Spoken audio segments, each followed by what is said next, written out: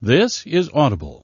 Harper Audio presents All the Pretty Horses by Cormac McCarthy, narrated by Frank Muller. Part 1. The candle flame and the image of the candle flame caught in the pier glass, twisted and righted when he entered the hall and again when he shut the door. He took off his hat and came slowly forward. The floorboards creaked under his boots. In his black suit he stood in the dark glass where the lilies leaned so palely from their wasted cut-glass vase. Along the cold hallway behind him hung the portraits of forebears only dimly known to him, all framed in glass and dimly lit above the narrow wainscoting. He looked down at the guttered candle stub. He pressed his thumbprint in the warm wax pooled on the oak veneer. Lastly, he looked at the face, so caved and drawn among the folds of funeral cloth, the yellowed moustache, the eyelids paper-thin. That was not sleeping. That was not sleeping. It was dark outside and cold and no wind. In the distance a calf bawled. He stood with his hat in his hand. "You never combed your hair that way in your life," he said. Inside the house there was no sound save the ticking of the mantel clock in the front room. He went out and shut the door. Dark and cold and no wind and a thin grey reef beginning along the eastern rim of the world. He walked out on the prairie and stood holding his hat like some supplicant to the darkness over them all, and he stood there for a long time. As he turned to go, he heard the train. He stopped and waited for it. He could feel it under his feet.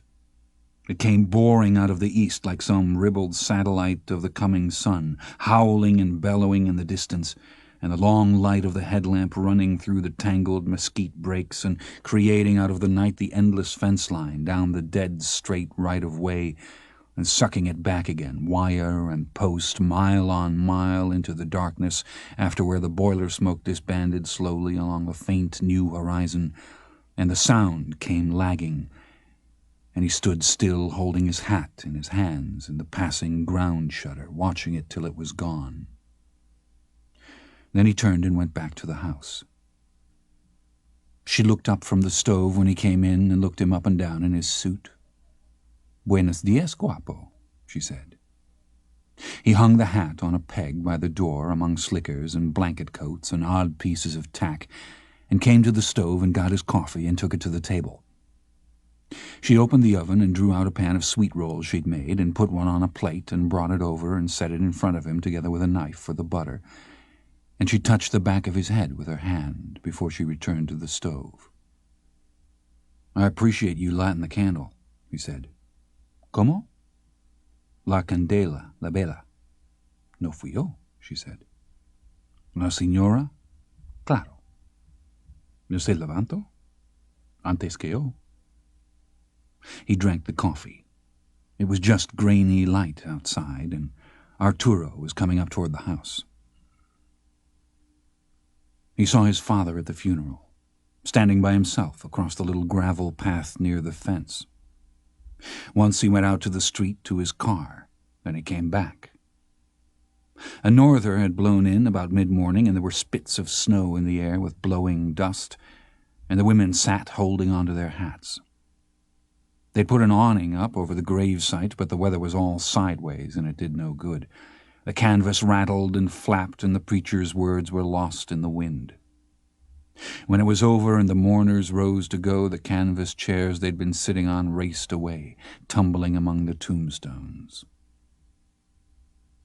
In the evening he saddled his horse and rode out west from the house. The wind was much abated, and it was very cold, and the sun sat blood-red and elliptic under the reefs of blood-red cloud before him. He rode where he would always choose to ride, out where the western fork of the old Comanche road, coming down out of the Kiowa country to the north, passed through the westernmost section of the ranch, and you could see the faint trace of it bearing south over the low prairie that lay between the north and middle forks of the Concho River. At the hour he'd always choose, when the shadows were long and the ancient road was shaped before him in the rose and canted light like a dream of the past, where the painted ponies and the riders of that lost nation came down out of the north with their faces chalked and their long hair plaited, and each armed for war which was their life, and the women and women with children at their breasts, all of them pledged in blood and redeemable in blood only. When the wind was in the north you could hear them, the horses and the breath of the horses, and the horses' hooves that were shod in rawhide, and the rattle of lances, and the constant drag of the travois poles in the sand like the passing of some enormous serpent, and the young boys naked on wild horses, jaunty as circus riders, and hazing wild horses before them, and the dogs trotting with their tongues a-loll, and foot slaves following half-naked and sorely burdened, and above all, the low chant of their travelling song, which the riders sang as they rode, nation and ghost of nation passing in a soft chorale across that mineral waste to darkness, bearing, lost to all history and all remembrance like a grail, the sum of their secular and transitory and violent lives. He rode with the sun coppering his face and the red wind blowing out of the west. He turned south along the old war trail, and he rode out to the crest of a low rise and dismounted, and dropped the reins and walked out, and stood like a man come to the end of something. There was an old horse skull in the brush, and he squatted and picked it up and turned it in his hands. Frail and brittle, bleached paper white. He squatted in the long light, holding it, the comic book teeth loose in their sockets, the joints in the cranium like a ragged welding of the bone plates, the muted run of sand in the brain box when he turned it. What he loved in horses was what he loved in men, the blood and the heat of the blood that ran them. All his reverence and all his fondness and all the leanings of his life were for the ardent-hearted, and they would always be so and never be otherwise. He rode back in the dark. The horse quickened its step. The last of the day's light fanned slowly upon the plain behind him, and withdrew again down the edges of the world in a cooling blue of shadow and dusk and chill, and a few last chitterings of birds sequestered in the dark and wiry brush. He crossed the old trace again, and he must turn the pony up onto the plain and homeward. But the warriors would ride on in that darkness they'd become, rattling past with their Stone-Age tools of war in default of all substance, and singing softly in blood and longing south across the plains to Mexico. The house was built in 1872. 77 years later, his grandfather was still the first man to die in it. But others had lain in state in that hallway, had been carried there on a gate or wrapped in a wagon sheet, or delivered, crated up in a raw pine-board box with a teamster standing at the door with a bill of lading, the ones that came at all. For the most part they were dead by rumor, a yellowed scrap of newsprint, a letter, a telegram. The original ranch was 2,300 acres out of the old Moisebach survey of the Fisher-Miller grant, the original house a one-room hovel of sticks and wattle. That was in 1866. In that same year, the first cattle were driven through what was still Bexar County and across the north end of the ranch and on to Fort Sumner and Denver. 5 years later, his great-grandfather sent 600 steers over that same trail, and with the money he built the house, and by then the ranch was already 18,000 acres. In 1883, they ran the first barbed wire. By 86, the buffalo were gone. That same winter, a bad die-up. In 89, Fort Concho was disbanded. His grandfather was the oldest of 8 boys, and the only one to live past the age of 25. They were drowned, shot, kicked by horses. They perished in fires. They seemed to fear only dying in bed. The last 2 were killed in Puerto Rico in 1898, and in that year he married and brought his bride home to the ranch, and he must have walked out and stood looking at his holdings and reflected long upon the ways of God and the laws of primogeniture.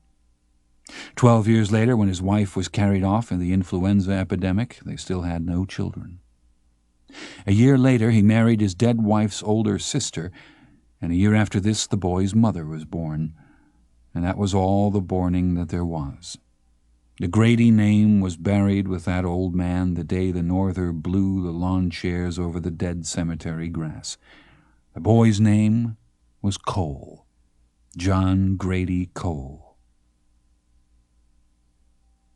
He met his father in the lobby of the St. Angelus, and they walked up Chadbourne Street to the Eagle Cafe and sat in a booth at the back.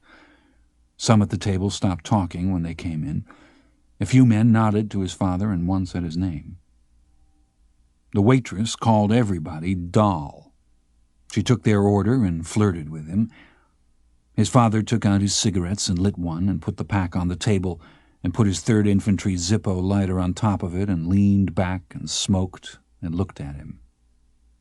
He told him his Uncle Ed Allison had gone up to the preacher after the funeral was said and shook his hand, the two of them standing there holding onto their hats and leaning 30 degrees into the wind like vaudeville comics, while the canvas flapped and raged about them and the funeral attendants raced over the grounds after the lawn chairs.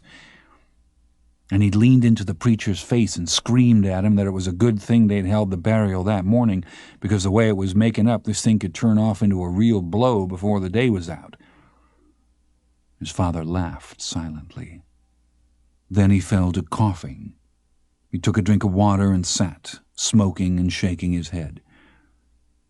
Buddy, when he come back from up in the Panhandle, told me one time it quit blowing up there, and all the chickens fell over. The waitress brought their coffee. "Here you go, Doll," she said. "I'll have your all's orders up in just a minute." "She's gone to San Antonio," the boy said. "Don't call her she." "Mama." "I know it." They drank their coffee. "What do you aim to do?" "About what?" "About anything." "She can go where she wants to." The boy watched him. "You ain't got no business smoking them things," he said. His father pursed his lips and drummed his fingers on the table and looked up. "When I come around asking you what I'm supposed to do, you'll know you're big enough to tell me," he said. "Yes, sir." "You need any money?" "No." He watched the boy. "You'll be all right," he said. The waitress brought their dinner, thick china lunch plates with steak and gravy and potatoes and beans. "I'll get your all's bread." His father tucked his napkin into his shirt. "It ain't me I was worried about," the boy said. "Can I say that?" His father took up his knife and cut into the steak. "Yeah," he said, "you can say that." The waitress brought the basket of rolls and set it on the table and went away. They ate. His father didn't eat much. After a while he pushed the plate back with his thumb and reached and got another cigarette and tapped it against the lighter and put it in his mouth and lit it. "You can say whatever's on your mind. Hell, you can bitch at me about smoking if you want." The boy didn't answer. "You know it ain't what I wanted, don't you?" "Yeah, I know that." "You looking after Roscoe good?" "He ain't been rode."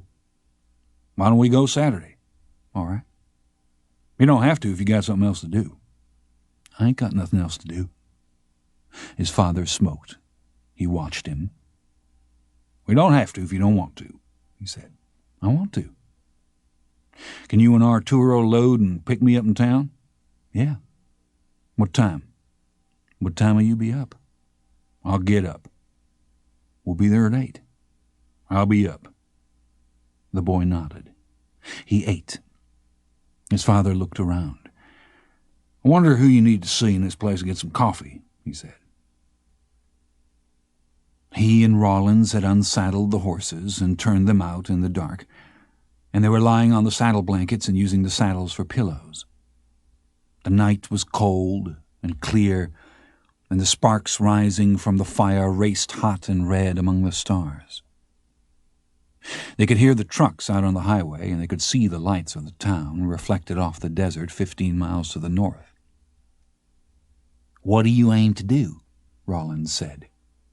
"I don't know. Nothing." "I don't know what you expect. Him 2 years older than you, got his own car and everything." "There ain't nothing to him, never was." "What did she say?" "She didn't say nothing. What would she say? There ain't nothing to say." "Well, I don't know what you expect." "I don't expect nothing." "You going on Saturday?" "No." Rollins took a cigarette out of his shirt pocket and sat up and took a coal from the fire and lit the cigarette. He sat, smoking. "I wouldn't let her get the best of me," he said. He tipped the ash from the end of the cigarette against the heel of his boot. "She ain't worth it. None of 'em are." He didn't answer for a while. Then he said, "Yes, they are." When he got back, he rubbed down the horse and put him up and walked up to the house to the kitchen. Louisa had gone to bed and the house was quiet. He put his hand on the coffee pot to test it, and he took down a cup and poured it and walked out and up the hallway. He entered his grandfather's office and went to the desk and turned on the lamp and sat down in the old oak swivel chair. On the desk was a small brass calendar mounted on swivels that changed dates when you tipped it over in its stand. It still said September 13th. An ashtray, a glass paperweight, a blotter that said Palmer Feed and Supply, his mother's high school graduation picture in a small silver frame. The room smelled of old cigar smoke. He leaned and turned off the little brass lamp and sat in the dark. Through the front window he could see the starlit prairie falling away to the north. The black crosses of the old telegraph poles yoked across the constellations, passing east to west. His grandfather said the Comanche would cut the wires and splice them back with horsehair. He leaned back and crossed his boots on the desktop. Dry lightning to the north, 40 miles distant. The clock struck 11 in the front room across the hall. She came down the stairs and stood in the office doorway and turned on the wall switch light. She was in her robe, and she stood with her arms cradled against her elbows in her palms. He looked at her and looked out the window again. "What are you doing?" she said. "Settin'." She stood there in her robe for a long time. Then she turned and went back down the hall and up the stairs again. When he heard her door close, he got up and turned off the light. There were a few last warm days yet, and in the afternoon sometimes he and his father would sit in the hotel room in the white wicker furniture with the window open and the thin crocheted curtains blowing into the room, and they'd drink coffee, and his father would pour a little whiskey in his own cup and sit sipping it and smoking and looking down at the street. There were oil field scouts' cars parked along the street that looked like they'd been in a war zone. "If you had the money, would you buy it?" the boy said. "I had the money and I didn't." "You mean your back pay from the Army?" "No, since then." "What's the most you ever won?" "You don't need to know. Learn bad habits." "Why don't I bring the chessboard up some afternoon?" "I ain't got the patience to play." "You got the patience to play poker. That's different." "What's different about it?" "Money is what's different about it." They sat. "There's still a lot of money in the ground out there," his father said. "Number 1 I.C. Clark that come in last year was a big well." He sipped his coffee. He reached and got his cigarettes off the table and lit one and looked at the boy and looked down at the street again. After a while he said, "I won $26,000 in 22 hours of play. There's $4,000 in the last pot, 3 of us in, 2 boys from Houston. I won the hand with 3 natural queens." He turned and looked at the boy. The boy sat with the cup in front of him halfway to his mouth. He turned and looked back out the window. "I don't have a dime of it," he said. "What do you think I should do?" "I don't think there's much you can do." "Will you talk to her?" "I can't talk to her." "You could talk to her." Last conversation we had was in San Diego, California in 1942. Well, it ain't her fault I ain't the same as I was. I'd like to think I am, but I ain't. You are inside. Inside you are. His father coughed. He drank from his cup. Inside, he said.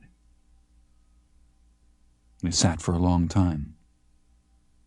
She's in a play or something over there. Yeah, I know.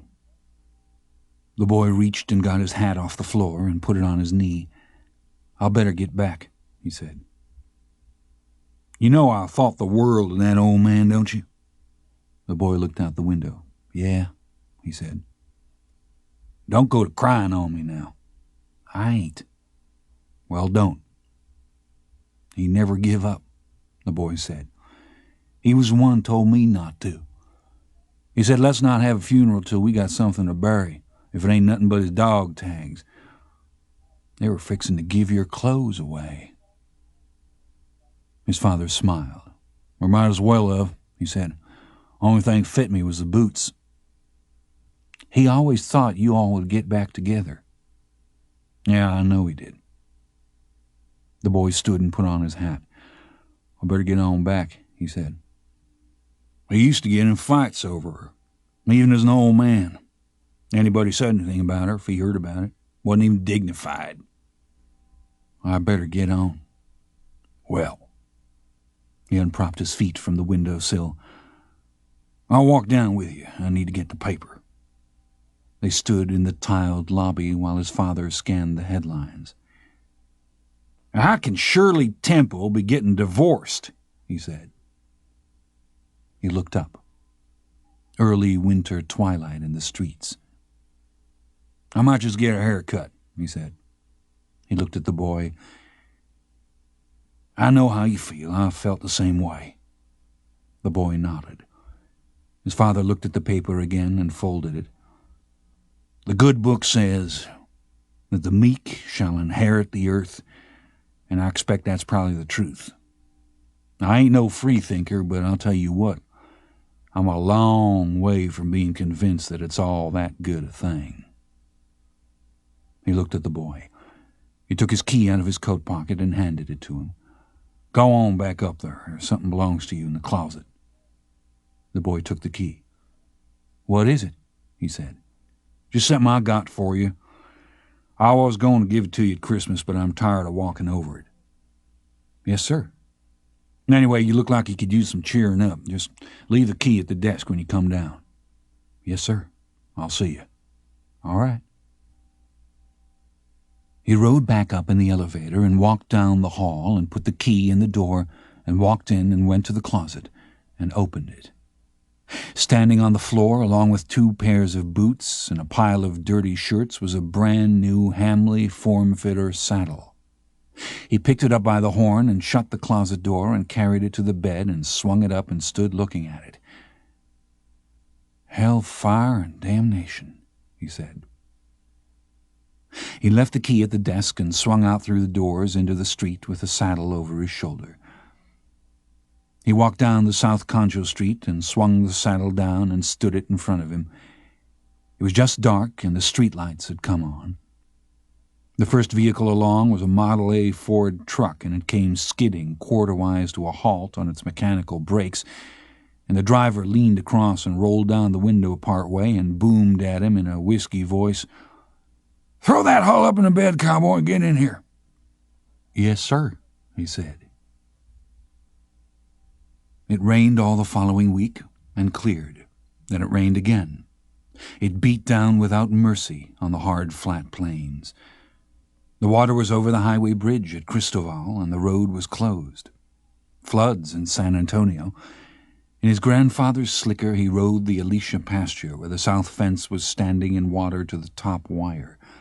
The cattle stood, islanded, staring bleakly at the rider.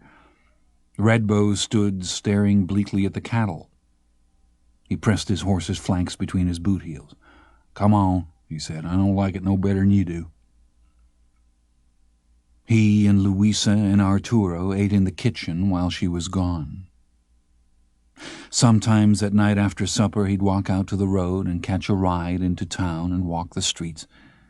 Or he'd stand outside the hotel on Beauregard Street and look up at the room on the 4th floor where his father's shape or father's shadow would pass behind the gauzy window curtains, and then turn and pass back again like a sheet-iron bear in a shooting gallery, only slower, thinner, more agonized.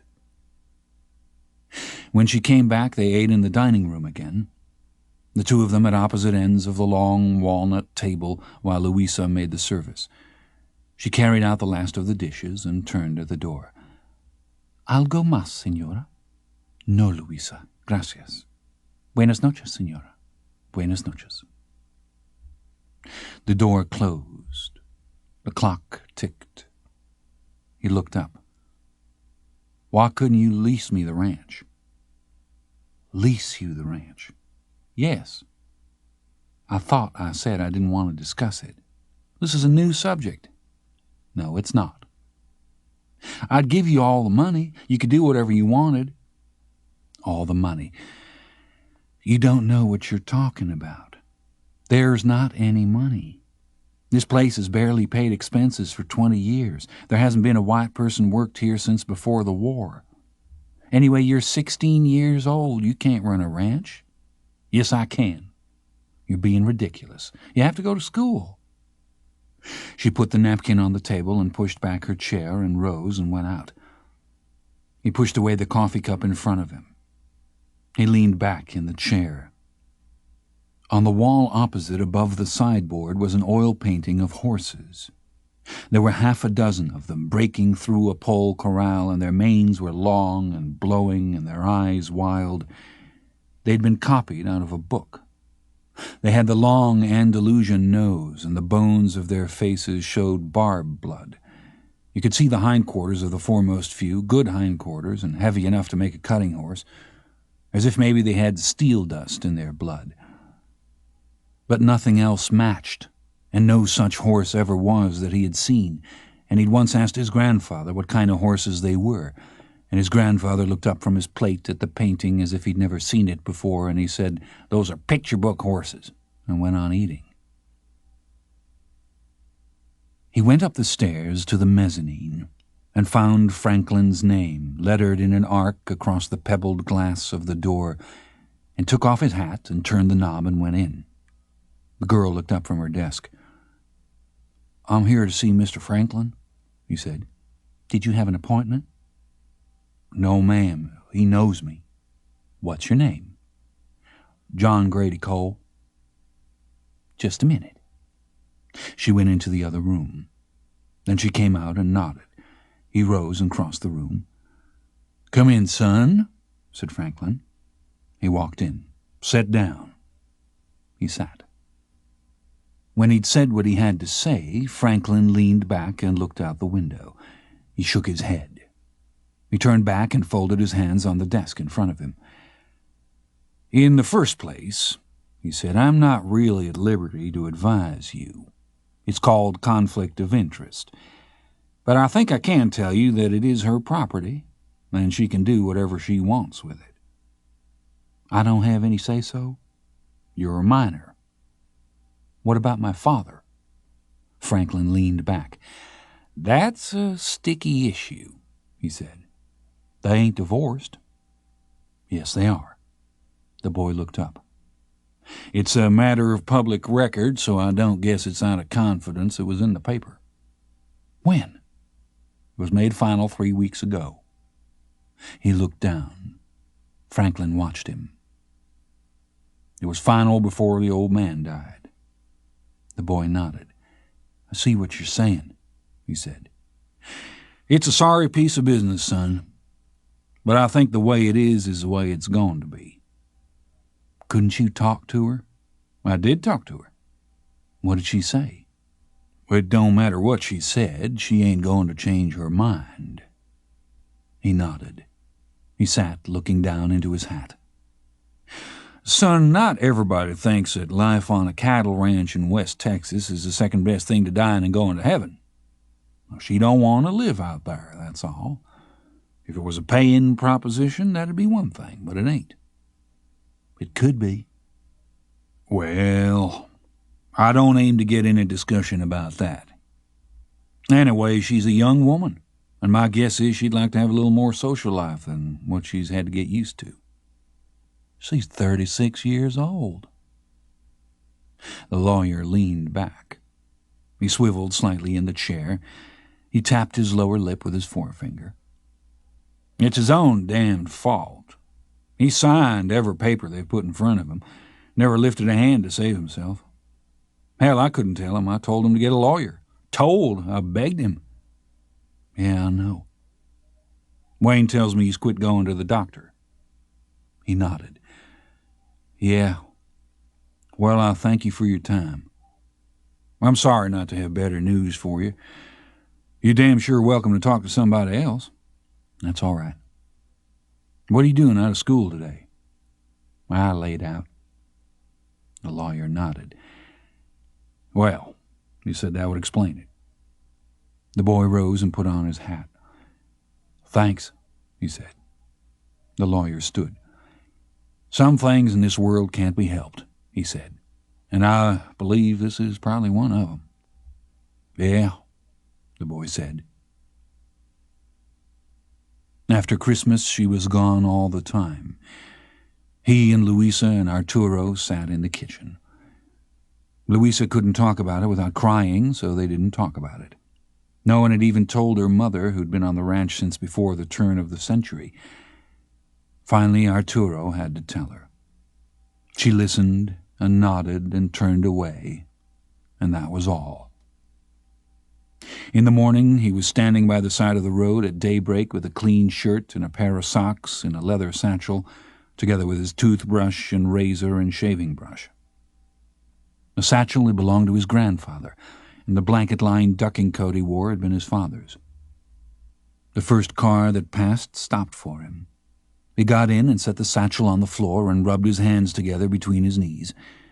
The driver leaned across him and tried the door and then pulled the tall gear lever down into first, and they set out. That door don't shut good. Where are you going? San Antonio. Well, I'm going as far as Brady, Texas. I appreciate it. You a cattle buyer? Sir? The man nodded at the satchel with its straps and brass catches. I said, are you a cattle buyer? No, sir, that's just my suitcase. I allowed maybe you's a cattle buyer. How long you been standing out there? Just a few minutes. The man pointed to a plastic knob on the dash that glowed a dull orange color. This thing's got a heater in it, but it don't put out much. Can you feel it? Yes, sir. Feels pretty good to me. The man nodded at the gray and malignant dawn. He moved his leveled hand slowly before him. You see that? He said. Yes, sir. He shook his head. I despise the winter time. Never did see what was the use in there even being one. He looked at John Grady. You don't talk much, do you? He said. Not a whole lot.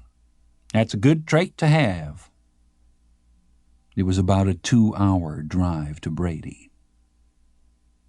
They drove through the town, and the man led him out on the other side. You stay on 87 when you get to Fredericksburg. Don't get off on 290, you wind up in Austin. You hear? Yes, sir, I appreciate it. He shut the door, and the man nodded and lifted one hand, and the car turned around in the road and went back. The next car by stopped, and he climbed in. How far are you going? The man said. Snow was falling in the San Saba when they crossed it, and snow was falling on the Edwards Plateau and in the Balcones. The limestone was white with snow, and he sat watching out while the gray flakes flared over the windshield glass in the sweep of the wipers. A translucent slush had begun to form along the edge of the blacktop, and there was ice on the bridge over the Pedernales. The green water sliding slowly away past the dark bankside trees. The mesquites by the road, so thick with mistletoe they looked like live oaks. The driver sat hunched up over the wheel, whistling silently to himself. They got into San Antonio at 3 o'clock in the afternoon in a driving snowstorm, and he climbed out and thanked the man and walked up the street and into the first cafe he came to and sat at the counter and put the satchel on the stool beside him. He took the little paper menu out of the holder and opened it and looked at it, and looked at the clock on the back wall. The waitress set a glass of water in front of him. "Is it the same time here as it is in San Angelo?" he said. "I knew you was going to ask me something like that," she said. "You had that look." "Do you not know? I never been in San Angelo, Texas in my life." "Well, I'd like a cheeseburger and a chocolate milk." "Are you here for the rodeo?" "No." "It's the same time," said a man down the counter. He thanked him. "Same time," man said, "same time." She finished writing on her pad and looked up. "I wouldn't go by nothing he said." He walked around town in the snow. It grew dark early. He stood on the Commerce Street Bridge and watched the snow vanish in the river. There was snow on the parked cars, and the traffic in the street by dark had slowed to nothing. A few cabs or trucks, headlights making slowly through the falling snow and passing in a soft rumble of tires. He checked into the YMCA on Martin Street and paid $2 for his room and went upstairs. He took off his boots and stood them on the radiator, and took off his socks and draped them over the radiator beside the boots, and hung up his coat and stretched out on the bed with his hat over his eyes. At 10 till 8, he was standing in front of the box office in his clean shirt with his money in his hand. He bought a seat in the balcony, 3rd row, and paid $1.25 for it. "I never been here before," he said. "It's a good seat," the girl said. He thanked her and went in and tendered his ticket to an usher who led him over to the red-carpeted stairs and handed him the ticket back. He went up and found his seat and sat waiting with his hat in his lap. The theater was half empty. When the lights dimmed, some of the people in the balcony about him got up and moved forward to seats in front. Then the curtain rose, and his mother came through a door on stage and began talking to a woman in a chair. At the intermission, he rose and put on his hat and went down to the lobby and stood in a gilded alcove and rolled a cigarette and stood smoking it with one boot jacked back against the wall behind him. He was not unaware of the glances that drifted his way from the theater-goers. He turned up one leg of his jeans into a small cuff, and from time to time he leaned and tipped into this receptacle the soft white ash of his cigarette. He saw a few men in boots and hats, and he nodded gravely to them, they to him. After a while the lights in the lobby dimmed again. He sat leaning forward in the seat, with his elbows on the empty seat back in front of him and his chin on his forearms, and he watched the play with great intensity. He'd the notion that there would be something in the story itself to tell him about the way the world was, or was becoming, but there was not. There was nothing in it at all. When the lights came up, there was applause, and his mother came forward several times, and all the cast assembled across the stage and held hands and bowed, and then the curtain closed for good, and the audience rose and made their way up the aisles. He sat for a long time in the empty theater, and then he stood and put on his hat and went out into the cold. When he set out in the morning to get his breakfast, it was still dark, and the temperature stood at 0. There was half a foot of snow on the ground in Travis Park. The only cafe open was a Mexican one, and he ordered huevos rancheros and coffee and sat looking through the paper. He thought there'd be something in the paper about his mother, but there wasn't. He was the only customer in the cafe. The waitress was a young girl, and she watched him. When she set the platter down, he put the paper aside and pushed his cup forward. "Más café?" she said. "Sí, por favor." She brought the coffee. "Hace mucho frío," she said. "Bastante." He walked up Broadway with his hands in his coat pockets and his collar turned up against the wind. He walked into the lobby of the Menger Hotel and sat in one of the lounge chairs and crossed one boot over the other and opened the paper. She came through the lobby about 9 o'clock. She was on the arm of a man in a suit and a topcoat, and they went out the door and got into a cab. He sat there for a long time. After a while he got up and folded the paper and went to the desk. The clerk looked up at him. "Have you got a Mrs. Cole registered?" he said. "Cole?" "Yes. Just a minute." The clerk turned away and checked the registrations. He shook his head. "No," he said. "No Cole." "Thanks," he said. They rode together a last time on a day in early March, when the weather had already warmed and yellow Mexican hat bloomed by the roadside. They unloaded the horses at McCullough's and rode up through the middle pasture along Grape Creek and into the low hills.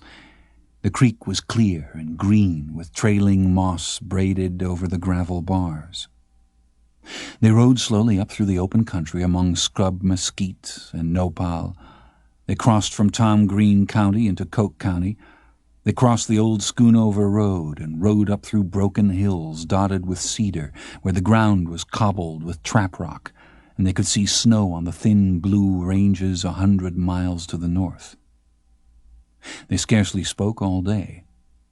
His father rode sitting forward slightly in the saddle, holding the reins in one hand about 2 inches above the saddle horn. So thin and frail, lost in his clothes. Looking over the country with those sunken eyes as if the world out there had been altered or made suspect by what he'd seen of it elsewhere, as if he might never see it right again, or worse, did see it right at last, see it as it had always been, would forever be. The boy who rode on slightly before him sat a horse not only as if he'd been born to it, which he was, but as if, were he begot by malice or mischance into some queer land where horses never were, he would have found them anyway, would have known that there was something missing for the world to be right, or he right in it, and would have set forth to wander wherever it was needed for as long as it took until he came upon one, and he would have known that that was what he sought, and it would have been. In the afternoon they passed through the ruins of an old ranch on that stony mesa where there were crippled fence posts propped among the rocks that carried remnants of a wire not seen in that country for years. An ancient picket house, the wreckage of an old wooden windmill fallen among the rocks. They rode on. They walked ducks up out of potholes, and in the evening they descended through low rolling hills and across the red clay floodplain into the town of Robert Lee. They waited until the road was clear before they walked the horses over the board bridge. The river was red with mud. They rode up Commerce Street and turned up 7th and rode up Austin Street past the bank and dismounted and tied their horses in front of the cafe and went in. The proprietor came over to take their order. He called them by name. His father looked up from the menu. "Go ahead and order," he said. "He won't be here for an hour." "What are you having?" "I think I'll just have some pie and coffee." "What kind of pie you got?" the boy said. The proprietor looked toward the counter. "Go on and get something to eat," his father said. "I know you're hungry." They ordered, and the proprietor brought their coffee and went back to the counter. His father took a cigarette out of his shirt pocket. "You thought any more about boarding your horse?" "Yeah," the boy said. "Thought about it. Wallace might let you feed in swamp-out stalls and such as that. Trade it out that way." "He ain't going to like it." "Who, Wallace?" "No, Redbow." His father smoked. He watched him. "You still seeing that Barnett girl?" He shook his head. "She quit you, or did you quit her?" "I don't know." "I mean, she quit you." "Yeah." His father nodded. He smoked. 2 horsemen passed outside in the road, and they studied them and the animals they rode. His father stirred his coffee a long time. There was nothing to stir because he drank it black. He took the spoon and laid it, smoking, on the paper napkin, and raised the cup and looked at it and drank. He was still looking out the window, although there was nothing there to see. "Your mother and me never agreed on a whole lot. She liked horses, and I thought that was enough. That's how dumb I was. She was young, and I thought she'd outgrow some of the notions she had, but she didn't. Maybe they were just notions to me. It wasn't just the war. We were married 10 years before the war come along. She left out of here. She was gone from the time you were 6 months old till you were about 3. I know you know something about that, and it was a mistake not to have told you. We separated. She was in California. Luisa looked after you, her and Abuela.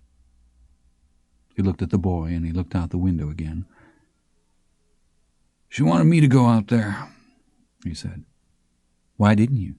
I did. I didn't last long at it. The boy nodded. She come back because of you, not me. I guess that's what I wanted to say. Yes, sir. The proprietor brought the boys dinner and the pie. The boy reached for the salt and pepper. He didn't look up. The proprietor brought the coffee pot and filled their cups and went away. His father stubbed out his cigarette and picked up his fork and stabbed at the pie with it. She's going to be around a lot longer than me. I'd like to see you all make up your differences. The boy didn't answer. I wouldn't be here if it wasn't for her. When I was in Goshi, I'd talk to her by the hour.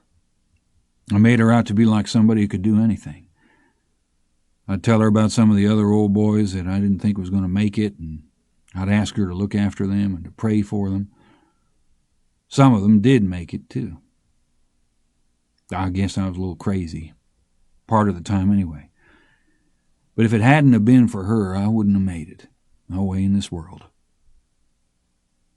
I never told that to anybody. She don't even know it. The boy ate. Outside it was growing dark. His father drank coffee. They waited for Arturo to come with the truck. The last thing his father said was that the country would never be the same. People don't feel safe no more, he said. We're like the Comanches was 200 years ago. We don't know what's going to show up here come daylight. We don't even know what color they'll be. The night was almost warm. He and Rollins lay in the road where they could feel the heat coming off the blacktop against their backs, and they watched stars falling down the long black slope of the firmament. In the distance they heard a door slam. A voice called. A coyote that had been yammering somewhere in the hills to the south stopped. Then it began again. Is that somebody hollering for you? He said. Probably, said Rollins. They lay spread-eagled on the blacktop like captives waiting some trial at dawn. You told your old man? Said Rollins. No. We going to? What would be the point in it? When do you all have to be out? Closing's the 1st of June. You could wait till then. What for? Rollins propped the heel of one boot atop the toe of the other, as if to pace off the heavens. My daddy run off from home when he was 15. Otherwise I'd have been born in Alabama. You wouldn't have been born at all. What makes you say that? 'Cause your mama's from San Angelo and he never would have met her. He'd have met somebody. So would she. So? So you wouldn't have been born.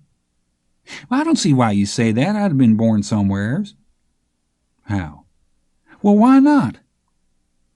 If your mama had a baby with her other husband and your daddy had one with his other wife, which one would you be? I wouldn't be neither of them. That's right. Rollins lay watching the stars. After a while he said, I could still be born. I might look different or something. If God wanted me to be born, I'd be born. And if he didn't, you wouldn't. You're making my goddamn head hurt. I know it. I'm making my own. They lay watching the stars. So what do you think? He said. I don't know, said Rollins.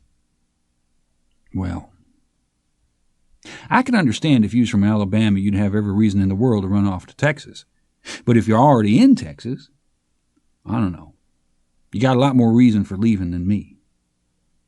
What the hell reason you got for staying? You think somebody's going to die and leave you something? Shit, no. That's good, 'cause they ain't. The door slammed. The voice called again. I better get back, Rollins said. He rose and swiped at the seat of his jeans with one hand and put his hat on. "If I don't go, will you go anyways?" John Grady sat up and put his hat on. "I'm already gone," he said. He saw her one last time in town. He'd been to Cullen Cole's shop on North Chadbourne to get a broken bridle bit welded, and he was coming up Twohig Street when she came out of the Cactus Drug. He crossed the street, but she called to him, and he stopped and waited while she came over. "Were you avoiding me?" she said. He looked at her. "I guess I didn't have any thoughts about it one way or the other." She watched him. "A person can't help the way they feel," she said. "That's good all the way around, ain't it?" "I thought we could be friends." He nodded. "It's all right. I ain't going to be around here all that much longer." "Where are you going?" "I ain't at liberty to say." "Why ever not?" "I just ain't." He looked at her. She was studying his face. "What do you think he'd say if he seen you standing here talking to me?" "He's not jealous." "That's good. That's a good trait to have. Save him a lot of aggravation." "What does that mean?" "I don't mean nothing. I got to go." "Do you hate me?" "No." "You don't like me?" He looked at her. "You wearing me out, girl," he said. "What difference does it make? If you got a bad conscience, just tell me what you want me to say and I'll say it." "It wouldn't be you saying it. Anyway, I don't have a bad conscience. I just thought we could be friends." He shook his head. "It's just talk, Mary Catherine. I got to get on." "What if it is just talk? Everything's talk, isn't it?" "Not everything." "Are you really leaving San Angelo?" "Yeah." "You'll be back?" "Maybe." "I don't have any bad feelings against you." "You got no reason to." She looked off up the street where he was looking, but there wasn't much to look at. She turned back and he looked at her eyes, but if they were wet it was just the wind. She held out her hand. At first he didn't know what she was doing. "I don't wish you anything but the best," she said. He took her hand, small in his, familiar. He'd never shaken hands with a woman before. "Take care of yourself," she said. "Thank you, I will." He stood back and touched the brim of his hat and turned and went on up the street. He didn't look back, but he could see her in the windows of the Federal Building across the street, standing there, and she was still standing there when he reached the corner and stepped out of the glass forever. He dismounted and opened the gate and walked the horse through and closed the gate and walked the horse along the fence. He dropped down to see if he could skylight Rawlins, but Rawlins wasn't there. He dropped the reins at the fence corner and watched the house. The horse sniffed the air and pushed its nose against his elbow. "That you, Bud?" Rawlins whispered. "You better hope so." Rawlins walked the horse down and stood and looked back at the house. "You ready?" said John Grady. "Yeah." "They suspect anything?" "Nah." "Well, let's go." "Hang on a minute. I just piled everything on top of the horse and walked him out here." John Grady picked up the reins and swung up into the saddle. "Yonder goes a light," he said. "Damn! You'll be late for your own funeral." "It ain't even 4 yet. You're early." "Well, let's go. There goes the barn." Rawlins was trying to get his Sugan tied on behind the saddle. "There's a switch in the kitchen," he said. "He ain't to the barn yet. He might not even be going out there. He might just be getting him a glass of milk or something." "He might just be loading a shotgun or something." Rawlins mounted up. "You ready?" he said. "I've been ready." They rode out along the fence line and across the open pasture land. The leather creaked in the morning cold. They pushed the horses into a lope. The lights fell away behind them. They rode out on the high prairie where they slowed the horses to a walk, and the stars swarmed around them out of the blackness. They heard somewhere in that tenantless night a bell that tolled and ceased where no bell was, and they rode out on the round dais of the earth, which alone was dark and no light to it, and which carried their figures and bore them up into the swarming stars, so that they rode not under but among them, and they rode at once jaunty and circumspect, like thieves newly loosed in that dark electric, like young thieves in a glowing orchard, loosely jacketed against the cold and 10,000 worlds for the choosing. By noon the day following they'd made some 40 miles, still in country they knew.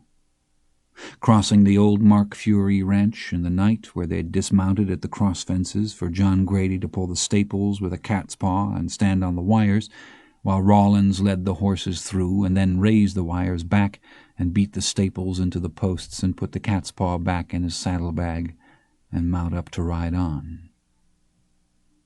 "How the hell did they expect a man to ride a horse in this country?" said Rawlins. "They don't," said John Grady.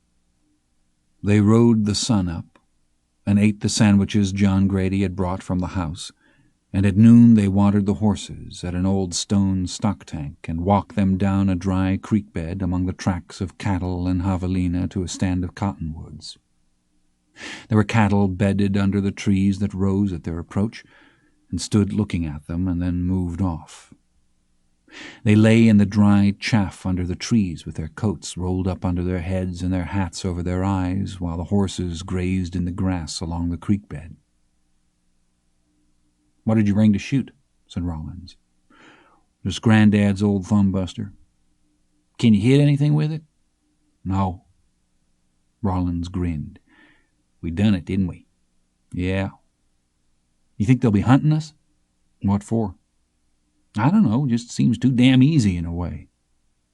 They could hear the wind, and they could hear the sound of the horses cropping.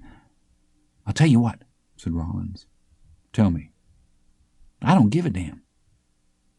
John Grady sat up and took his tobacco from his shirt pocket and began making a cigarette. "About what?" he said. He wet the cigarette and put it in his mouth and took out his matches and lit the cigarette and blew the match out with the smoke. He turned and looked at Rawlins, but Rawlins was asleep. They rode on again in the late afternoon. By sunset they could hear trucks on a highway in the distance, and in the long, cool evening they rode west, along a rise from which they could see the headlights on the highway going out and coming back, random and periodic in their slow exchange. They came to a ranch road and followed it out to the highway, where there was a gate. They sat the horses. They could see no gate on the far side of the highway. They watched the lights of the trucks along the fence, both east and west, but there was no gate there. "What do you want to do?" said Rawlins. "I don't know. I'd like to have got across this thing tonight." "I ain't leading my horse down that highway in the dark." John Grady leaned and spat. "I ain't either," he said. It was growing colder. The wind rattled the gate, and the horses stepped uneasily. "What's them lights?" said Rawlins. "I'd make it El Dorado." "How far is that, you reckon?" 10-15 miles. "What do you want to do?" They spread their bedrolls in a wash and unsaddled and tied the horses and slept till daybreak. When Rawlins sat up, John Grady had already saddled his horse and was strapping on his bedroll. "There's a cafe up the road here," he said. "Could you eat some breakfast?" Rawlins put on his hat and reached for his boots. "You're talking my language, son." They led the horses up through a midden of old truck doors and transmissions and cast-off motor parts behind the cafe, and they watered them at a metal tank used for locating leaks in inner tubes. A Mexican was changing a tire on a truck, and John Grady walked over and asked him where the men's room was. He nodded down the side of the building. He got his shaving things out of his saddlebag and went into the washroom and shaved and washed and brushed his teeth and combed his hair. When he came out, the horses were tied to a picnic table under some trees, and Rawlins was in the cafe drinking coffee. He slid into the booth. "You ordered?" he said. "Waiting on you." The proprietor came over with another cup of coffee. "What'll you boys have?" he said. "Go ahead," said Rawlins. He ordered 3 eggs with ham and beans and biscuits, and Rawlins ordered the same with a side order of hot cakes and syrup. "You better load up good." "You watch me," said Rawlins. They sat with their elbows propped on the table and looked out the window south across the plains to the distant mountains lying folded in their shadows under the morning sun. "That's where we're headed," said Rawlins. He nodded. They drank their coffee. The men brought their breakfasts on heavy white crockery platters and came back with the coffee pot. Rollins had peppered his eggs until they were black. He spread butter over the hot cakes. "There's a man likes eggs with his pepper," said the proprietor. He poured their cups and went back to the kitchen. "You pay attention to your old dad now," Rollins said. "I'll show you how to deal with an unruly breakfast." "Do it," said John Grady. "Might just order the whole thing again." The store had nothing in the way of feed. They bought a box of dried oatmeal and paid their bill and went out. John Grady cut the paper drum in two with his knife, and they poured the oatmeal into a couple of hubcaps and sat on the picnic table and smoked while the horses ate. The Mexican came over to look at the horses. He was not much older than Rollins. "Where are you headed?" he said. "Mexico." "What for?" Rollins looked at John Grady. "You think he can be trusted?" "Yeah, he looks all right." "We're running from the law," Rollins said. The Mexican looked them over. "We robbed a bank." He stood looking at the horses. "You ain't robbed no bank," he said. "You know that country down there?" said Rollins. The Mexican shook his head and spat. "I never been to Mexico in my life." When the animals had eaten, they saddled them again and led them around to the front of the cafe and down the drive and across the highway. They walked them along the bar ditch to the gate and led them through the gate and closed it. Then they mounted up and rode out the dirt ranch road. They rode it for a mile or so until it veered away to the east, and they left it and set out south across the rolling cedar plains. They reached the Devil's River by mid-morning and watered the horses and stretched out in the shade of a stand of black willow and looked at the map. It was an oil company road map that Rollins had picked up at the cafe, and he looked at it and he looked south toward the gap in the low hills. There were roads and rivers and towns on the American side of the map as far south as the Rio Grande, and beyond that all was white. "It don't show nothing down there, does it?" said Rollins. "No." "You reckon it ain't never been mapped?" "There's maps, that just ain't one of them. I got one in my saddlebag." Rollins came back with the map and sat on the ground and traced their route with his finger. He looked up. "What?" said John Grady. "There ain't shit down there." They left the river and followed the dry valley to the west. The country was rolling and grassy, and the day was cool under the sun. "You'd think there'd be more cattle in this country," Rollins said. "You'd think so." They walked doves and quail up out of the grass along the ridges, now and then a rabbit. Rollins stepped down and slid his little 25-20 carbine out of the bootleg scabbard he carried it in and walked out along the ridge. John Grady heard him shoot. In a little while he came back with a rabbit, and he reholstered the carbine and took out his knife and walked off a ways and squatted and gutted the rabbit. Then he rose and wiped the blade on his trouser leg and folded shut the knife and came over and took his horse and tied the rabbit by its hind legs to his bedroll strap and mounted up again, and they went on.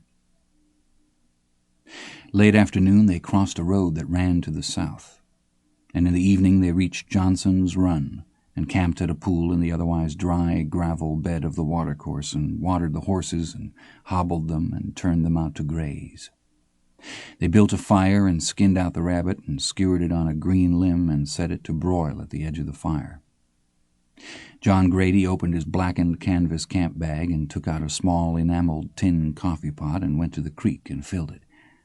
They sat and watched the fire, and they watched the thin crescent moon above the black hills to the west. Rollins rolled a cigarette and lit it with a coal and lay back against his saddle. "I'm going to tell you something." "Tell it." "I could get used to this life." He drew on the cigarette and held it out to one side and tapped the ash with a delicate motion of his forefinger. "It wouldn't take me no time at all." They rode all day, the day following, through rolling hill country, the low caprock mesas dotted with cedar, the yuccas in white bloom along the east-facing slopes. They struck the Pandale Road in the evening and turned south and followed the road into town. 9 buildings, including a store and a filling station. They tied their horses in front of the store and went in. They were dusty, and Rollins was unshaven, and they smelled of horses and sweat and wood smoke. Some men sitting in chairs at the back of the store looked up when they entered and then went on talking. They stood at the meat case. The woman came from the counter and walked behind the case and took down an apron and pulled a chain that turned on the overhead light bulb. "You do look like some kind of desperado," John Grady said.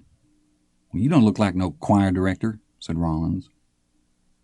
The woman tied the apron behind her and turned to regard them above the white enameled top of the meat case.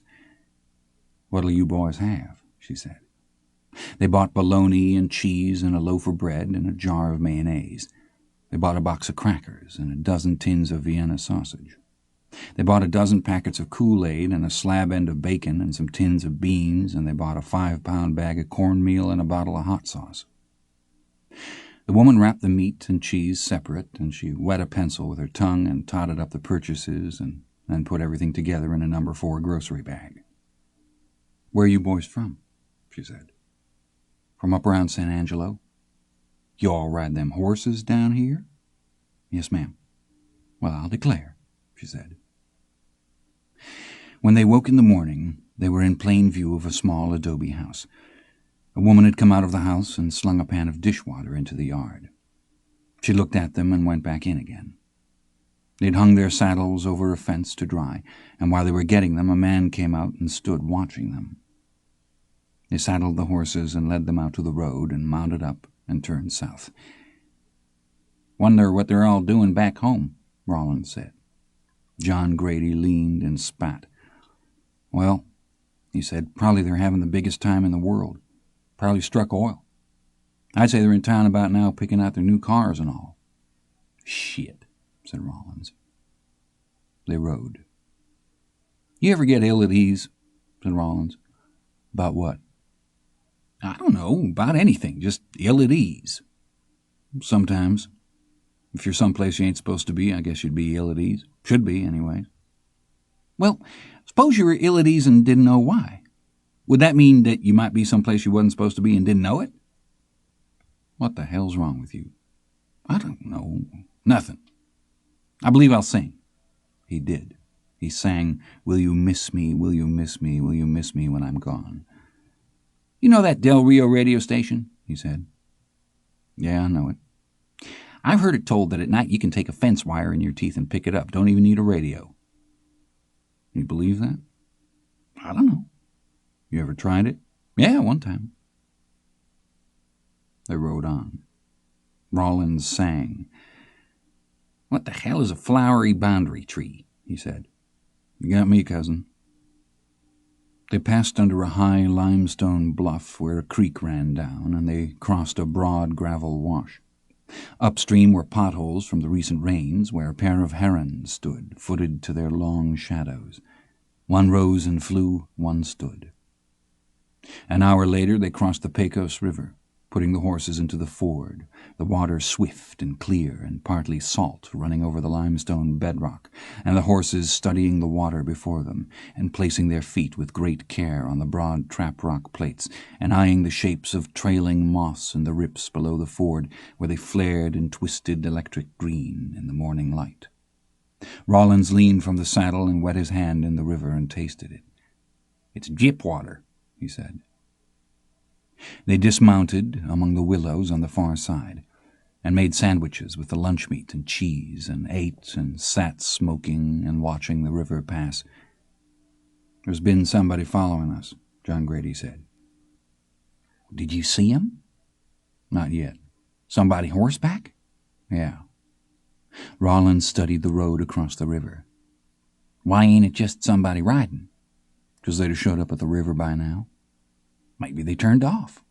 "Where to?" Rollins smoked. "What do you reckon they want?" "I don't know." "What do you want to do?" "Let's just ride. They'll either show or they won't." They came up out of the river breaks, riding slowly side by side along the dusty road and onto a high plateau where they could see out over the country to the south, rolling country covered with grass and wild daisies. To the west, a mile away, ran a wire fence strung from pole to pole like a bad suture across the gray grasslands, and beyond that a small band of antelope, all of whom were watching them. John Grady turned his horse sideways and sat looking back down the road. Rollins waited. "Is he back there?" he said. "Yeah, somewheres." They rode till they came to a broad swale or bajada in the plateau. A little off to the right was a stand of close-grown cedar, and Rollins nodded at the cedars and slowed his horse. "Why don't we lay up yonder and wait on him?" John Grady looked back down the road. "All right," he said. "Let's ride on a ways and then double back. He sees our tracks quit the road here, he'll know where we're at." "All right." They rode on another half-mile and then left the road and cut back toward the cedars and dismounted and tied their horses and sat on the ground. "You reckon we got time for a smoke?" said Rollins. "Smoke 'em if you got 'em," said John Grady. They sat smoking and watching the back road. They waited a long time, but nobody came. Rollins lay back and put his hat over his eyes. "I ain't sleeping," he said. "I'm just resting." He hadn't been asleep long before John Grady kicked his boot. He sat up and put on his hat and looked. A rider was coming along the road. Even at that distance they both remarked on the horse. He came along till he was not more than 100 yards down the road. He had on a broad-brim hat and bib overalls. He slowed the horse and looked down the bajada directly at them. Then he came on again. "It's some kid," Rollins said. "That's a hell of a horse," said John Grady. "Ain't it, though?" "You think he saw us?" "No." "What do you want to do?" "Give him a minute, and then we'll just ride into the road behind him." They waited till he was all but out of sight, and then they untied the horses and mounted and rode up out of the trees and into the road. When he heard them, he stopped and looked back. He pushed his hat back on his head and sat the horse in the road and watched them. They rode up one at either side. "You hunting us?" said Rollins. He was a kid about 13 years old. "No," he said, "I ain't hunting you." "How come you following us?" "I ain't following you." Rollins looked at John Grady. John Grady was watching the kid. He looked off toward the distant mountains and then back at the kid and finally at Rollins. Rollins sat with his hands composed upon the pommel of his saddle. "You ain't been following us?" he said. "I'm going to Langtree," Kid said. "I don't know who you all are." Rollins looked at John Grady. John Grady was rolling a smoke and studying the kid and his outfit and his horse. "Where'd you get the horse?" he said. "It's my horse." He put the cigarette in his mouth and took a wooden match from his shirt pocket and popped it with his thumbnail and lit the cigarette. "Is that your hat?" he said. The boy looked up at the hat brim over his eyes. He looked at Rollins. "How old are you?" said John Grady. 16. Rollins spat. "You're a lying sack of green shit. You don't know everything. I know you ain't no goddamn 16. Where are you coming from?" "Pandale." "You seen us in Pandale last night, didn't you?" "Yeah." "What'd you do, run off?" He looked from one of them to the other. "What if I did?" Rollins looked at John Grady. "What do you want to do?" "I don't know." "We could sell that horse in Mexico." "Yeah." "I ain't digging no grave like we done that last one." "Hell," said John Grady, "that was your idea. I was the one said just leave him for the buzzards." "You want to flip to see who gets to shoot him?" "Yeah, go ahead." "Call it," said Rollins. "Heads." The coin spun in the air. Rollins caught it and slapped it down on top of his wrist and held his wrist where they could see it and lifted his hand away. "Heads," he said. "Let me have your rifle." "That ain't fair," said Rollins. "You shot the last 3. "Well, go on then. You can owe me." "Well, hold his horse. He might not be gun broke." "You all are just funnin'," said the boy. "What makes you so sure?" "You ain't shot nobody." "What makes you think you wouldn't be somebody good to start with?" "You all are just funnin'. I knowed you was all along." "Sure you did," said Rollins. "Who's hunting you?" John Grady said. "Nobody." "They're hunting that horse, though, ain't they?" He didn't answer. "You really headed for Langtree?" "Yeah." "You ain't riding with us," said Rollins. "You get us throwed in the jailhouse." "It belongs to me," the boy said. "Son," said Rollins, "I don't give a shit who it belongs to, but it damn sure don't belong to you. Let's go, bud." They turned their horses and chucked them up and trotted out along the road south again. They didn't look back. "I thought he'd put up more of an argument," said Rollins. John Grady flipped the stub of the cigarette into the road before them. "We ain't seen the last of his skinny ass." By noon they'd left the road and were riding southwest through the open grassland.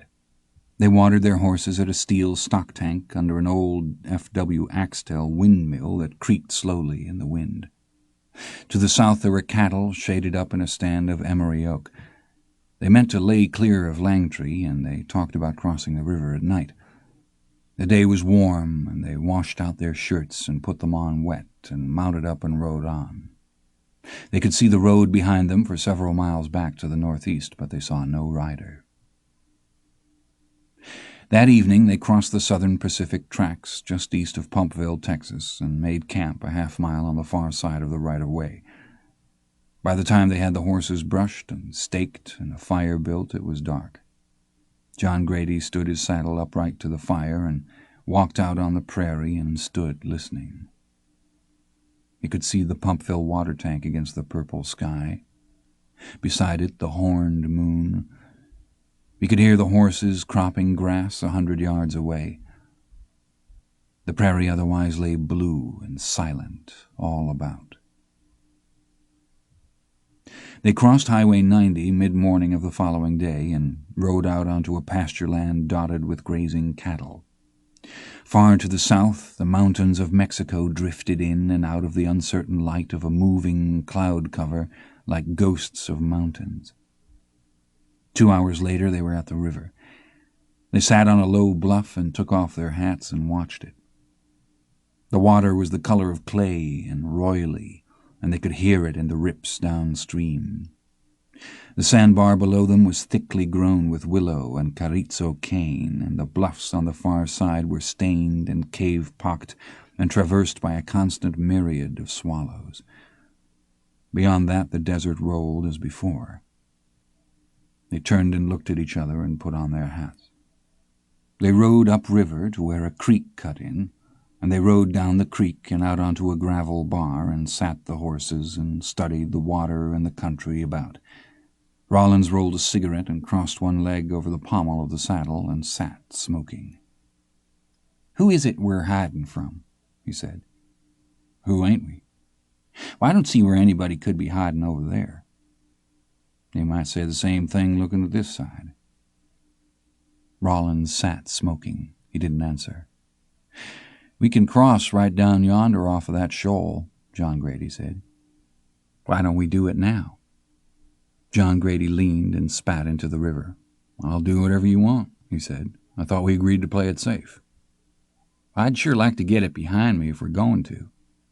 "I would too, partner." He turned and looked at Rollins. Rollins nodded. "All right," he said. They rode back up the creek and dismounted and unsaddled the horses on the gravel bar and staked them out in the creekside grass. They sat under the shade of the willows and ate Vienna sausages and crackers and drank Kool-Aid made from creek water. "You think they got Vienna sausages in Mexico?" Rollins said. Late in the afternoon he walked up the creek and stood on the level prairie with his hat in his hand and looked out across the blowing grass to the northeast. A rider was crossing the plain a mile away. He watched him. When he got back to the camp he woke up Rollins. "What is it?" said Rollins. "There's somebody coming. I think it's that Gunzel." Rollins adjusted his hat and climbed up the bank and stood looking. "Can you make him out?" called John Grady. Rollins nodded. He leaned and spat. "If I can't make him out, I can damn sure make out that horse." "Did he see you?" "I don't know. He's headed this way. He's probably seen me." "I think we ought to run him off." He looked back at John Grady again. "I got an uneasy feeling about that little son of a bitch." "I do too. He ain't as green as he looks, neither." "What's he doing?" said John Grady. "Riding." Well, come on back down. He might not have seen us. He's stopped, said Rollins. What's he doing? Riding again. They waited for him to arrive, if he would. It wasn't long before the horses raised their heads and stood staring downstream. They heard the rider come down into the creek bed, a rattling of gravel and a faint chink of metal. Rollins got his rifle, and they walked out down the creek to the river. The kid was sitting the big bay horse in the shallow water off the gravel bar and looking across the river. When he turned and saw them, he pushed his hat back with his thumb. "I knowed you all hadn't crossed," he said. "There's 2 deer feeding along the edge of them mesquite yon side." Rollins squatted on the gravel bar and stood the rifle in front of him and held it and rested his chin on the back of his arm. "What the hell are we going to do with you?" he said. The kid looked at him, and he looked at John Grady. "There won't be nobody hunting me in Mexico." "That all depends on what you done," said Rollins. "I ain't done nothing." "What's your name?" said John Grady. "Jimmy Blevins." "Bullshit," said Rollins. "Jimmy Blevins is on the radio." "That's another Jimmy Blevins." "Who's following you?" "Nobody." "How do you know?" "'Cause there ain't." Rollins looked at John Grady, and he looked at the kid again. "You got any grub?" he said. "No." "You got any money?" "No." "You're just a deadhead." The kid shrugged. The horse took a step in the water and stopped again. Rollins shook his head and spat and looked out across the river. "Tell me just one thing." "All right." "What the hell would we want you with us for?" He didn't answer. He sat looking at the sandy water running past them and at the thin wicker shadows of the willows running out over the sandbar in the evening light. He looked out to the blue Sierras to the south, and he hitched up the shoulder strap of his overalls and sat with his thumb hooked in the bib and turned and looked at them. "'Cause I'm an American," he said. Rollins turned away and shook his head. They crossed the river under a white quarter moon, naked and pale and thin atop their horses. They'd stuffed their boots upside down into their jeans and stuffed their shirts and jackets after, along with their war bags of shaving gear and ammunition, and they belted the jeans shut at the waist and tied the legs loosely about their necks, and dressed only in their hats, they led the horses out onto the gravel spit and loosed the girth straps and mounted and put the horses into the water with their naked heels. Mid-river the horses were swimming, snorting and stretching their necks out of the water, their tails afloat behind. They quartered downstream with the current, the naked riders leaning forward and talking to the horses, Rollins holding the rifle aloft in one hand, lined out behind one another and making for the alien shore like a party of marauders. They rode up out of the river among the willows and rode single file upstream through the shallows onto a long gravel beach, where they took off their hats and turned and looked back at the country they'd left. No one spoke. Then suddenly they put their horses to a gallop up the beach and turned and came back, fanning with their hats and laughing and pulling up and patting the horses on the shoulder. "God damn," said Rollins. "You know where we're at?" They sat the smoking horses in the moonlight and looked at one another. Then quietly they dismounted and unslung their clothes from about their necks and dressed and led the horses up out of the willow brakes and gravel benches and out upon the plain, where they mounted and rode south onto the dry scrublands of Coahuila. They camped at the edge of a mesquite plain, and in the morning they cooked bacon and beans and cornbread made from meal and water, and they sat eating and looking out at the country. "When'd you eat last?" Rollins said. "The other day," said the Blevins boy. "The other day?" "Yeah." Rollins studied him. "Your name ain't Blivet, is it?" "It's Blevins." "You know what a blivet is?" "What?" "A blivet is 10 pounds of shit in a 5-pound sack." Blevins stopped chewing. He was looking out at the country to the west, where cattle had come out of the breaks and were standing on the plain in the morning sun, Then he went on chewing again. "You ain't said what your all's names was," he said. "You ain't never asked." "That ain't how I was raised," said Blevins. Rollins stared at him bleakly and turned away. "John Grady Cole," said John Grady. "This here's Lacey Rollins." The kid nodded. He went on chewing. "We're from up around San Angelo," said John Grady. "I ain't never been up there." They waited for him to say where he was from, but he didn't say. Rollins swabbed out his plate with a crumbly handful of the cornbread and ate it. "Suppose," he said, "that we wanted to trade that horse off for one less likely to get a shot." The kid looked at John Grady and looked back out to where the cattle were standing. "I ain't trading horses," he said. "You don't care for us to have a lookout for you, though, do you?" "I can look out for myself." "Sure you can. I guess you got a gun and all." He didn't answer for a minute. Then he said, "I got a gun." Rollins looked up. Then he went on spooning up the cornbread. "What kind of gun?" he said. "32-20 Colt." "Bullshit," said Rollins. "That's a rifle cartridge." The kid had finished eating and sat swabbing out his plate with a twist of grass. "Let's see it," said Rollins. He set the plate down. He looked at Rollins and then he looked at John Grady. Then he reached into the bib of his overalls and came out with the pistol. He rolled it in his hand with a forward flip and handed it toward Rollins, butt first, upside down. Rollins looked at him and looked at the pistol. He set his plate down in the grass and took the gun and turned it in his hand. It was an old Colt Bisley with gutta-percha grips worn smooth of their checkering. The metal was a dull gray. He turned it so as to read the script on top of the barrel. It said 32-20. He looked at the kid and flipped open the gate with his thumb and put the hammer at half-cock and turned the cylinder and ran one of the shells into his palm with the ejector rod and looked at it. Then he put it back and closed the gate and let the hammer back down. "Where'd you get a gun like this?" he said. "At the Gittin place." "You ever shot it?" "Yeah, I shot it." "Can you hit anything with it?" The kid held out his hand for the pistol. Rollins hefted it in his palm and turned it and passed it to him. "You want to throw something up, I'll hit it," the kid said. "Bullshit."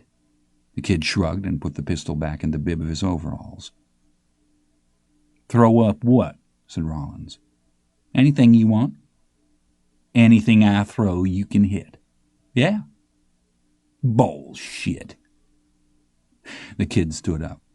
He wiped the plate back and forth across the leg of his overalls and looked at Rollins. "You throw your pocketbook up in the air and I'll put a hole in it," he said. Rollins stood. He reached in his hip pocket and took out his billfold. The kid leaned and set the plate in the grass and took out the pistol again. John Grady put his spoon in his plate and set the plate on the ground.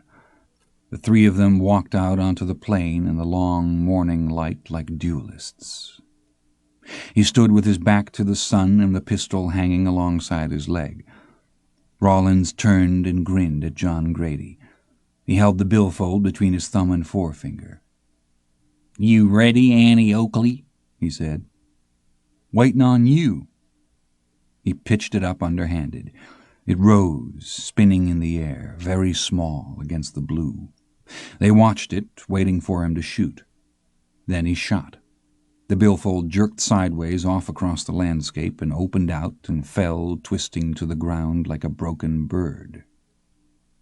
The sound of the pistol shot vanished almost instantly in that immense silence. Rollins walked out across the grass and bent and picked up his billfold and put it in his pocket and came back. "We better get going," he said. "Let's see it," said John Grady. "Oh, let's go. We need to get away from this river." They caught their horses and saddled them, and the kid kicked out the fire, and they mounted up and rode out. They rode side by side, spaced out apart upon the broad gravel plain, curving away along the edge of the brushland upriver. They rode without speaking, and they took in the look of the new country. A hawk in the top of a mesquite dropped down and flew low along the vega, and rose again up into a tree half a mile to the east. When they had passed it, it flew back again. "You had that pistol in your shirt back on the Pecos, didn't you?" said Rollins. The kid looked at him from under his immense hat. "Yeah," he said. They rode. Rollins leaned and spat. "You'd have shot me with it, I guess." The kid spat also. "I didn't aim to get shot," he said. They rode up through low hills covered with nopal and creosote. Mid-morning they struck a trail with horse tracks in it and turned south, and at noon they rode into the town of Reforma. They rode single file down the cart track that served as a street. Half a dozen low houses with walls of mud brick slumping into ruin. A few jacales of brush and mud with brush roofs, and a pole corral where 5 scrubby horses with big heads stood looking solemnly at the horses passing in the road. They dismounted and tied their horses at a little mud tienda and entered. A girl was sitting in a straight-back chair by a sheet-iron stove in the center of the room reading a comic book by the light from the doorway, and she looked up at them and looked at the comic book and then looked up again. She got up and glanced toward the back of the store where a green curtain hung across a doorway, and she put the book down in the chair and crossed the packed clay floor to the counter and turned and stood. On top of the counter were 3 clay jars, or ollas. 2 of them were empty, but the third was covered with the tin lid from a lard pail, and the lid was notched to accommodate the handle of an enameled tin dipper. Along the wall behind her were 3 or 4 board shelves that held canned goods and cloth and thread and candy. Against the far wall was a handmade pine-board meal box. Above it a calendar nailed to the mud wall with a stick. Other than the stove and the chair, that was all there was in the building. Rollins took off his hat and pressed his forearm against his forehead and put the hat back on. He looked at John Grady. "She got anything to drink?" "Tiene algo que tomar?" said John Grady. "Si," said the girl. She moved to take up her station behind the jars and lifted away the lid. The 3 riders stood at the counter and looked. "What is that?" said Rollins. "Cidrón," said the girl. John Grady looked at her. "Habla inglés?" he said. "Oh, no," she said. "What is it?" said Rollins. "Cider." He looked into the jar. "Let's have 'em," he said. "Give us 3. "Mande?" "3," said Rollins. "Tres." He held up 3 fingers. He got out his billfold. She reached to the shelves behind and got down 3 tumblers and stood them on the board and took up the dipper and dredged up a thin brown liquid and filled the glasses, and Rollins laid a $1 bill on the counter. It had a hole in it at each end. They reached for the glasses, and John Grady nodded at the bill. "He about dead-centered your pocketbook, didn't he?" "Yeah," said Rollins. He lifted up his glass, and they drank. Rollins stood thoughtfully. "I don't know what that shit is," he said, "but it tastes pretty good to a cowboy. Let us have 3 more here." They set their glasses down, and she refilled them. "What do we owe?" said Rollins. She looked at John Grady. "Cuánto?" said John Grady. "Para todo?" "Sí." $1.50. "How much is that?" said Rollins. "It's about 3 cents a glass." Rollins pushed the bill across the counter. "You let your old dad by," he said.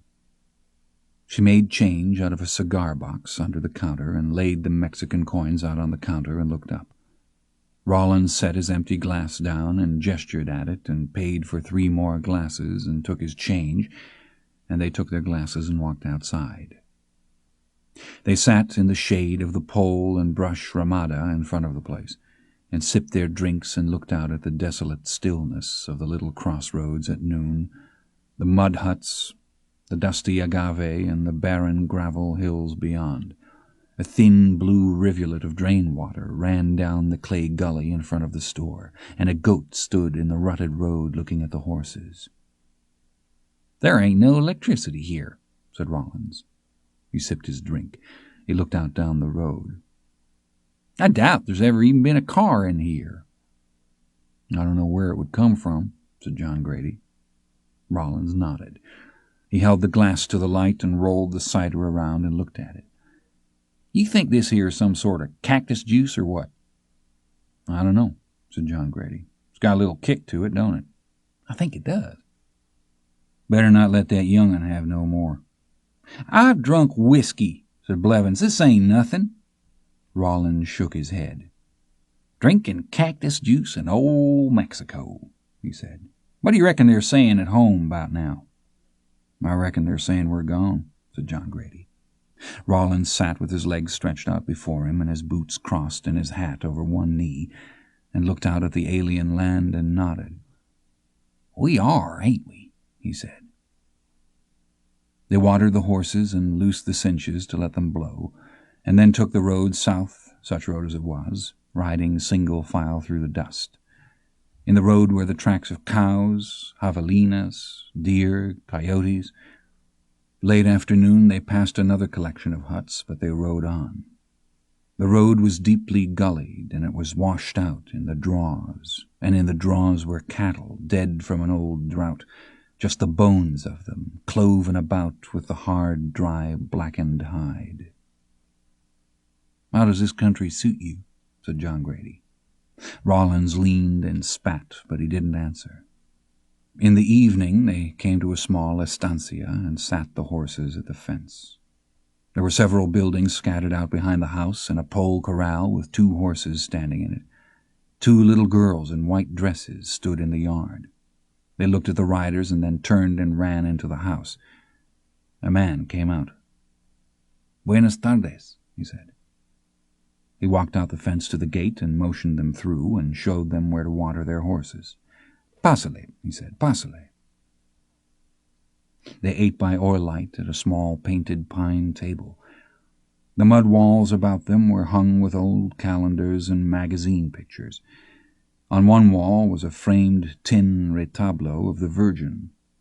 Under it was a board supported by 2 wedges driven into the wall, and on the board was a small green glass with a blackened candle stub in it. The Americans sat shoulder to shoulder along one side of the table, and the 2 little girls sat on the other side and watched them in a state of breathlessness. The woman ate with her head down, and the man joked with them and passed the plates. They ate beans and tortillas and a chili of goat meat ladled up out of a clay pot. They drank coffee from enameled tin cups, and the man pushed the bowls toward them and gestured elaborately. "Deben comer," he said. He wanted to know about America, 30 miles to the north. He'd seen it once as a boy, across the river at Acuña. He had brothers who worked there. He had an uncle who'd lived some years in Uvalde, Texas, but he thought he was dead. Rollins finished his plate and thanked the woman, and John Grady told her what he'd said, and she smiled and nodded demurely. Rollins was showing the 2 little girls how he could pull his finger off and put it back on again when Blevins crossed his utensils in the plate before him and wiped his mouth on his sleeve and leaned back from the table. There was no back to the bench, and Blevins flailed wildly for a moment and then crashed to the floor behind him, kicking the table underneath and rattling the dishes and almost pulling over the bench with Rollins and John Grady. The 2 girls stood instantly and clapped their hands and shrieked with delight. Rollins had gripped the table to save himself, and he looked down at the boy lying on the floor. "I'll be goddamned," he said. "Excuse me, ma'am." Blevins struggled up, only the man offering to help him. "Está bien," he said. "He's all right," said Rollins. "You can't hurt a fool." The woman had leaned forward to right a cup to quiet the children. She could not laugh for the impropriety of it, but the brightness in her eyes did not escape even Blevins. He climbed over the bench and sat down again. "You all ready to go?" he whispered. "We ain't done eating," said Rollins. He looked around uneasily. "I can't sit here," he said. He was sitting with his head lowered and was whispering hoarsely. "Why can't you sit there?" said Rollins. "I don't like to be laughed at." Rollins looked at the girls. They were sitting again, and their eyes were wide and serious again. Hell, you said it's just kids. I don't like to be laughed at, whispered Blevins. Both the man and the woman were looking at them with concern. If you don't like to be laughed at, don't fall on your ass, said Rollins. You all excuse me, said Blevins. He climbed out over the bench and picked up his hat and put it on and went out. The man of the house looked worried, and he leaned to John Grady and made a whispered inquiry. The two girls sat looking down at their plates. You think he'll ride on? Said Rollins. John Grady shrugged. I doubt it. The householders seemed to be waiting for one of them to get up and go out after him, but they did not. They drank their coffee, and after a while the woman rose and cleared away the plates. John Grady found him sitting on the ground like a figure in meditation. What are you doing? He said. Nothing. Why don't you come back inside? I'm all right. They've offered us to spend the night. Go ahead. What do you aim to do? I'm all right. John Grady stood watching him. Well, he said, suit yourself. Blevins didn't answer, and he left him sitting there. The room they slept in was at the back of the house, and it smelled of hay or straw. It was small, and there was no window to it, and on the floor were 2 pallets of straw and sacking with serapes over them. They took the lamp the host handed them and thanked him, and he bowed out the low doorway and bid them good night. He didn't ask about Blevins. John Grady set the lamp on the floor, and they sat in the straw ticks and took off their boots. I'm give out, said Rollins. I hear you. What all did the old man say about work in this part of the country? He says there's some big ranches yon side of the Sierra del Carmen, about 300 kilometers. How far is that? 160, 170 miles. You reckon he thinks we're desperados? I don't know. Pretty nice about it if he does. I'd say so. He made that country sound like the Big Rock Candy Mountains. Said there was lakes and running water and grass to the stirrups. I can't picture country like that down here from what I've seen so far, can you? He's probably just trying to get us to move on. Could be, said John Grady. He took off his hat and lay back and pulled the serape over him. What the hell's he going to do, said Rollins. Sleep out in the yard? I reckon. Maybe he'll be gone in the morning. Maybe. He closed his eyes. Don't let that lamp burn out, he said. It'll black the whole house. I'll blow it out here in a minute. He lay listening. There was no sound anywhere. What are you doing? He said. Nothing. He opened his eyes. He looked over at Rollins. Rollins had his billfold spread out across the blanket. What are you doing? I want you to look at my goddamn driver's license. You won't need 'em down here. There's my pool hall card. Got it, too. Go to sleep. Look at this shit. He shot Betty Ward right between the eyes. What was she doing in there? I didn't know you liked her. She gave me that picture. That was her school days picture. In the morning they ate a huge breakfast of eggs and beans and tortillas at the same table. No one went out to get Blevins, and no one asked about him. The woman packed them a lunch in a cloth, and they thanked her and shook hands with the man and walked out in the cool morning. Blevins' horse was not in the corral. You think we're this lucky? Said Rollins. John Grady shook his head doubtfully. They saddled the horses, and they offered to pay the man for their feed, but he frowned and waved them away, and they shook hands again, and he wished them a good voyage, and they mounted up and rode out down the rutted track south. A dog followed them out a ways and then stood watching after them. The morning was fresh and cool, and there was wood smoke in the air. When they topped the first rise in the road, Rollins spat in disgust. Look yonder, he said. Blevins was sitting the big bay horse sideways in the road. They slowed the horses. What the hell do you reckon is wrong with him? Said Rollins. He's just a kid. Shit, said Rollins. When they rode up, Blevins smiled at them. He was chewing tobacco, and he leaned and spat and wiped his mouth with the underside of his wrist. What are you grinning at? "Morning," said Blevins. "Where'd you get the tobacco at?" said Rollins. "Man give it to me." "Man give it to you?" "Yeah, where you all been?" They rode their horses past him either side, and he fell in behind. "You all got anything to eat?" he said. "Got some lunch she put up for us," said Rollins. "What have you got?" "Don't know, ain't looked." "Well, why don't we take a look? Does it look like lunchtime to you?" "Joe, tell him to let me have something to eat." "His name ain't Joe," said Rollins. "And even if it was Evelyn, he ain't going to give you no lunch at no 7 o'clock in the morning." "Shit," said Blevins. They rode till noon and past noon. There was nothing along the road save the country it traversed, and there was nothing in the country at all. The only sound was a steady clop of the horses along the road and the periodic spat of Blevins' tobacco juice behind them. Rollins rode with one leg crossed in front of him, leaning on his knee and smoking pensively as he studied the country. "I believe I see cottonwoods yonder," he said. "I believe I do too," said John Grady. They ate lunch under the trees at the edge of a small cienega. The horses stood in the marshy grass and sucked quietly at the water.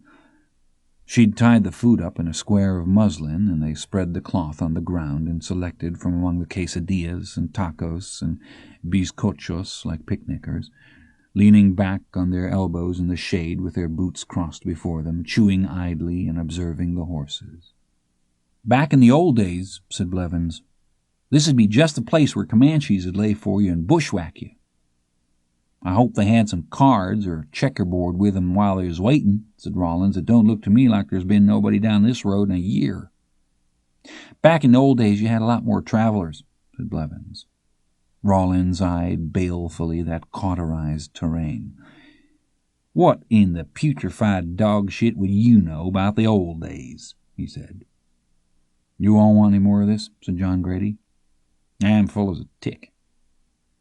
He tied up the cloth and stood and began to strip out of his clothes, and he walked out naked through the grass past the horses and waded out into the water and sat in it to his waist. He spread his arms and lay backward into the water and disappeared. The horses watched him.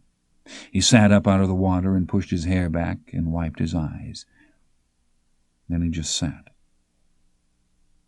They camped that night in the floor of a wash just off the road and built a fire and sat in the sand and stared into the embers. "Blevins, are you a cowboy?" said Rollins. "I like it." "Everybody likes it." "I don't claim to be no top hand. I can ride." "Yeah?" said Rollins. "That man yonder can ride," said Blevins. He nodded across the fire toward John Grady. "What makes you say that?" "He just can, that's all." "Suppose I was to tell you he just took it up. Suppose I was to tell you he'd never been on a horse a girl couldn't ride." "I'd have to say you was pulling my leg." "Suppose I was to tell you he's the best I ever saw." Blevins spat into the fire. "You doubt that?" "No, I don't doubt it. Depends on who you seen ride." "I seen Booger Red ride," said Rollins. "Yeah?" said Blevins. "Yeah." "You think he can outride him?" "I know for a fact he can." "Maybe he can and maybe he can't." "You don't know shit from apple butter," said Rollins. "Booger Red's been dead forever." "Don't pay no attention to him," said John Grady. Rollins recrossed his boots and nodded toward John Grady. "He can't take my part of it without bragging on hisself, can he?" "He's full of shit," said John Grady. "You hear that?" said Rollins. Blevins leaned his chin toward the fire and spat. "I don't see how you can say somebody's just flat out the best." "You can't," said John Grady. "He's just ignorant, that's all." "There's lots of good riders," said Blevins. "That's right," said Rollins. "There's lots of good riders. But there's just one that's the best, and he happens to be setting right yonder." "Leave him alone," said John Grady. "I ain't bothering him," said Rollins. "Am I bothering you?" "No." "Tell Joe yonder I ain't bothering you." "I said you wasn't." "Leave him alone," said John Grady. Days to come they rode through the mountains, and they crossed at a barren wind gap and sat the horses among the rocks and looked out over the country to the south, where the last shadows were running over the land before the wind, and the sun to the west lay blood-red among the shelving clouds, and the distant Cordilleras ranged down the terminals of the sky to fade from pale to pale of blue and then to nothing at all. "Where do you reckon that paradise is at?" said Rawlins. John Grady had taken off his hat to let the wind cool his head. "You can't tell what's in a country like that till you're down there in it," he said. "There's damn sure a bunch of it, ain't there?" John Grady nodded. "That's what I'm here for." "I hear you, cousin." They rode down through the cooling blue shadowland of the north slope. Evergreen ash growing in the rocky draws, persimmon, mountain gum. A hawk set forth below them and circled in the deepening haze and dropped, and they kicked their feet out of the stirrups and put the horses forward with care down the shaly rock switchbacks. At just dark they benched out on a gravel shelf and made their camp, and that night they heard what they'd none heard before, 3 long howls to the southwest, and all afterwards a silence. "You hear that?" said Rawlins. "Yeah." "It's a wolf, ain't it?" "Yeah." He lay on his back in his blankets and looked out where the quarter moon lay cocked over the heel of the mountains. In that false blue dawn the Pleiades seemed to be rising up into the darkness above the world and dragging all the stars away. The great diamond of Orion and Capella and the signature of Cassiopeia, all rising up through the phosphorus dark like a sea net. He lay a long time listening to the others breathing in their sleep, while he contemplated the wildness about him, the wildness within.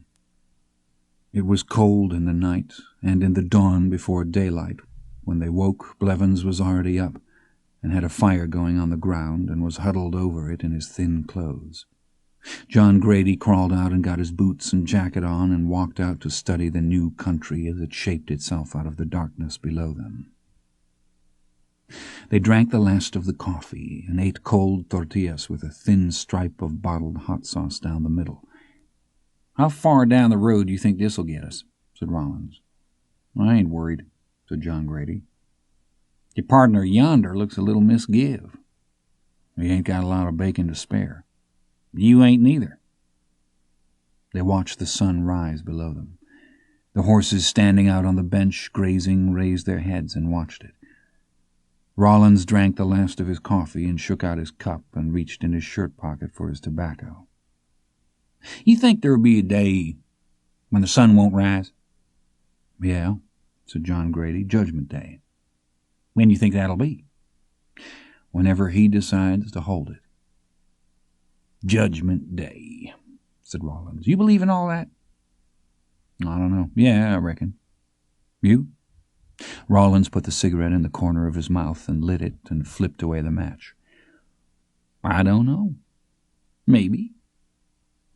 "I knowed you was an infidel," said Blevins. "You don't know a goddamn thing," said Rawlins. "Just be quiet and don't make no bigger ass of yourself than what you already are." John Grady got up and walked over and picked up his saddle by the horn and threw his blanket over his shoulder and turned and looked at them. "Let's go," he said. They were down out of the mountains by mid-morning and riding on a great plain grown with side oats, grama, and basket grass, and dotted with lechuguilla. Here they encountered the first riders they'd seen, and they halted and watched while they approached on the plain a mile away, 3 men on horses leading a train of pack animals carrying empty kayaks. "Who do you reckon they are?" said Rawlins. "We ought not to be stopped like this," said Blevins. "If we can see them, they can see us." "What the hell is that supposed to mean?" said Rawlins. "What would you think if you seen them stop?" "He's right," said John Grady. "Let's keep riding." They were zacateros, headed into the mountains to gather chino grass. If they were surprised to see Americans horseback in that country, they gave no sign. They asked them if they'd seen a brother to one of them who was in the mountains with his wife and 2 grown girls, but they'd seen no one. The Mexicans sat their horses and took in their outfits with slow movements of their dark eyes. They themselves were a rough lot, dressed half in rags, their hats marbled with grease and sweat, their boots mended with raw cowhide. They rode old square-skirted saddles with the wood worn through the leather, and they rolled cigarettes in strips of corn husks and lit them with escarajos of flint and steel and bits of fluff in an empty cartridge case. One of them carried an old worn Colt stuck in his belt with the gate flipped open to keep it from sliding through, and they smelled of smoke and tallow and sweat, and they looked as wild and strange as the country they were in. "Son de Tejas?" they said. "Si," said John Grady. They nodded. John Grady smoked and watched them. For all their shabbiness, they were well mounted, and he watched those black eyes to see could he tell what they thought, but he could tell nothing. They spoke of the country and of the weather in the country, and they said that it was yet cold in the mountains. No one offered to dismount. They looked out over the terrain as if it were a problem to them, something they had not quite decided about. The little mules entrained behind them had dropped asleep standing almost as soon as they'd halted. The leader finished his cigarette and let fall the stub of it onto the track. "Bueno," he said. "Vámonos." He nodded at the Americans. "Buena suerte," he said. He put the long rowels of his spurs to the horse, and they moved on. The mules passed on behind them, eyeing the horses in the road and switching their tails, although there seemed to be no flies in that country at all. In the afternoon they watered the horses at a clear stream running out of the southwest. They walked the creek and drank and filled and stoppered their canteens. There were antelope out on the plain, perhaps 2 miles distant, all standing with their heads up. They rode on. There was good grass in the level floor of the valley, and cattle the color of house cats to tortoiseshell and calico moved off constantly before them, up through the buckthorn, or stood along the low rise of ancient ground running down to the east to watch them as they passed along the road. That night they camped in the low hills, and they cooked a jackrabbit that Blevins had shot with his pistol. He field-dressed it with his pocket-knife and buried it in the sandy ground with the skin on and built the fire over it. He said it was the way the Indians did. "You ever eat a jackrabbit?" said Rollins. He shook his head. "Not yet," he said. "You better rustle some more wood if you aim to eat this'n." "It'll cook." "What's the strangest thing you ever ate?" "Strangest thing I ever ate," said Blevins. "I guess I'd have to say that would be an oyster." "A mountain oyster or a real oyster?" "A real oyster." "How were they cooked?" "They wasn't cooked. They just laid there in their shells. You put hot sauce on them." "You ate that?" "I did." "How'd it taste?" "About like you'd expect." They sat watching the fire. "Where are you from, Blevins?" said Rollins. Blevins looked at Rollins and looked back into the fire. "Uvalde County," he said, "up on the Sabanal River." "What'd you run off for?" "What'd you?" "I'm 17 years old. I can go wherever I want." "So can I." John Grady was sitting with his legs crossed in front of him, leaning against his saddle and smoking a cigarette. "You've run off before, ain't you?" he said. "Yeah." "What'd they do, catch you?" "Yeah. I was setting pins in a bowling alley in Ardmore, Oklahoma, and I got dog-bit by a bulldog, took a chunk out of my leg the size of a Sunday roast, and it got infected, and the man I worked for carried me down to the doctor, and they thought I had rabies or something, and all hell busted loose, and I got shipped back to Uvalde County." "What were you doing in Ardmore, Oklahoma?" "Setting pins in a bowling alley." "Well, how come you wound up there?" "There was a show supposed to come through Uvalde, town of Uvalde, and I'd saved up to go see it, but they never showed up because the man that run the show got thrown in jail in Tyler, Texas for having a dirty show. Had this striptease that was part of the deal. I got down there and it said on the poster they was going to be in Ardmore, Oklahoma in 2 weeks, and that's how come me to be in Ardmore, Oklahoma." "You went all the way to Oklahoma to see a show?" "That's what I'd saved up to do, and I meant to do it." "Did you see the show in Ardmore?" "No, they never showed up there neither." Blevins hauled up one leg of his overalls and turned his leg to the firelight. Yonder's where that son of a bitch bit me, he said. I'd as soon been bit by an alligator. What made you set out for Mexico? Said Rollins. Same reason as you. What reason is that? 'Cause you know they'd play hell-sewed notes finding your ass down here. Ain't nobody hunting me. Blevins rolled down the leg of his overalls and poked at the fire with his stick. I told that son of a bitch I wouldn't take a whipping off of him, and I didn't. Your daddy? My daddy never come back from the war. Your stepdaddy? Yeah. Rollins leaned forward and spat into the fire. You didn't shoot him, did you? I would have. He knowed it, too. What was a bulldog doing in a bowling alley? I didn't get bit in the bowling alley. I was working in the bowling alley, that's all. Well, what were you doing that you got dog bit? Nothing. I wasn't doing nothing. Rollins leaned and spat into the fire. Well, where were you at the time? You got an awful lot of goddamn questions, and don't be spitting in the fire where I got supper cooking. What? Said Rollins. I said don't be spitting in the fire where I got supper cooking. Rollins looked at John Grady. John Grady had started to laugh. He looked at Blevins. Supper? He said. You'll think supper when you try to eat that stringy son of a bitch. Blevins nodded. You let me know if you don't want your share, he said. What they dredged, smoking out of the ground, looked like some desiccated effigy from a tomb. Blevins put it on a flat rock and peeled away the hide and scraped the meat off the bones into their plates, and they soaked it down with hot sauce and rolled it in the last of the tortillas. They chewed and watched one another.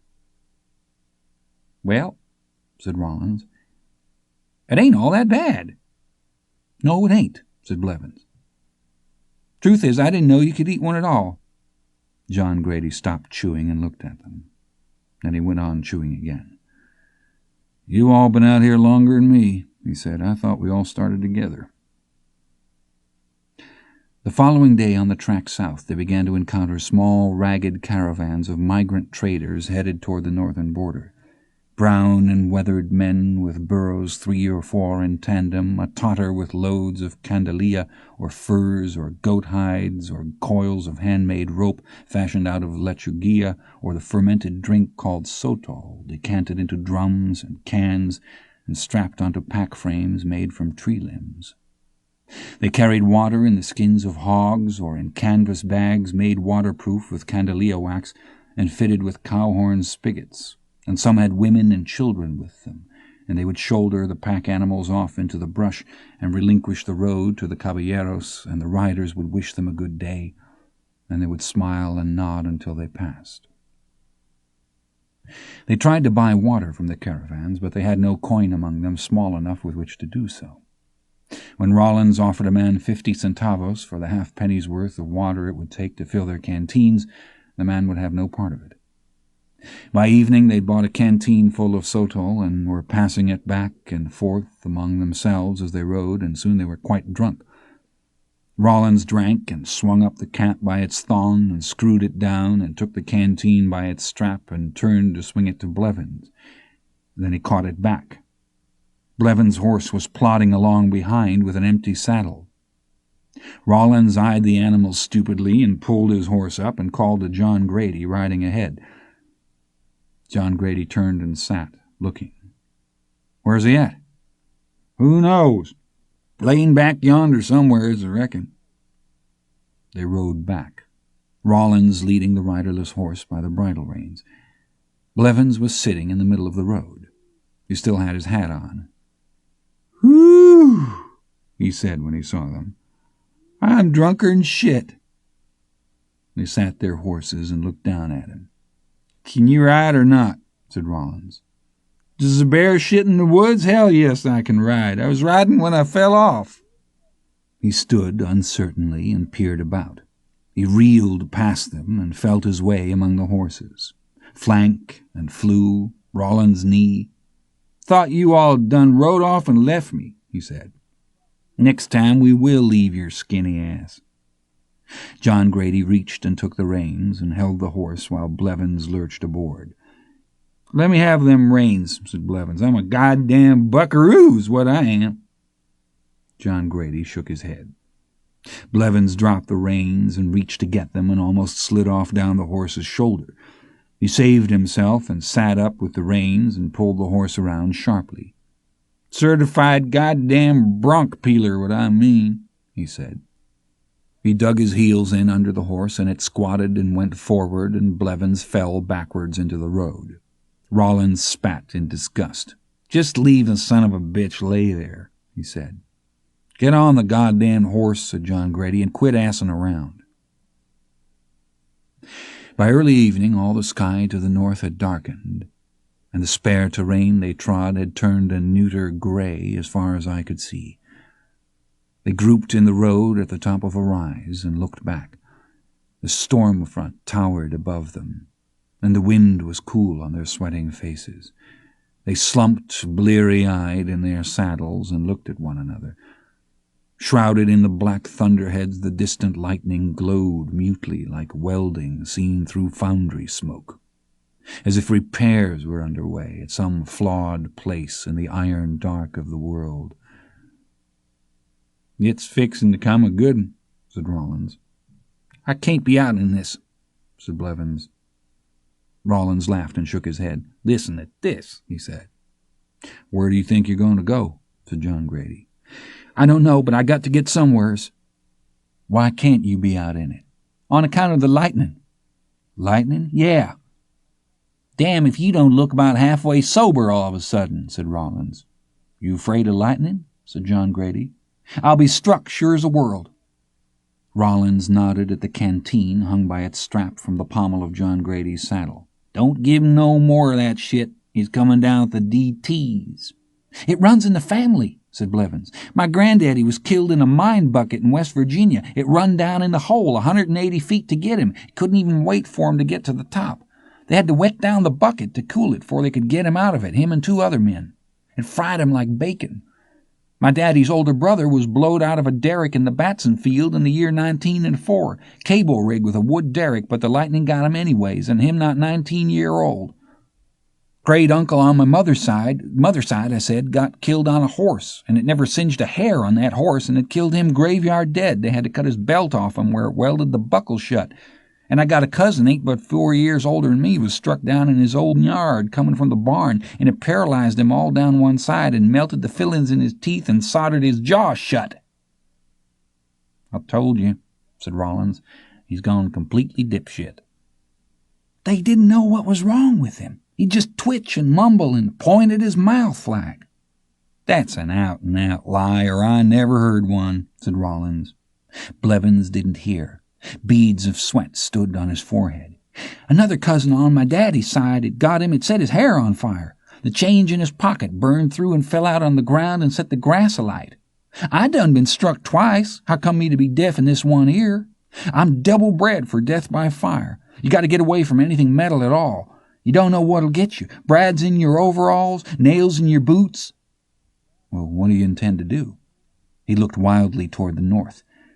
"Try and outride it," he said. "Only chance I got."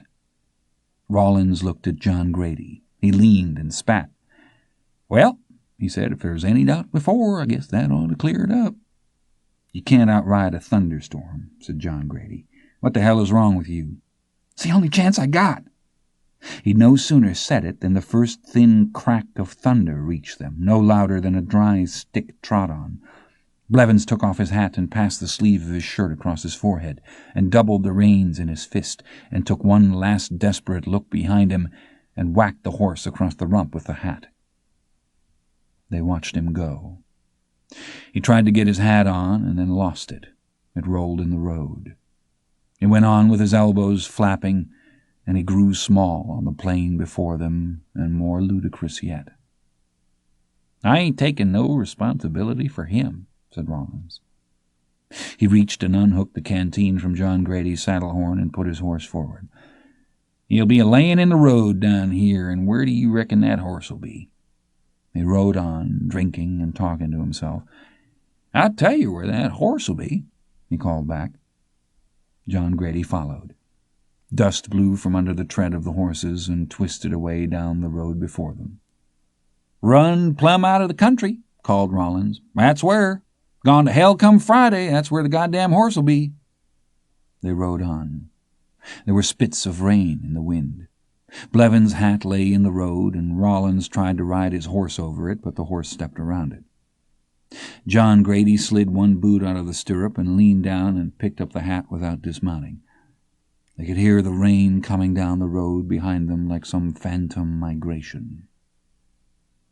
Blevins' horse was standing, saddled, by the side of the road, tied to a clump of willows.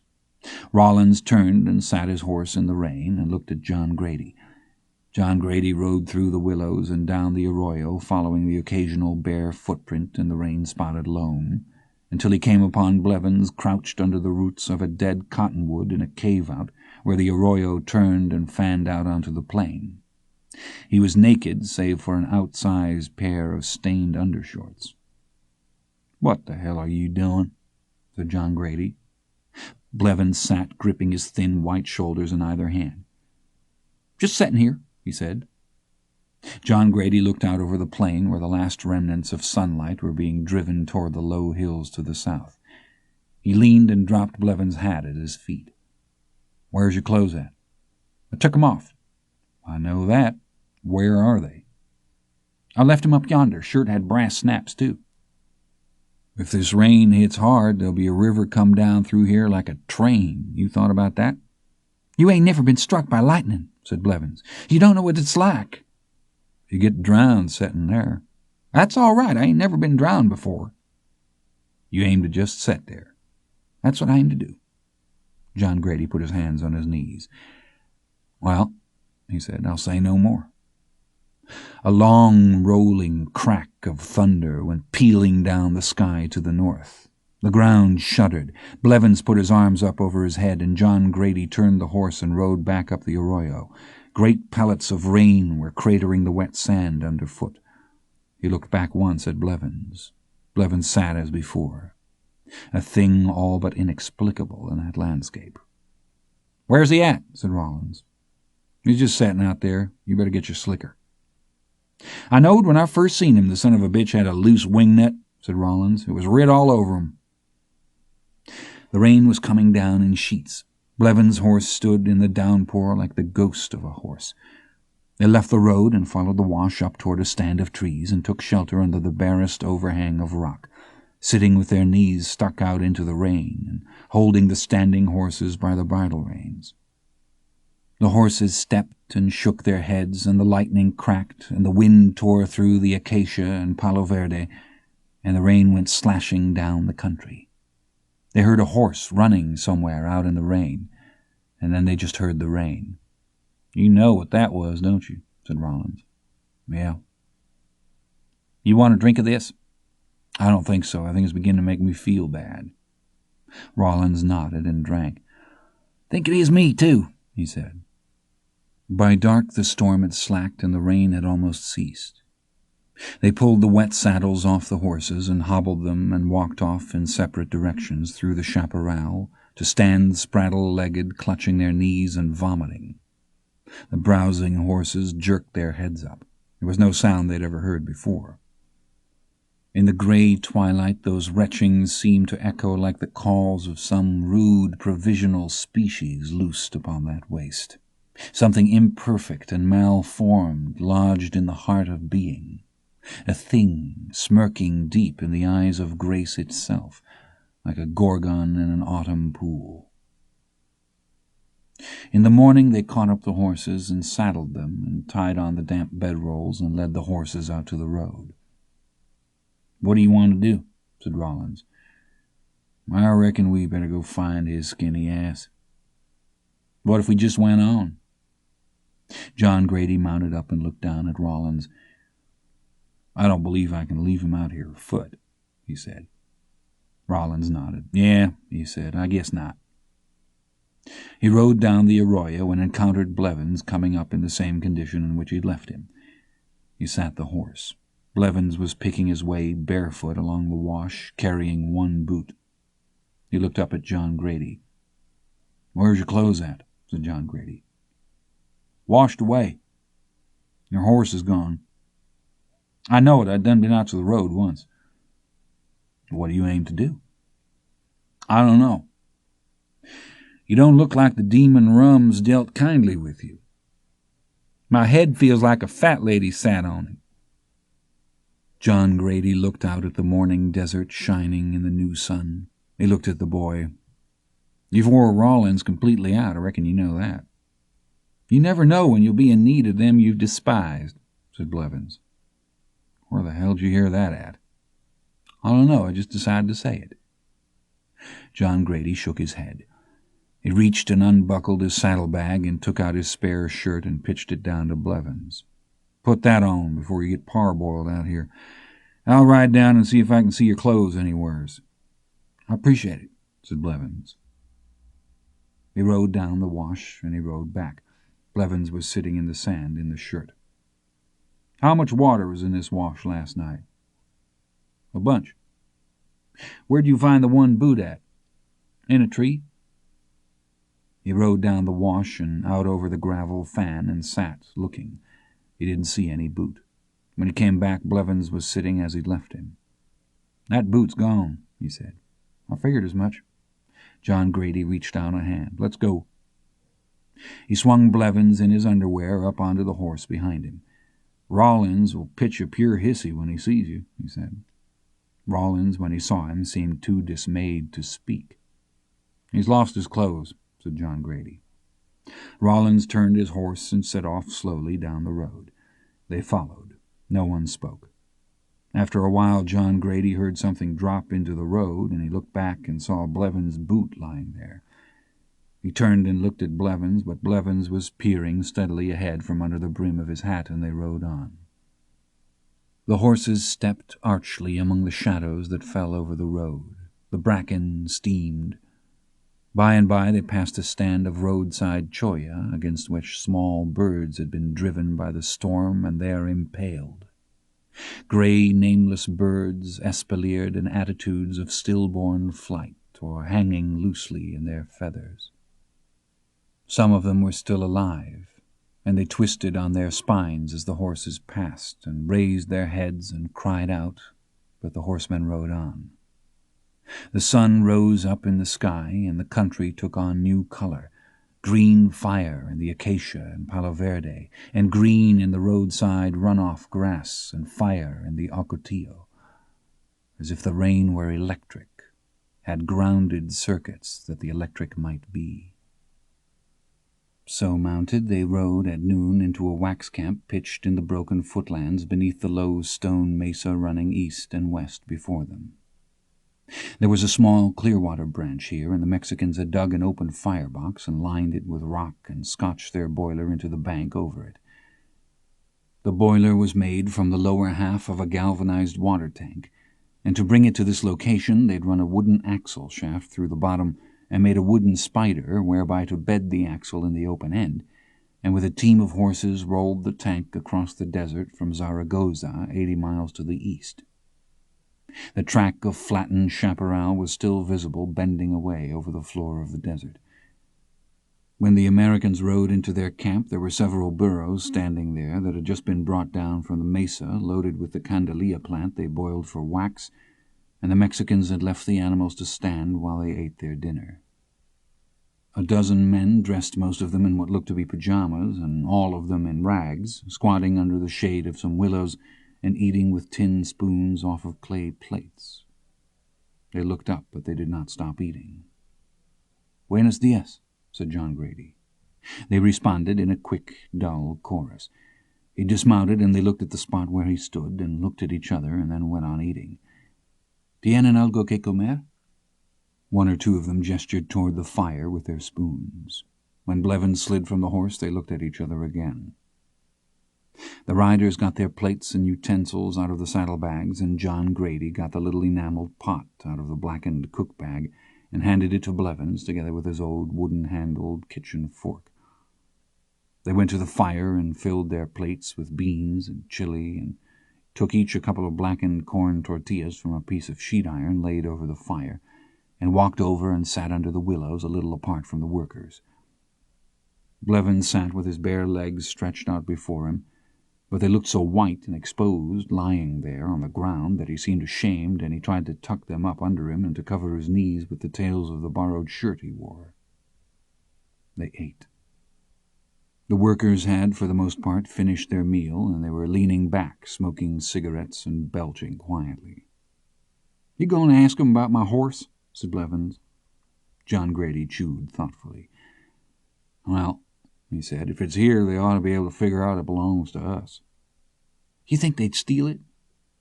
"You ain't never going to get that horse back," said Rollins. "We head a town down here somewheres. You better see if you can trade that pistol for some clothes and a bus ticket back to wherever it is you come from, if there are buses. Your buddy yonder might be willing to haul your ass all over Mexico, but I damn sure ain't." "I ain't got the pistol," said Blevins. "It's with the horse." "Shit," said Rollins. Blevins ate. After a while he looked up. "What'd I ever do to you?" he said. "You ain't done nothing to me, and you ain't going to. That's the point. Leave him be, Lacey. It ain't going to hurt us to try and help the boy get his horse back." "I'm just telling him the facts," said Rollins. "He knows the facts. He don't act like it." John Grady wiped his plate with the last of the tortilla and ate the tortilla, and set the plate on the ground and commenced a roll of cigarette. "I'm goddamn starved," said Rollins. "You reckon they'd care if we went back for seconds?" "They won't care," said Blevins. "Go ahead." "Who asked you?" said Rollins. John Grady started to reach in his pocket for a match, and then he rose and walked over to the workers and squatted and asked for a light. Two of them produced esclarajos from their clothes, and one struck him a light, and he leaned and lit the cigarette and nodded. He asked about the boiler and the loads of candelilla still tied on the burros, and the workers told them about the wax, and one of them rose and walked off and came back with a small gray cake of it and handed it to him. It looked like a bar of laundry soap. He scraped it with his fingernail and sniffed it. He held it up and looked at it. "Que vale?" he said. They shrugged. "Es mucho trabajo," he said. "Bastante." A thin man in a stained leather vest with embroidery on the front was watching John Grady with narrowed and speculative eyes. John Grady handed back the wax, and this man hissed at him and jerked his head. John Grady turned. "Es su hermano el Rubio?" He meant Blevins. John Grady shook his head. "No," he said. "Quién es?" said the man. He looked across the clearing. The cook had given Blevins some lard, and he sat rubbing it into his sunburned legs. "Un muchacho, no más," he said. "Algún parentesco?" "No. Un amigo." John Grady drew on the cigarette and tapped the ash against the heel of his boot. "Nada," he said. No one spoke. The man in the vest studied John Grady, and he looked across the clearing at Blevins. Then he asked John Grady if he wished to sell the boy. He didn't answer for a moment. The man may have thought he was weighing the matter. They waited. He looked up. "No," he said. "Que vale?" said the man. John Grady stubbed out the cigarette against the sole of his boot and rose. "Gracias por su hospitalidad," he said. The man offered that he would trade for him in wax. The others had turned to listen to him. Now they turned and looked at John Grady. John Grady studied them. They did not look evil, but it was no comfort to him. He turned and crossed the clearing toward the standing horses. Blevins and Rollins rose. "What did they say?" said Blevins. "Nothing." "Did you ask them about my horse?" "No." "Why not? They don't have your horse." "What was that guy talking about?" "Nothing. Get the plates. Let's go." Rollins looked across the clearing at the seated men. He took up the trailing reins and swung up into the saddle. "What's happened, Bud?" he said. John Grady mounted and turned the horse. He looked back at the men, and he looked at Blevins. Blevins stood with the plates. "What was he looking at me for?" he said. "Put them in the bag and get your ass up here." "They ain't washed." "Do like I told you." Some of the men had risen. Blevins stuffed the plates into the bag, and John Grady reached down and swung him up onto the horse behind him. He pulled the horse around, and they rode out of the camp and into the road south. Rollins looked back and put his horse into a trot, and John Grady came up, and they rode side by side down the narrow, rutted track. No one spoke. When they were clear of the camp a mile or so, Blevins asked what it was that the man in the vest had wanted, but John Grady didn't answer. When Blevins asked again, Rollins looked back at him. "He wanted to buy you," he said. That's what he wanted. John Grady didn't look at Blevins. They rode on in silence. "What did you go and tell him that for?" said John Grady. "There wasn't no call to do that." They camped that night in the low range of hills under the Sierra de la Encantada, and the three of them sat about the fire in silence. The boy's bony legs were pale in the firelight and coated with road dust and bits of chaff that had stuck to the lard. The drawers he wore were baggy and dirty, and he did indeed look like some sad and ill-used serf, or worse. John Grady parcelled out to him the bottom blanket from his bedroll, and he wrapped himself in it and lay by the fire and was soon asleep. Rollins shook his head and spat. "God-damn pitiful," he said. "You thought any more about what I said?" "Yeah," said John Grady, "I thought about it." Rollins stared long into the red heart of the fire. "I'll tell you something," he said. "Tell me." "Something bad is going to happen." John Grady smoked slowly, his arms around his updrawn knees. "This is just a jackpot," said Rollins, "what this is." At noon the next day they rode into the pueblo of Encantada at the foot of the low range of pollarded mountains they'd been skirting, and the first thing they saw was Blevins' pistol sticking out of the back pocket of a man bent over into the engine compartment of a Dodge car. John Grady saw it first, and he could have named things he'd rather have seen. "Yonder's my goddamn pistol!" sang out Blevins. John Grady reached behind and grabbed him by the shirt, or he'd have slid down from the horse. "Hold on, idiot," he said. "Hold on, hell," said Blevins. "What do you think you're going to do?" Rollins had put his horse alongside of him. "Keep riding," he hissed. "Good God Almighty!" Some children were watching from a doorway, and Blevins was looking back over his shoulder. "If that horse is here," said Rollins, "they won't have to send for Dick Tracy to figure out who it belongs to." "What do you want to do?" "I don't know. Get off the damn street. Maybe too late anyways. I say we stash him in a safe place somewheres till we can look around." "Does that suit you, Blevins?" "It don't make a damn if it suits him or not," said Rollins. "He don't have a say in it. Not if he wants my help, he don't." He rode past them, and they turned off down a clay gully that passed for a street. "Quit looking back, damn it," said John Grady. They left him with a canteen of water in the shade of some cottonwoods and told him to stay out of sight, and then they rode slowly back through the town.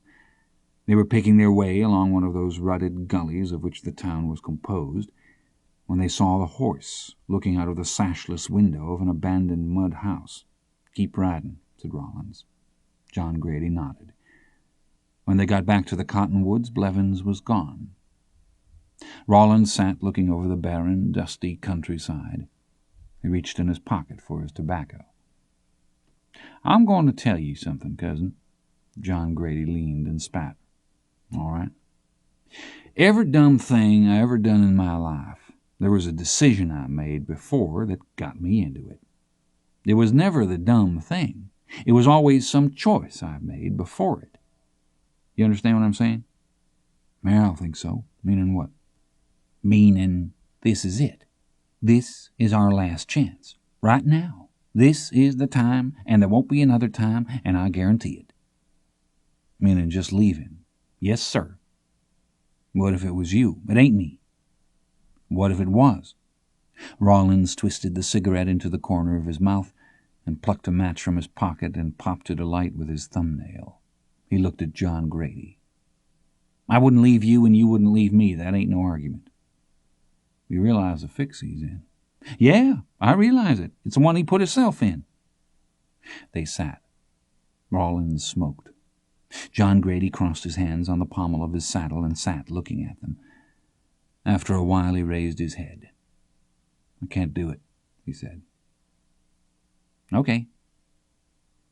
"What does that mean?" "It means okay. If you can't, you can't. I think I knew what you'd say anyways." Well, I didn't." They unsaddled and staked out the horses and lay in the dry leaves under the cottonwoods, and after a while they slept. When they woke it was almost dark. The boy was squatting there watching them. "It's a good thing I ain't a rogue," he said. "I could have slipped up on you all and carried off everything you own." Rollins turned and looked at him from under his hat and turned back. John Grady sat up. "What did you all find out?" said Blevins. "Your horse is here." "Did you see him?" "Yeah." "What about the saddle?" "We didn't see no saddle." "I ain't leaving here till I get all my stuff." "There you go," said Rollins. "Listen at that." "What's he say?" said Blevins. "Never mind," said John Grady. "If it was his stuff, it'd be different, I bet. Then he'd be for getting it back, wouldn't he?" "Don't egg it on." "Listen, shit for brains," said Rollins. "If it wasn't for this man, I wouldn't be here at all. I'd have left your ass back up in that arroyo. No, I take that back. I'd have left you up on the Pecos." "We'll try and get your horse back," said John Grady. "If that won't satisfy you, then you let me know right now." Blevins stared at the ground. "He don't give a shit," said Rollins. "I could have wrote it down. Get shot dead for horse stealing, it don't mean a damn thing to him. He expects it." "It ain't stealing," said Blevins. "It's my horse." "A lot of ice. That'll cut. You tell this man what you intend to do, because I guarantee you I don't give a big rat's ass." "All right," said Blevins. John Grady studied him. "We get you your horse, you'll be ready to ride." "Yeah. We got your word on that?" "Words, ass," said Rollins. "Yeah," said Blevins. John Grady looked at Rollins. Rollins lay under his hat. He turned back to Blevins. "All right," he said. He got up and got his bedroll and came back and handed Blevins a blanket. "We going to sleep now?" said Blevins. "I am." "Did you all eat?" "Yeah," said Rollins. "Sure we ate. Wouldn't you have? We eat a big steak apiece and split a third one." "Damn," said Blevins. They slept until the moon was down, and they sat in the dark and smoked. John Grady watched the stars. "What time you make it to be, bud?" said Rollins. "First quarter moon sets at midnight where I come from." Rollins smoked. "Hell, I believe I'll go back to bed." "Go ahead, I'll wake you." "All right." Blevins went to sleep as well. He sat watching the firmament unscroll up from behind the blackened palisades of the mountains to the east. Toward the village all was darkness. Not even a dog barked. He looked at Rollins rolled asleep in his sugan, and he knew that he was right in all he'd said, and there was no help for it. And the dipper standing at the northern edge of the world turned, and the night was a long time passing. When he called them out, it was not much more than an hour till daylight. "You ready?" said Rollins. "Ready as I'm liable to get." They saddled the horses, and John Grady handed his stake rope to Blevins. "You can make a hackamore out of that," he said. "All right. Keep it under your shirt," said Rollins. "Don't let nobody see it." "There ain't nobody to see it," said Blevins. "Don't bet on it. I see a light up yonder already." "Let's go," said John Grady. There were no house lamps lit in the street where they'd seen the horse. They rode along slowly. A dog that had been sleeping in the dirt rose up and commenced barking, and Rollins made a throwing motion at it, and it slunk off. When they got to the house where the horse was stabled, John Grady got down and walked over and looked in the window and came back. "He ain't here," he said. It was dead quiet in the little mud street. Rollins leaned and spat. "Well, shit," he said. "You all sure this is the place?" said Blevins. "It's the place." The boy slid from the horse and picked his way gingerly with his bare feet across the road to the house and looked in.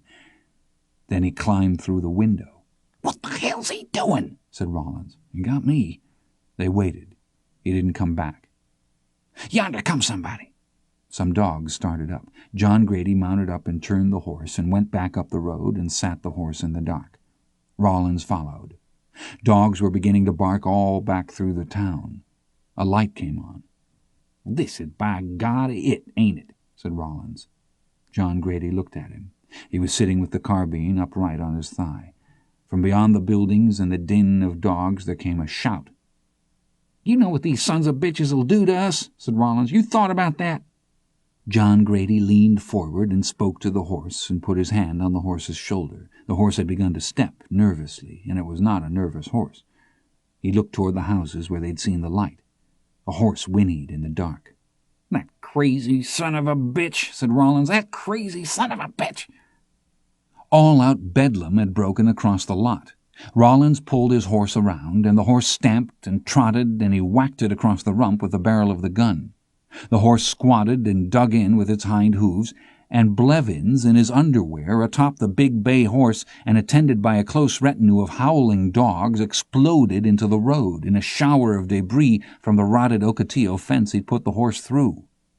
The horse skittered past Rollins sideways, Blevins clinging to the animal's mane and snatching at his hat. The dogs swarmed wildly over the road, and Rollins' horse stood and twisted and shook its head, and the big bay turned a complete circle, and there were 3 pistol shots from somewhere in the dark, all evenly spaced, that went pop, pop, pop. John Grady put the heels of his boots to his horse and leaned low in the saddle, and he and Rollins went pounding up the road. Blevins passed them both, his pale knees clutching the horse and his shirt-tail flying. Before they reached the turn at the top of the hill, there were 3 more shots from the road behind them. They turned onto the main track south and went pounding through the town. Already there were lamps lit in a few small windows. They passed through at a hard gallop and rode up into the low hills. First light was shaping out the country to the east. A mile south of the town they caught up with Blevins. He turned his horse in the road, and he was watching them and watching the road behind them. "Hold up," he said. "Let's listen." They tried to quiet the gasping animals. "You son of a bitch," said Rollins. Blevins didn't answer. He slid from his horse and lay in the road, listening. Then he got up and pulled himself back up onto the horse. "Boys," he said, "they're a-comin'." "Horses?" "Yeah. I'll tell you right now, straight out, there ain't no way you all can keep up with me. Let me take the road, since it's me they're hunting. They'll follow the dust, and you all can slip off into the country. I'll see you down the road."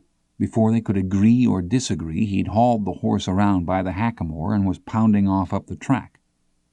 "He's right," said John Grady. "We better get off this damned road." "All right." They rode out through the brush in the dark, taking the lowest country they could keep to, lying along the necks of their mounts that they not be skylighted. "We're fixing to get the horses snake bit, sure as the world," said Rollins. "It'll be daylight soon." "Well, then we can get shot." In a little while they heard horses on the road. Then they heard more horses. Then all was quiet. "We better get somewheres," said Rollins. "It's fixing to get daylight sure enough." "Yeah, I know it." "You think when they come back they'll see where we quit the road?" "Not if enough of 'em has rode over it." "What if they catch him?" John Grady didn't answer. "He wouldn't have no qualms about showing 'em which way we'd headed." "Probably not." "You know not. All they'd have to do would be look at him crossways."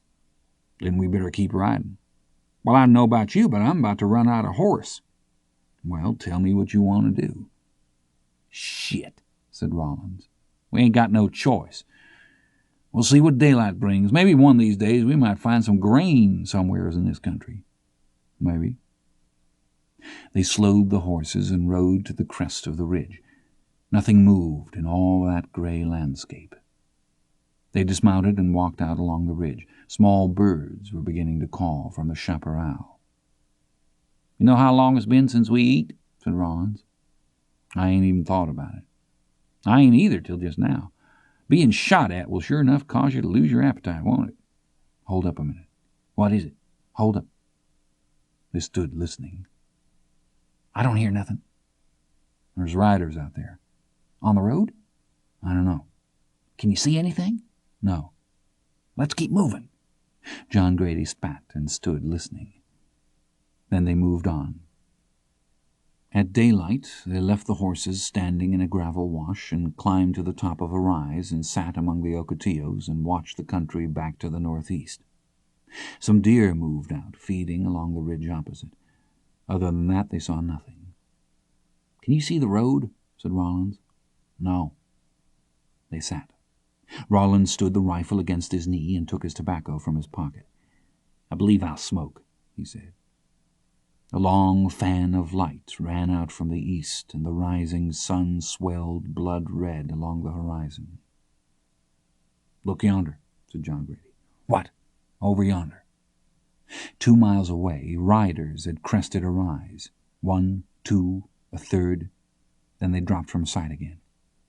"Which way they headed?" "Well, cousin, I don't know for sure, but I got a pretty good notion." Rollins sat holding the cigarette. "We're going to die in this goddamn country," he said. "No, we ain't." "You think they can track us on this ground?" I don't know. I don't know that they can't. I'll tell you what, Bud. They get us bayed up out here somewheres with the horses give out, and they're going to have to come over the barrel of this rifle. John Grady looked at him, and he looked back out where the riders had been. I'd hate to have to shoot my way back to Texas, he said. Where's your gun at? In the saddlebag. Rawlins lit the cigarette. I ever see that little son of a bitch again, I'll kill him myself. I'm damned if I won't. Let's go, said John Grady. They still got a lot of ground to cover. I'd rather to make a good run as a bad stand. They rode out west with the sun at their back, and their shadows, horse and rider, falling before them tall as trees. The country they found themselves in was old lava country, and they kept to the edge of the rolling black gravel plain and kept watch behind them. They saw the riders again, south of where they would have put them, and then once more. If them horses ain't bottomed out, I believe they'd be coming harder than that, said Rawlins. I do too. Mid-morning they rode to the crest of a low volcanic ridge and turned the horses and sat watching. What do you think? Said Rawlins. Well, they know we ain't got the horse, that's for sure. They might not be as anxious to ride this ground as you and me. You got that right. They sat for a long time. Nothing moved. I think they've quit us. I do too. Let's keep moving. By late afternoon the horses were stumbling. They watered them out of their hats and drank the other canteen dry themselves and mounted again and rode on. They saw the riders no more. Toward evening they came upon a band of sheep-herders camped on the far side of a deep arroyo that was floored with round white rocks. The sheep-herders seemed to have selected the site with an eye to its defense, as did the ancients of that country, and they watched with great solemnity the riders making their way along the other side. "What do you think?" said John Grady. "I think we ought to keep riding. I'm kindly soured on the citizens in this part of the country." "I think you're right." They rode on another mile and descended into the arroyo to look for water. They found none. They dismounted and led the horses, the four of them stumbling along into the deepening darkness, Rawlins still carrying the rifle, following the senseless track of birds or wild pigs in the sand. Nightfall found them sitting on their blankets on the ground with the horses staked a few feet away, just sitting in the dark with no fire, not speaking. After a while Rawlins said, "We should have got water from them herders." "We'll find some water in the morning." "I wish it was morning." John Grady didn't answer. "Goddamn Junior's going to piss and moan and carry on all night. I know how he gets." "They probably think we've gone crazy." "Ain't we?" "You think they caught him?" "I don't know." "I'm going to turn in." They lay in their blankets on the ground. The horses shifted uneasily in the dark. "I'll say one thing about him," said Rawlins. "Who?" "Blevins." "What's that?" "The little son of a bitch wouldn't stand still for nobody hijacking his horse." In the morning they left the horses in the arroyo and climbed up to watch the sun rise and see what the country afforded. It had been cold in the night in the sink, and when the sun came up they turned and sat with their backs to it. To the north a thin spire of smoke stood in the windless air. "You reckon that's a sheep camp?" said Rawlins. "We better hope it is." "You want to ride back up there and see if they'll give us some water and some grub?" "No." "I don't either." They watched the country. Rawlins rose and walked off with the rifle. After a while he came back with some nopal fruit in his hat and poured them out on a flat rock and sat peeling them with his knife. "You want some of these?" he said. John Grady walked over and squatted and got out his own knife. The nopal was still cool from the night, and it stained their fingers blood red, and they sat peeling the fruit and eating it and spitting the small hard seeds and picking the spines out of their fingers. Rawlins gestured at the countryside. "There ain't much happening out there, is there?" John Grady nodded. "Biggest problem we got is we could run into them people and not even know it. We never even got a good look at their horses." Rawlins spat. "They got the same problem. They don't know us neither." "They'd know us." Yeah, said Rollins, you got a point. Of course, we ain't got no problem at all next to Blevins. He'd about as well to paint that horse red and go around blowing a horn. Ain't that the truth? Rollins wiped the blade of his knife on his trousers and folded it shut. I believe I'm losing ground with these things. Peculiar thing is, what he says is true. It is his horse. Well, it's somebody's horse. But damn sure don't belong to them Mexicans. Yeah, well, he's got no way to prove it. Rollins put the knife in his pocket and sat inspecting his hat for nopal stickers. A good-looking horse is like a good-looking woman, he said. They're always more trouble than what they're worth. What a man needs is just one that'll get the job done. Where'd you hear that at? I don't know. John Grady folded away his knife. Well, he said, there's a lot of country out there. Yep, a lot of country. God knows where he's got to. Rollins nodded. I'll tell you what you told me. What's that? We ain't seen the last of his skinny ass. They rode all day upon the broad plain to the south. It was noon before they found water, a silty residue in the floor of an adobe tank. In the evening, passing through a saddle in the low hills, they jumped a spike-horn buck out of a stand of juniper, and Rollins shucked the rifle backward out of the bootleg scabbard and raised and cocked it and fired. He let go the reins, and the horse bowed up and hopped sideways and stood, trembling, and he stepped down and ran to the spot where he'd seen the little buck, and it lay dead in its blood on the ground. John Grady rode up leading Rollins' horse. The buck was shot through the base of the skull, and its eyes were just glazing. Rollins ejected the spent shell and levered in a fresh round and lowered the hammer with his thumb and looked up. That was a hell of a shot, said John Grady. That was blind dumbass luck is what that was. I just raised up and shot. Still a hell of a shot. Let me have your belt knife. If we don't founder on deer meat, I'm a Chinaman. They dressed out the deer and hung it in the junipers to cool, and they made a foray on the slope for wood. They built a fire, and they cut palo verde poles and cut forked uprights to lay them in, and Rollins skinned the buck out and sliced the meat in strips and draped it over the poles to smoke. When the fire had burned down, he skewered the backstraps on 2 greenwood sticks and propped the sticks with rocks over the coals. Then they sat watching the meat brown and sniffed the smoke where fat dropped hissing in the coals. John Grady walked out and unsaddled the horses and hobbled them and turned them out, and came back with his blanket and saddle. Here you go, he said. What's that? Salt. I wish we had some bread. How about some fresh corn and potatoes and apple cobbler? Don't be an ass. Ain't them things done yet? No, sit down. They won't never get done with you standing there that-a-way. They ate the tenderloins one apiece, and turned the strips of meat on the poles and lay back and rolled cigarettes. I've seen them vaqueros worked for Blair cut a yearling heifer so thin you could see through the meat. They'd bone one out damn near in one long sheet. They'd hang the meat on poles all the way around the fire like laundry. And if you come up on it at night, you wouldn't know what it was. It was like looking through something and seeing its heart. They'd turn the meat and mend the fire in the night. You'd see him moving around inside it. You'd wake up in the night, and this thing would be setting out there on the prairie in the wind, and it would be glowing like a hot stove, just red as blood. This here meat's going to taste like cedar, said John Grady. I know it. Coyotes were yapping along the ridge to the south. Rollins leaned and tipped the ash from his cigarette into the fire and leaned back. You ever think about dying? Yeah, some. You? Yeah, some. You think there's a heaven?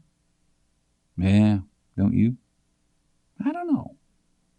Yeah, maybe. You think you can believe in heaven if you don't believe in hell? I guess you can believe in what you want to. Rollins nodded. You think about all this stuff that can happen to you, he said. There ain't no end to it. You fixing to get religion on us? No, Just sometimes I wonder if I wouldn't be better off if I did." "You ain't fixing to quit on me, are you?" "I said I wouldn't." John Grady nodded. "You think them guts might draw a line?" said Rollins. "Could." "You ever seen one?" "No. You?"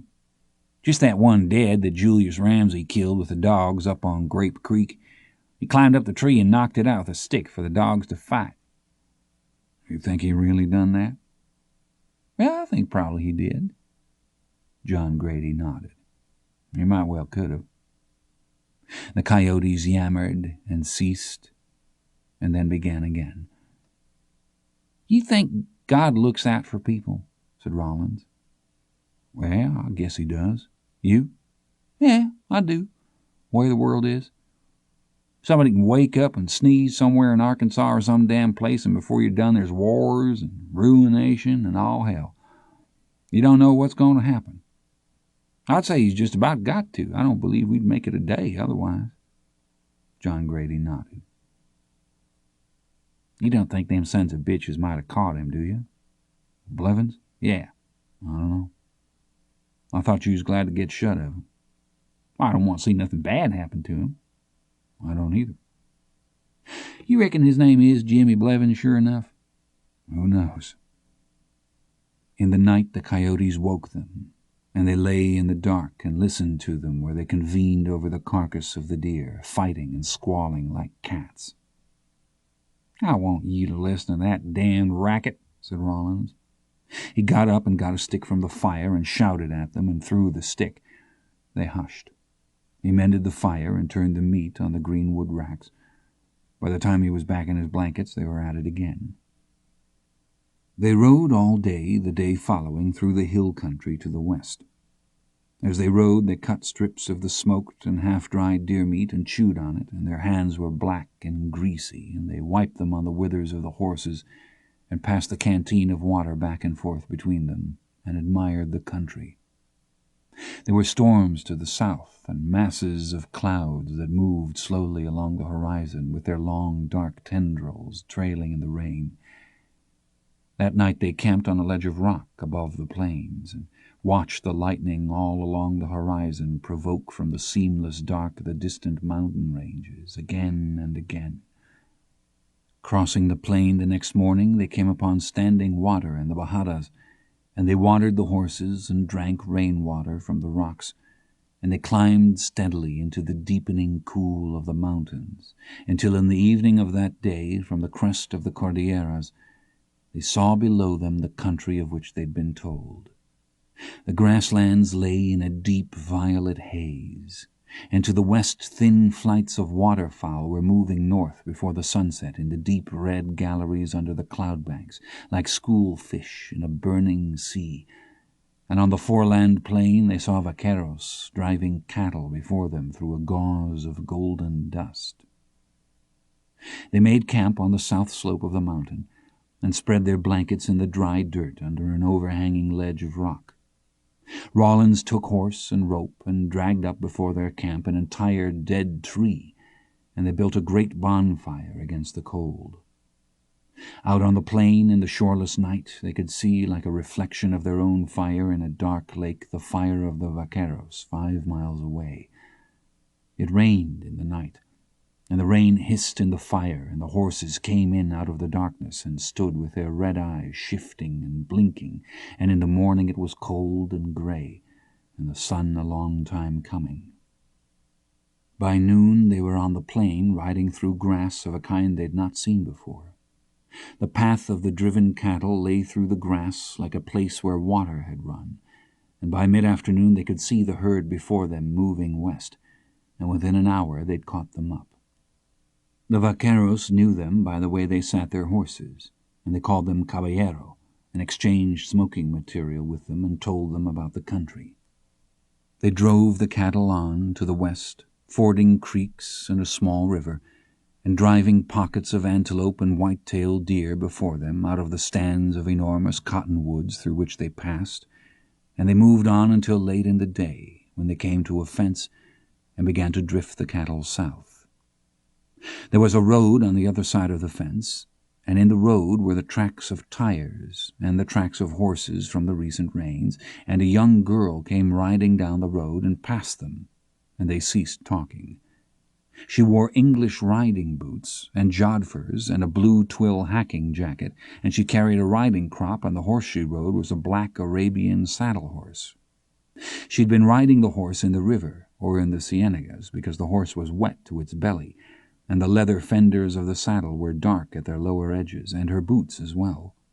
She wore a flat-crowned hat of black felt with a wide brim, and her black hair was loose under it and fell halfway to her waist, and as she rode past she turned and smiled and touched the brim of the hat with her crop, and the vaqueros touched their hat brims one by one down to the last of those who'd pretended not even to see her as she passed. Then she pushed the horse into a gated rack and disappeared down the road. Rawlins looked at the caporal of the vaqueros, but the caporal put his horse forward and rode up the line. Rawlins fell back among the riders and alongside John Grady. "Did you see that little darling?" he said. John Grady didn't answer. He was still looking down the road where she'd gone. There was nothing there to see, but he was looking anyway. An hour later, in the failing light, they were helping the vaqueros drive the cattle into a holding pen. The gerente had ridden up from the house, and he sat his horse and picked his teeth and watched the work without comment.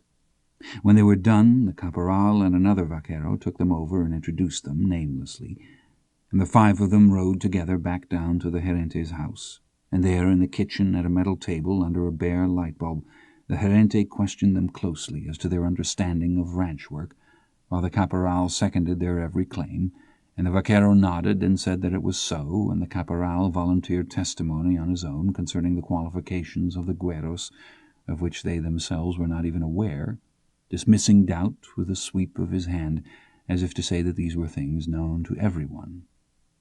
The gerente leaned back in his chair and studied them.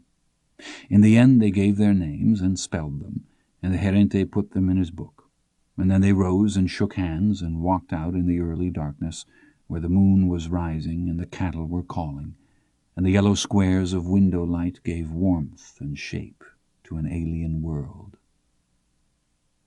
They unsaddled the horses and turned them into the trap and followed the caporal up to the bunkhouse, a long adobe building of 2 rooms with a tin roof and concrete floors.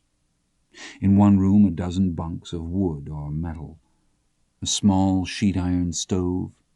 In the other room a long table with benches for seats and a wood-burning cook-stove. An old wooden safe that held glasses and tinware, a soapstone sink with a zinc-covered sideboard. The men were already at the table eating when they entered, and they went to the sideboard and got cups and plates and stood at the stove and helped themselves to beans and tortillas and a rich stew made from kid, and then went to the table where the vaqueros nodded to them and made expansive gestures for them to be seated, eating the while with one hand. After dinner they sat at the table and smoked and drank coffee, and the vaqueros asked them many questions about America, and all the questions were about horses and cattle, and none about them. Some had friends or relatives who had been there, but to most the country to the north was little more than a rumor, a thing for which there seemed no accounting. Someone brought a coal-oil lamp to the table and lit it, and shortly thereafter the generator shut down, and the light bulbs hanging by their cords from the ceiling dimmed to a thin orange wire and winked out. They listened with great attention as John Grady answered their questions, and they nodded solemnly, and they were careful of their demeanor that they not be thought to have opinions on what they heard, for like most men skilled at their work they were scornful of any least suggestion of knowing anything not learned at first hand. They carried their dishes to a galvanized tub full of water and soap-curd, and they carried the lamp to their bunks at the farther end of the bunkhouse and unrolled the ticks down over the rusty springs, and spread their blankets and undressed and blew out the lamp. Tired as they were, they lay a long time in the dark after the vaqueros were asleep. They could hear them breathing deeply in the room that smelled of horses and leather and men, and they could hear in the distance the new cattle still not bedded down in the holding pen. "I believe these are some pretty good old boys," whispered Rawlins. "Yeah, I believe they are, too." You see them old high-back center-fire rigs? Yeah. You reckon they think we're on the run down here? Ain't we? Rollins didn't answer. After a while he said, I like hearing the cattle out there. Yeah, I do too. He didn't say much about Rocha, did he? Not a lot. You reckon that was his daughter? I'd say it was. This is some country, ain't it? Yeah, it is. Go to sleep. Bud? Yeah. This is how it was with the old Waddies, ain't it? Yeah. How long you think you'd like to stay here? About 100 years. Go to sleep. Part 2. The Hacienda de Nuestra Señora de la Purísima Concepción was a ranch of 11,000 hectares situated along the edge of the Bolsón de Cuatro Ciénegas in the state of Coahuila. The western sections ran into the Sierra de Anteojo to elevations of 9,000 feet, but south and east the ranch occupied part of the broad barrial, or basin floor of the Bolsón, and was well watered with natural springs and clear streams, and dotted with marshes and shallow lakes, or lagunas. In the lakes and in the streams were species of fish not known elsewhere on earth, and birds and lizards and other forms of life as well, all long relict here, for the desert stretched away on every side. La Purísima was one of the very few ranches in that part of Mexico retaining the full complement of 6 square leagues of land allotted by the colonizing legislation of 1824, and the owner, Don Hector Rocha y Villarreal, was one of the few hacendados who actually lived on the land he claimed, land which had been in his family for 170 years. He was 47 years old, and he was the first male heir in all that New World lineage to attain such an age. He ran upwards of 1,000 head of cattle on this land. He kept a house in Mexico City where his wife lived. He flew his own airplane. He loved horses. When he rode up to the Gerente's house that morning, he was accompanied by 4 friends and by a retinue of mozos and 2 pack animals saddled with hardwood kayaks, one empty, the other carrying their noon provisions. They were attended by a pack of greyhound dogs, and the dogs were lean and silver in color, and they flowed among the legs of the horses, silent and fluid as running mercury, and the horses paid them no mind at all. The hacendado hallooed the house, and the gerente emerged in his shirt-sleeves, and they spoke briefly, and the gerente nodded, and the hacendado spoke to his friends, and then all rode on. When they passed the bunkhouse and rode through the gate and turned into the road up country, some of the vaqueros were catching their horses in the trap and leading them out to saddle them for the day's work. John Grady and Rawlins stood in the doorway drinking their coffee. "Yonder he is," said Rawlins. John Grady nodded and slung the dregs of coffee out into the yard. "Where the hell you reckon they're going?" said Rawlins. "I'd say they're going to run coyotes. They ain't got no guns. They got ropes." Rawlins looked at him. "You shitting me?"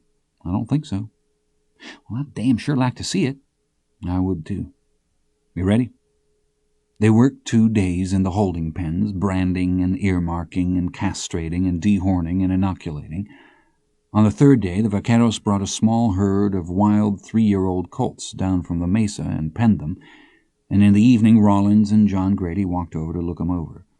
They were bunched against the fence at the far side of the enclosure, and they were a mixed lot, roans and duns and bays and a few paints, and they were varied size and conformation. John Grady opened the gate, and he and Rawlins walked in, and he closed it behind them. The horrified animals began to climb over one another and to break up and move along the fence in both directions. "That's as spooky a bunch of horses as I ever saw," said Rawlins. "They don't know what we are." "Don't know what we are?" "I don't think so. I don't think they've ever seen a man afoot."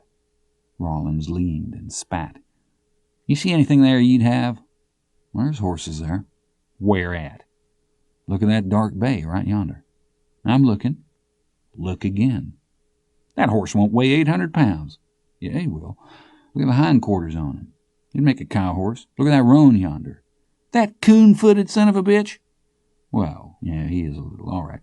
That other roan, that 3rd one to the right." "The one with the white on him?" "Yeah."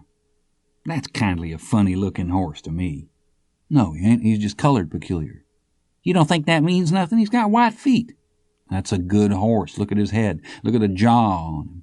You got to remember their tails are all growed out. Yeah, maybe. Rollins shook his head doubtfully.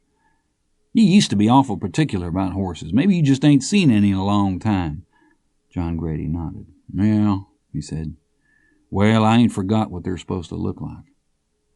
The horses had grouped again at the far end of the pen and stood rolling their eyes and running their heads along each other's necks. They got one thing going for 'em, said Rollins. What's that? They ain't had no Mexican to try and break 'em. John Grady nodded. They studied the horses. How many are there? Said John Grady.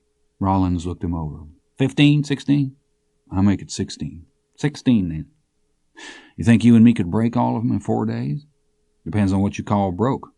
Just halfway decent green broke horses. Say 6 saddles, double and stop and stand still to be saddled. Rollins took his tobacco from his pocket and pushed back his hat.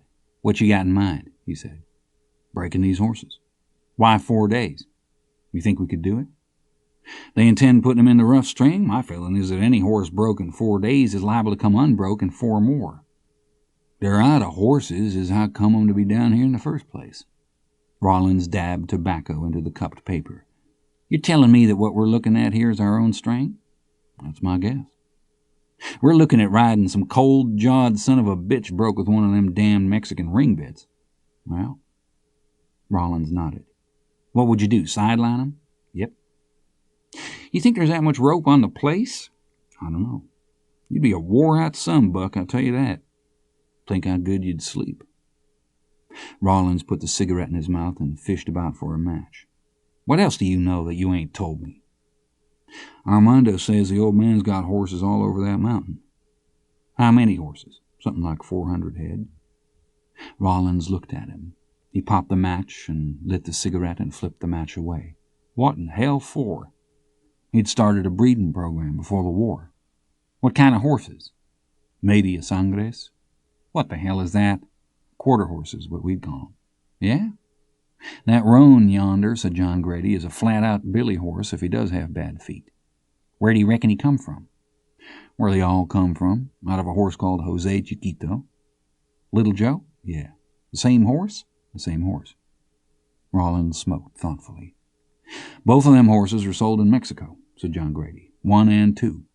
What he's got up yonder is a big yaguara of mares out of the old Traveler Ronda line of horses of Sheeran's. What else? Said Rollins. That's it. Let's go talk to the man. They stood in the kitchen with their hats in their hands, and the gerente sat at the table and studied them. Amansadores, he said. Sí. Ambos, he said. Sí, ambos. He leaned back. He drummed his fingers on the metal tabletop. Hay 10 caballos en el potrero, said John Grady. Podemos avanzarlos en 4 días.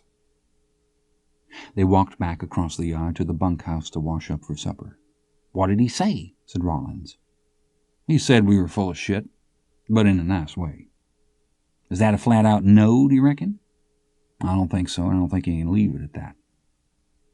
They went to work on the green colts daybreak Sunday morning, dressing in the half-dark in clothes still wet from their washing them the night before, and walking out to the potrero before the stars were down, eating a cold tortilla wrapped around a scoop of cold beans and no coffee, and carrying their 40-foot maguey catch ropes coiled over their shoulders. They carried saddle blankets and a bosaleya, or riding hackamore with a metal noseband, and John Grady carried a pair of clean gunny sacks he'd slept on and his Hamley saddle with the stirrups already shortened. They stood looking at the horses. The horses shifted and stood, gray shapes in the gray morning. Stacked on the ground outside the gate were coils of every kind of rope, cotton and manila and plaited rawhide and maguey and ixtal, down to lengths of old woven hair macates and hand-plaited piecings of binder twine. Stacked against the fence were the 16 rope hackamores they'd spent the evening tying in the bunkhouse. This bunch has done been culled once up on the mesa, ain't it? I'd say so. What do they want with the mares? They were at 'em down here. Well, said Rollins, I can see why they're hard on a horse putting up with them bitches. He shook his head and stuffed the last of the tortilla in his jaw and wiped his hands on his trousers and undid the wire and opened the gate. John Grady followed him in and stood the saddle on the ground and went back out and brought in a handful of ropes and hackamores and squatted to sort them out. Rawlins stood building his loop. "I take it you don't give a particular damn what order they come in," he said. "You take it correctly, cousin." "You dead set on sacking these varmints out?" "Yep." "My old daddy always said that the purpose of breaking a horse was to ride it, and if you got one to break, you just as well to saddle up and climb aboard and get on with it." John Grady grinned. "Was your old daddy a certified peeler?" "I never heard him claim to be, but I damn sure seen him hang and rattle a time or two." "Well, you're fixing to see some more of it." "Be going to bust him twice?" "What for?" "I never saw one that completely believed it the first time or ever doubted it the second." John Grady smiled. "I'll make 'em believe," he said. "You'll see. I'm going to tell you right now, cousin, this is a heathenish bunch." "What is it Blair says? No such thing as a mean colt?" "No such thing as a mean colt," said Rawlins. The horses were already moving. He took the first one that broke and rolled his loop and four-footed the colt, and it hit the ground with a tremendous thump. The other horses flared and bunched and looked back wildly. Before the colt could struggle up, John Grady had squatted on its neck and pulled its head up into one side, and was holding the horse by the muzzle with the long, bony head pressed against his chest, and the hot, sweet breath of it flooding up from the dark wells of its nostrils over his face and neck like news from another world. They did not smell like horses. They smelled like what they were, wild animals. He held the horse's face against his chest, and he could feel along his inner thighs the blood pumping through the arteries, and he could smell the fear, and he cupped his hand over the horse's eyes and stroked them, and he did not stop talking to the horse at all, speaking in a low, steady voice, and telling it all that he intended to do, and cupping the animal's eyes and stroking the terror out.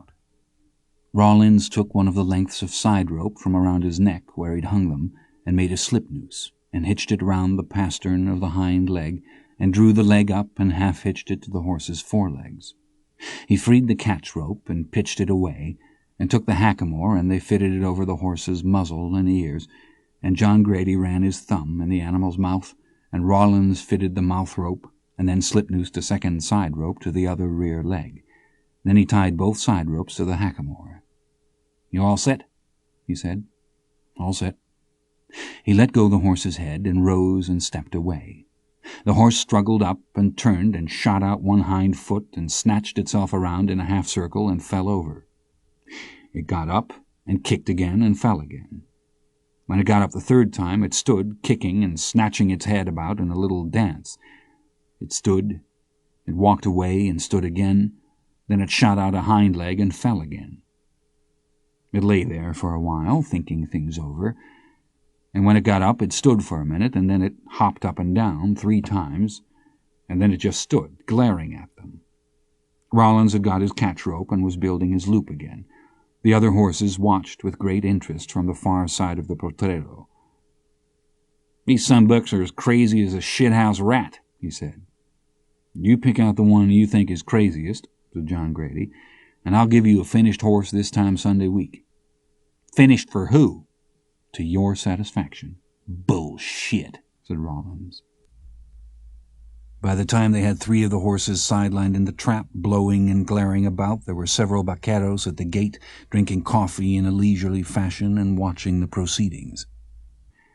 By mid-morning, 8 of the horses stood tied, and the other 8 were wilder than deer, scattering along the fence and bunching and running in a rising sea of dust as the day warmed, coming to reckon slowly with the remorselessness of this rendering of their fluid and collective selves into that condition of separate and helpless paralysis which seemed to be among them like a creeping plague. The entire complement of vaqueros had come from the bunkhouse to watch, and by noon all 16 of the misteños were standing about in the potrero, side-hobbled to their own hackamores, and faced about in every direction, and all communion among them broken. They looked like animals trussed up by children for fun, and they stood waiting for they knew not what, with the voice of the breaker still running in their brains like the voice of some god come to inhabit them. When they went down to the bunkhouse for dinner, the vaqueros seemed to treat them with a certain deference, but whether it was the deference accorded the accomplished or that accorded to mental defectives, they were unsure. No one asked them their opinion of the horses or queried them as to their method. When they went back up to the trap in the afternoon, there were some 20 people standing about looking at the horses, women, children, young girls, and men, and all waiting for them to return. "Where the hell did they come from?" said Rollins. "I don't know. Word gets around when the circus come to town, don't it?" They passed, nodding, through the crowd and entered the trap and fastened the gate. "You picked one out?" said John Grady. "Yep. For pure crazy, I nominate that bucket-headed son of a bitch standing right yonder." "The Gruyot?" "Gruyot looking." "The man's a judge of horseflesh." "He's a judge of craziness."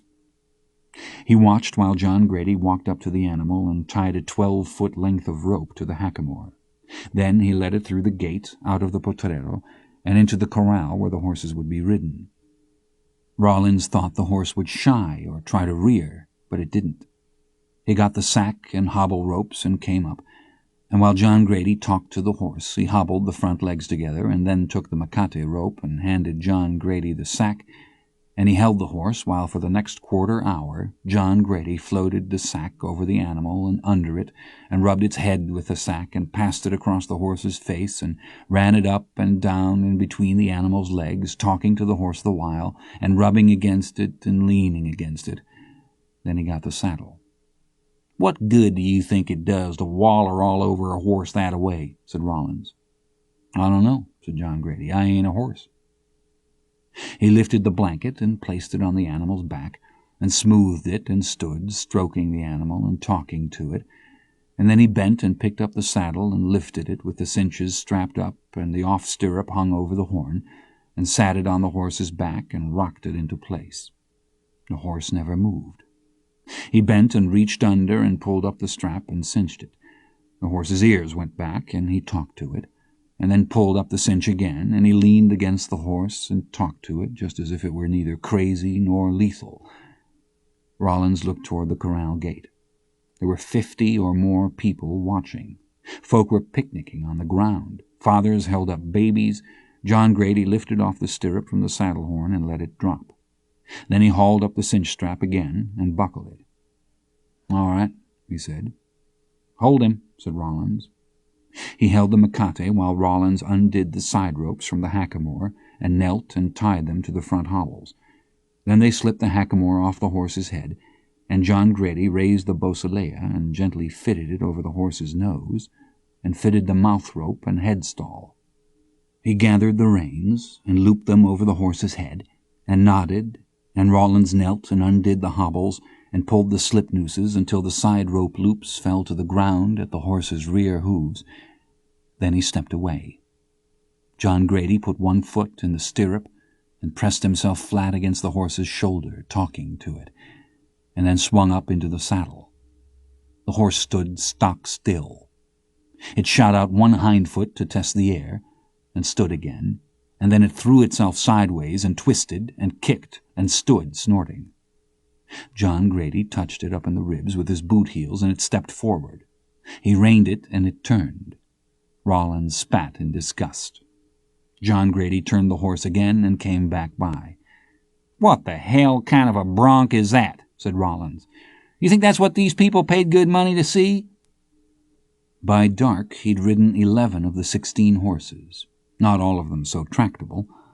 Someone had built a fire on the ground outside the potrero, and there was something like 100 people gathered. Some come from the pueblo of La Vega, 6 miles to the south, some from farther. He rode the last 5 horses by the light of that fire, the horses dancing, turning in the light, their red eyes flashing. When they were done, the horses stood in the potrero or stepped about, trailing their hackamore ropes over the ground with such circumspection not to tread upon them, and snatch down their sore noses, that they moved with an air of great elegance and seemliness. The wild and frantic band of mustangs that had circled the potrero that morning like marbles swirled in a jar could hardly be said to exist, and the animals whinnied to one another in the dark and answered back as if some one among their number were missing, or something. When they walked down to the bunkhouse in the dark, the bonfire was still burning, and someone had brought a guitar and someone else a mouth-harp. 3 separate strangers offered them a drink from bottles of mescal before they were clear of the crowd. The kitchen was empty, and they got their dinner from the stove and sat at the table. Rawlins watched John Grady. He was chewing woodenly and half tottering on the bench. "You ain't tired, are you, bud?" he said. "No," said John Grady. "I was tired 5 hours ago." Rawlins grinned. "Don't drink no more of that coffee. It'll keep you awake." When they walked out in the morning at daybreak, the fire was still smoldering, and there were 4 or 5 men lying asleep on the ground, some with blankets and some without. Every horse in the potrero watched them come through the gate. "You remember how they come?" said Rawlins. "Yeah, I remember 'em. I know you remember your buddy yonder." "Yeah, I know the son of a bitch." When he walked up to the horse with the sack, it turned and went trotting. He walked it down against the fence and picked up the rope and pulled it around, and it stood quivering. And he walked up to it and began to talk to it and then to stroke it with the sack. Rawlins went to fetch the blankets and the saddle and the bocilea.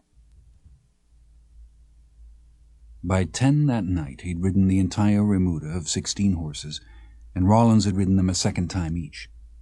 They rode them again Tuesday, and on Wednesday morning at daybreak, with the first horse saddled and the sun not up, John Grady rode toward the gate.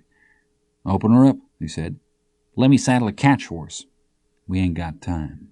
"If that son of a bitch sets your ass out in the stickers, you'll have time." "I guess I better stay in the saddle then."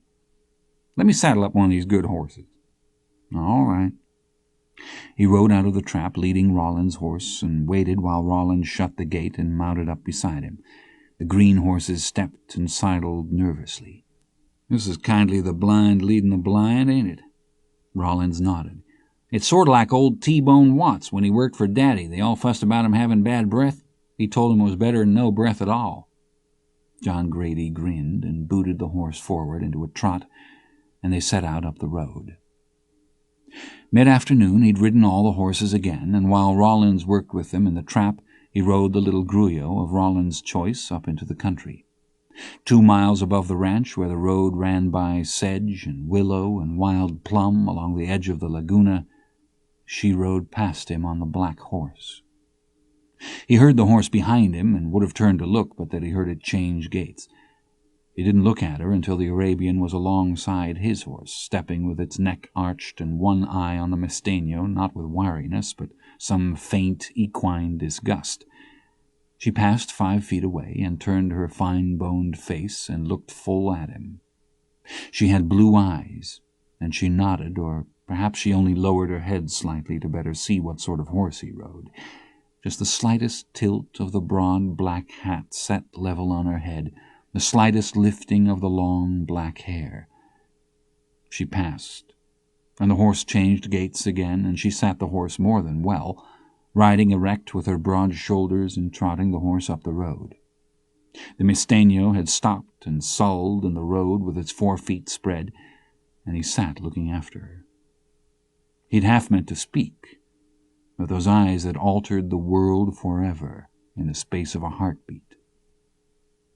She disappeared beyond the lakeside willows. A flock of small birds rose up and passed back over him with thin calls. That evening, when Antonio and the gerente came up to the trap to inspect the horses, he was teaching the grullo to back with Rawlins in the saddle. They watched, the gerente picking his teeth. Antonio rode the 2 horses that were standing saddled, sawing them back and forth in the corral and pulling them up short. He dismounted and nodded, and he and the gerente looked over the horses in the other wing of the corral, and then they left. Rawlins and John Grady looked at each other. They unsaddled the horses and turned them in with the remuda, and walked back down to the house carrying their saddles and gear, and washed up for supper. The vaqueros were at the table, and they got their plates and helped themselves at the stove, and got their coffee and came to the table, and swung a leg over and sat down. There was a clay dish of tortillas in the center of the table with a towel over it, and when John Grady pointed and asked that it be passed, there came hands from both sides of the table to take up the dish and hand it down in this manner like a ceremonial bowl. 3 days later they were in the mountains. The caporal had sent a mozo with them to cook and see to the horses, and he'd sent 3 young vaqueros not much older than they. The mozo was an old man with a bad leg named Luis, who had fought at Torreon and San Pedro, and later at Zacatecas, and the boys were boys from the country, 2 of them born on the hacienda. Only one of the 3 had ever been as far as Monterey. They rode up into the mountains, trailing 3 horses apiece in their string, with pack horses to haul the grub and cook tent, and they hunted the wild horses in the upland forests, in the pine and madroño, and in the arroyos where they'd gone to hide, and they drove them, pounding over the high mesas, and penned them in the stone ravine fitted 10 years earlier with fence and gate, and there the horses milled and squealed and clambered at the rock slopes and turned upon one another, biting and kicking, while John Grady walked among them in the sweat and dust and bedlam with his rope, as if they were no more than some evil dream of horse. They camped at night on the high headlands where their wind-tattered fires sawed about in the darkness, and Luis told them tales of the country and the people who lived in it and the people who died and how they died. He'd loved horses all his life, and he and his father and 2 brothers had fought in the cavalry, and his father and his brothers had died in the cavalry, but they'd all despised Victoriano Huerta above all other men, and the deeds of Huerta above all other visited evils. He said that compared to Huerta, Judas was himself but another Christ, and one of the young vaqueros looked away, and another blessed himself. He said that war had destroyed the country, and that men believe the cure for war is war, as the curandero prescribes the serpent's flesh for its bite. He spoke of his campaigns in the deserts of Mexico, and he told them of horses killed under him, and he said that the souls of horses mirror the souls of men more closely than men suppose, and that horses also love war. Men say they only learn this, but he said that no creature can learn that which his heart has no shape to hold. His own father said that no man who has not gone to war horseback can ever truly understand the horse, and he said that he supposed he wished that this were not so, but that it was so. Lastly, he said that he had seen the souls of horses, and that it was a terrible thing to see. He said that it could be seen under certain circumstances attending the death of a horse, because the horse shares a common soul, and its separate life only forms it out of all horses and makes it mortal. He said that if a person understood the soul of the horse, then he would understand all horses that ever were. They sat smoking, watching the deepest embers of the fire where the red coals cracked and broke. "Y de los hombres?" said John Grady. The old man shaped his mouth how to answer. Finally he said that among men there was no such communion as among horses, and the notion that men can be understood at all was probably an illusion. Rawlins asked him in his bad Spanish if there was a heaven for horses, but he shook his head and said that a horse had no need of heaven. Finally, John Grady asked him if it were not true that should all horses vanish from the face of the earth, the soul of the horse would not also perish, for there would be nothing out of which to replenish it. But the old man only said that it was pointless to speak of there being no horses in the world, for God would not permit such a thing. They drove the mares down through the draws and arroyos out of the mountains, and across the watered grasslands of the Bolson, and penned them. They were at this work for 3 weeks, until by the end of April they had over 80 mares in the trap, most of them halter-broke, some already sorted out for saddle horses. By then the roundup was under way, and droves of cattle were moving daily down out of the open country onto the ranch pastures, and although some of the vaqueros had no more than 2 or 3 horses to their string, the new horses stayed in the trap. On the second morning of May, the red Cessna plane came in from the south and circled the ranch and banked and dropped and glided from sight beyond the trees. An hour later, John Grady was standing in the ranch house kitchen with his hat in his hands. A woman was washing dishes at the sink, and a man was sitting at the table reading a newspaper. The woman wiped her hands on her apron and went off into another part of the house, and in a few minutes she returned. "Un ratito," she said. John Grady nodded. "Gracias," he said. The man rose and folded the newspaper and crossed the kitchen, and came back with a wooden rack of butcher and boning knives together with an oil stone, and set them out on the paper. At the same moment Don Hector appeared in the doorway and stood looking at John Grady. He was a spare man with broad shoulders and graying hair, and he was tall in the manner of norteños and light of skin. He entered the kitchen and introduced himself, and John Grady shifted his hat to his left hand and they shook hands. "Maria," said the hacendado, "café, por favor." He held out his hand, palm upward, toward the doorway, and John Grady crossed the kitchen and entered the hall. The house was cool and quiet, and smelled of wax and flowers. A tall-case clock stood in the hallway to the left. The brass weights stirred behind the casement doors. The pendulum slowly swept. He turned to look back, and the hacendado smiled and extended his hand toward the dining-room doorway. "Pásale," he said. They sat at a long table of English walnut. The walls of the room were covered with blue damask and hung with portraits of men and horses. At the end of the room was a walnut sideboard with some chafing dishes and decanters set out upon it, and along the window-sill outside, taking the sun, were 4 cats. Don Hector reached behind him and took a china ashtray from the sideboard and placed it before them, and took from his shirt pocket a small tin box of English cigarettes and opened them and offered them to John Grady, and John Grady took one. "Gracias," he said. The hacendado placed the tin on the table between them and took a silver lighter from his pocket and lit the boy's cigarette and then his own. "Gracias." The man blew a thin stream of smoke slowly down table and smiled. "Bueno," he said. "We can speak English." "Como le convenga," said John Grady. "Armando tells me that you understand horses. I've been around them some." The hacendado smoked thoughtfully. He seemed to be waiting for more to be said. The man who'd been sitting in the kitchen reading the paper entered the room with a silver tray carrying a coffee service with cups and cream pitcher and a sugar bowl, together with a plate of bizcochos. He set the tray on the table and stood a moment, and the hacendado thanked him, and he went out again. Don Hector set out the cups himself and poured the coffee and nodded at the tray. "Please help yourself," he said. "Thank you. I'll just take it black." "You are from Texas?" "Yes, sir." The hacendado nodded again. He sipped his coffee. He was seated sideways to the table with his legs crossed. He flexed his foot in the chocolate-colored veal boot and turned and looked at John Grady and smiled. "Why are you here?" he said. John Grady looked at him.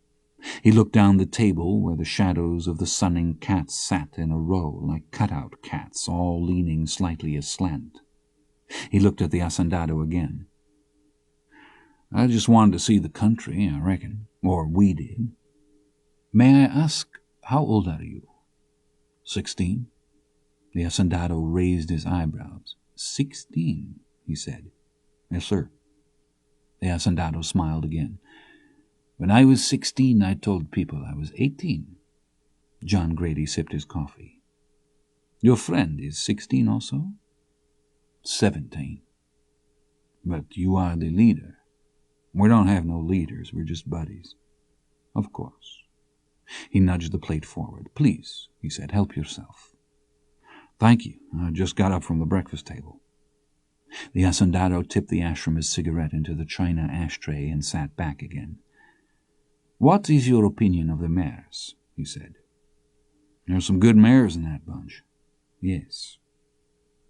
"Do you know a horse called 3 Bars?" "That's a thoroughbred horse." "You know the horse?" "I know he run in the Brazilian Grand Prix. I think he come out of Kentucky, but he's owned by a man named Vale out of Douglas, Arizona." Yes.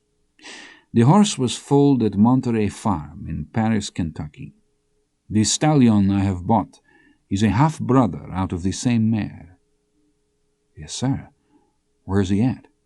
He is en route. He's where? En route, from Mexico. The hacendado smiled. He has been standing at stud. You intend to raise racehorses? No, I intend to raise quarter horses. To use here on the ranch? Yes. You aim to breed this stallion to your mares? Yes. What is your opinion? I don't have an opinion.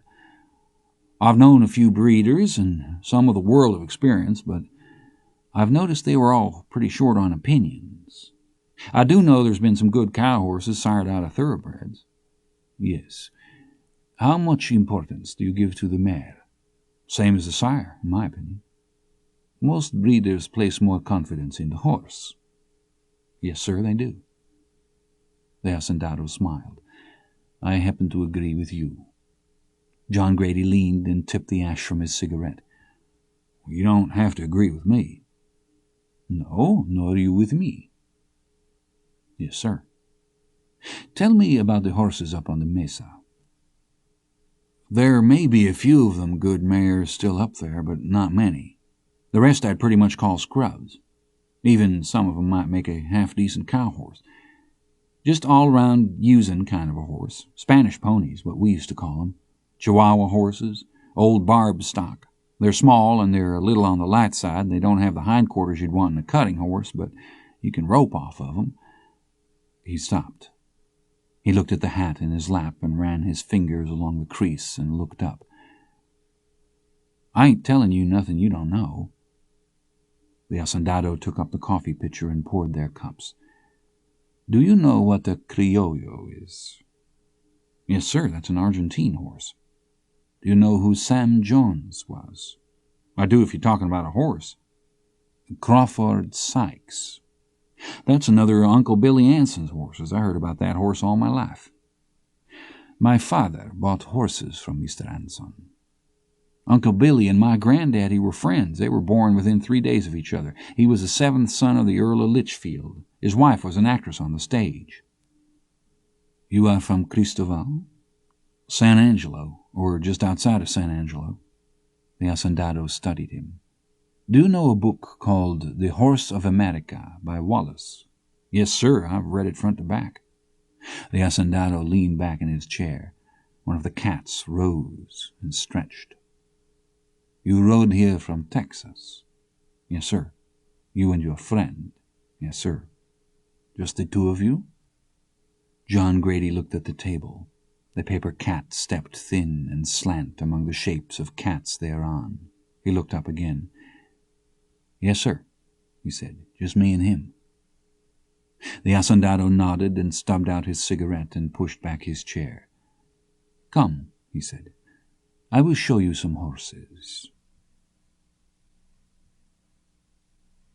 They sat opposite on their bunks with their elbows on their knees, leaning forward and looking down at their folded hands. After a while, Rollins spoke. He didn't look up. It's an opportunity for you. Ain't no reason for you to turn it down that I can see. If you don't want me to, I won't. I'll stick right here.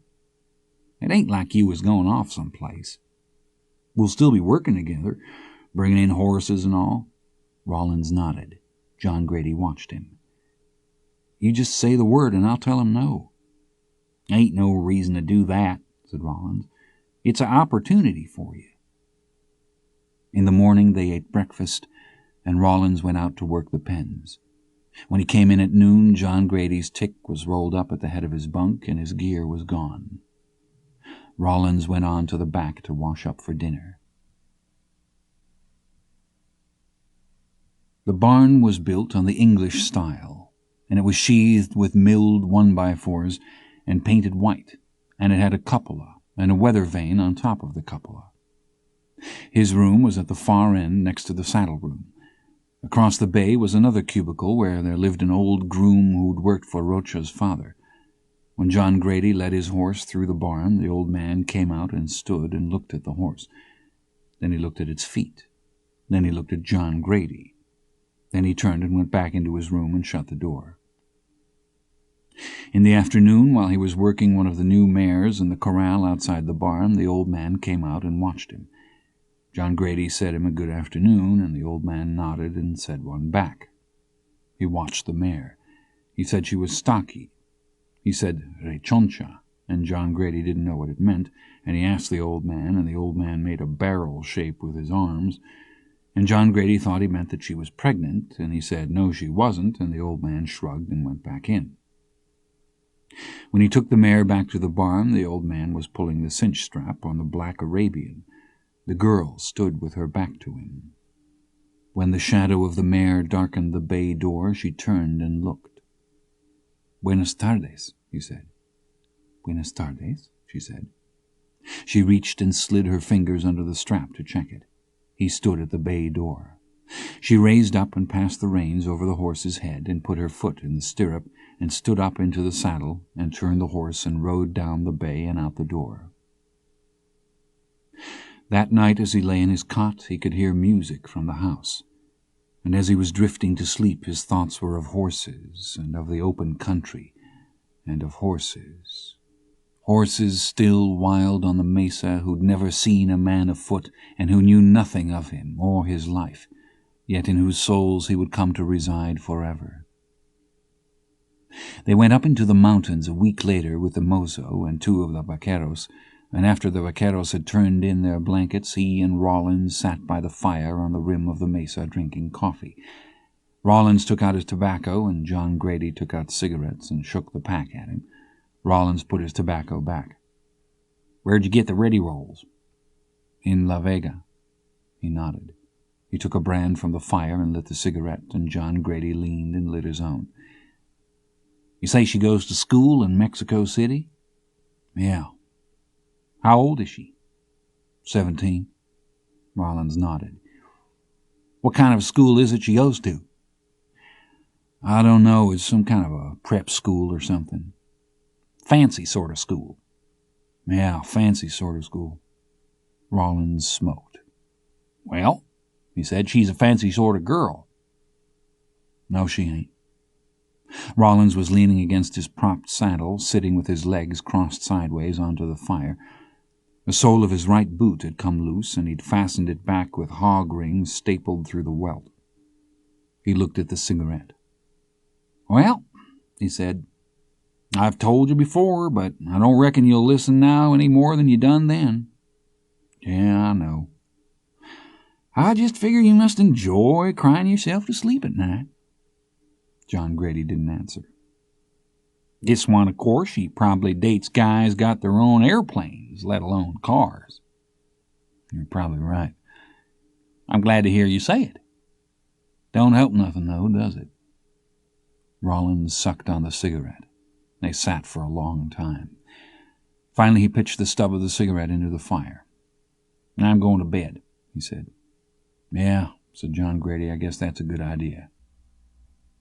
They spread their sugans, and he pulled off his boots and stood them beside him and stretched out in his blankets. The fire had burned to coals, and he lay looking up at the stars in their places, and the hot belt of matter that ran the cord of the dark vault overhead. And he put his hands on the ground at either side of him and pressed them against the earth, and in that coldly burning canopy of black he slowly turned dead center to the world, all of it taut and trembling and moving, enormous and alive under his hands. "What's her name?" said Rawlins in the darkness. "Alejandra. Her name is Alejandra." Sunday afternoon they rode into the town of La Vega on horses they'd been working out of the new string. They'd had their hair cut with sheep shears by an esquilador at the ranch, and the backs of their necks above their collars were as white as scars, and they wore their hats cocked forward on their heads, and they looked from side to side as they jogged along, as if to challenge the countryside or anything it might hold. They raced the animals on the road at a 50-cent bet, and John Grady won, and they swapped horses, and he won on Rawlins' horse. They rode the horses at a gallop, and they rode them at a trot, and the horses were hot and lathered and squatted and stamped in the road, and the campesinos afoot in the road with baskets of garden stuff or pails covered with cheesecloth would press to the edge of the road or climb through the roadside brush and cactus to watch wide-eyed the young horsemen on their horses passing, and the horses mouthing froth and champing, and the riders calling to one another in their alien tongue and passing in a muted fury that seemed scarcely to be contained in the space allotted them, and yet leaving all unchanged where they had been. Dust, sunlight, a singing bird. In the tienda, the topmost shirts folded upon the shelves when shaken out retained a square of paler color where dust had settled on the cloth, or sun had faded it, or both. They sorted through the stacks to find one with sleeves long enough for Rawlins, the woman holding out the sleeve along the outstretched length of his arm, the pins caught in her mouth like a seamstress where she meant to refold, repin the shirt, shaking her head doubtfully. They carried stiff new canvas pants to the rear of the store and tried them on in a bedroom that had 3 beds in it, in a cold concrete floor that had once been painted green. They sat on one of the beds and counted their money. "How much are these breeches if they're 15 pesos? Just remember that 2 pesos is 2 bits. You remember it. How much are they?" $1.87. "Hell," said Rawlins, "we're in good shape. We get paid in 5 days. They bought socks and underwear, and they piled everything on the counter while the woman totted up the figures. Then she wrapped the new clothes in 2 separate parcels and tied them with string. "What have you got left?" said John Grady. $4 and something. "Get a pair of boots." "I lack some, haven't enough." "I'll let you have the difference." "You sure?" "Yeah. We got to have some operating capital for this evening. We'll still have a couple of dollars. Go on." "What if you want to buy that sweet thing of soda pop?" "It'll set me back about 4 cents. Go on." Rawlins handled the boots dubiously. He stood one against the sole of his own raised boot. "These things are awful small. Try these." "Black?" "Sure, why not?"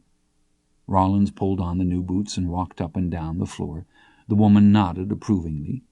"What do you think?" said John Grady. "They're all right. These underslung heels take some getting used to." "Let's see you dance." "Do what?" "Dance." Rawlins looked at the woman and he looked at John Grady. "Shit," he said. "You're looking at a dancing fool." "Well, hit it there a few steps." Rawlins executed a nimble 9-step stomp on the old board floor and stood grinning in the dust he'd raised. "Que guapo," said the woman. John Grady grinned and reached in his pocket for his money. "We forgot to get gloves," said Rawlins. "Gloves?" "Gloves. We get done sporting, we're going to have to go back to work." "You got a point." "Them old hot Maggie ropes have eat my hands about up." John Grady looked at his own hands. He asked the woman where the gloves were, and they bought a pair apiece. They stood at the counter while she wrapped them. Rawlins was looking down at his boots. "The old man's got some good silk manila ropes in the barn," said John Grady. "I'll slip one out to you quick as I get a chance." "Black boots," said Rawlins. "Ain't that the shits? I always wanted to be a bad man." Although the night was cool, the double doors of the Grange stood open, and the man selling the tickets was seated in a chair on a raised wooden platform just within the doors, so that he must lean down to each in a gesture akin to benevolence and take their coins and hand them down their tickets or pass upon the ticket stubs of those who were only returning from outside. The old adobe hall was buttressed along its outer walls with piers, not all of which had been a part of its design, and there were no windows, and the walls were swagged and cracked. A string of electric bulbs ran the length of the hall at either side, and the bulbs were covered with paper bags that had been painted, and the brush-strokes showed through in the light, and the reds and greens and blues were all muted and much of a piece. The floor was swept, but there were pockets of seeds underfoot and drifts of straw, and at the far end of the hall a small orchestra labored on a stage of grain pallets under a bandshell rigged from sheeting. Along the foot of the stage were lights set in fruit cans among colored crepe that smouldered throughout the night. The mouths of the cans were lensed with tinted cellophane, and they cast upon the sheeting a shadow play in the lights and smoke of antic demon players, and a pair of goat hawks arced, chittering through the partial darkness overhead.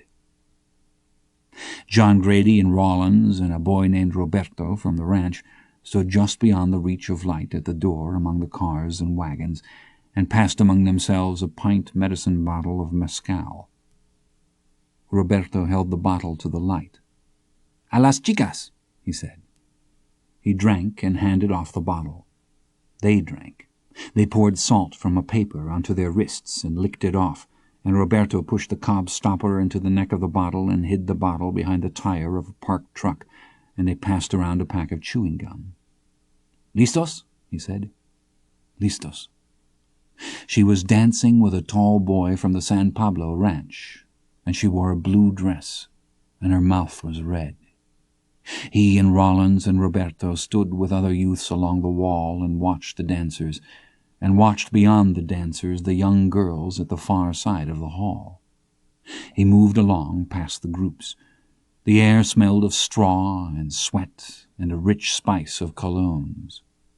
Under the bandshell the accordion player struggled with his instrument and slammed his boot on the boards in counter-time and stepped back, and the trumpet player came forward. Her eyes above the shoulder of her partner swept across him where he stood, her black hair done up in a blue ribbon and the nape of her neck pale as porcelain. When she turned again she smiled. He'd never touched her, and her hand was small and her waist so slight, and she looked at him with great forthrightness and smiled and put her face against his shoulder. They turned under the lights. A long trumpet note guided the dancers on their separate and collective paths. Moths circled the paper lights aloft, and the goat hawks passed down the wires and flared and arced upward into the darkness again. She spoke in an English learned largely from school books, and he tested each phrase for the meanings he wished to hear, repeating them silently to himself and then questioning them anew. She said that she was glad that he'd come. "I told you I would." "Yes." They turned, the trumpet rapped. "Did you not think I would?" She tossed her head back and looked at him, smiling, her eyes aglint. "Al contrario," she said. "I knew you would come." At the band's intermission they made their way to the refreshment stand, and he bought 2 lemonades and paper cones, and they went out and walked in the night air. They walked along the road, and there were other couples in the road, and they passed and wished them a good evening. The air was cool, and it smelled of earth and perfume and horses. She took his arm and she laughed and called him a mojado reverso, so rare a creature and one to be treasured. He told her about his life, how his grandfather was dead and the ranch sold. They sat on a low concrete water trough, and with her shoes in her lap and her naked feet crossed in the dust, she drew patterns in the dark water with her finger. She'd been away at school for 3 years. Her mother lived in Mexico, and she went to the house on Sundays for dinners, and sometimes she and her mother would dine alone in the city and go to the theater or the ballet. Her mother thought that life on the hacienda was lonely, and yet living in the city she seemed to have few friends. "She becomes angry with me because I always want to come here. She says that I prefer my father to her." "Do you?" She nodded. "Yes, but that is not why I come. Anyway, she says I will change my mind." "About coming here?" "About everything." She looked at him and smiled. "Shall we go in?" He looked toward the lights. The music had started. She stood and bent with one hand on his shoulder and slipped on her shoes. "I will introduce you to my friends. I will introduce you to Lucia. She's very pretty, you will see." "I bet she ain't as pretty as you." "Oh, my, you must be careful what you say. Besides, it is not true, she is prettier." He rode back alone with the smell of her perfume on his shirt. The horses were still tied and standing at the edge of the barn, but he could not find Rawlins or Roberto. When he untied his horse, the other two tossed their heads and whinnied softly to go. Cars were starting up in the yard, and groups of people were moving along the road, and he untracked the green-broke horse out from the lights and into the road before mounting up. A mile from the town a car passed full of young men, and they were going fast, and he reined the horse to the side of the road, and the horse skittered and danced in the glare of the headlights, and as they passed they called out at him, and someone threw an empty beer can. The horse reared and pitched and kicked out, and he held it under him and talked to it as if nothing at all had happened, and after a while they went on again. The boil of dust the car had left lay before them down the narrow straight as far as he could see, roiling slowly in the starlight like something enormous uncoiling out of the earth. He thought the horse had handled itself well, and as he rode he told it so.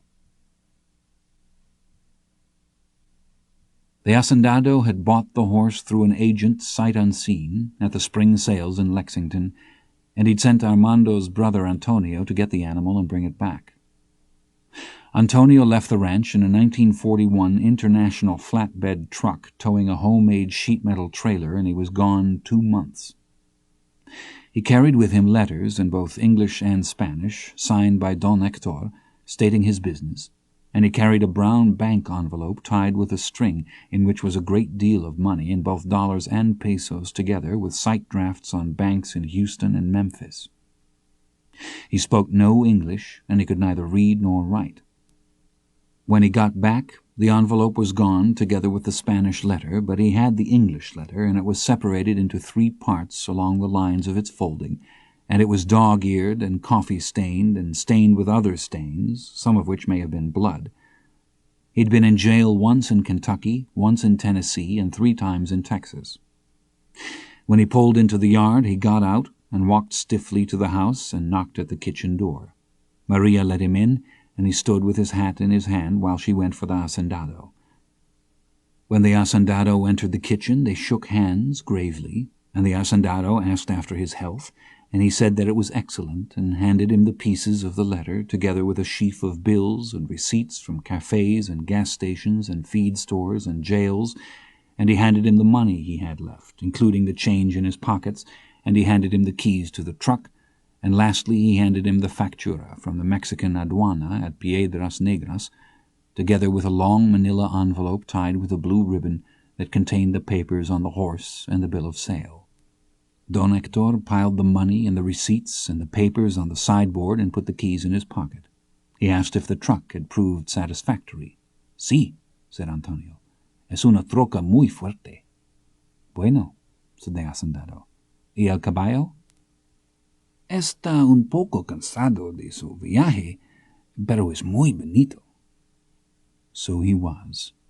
He was a deep chestnut in color and stood 16 hands high and weighed about 1,400 pounds, and he was well-muscled and heavily boned for his breed. When they brought him back from the Distrito Federal in the same trailer in the 3rd week of May, and John Grady and Senor Rocha walked out to the barn to look at him, John Grady simply pushed open the door to the stall and entered and walked up to the horse and leaned against it and began to rub it and talk to it softly in Spanish. The hacendado offered no advice about the horse at all. John Grady walked all around it, talking to it. He lifted up one front hoof and examined it. "Have you ridden him?" he said. "But of course." "I'd like to ride him, con su permiso." The hacendado nodded. "Yes," he said, "of course." He came out of the stall and shut the door, and they stood looking at the stallion. "Le gusta?" said the hacendado. John Grady nodded. "That's a hell of a horse," he said. In the days to follow, the hacendado would come up to the corral where they'd shaped the manada, and he and John Grady would walk among the mares, and John Grady would argue their points, and the hacendado would muse and walk away a fixed distance, and stand looking back and nod and muse again, and walk off with his eyes to the ground to a fresh vantage point, and then look up to see the mare anew, willing to see a new mare should one present itself. Where he could find no gifts of either stance or conformation to warrant his young breeder's confidence, John Grady would likely defer to his judgment. Yet every mare could be pled for on the basis of what they came to call la única cosa, and that one thing which could absolve them of any but the grossest defect was an interest in cattle. For he'd broken the more promising mares to ride, and he'd taken them up country through the Cienega pasture where the cows and calves stood in the lush grass along the edge of the marshlands, and he would show them the cows and let them move among them. And in the manada were mares who took a great interest in what they saw, and some would look back at the cows as they were ridden from the pasture. He claimed that cow sense could be bred for. The hacendado was less sure. But there were two things they agreed upon wholly, and that were never spoken, and that was that God had put horses on earth to work cattle, and that other than cattle there was no wealth proper to a man. They stabled the stallion away from the mares in a barn up at the Gerentes, and as the mares came into season he and Antonio bred them. They bred mares almost daily for 3 weeks, and sometimes twice daily, and Antonio regarded the stallion with great reverence and great love, and he called him Caballo Padre, and like John Grady he would talk to the horse and often make promises to him, and he never lied to the horse. The horse would hear him coming and set to walking about in the chaff on its hind legs, and he'd stand talking to the horse and describing to him the mares in his low voice. He never bred the horse at the same hour 2 days running, and he conspired with John Grady in telling the hacendado that the horse needed to be ridden to keep it manageable, because John Grady loved to ride the horse. In truth, he loved to be seen riding it. In truth, he loved for her to see him riding it. He'd go to the kitchen in the dark for his coffee and saddle the horse at daybreak with only the little desert doves waking in the orchard and the air still fresh and cool, and he and the stallion would come sideways out of the stable with the animal prancing and pounding the ground and arching its neck. They'd ride out along the Cienega road and along the verge of the marshes, while the sun rose, riding up flights of ducks out of the shallows, or geese or mergansers that would beat away over the water, scattering the haze, and rising up would turn to birds of gold in a sun not yet visible from the Bolson floor. He'd ride sometimes clear to the upper end of the laguna before the horse would even stop trembling, and he spoke constantly to it in Spanish, in phrases almost biblical, repeating again and again the strictures of a yet untabled law. "Soy comandante de las yeguas," he would say, "yo y yo solo. Sin la caridad de estas manos no tengas nada, ni comida, ni agua, ni hijos.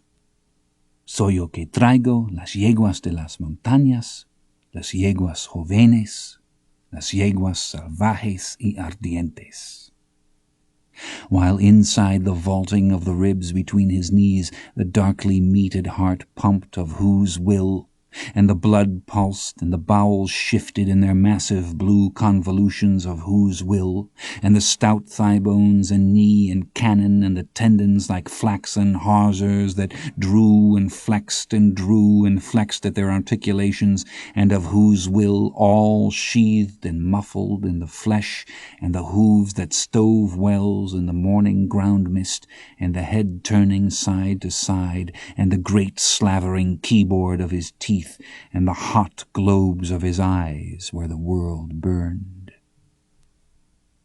There were times in those early mornings in the kitchen when he returned to the house for his breakfast, with Maria stirring about and stoking with wood the great nickel-mounted cook-stove or rolling out dough on the marble countertop, that he would hear her singing somewhere in the house, or smell the faintest breath of hyacinth, as if she'd passed in the outer hall. On mornings when Carlos was to butcher, he'd come up the walkway through a great convocation of cats, all sitting about on the tiles under the ramada, each in its ordered place, and he'd pick one up and stroke it, standing there at the patio gate through which he'd once seen her gathering limes, and he'd stand for a while holding the cat, and then let it slip to the tiles again, whereupon it would return at once to the spot from which it had been taken, and he would enter the kitchen and take off his hat. And sometimes she would ride in the mornings also, And he knew she was in the dining room across the hall by herself, and Carlos would take her breakfast tray to her with coffee and fruit. And once, riding in the low hills to the north, he'd seen her below on the Cienega Road, 2 miles distant. And he had seen her riding in the parkland above the marshes. And once he came upon her leading the horse through the shallows of the lake shore among the tules, with her skirts caught up above her knees, while red-winged blackbirds circled and cried, pausing and bending and gathering white water lilies, with the black horse standing in the lake behind her, patient as a dog. He'd not spoken to her since the night of the dance at La Vega. She went with her father to Mexico, and he returned alone. There was no one he could ask about her. By now he'd taken to riding the stallion bareback, kicking off his boots and swinging up while Antonio still stood, holding the trembling mare by the twitch, the mare standing with her legs spread and her head down and the breath rifling in and out of her. Coming out of the barn with his bare heels under the horse's barrel, and the horse lathered and dripping and half-crazed, and pounding up the Cienega Road, riding with just a rope hackamore, and the sweat of the horse and the smell of the mare on him, and the veins pulsing under the wet hide, and him leaning low along the horse's neck, talking to him softly and obscenely. It was in this condition that all unexpectedly one evening he came upon her, returning on the black Arabian down the Cienega Road. He reined in the horse, and it stopped, and stood trembling, and stepped about in the road, slinging its head in a froth from side to side. She sat her horse. He took off his hat and passed his shirt-sleeve across his forehead, and waved her forward, and put his hat back on, and reined the horse off the road and through the sedge, and turned so that he could watch her pass. She put the horse forward and came on, and as she came abreast of him, he touched the brim of his hat with his forefinger and nodded, and he thought she would go past, but she did not. She stopped and turned her wide face to him. He sat the sweating stallion like a highwayman under her gaze.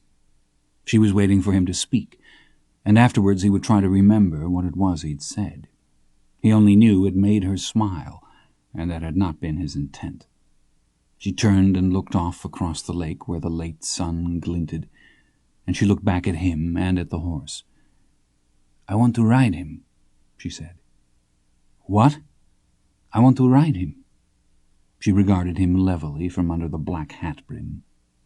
He looked out across the sedge, tilting in the wind off the lake, as if there might be some help for him in that quarter. He looked at her. "When?" he said. "When? When did you want to ride him?" "Now. I want to ride him now." He looked down at the horse as if surprised to see it there. "You don't have a saddle on." "Yes," she said, "I know." He pressed the horse between his heels and at the same time pulled on the reins of the hackamore to make the horse appear uncertain and difficult, but the horse only stood. "I don't know if the patron would want you to ride him, your father." She smiled at him, a pitying smile, and there was no pity in it. She stepped to the ground and lifted the reins over the black horse's head and turned and stood looking at him with the reins behind her back. "Get down," she said. "Are you sure about this?" "Yes. Hurry." He slid to the ground. The insides of his trouser legs were hot and wet. "What do you aim to do with your horse?" "I want you to take him to the barn for me."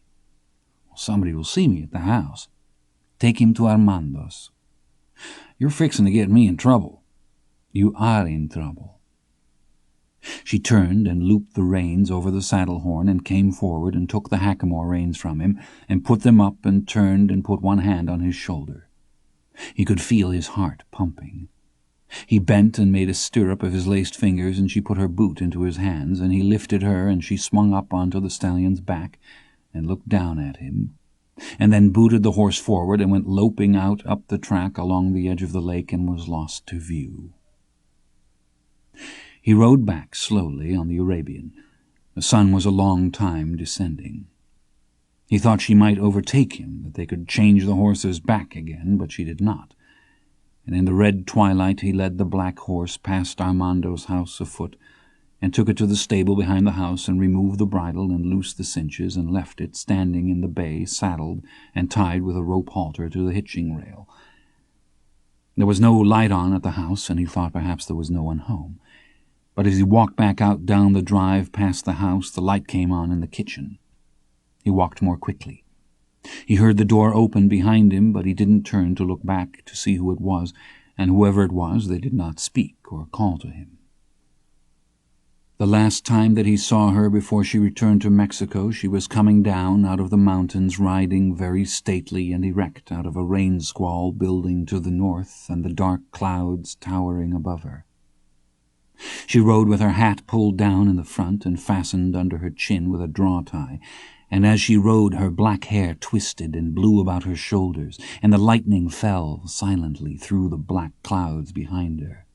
And she rode all seeming unaware down through the low hills, while the first spits of rain blew on the wind and onto the upper pasture lands and past the pale and reedy lakes, riding erect and stately, until the rain caught her up and shrouded her figure away in that wild summer landscape. Real horse, real rider, real land and sky, and yet a dream withal.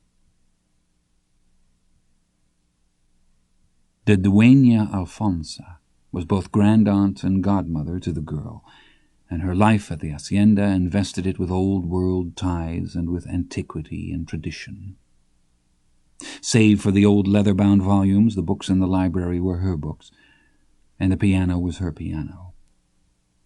The ancient stereopticon in the parlor and the matched pair of Greener guns in the Italian wardrobe in Don Hector's room had been her brother's, and it was her brother with whom she stood in the photos taken in front of cathedrals in the capitals of Europe.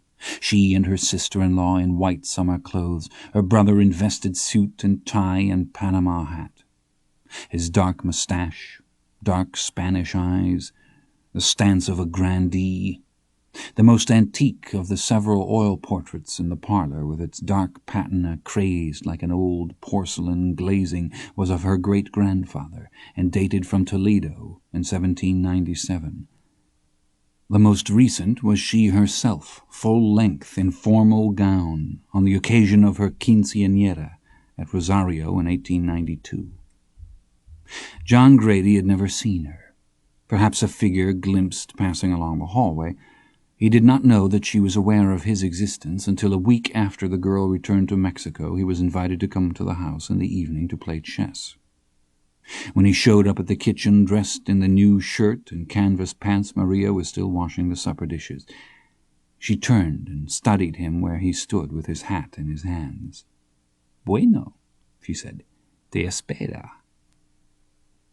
He thanked her and crossed the kitchen and went up the hall and stood in the dining-room door. She rose from the table where she was sitting. She inclined her head very slightly. "Good evening," she said. "Please come in. I am Señorita Alfonsa." She was dressed in a dark grey skirt and a white pleated blouse, and her grey hair was gathered up behind, and she looked like the school teacher she in fact had been. She spoke with an English accent. She held out one hand, and he almost stepped forward to take it before he realized that she was gesturing toward the chair at her right. "Evening, ma'am," he said. "I'm John Grady Cole." "Please," she said, "be seated. I'm happy that you have come." "Thank you, ma'am." He pulled back the chair and sat and put his hat in the chair beside him and looked at the board. She set her thumbs against the edge and pushed it slightly towards him. The board was pieced from blocks of Circassian walnut and bird's-eye maple with a border of inlaid pearl, and the chessmen were of carved ivory and black horn. "My nephew will not play," she said. "I trounce him. Is it trounce?" "Yes, ma'am, I believe it is." Like him, she was left-handed, or she played chess with her left hand. The last two fingers were missing, and yet he did not notice it until the game was well advanced. Finally, when he took her queen, she conceded and smiled her compliments and gestured at the board with a certain impatience.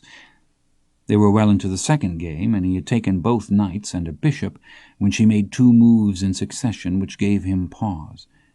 He studied the board. It occurred to him that she might be curious to know if he would throw the game, and he realized that he had, in fact, already considered it, and he knew she'd thought of it before he had. He sat back and looked at the board. She watched him. He leaned forward and moved his bishop and mated her in 4 moves. "That was foolish of me," she said. "The Queen's knight. That was a blunder. You play very well." "Yes, ma'am, you play well yourself." She pushed back the sleeve of her blouse to look at a small silver wristwatch. John Grady sat. It was 2 hours past his bedtime. "One more?" she said. "Yes, ma'am." She used an opening he'd not seen before. In the end he lost his queen and conceded. She smiled and looked up at him. Carlos had entered with a tea tray, and he set it on the table, and she pushed aside the board and pulled the tray forward and set out the cups and saucers. There were slices of cake on a plate, and a plate of crackers, and several kinds of cheese, and a small bowl of brown sauce with a silver spoon in it. "Do you take cream?" she said. "No, ma'am."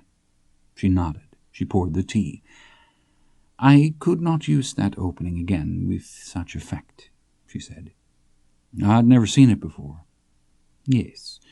It was invented by the Irish champion Pollock. He called it the King's Own Opening. I was afraid you might know it." "I'd like to see it again sometime." "Yes, of course." She pushed the tray forward between them. "Please," she said, "help yourself." "I better not. I've crazy dreams eating this late." She smiled. She unfolded a small linen napkin from off the tray. "I've always had strange dreams, but I'm afraid they're quite independent of my dining habits." "Yes, ma'am." "They have a long life, dreams. I have dreams now which I had as a young girl. They have an odd durability for something not quite real."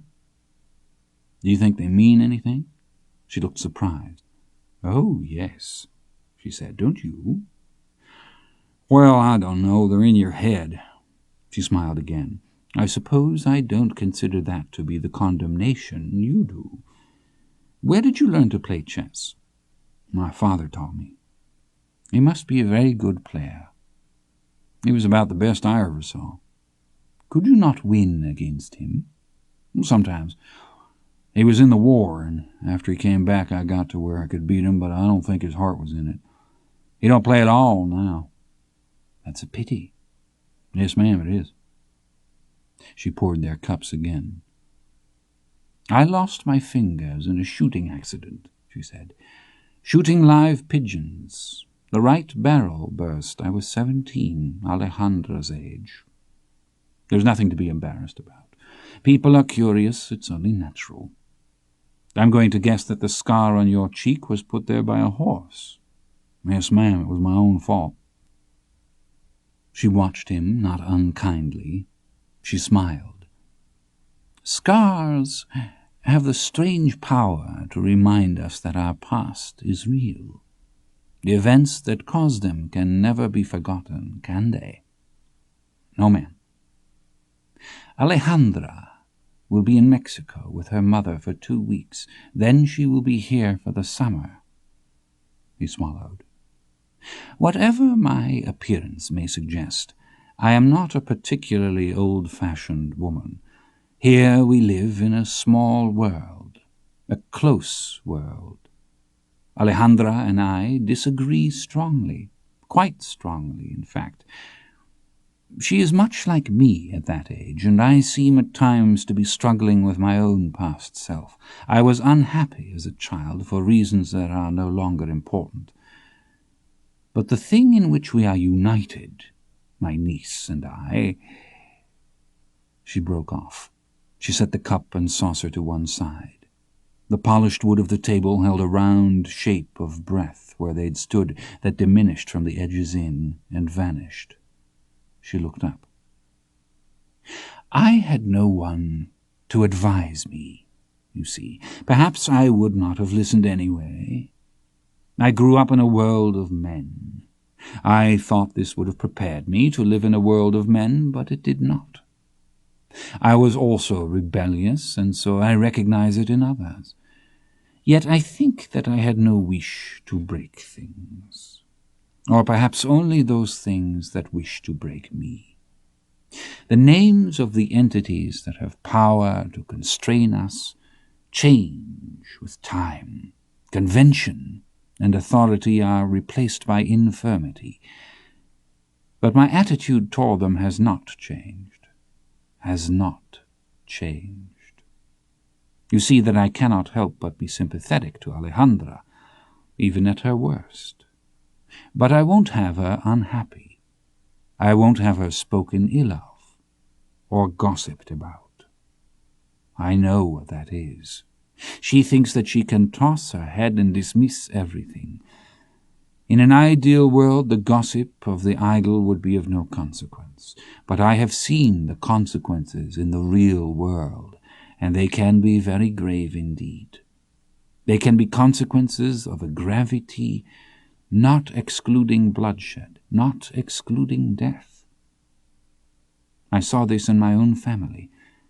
What Alejandra dismisses as a matter of mere appearance or outmoded custom, she made a whisking motion with the imperfect hand that was both a dismissal and a summation.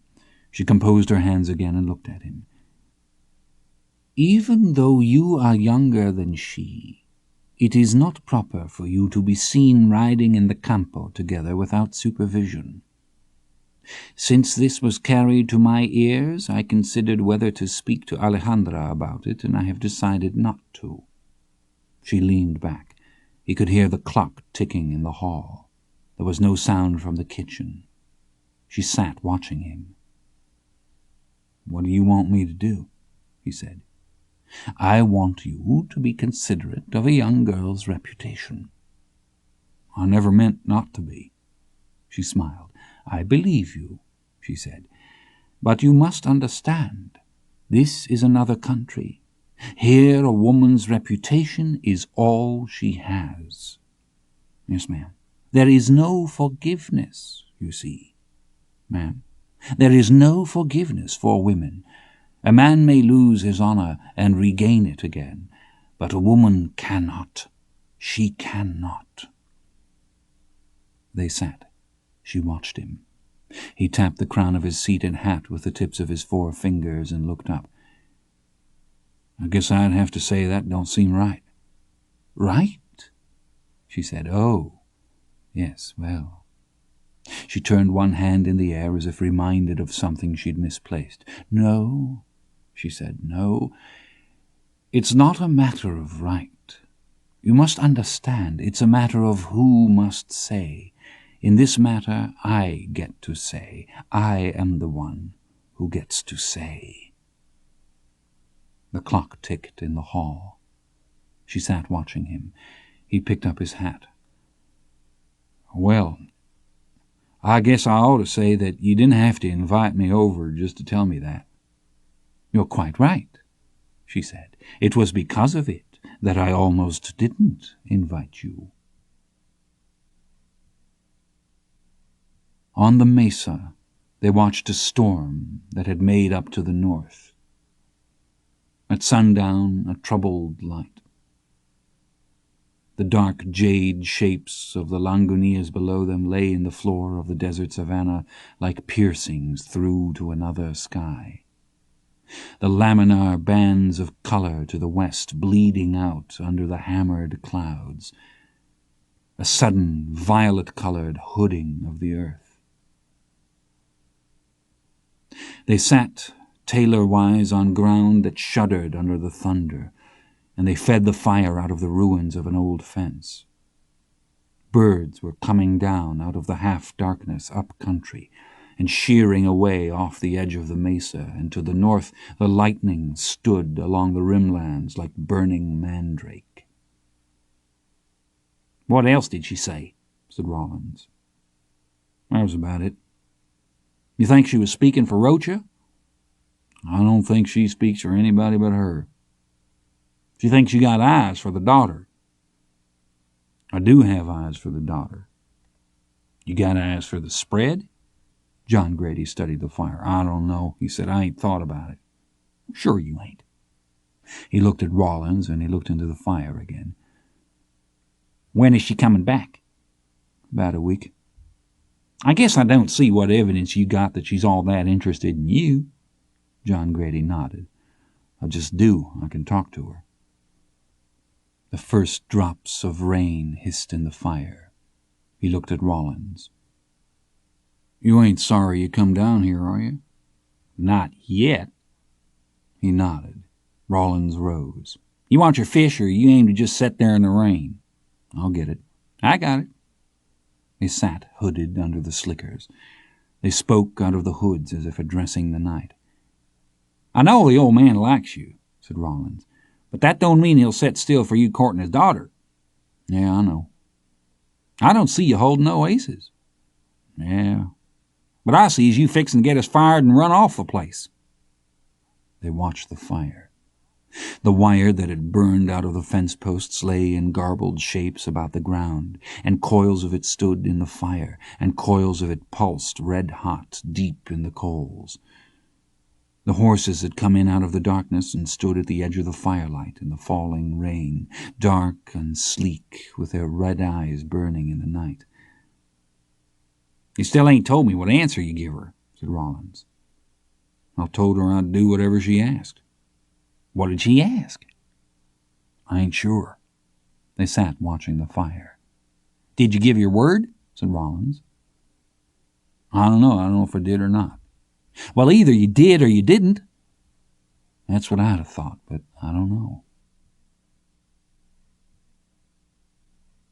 5 nights later, asleep in his bunk in the barn, there was a tap at the door.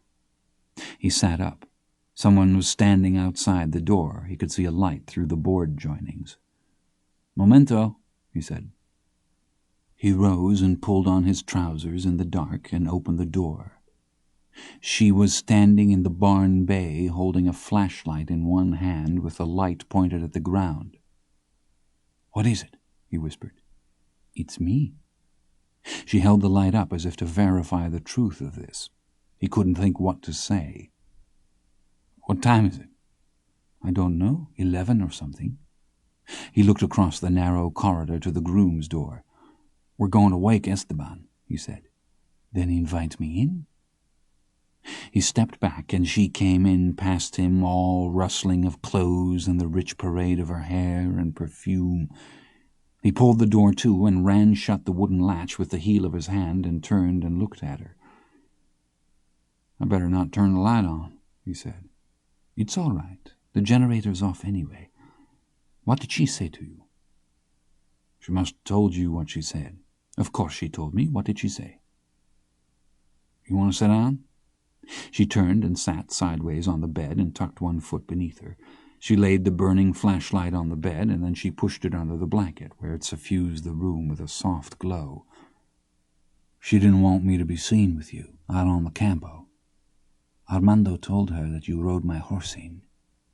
"I know. I won't be treated in such a manner," she said. In that light she looked strange and theatrical. She passed one hand across the blanket as if she'd brush something away. She looked up at him, and her face was pale and austere in the uplight, and her eyes lost in their darkly shadowed hollows, save only for the glint of them, and he could see her throat move in the light, and he saw in her face and in her figure something he'd not seen before, and the name of that thing was sorrow. "I thought you were my friend," she said. "Tell me what to do." He said, "I'll do anything you say." The night damp laid the dust going up the Cienega road, and they rode the horses side by side at a walk, sitting the animals bareback and riding with hackamores. Leading the horses by hand out through the gate into the road, and mounting up and riding the horses side by side up the Cienega road with the moon in the west, and some dogs barking over toward the shearing sheds, and the greyhounds answering back from their pens, and him closing the gate and turning and holding his cupped hands for her to step into, and lifting her onto the black horse's naked back, and then untying the stallion from the gate and stepping once onto the gate slat, and mounting up all in one motion, and turning the horse, and them riding side by side up the Cienega road, with the moon in the west like a moon of white linen hung from wires, and some dogs barking. They'd be gone sometimes till near daybreak, and he'd put the stallion up and go to the house for his breakfast, and an hour later meet Antonio back at the stable and walk up past the Gerente's house to the trap where the mares stood waiting. They'd ride at night up along the western mesa 2 hours from the ranch, and sometimes he'd build a fire, and they could see the gaslights at the hacienda gates far below them, floating in a pool of black. And sometimes the light seemed to move, as if the world down there turned on some other center, and they saw stars fall to earth by the hundreds, and she told him stories of her father's family and of Mexico. Going back, they'd walk the horses into the lake, and the horses would stand and drink with the water at their chests, and the stars in the lake bobbed and tilted where they drank, and if it rained in the mountains the air would be close, and the night more warm. And one night he left her and rode down along the edge of the lake through the sedge and willow, and slid from the horse's back, and pulled off his boots and his clothes, and walked out into the lake where the moon slid away before him, and ducks gabbled out there in the dark. The water was black and warm, and he turned in the lake and spread his arms in the water, and the water was so dark and so silky, and he watched across the still black surface to where she stood on the shore with the horse, and he watched where she stepped from her pooled clothing, so pale, like a chrysalis emerging, and walked into the water. She paused midway to look back, standing there trembling in the water, and not from the cold, for there was none. Do not speak to her, do not call. When she reached him, he held out his hand, and she took it. She was so pale in the lake, she seemed to be burning, like foxfire in a darkened wood that burned cold, like the moon that burned cold. Her black hair floating on the water about her, falling and floating on the water. She put her other arm about his shoulder and looked toward the moon in the west. Do not speak to her, do not call, and then she turned her face up to him. Sweeter for the larceny of time and flesh, sweeter for the betrayal. Nesting cranes that stood single-footed among the cane on the south shore had pulled their slender beaks from their wing pits to watch. "Me quieres?" she said. "Yes," he said. He said her name. "God, yes," he said. He came up from the barn, washed and combed and a clean shirt on, and he and Rollins sat on crates under the ramada of the bunkhouse and smoked while they waited for supper. There was talking and laughing in the bunkhouse, and then it ceased. 2 of the vaqueros came through the door and stood. Rollins turned and looked north along the road. 5 Mexican Rangers were coming down the road, riding single file. They were dressed in khaki uniforms, and they rode good horses, and they wore pistols and belt holsters and carried carbines in their saddle scabbards. Rollins stood. The other vaqueros had come to the door and stood looking out. As the riders passed on the road, the leader glanced across at the bunkhouse, at the men under the ramada, at the men standing in the door. Then they went on from sight, past the Gerente's house, 5 riders riding single file down out of the north, through the twilight toward the tile-roofed ranch house below them. When he came back down through the dark to the barn, the 5 horses were standing under the pecan trees at the far side of the house. They hadn't been unsaddled, and in the morning they were gone.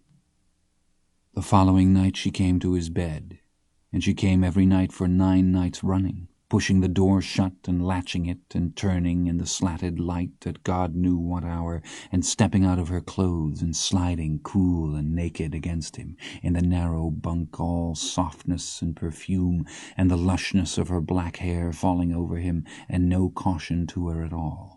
Saying, I don't care, drawing blood with her teeth where he held the heel of his hand against her mouth that she did not cry out, sleeping against his chest where he could not sleep at all, and rising when the east was already grey with dawn, and going to the kitchen to get her breakfast as if she were only up early, Then she was gone back to the city. The following evening, when he came in, he passed Esteban in the barn bay and spoke to the old man, and the old man spoke back but did not look at him. He washed up and went to the house and ate his dinner in the kitchen, and after he'd eaten, he and the hacendado sat at the dining-room table and logged the stud book, and the hacendado questioned him and made notes on the mares, and then leaned back and sat smoking his cigar and tapping his pencil against the edge of the table. He looked up. "Good," he said. "How are you progressing with the Guzman?" "Well, I'm not ready for Volume 2. The hacendado smiled. "Guzman is excellent. You don't read French?" "No, sir." "The bloody French are quite excellent on the subject of horses. Do you play billiards?" "Sir?" "Do you play billiards?" "Yes, sir, some. Pool, anyways." "Pool, yes. Would you like to play?" "Yes, sir." "Good." The hacendado folded shut the books and pushed back his chair and rose, and he followed him out down the hall and through the salon and through the library to the panelled double doors at the far end of the room. The hacendado opened these doors, and they entered a darkened room that smelled of must and old wood. He pulled a tasseled chain and lit an ornate tin chandelier suspended from the ceiling. Beneath it an antique table of some dark wood with lions carved into the legs. The table was covered with a drop of yellow oilcloth, and the chandelier had been lowered from the 20-foot ceiling by a length of common trace chain. At the far end of the room was a very old carved and painted wooden altar, above which hung a life-size carved and painted wooden Christ. The hacendado turned. "I play seldom," he said. "I hope you are not an expert." "No, sir." "I asked Carlos if he could make the table more level. The last time we played it was quite crooked. We will see what has been done. Just take the corner there, I will show you." They stood on either side of the table and folded the cloth toward the middle and folded it again, and then lifted it away and took it past the end of the table and walked toward each other, and the hacendado took the cloth and carried it over and laid it on some chairs. "This was the chapel, as you see. You are not superstitious?" "No, sir, I don't think so." "It is supposed to be made unsacred. The priest comes and says some words. Alfonsa knows about these matters, but of course the table has been here for years now, and the chapel has yet to be whatever the word is. To have the priest come and make it be no longer a chapel. Personally, I question whether such a thing can be done at all. What is sacred is sacred. The powers of the priest are more limited than people suppose. Of course, there has been no mass said here for many years." "How many years?" The hacendado was sorting through the cues where they stood, in and out of a mahogany rack in the corner. He turned. "I received my first communion in this chapel. I suppose that may have been the last mass said here. I would say about 1911. He turned back to the cues. "I would not let the priest come to do that thing," he said. "To dissolve the sanctity of the chapel, why should I do that? I like to feel that God is here, in my house." He racked the balls and handed the cue ball to John Grady. It was ivory and yellow with age, and the grain of the ivory was visible in it. He broke the balls, and they played straight pool, and the hacendado beat him easily, walking about the table and chalking his cue with a deft rotary motion and announcing the shots in Spanish. He played slowly and studied the shots and the lay of the table, and as he studied and as he played he spoke of the Revolution and of the history of Mexico, and he spoke of the Dueña Alfonsa and of Francisco Madero. "He was born in Paras, in this state. Our families at one time were quite close. Alfonsita may have been engaged to be married to Francisco's brother, I'm not sure. In any case, my grandfather would never have permitted the marriage. The political views of the family were quite radical. Alfonsita was not a child. She should have been left to make her own choice, and she was not. And whatever were the circumstances, she seems to have been very unforgiving of her father. And it was a great sorrow to him, and one that he was buried with. El cuatro."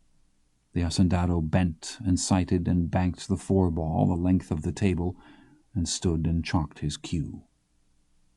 In the end, it was all of no consequence, of course. The family was ruined, both brothers assassinated. We studied the table. Like Madero, she was educated in Europe. Like him, she also learned these ideas, these... He moved his hand in a gesture the boy had seen the aunt make also. She has always had these ideas. 14. He bent and shot and stood and chalked his cue. He shook his head. One country is not another country. Mexico is not Europe. But it is a complicated business.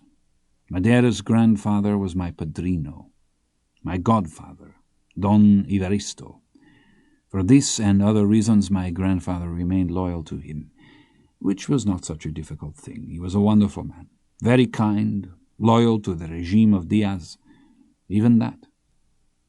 When Francisco published his book, Don Evaristo refused to believe that he had written it, and yet the book contained nothing so terrible. Perhaps it was only that a wealthy young hacendado had written it. 7. He bent and shot the 7-ball into the side pocket. He walked around the table. They went to France for their education, he and Gustavo, and others, all these young people. They all returned full of ideas, and yet there seemed to be no agreement among them. How do you account for that? Their parents sent them for these ideas, no? And they went there and received them. Yet when they returned and opened their valises, so to speak, no two contained the same thing. He shook his head gravely, as if the lay of the table were a trouble to him. They were in agreement on matters of fact, the names of people or buildings, the dates of certain events, but ideas. The people of my generation are more cautious. I think we don't believe that people can be improved in their character by reason. That seems a very French idea.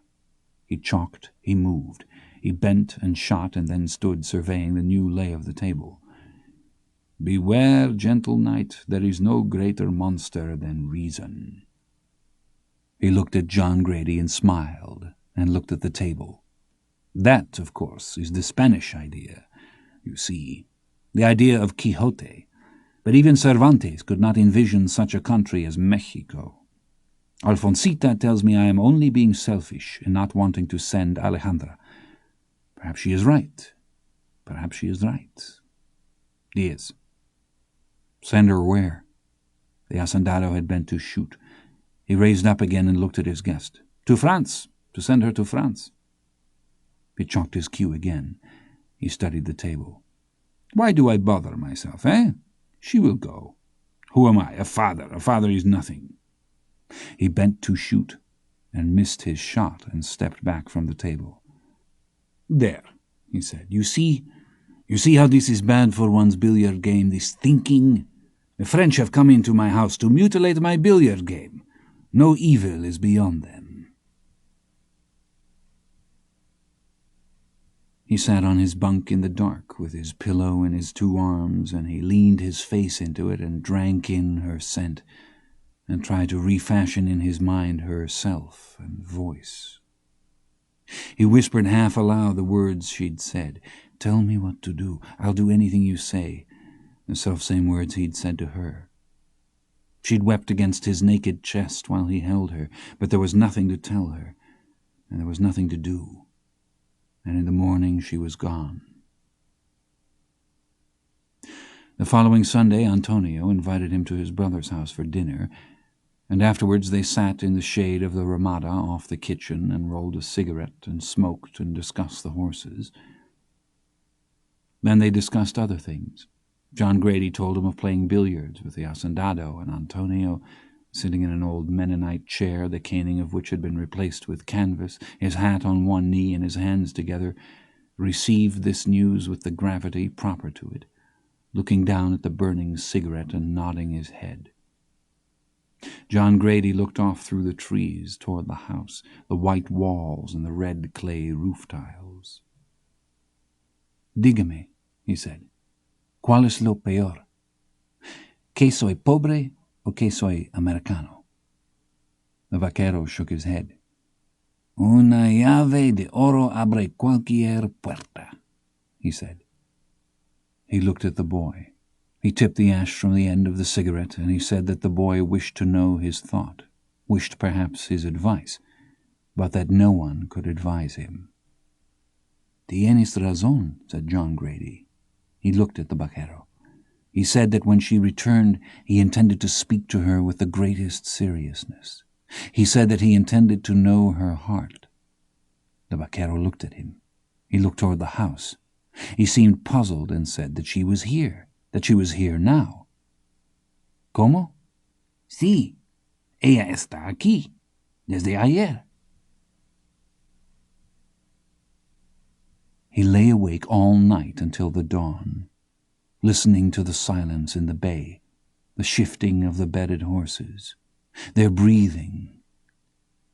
In the morning he walked up to the bunkhouse to take his breakfast. Rollins stood in the door of the kitchen and studied him. "You look like you've been rode hard and put up wet," he said. They sat at the table and ate. Rollins leaned back and fished his tobacco out of his shirt pocket. "I keep waiting for you to unload your wagon," he said. "I got to go to work here in a few minutes." "I'll just come up to see you." "What about?" "It don't have to be about something, does it?" "No, don't have to." He popped a match on the underside of the table and lit his cigarette and shook out the match and put it in his plate. "I hope you know what you're doing," he said. John Grady drained the last of his coffee and put the cup on his plate along with the silver. He got his hat from the bench beside him and put it on and stood up to take his dishes to the sink. "You said you didn't have no hard feelings about me going down there." "I don't have no hard feelings about you going down there." John Grady nodded. "All right," he said. Rollins watched him go to the sink and watched him go to the door. He thought he might turn and say something else, but he didn't. He worked with the mares all day, and in the evening he heard the airplane start up. He came out of the barn and watched.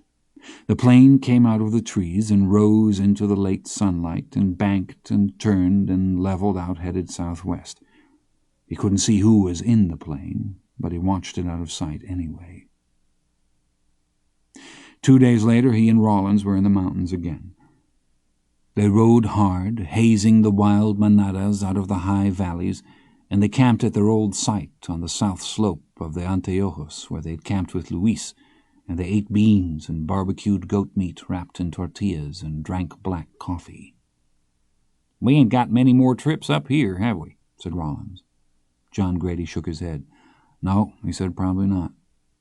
Rollins sipped his coffee and watched the fire.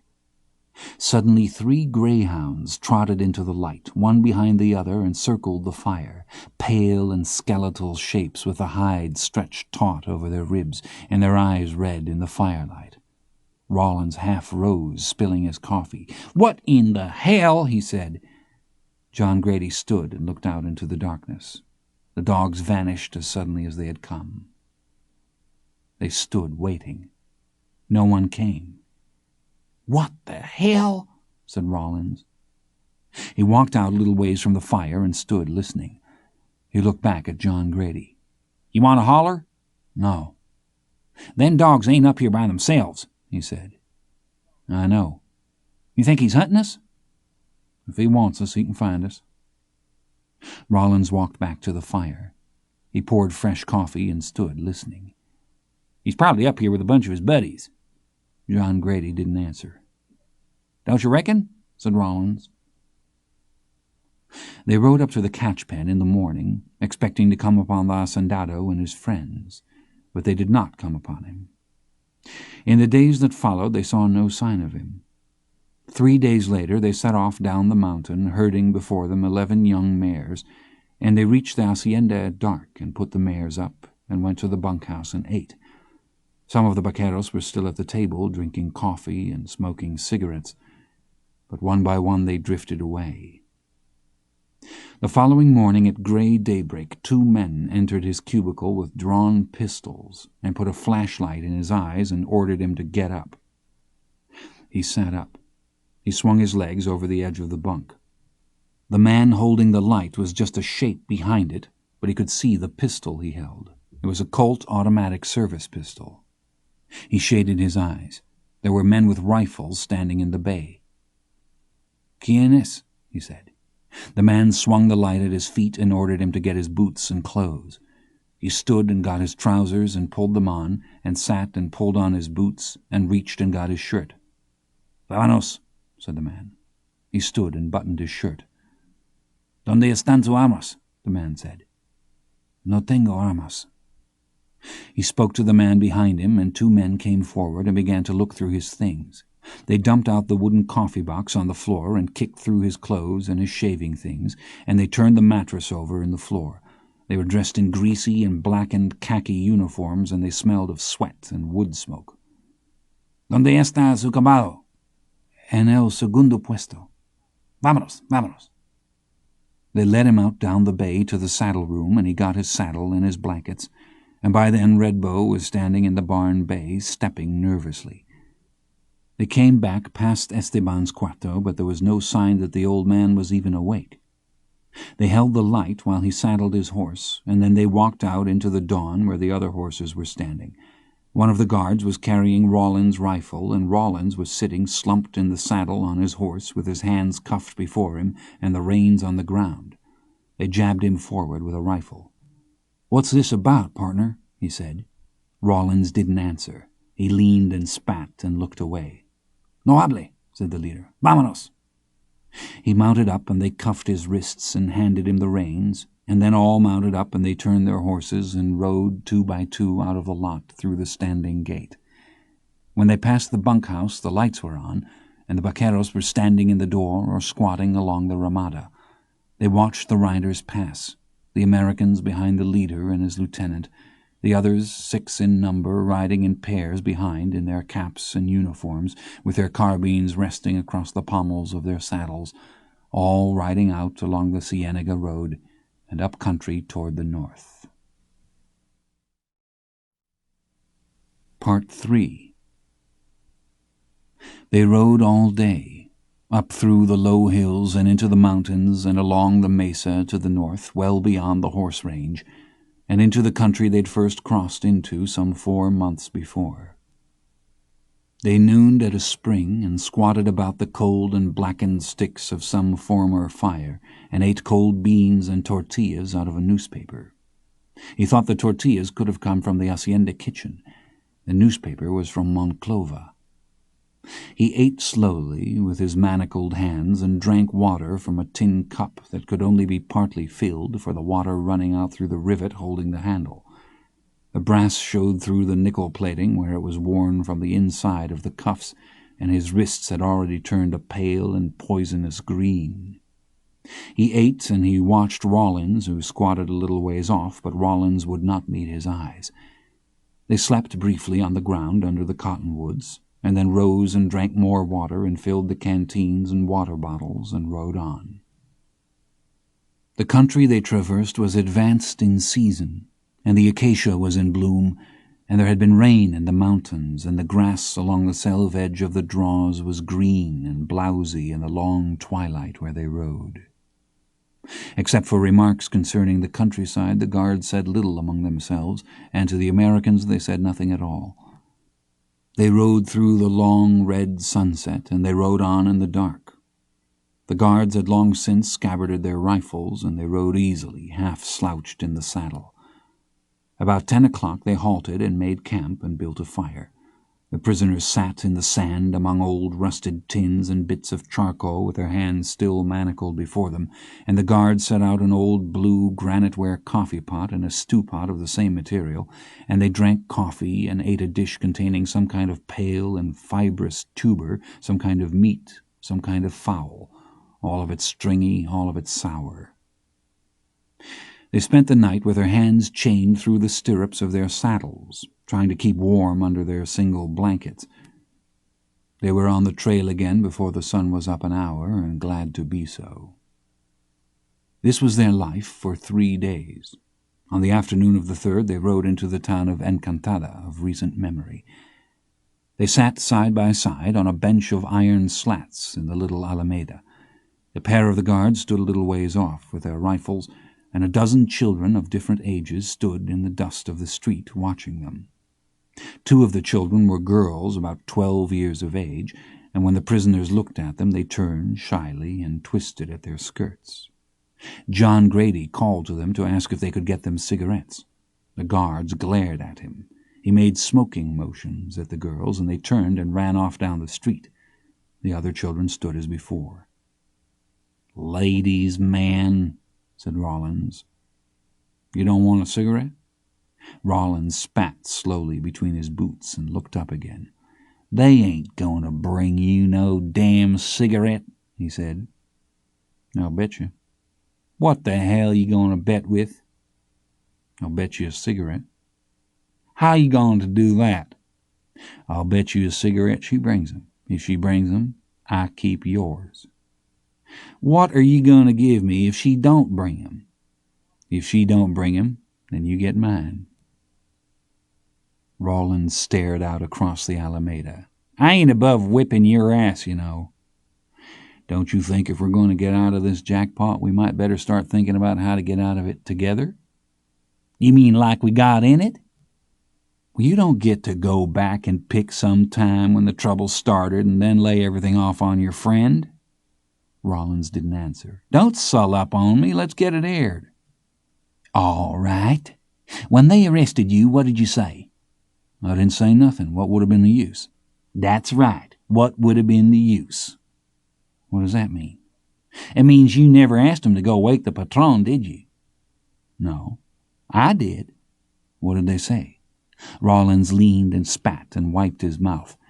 "They said he was awake. They said he'd been awake for a long time. Then they laughed." "You think he sold us down the river?" "Don't you?" "I don't know. If he did, it was because of some lie." "Or some truth." John Grady sat looking down at his hands.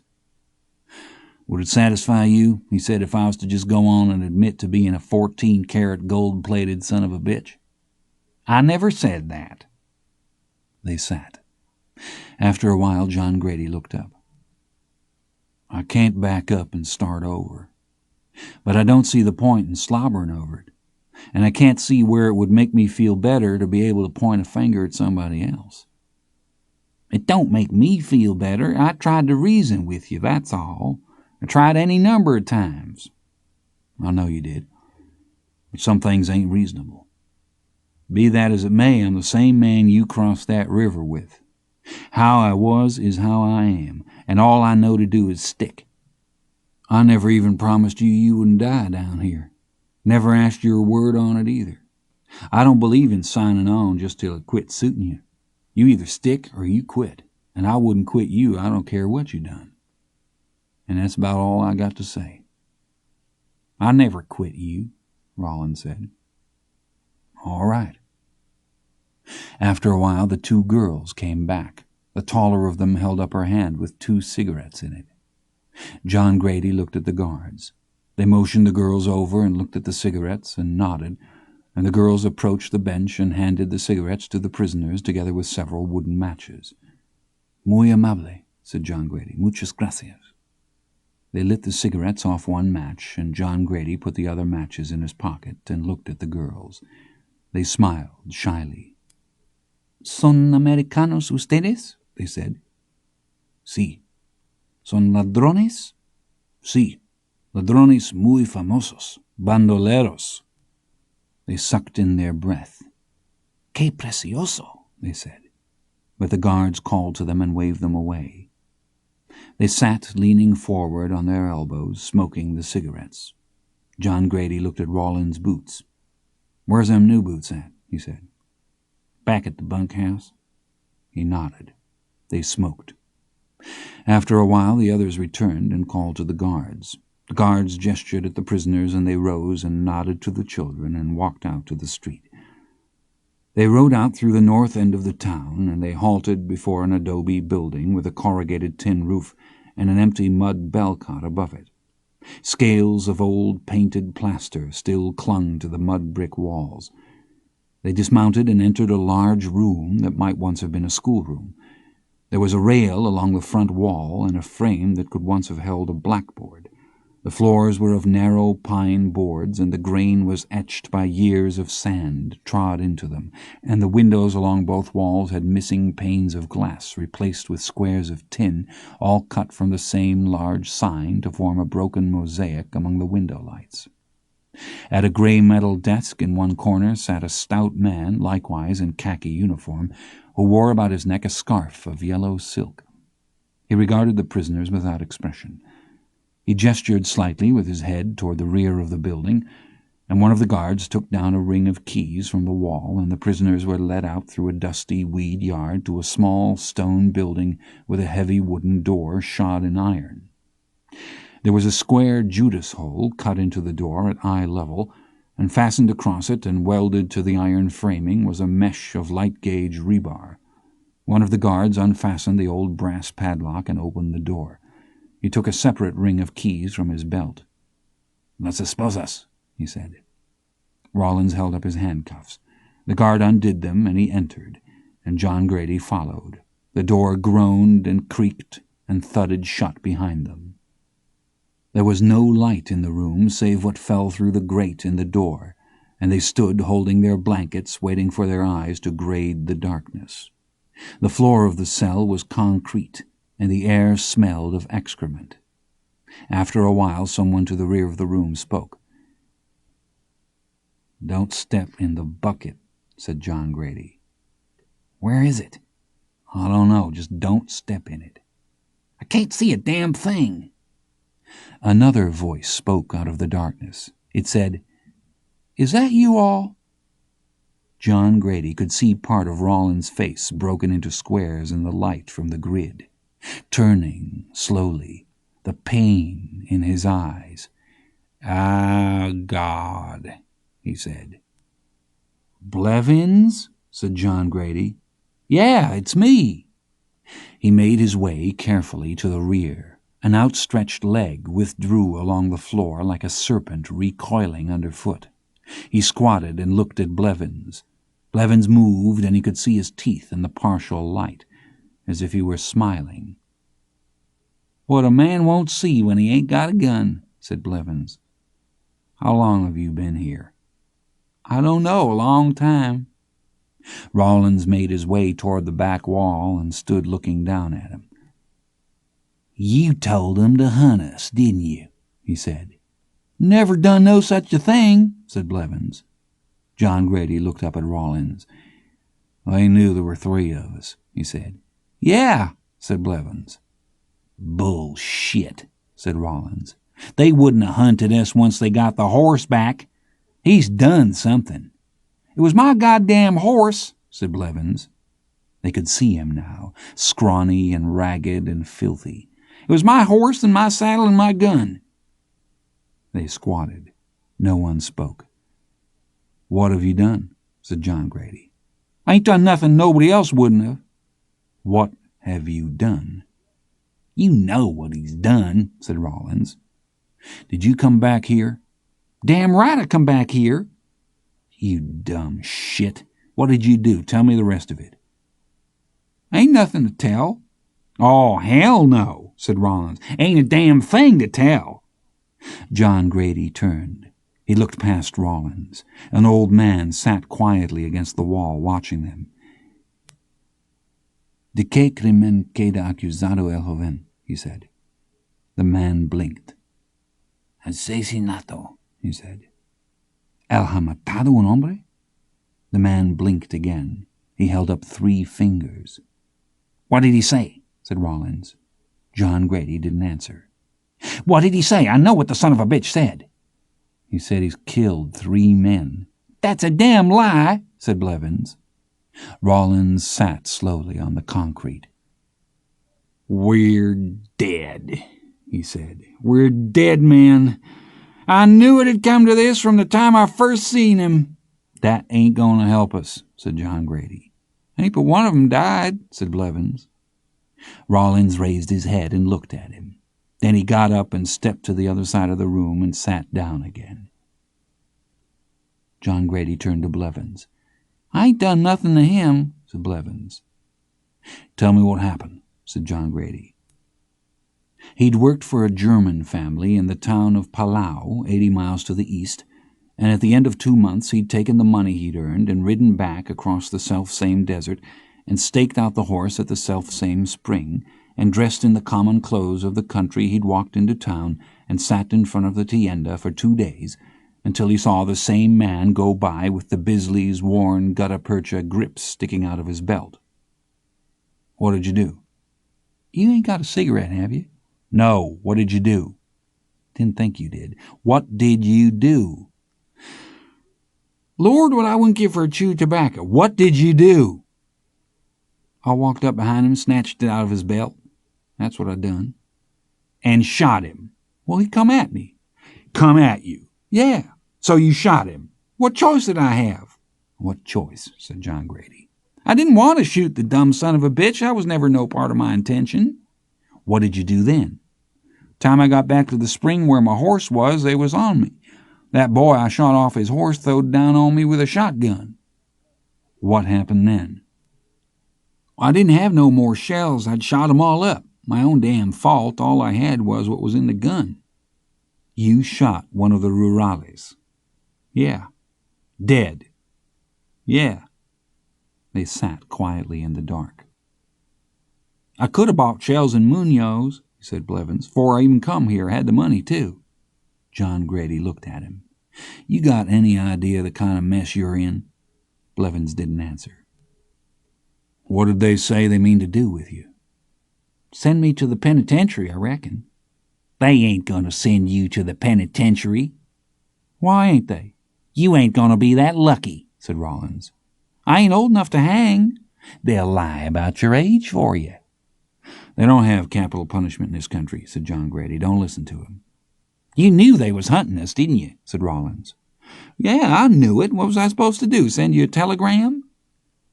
John Grady waited for Rollins to answer, but he didn't.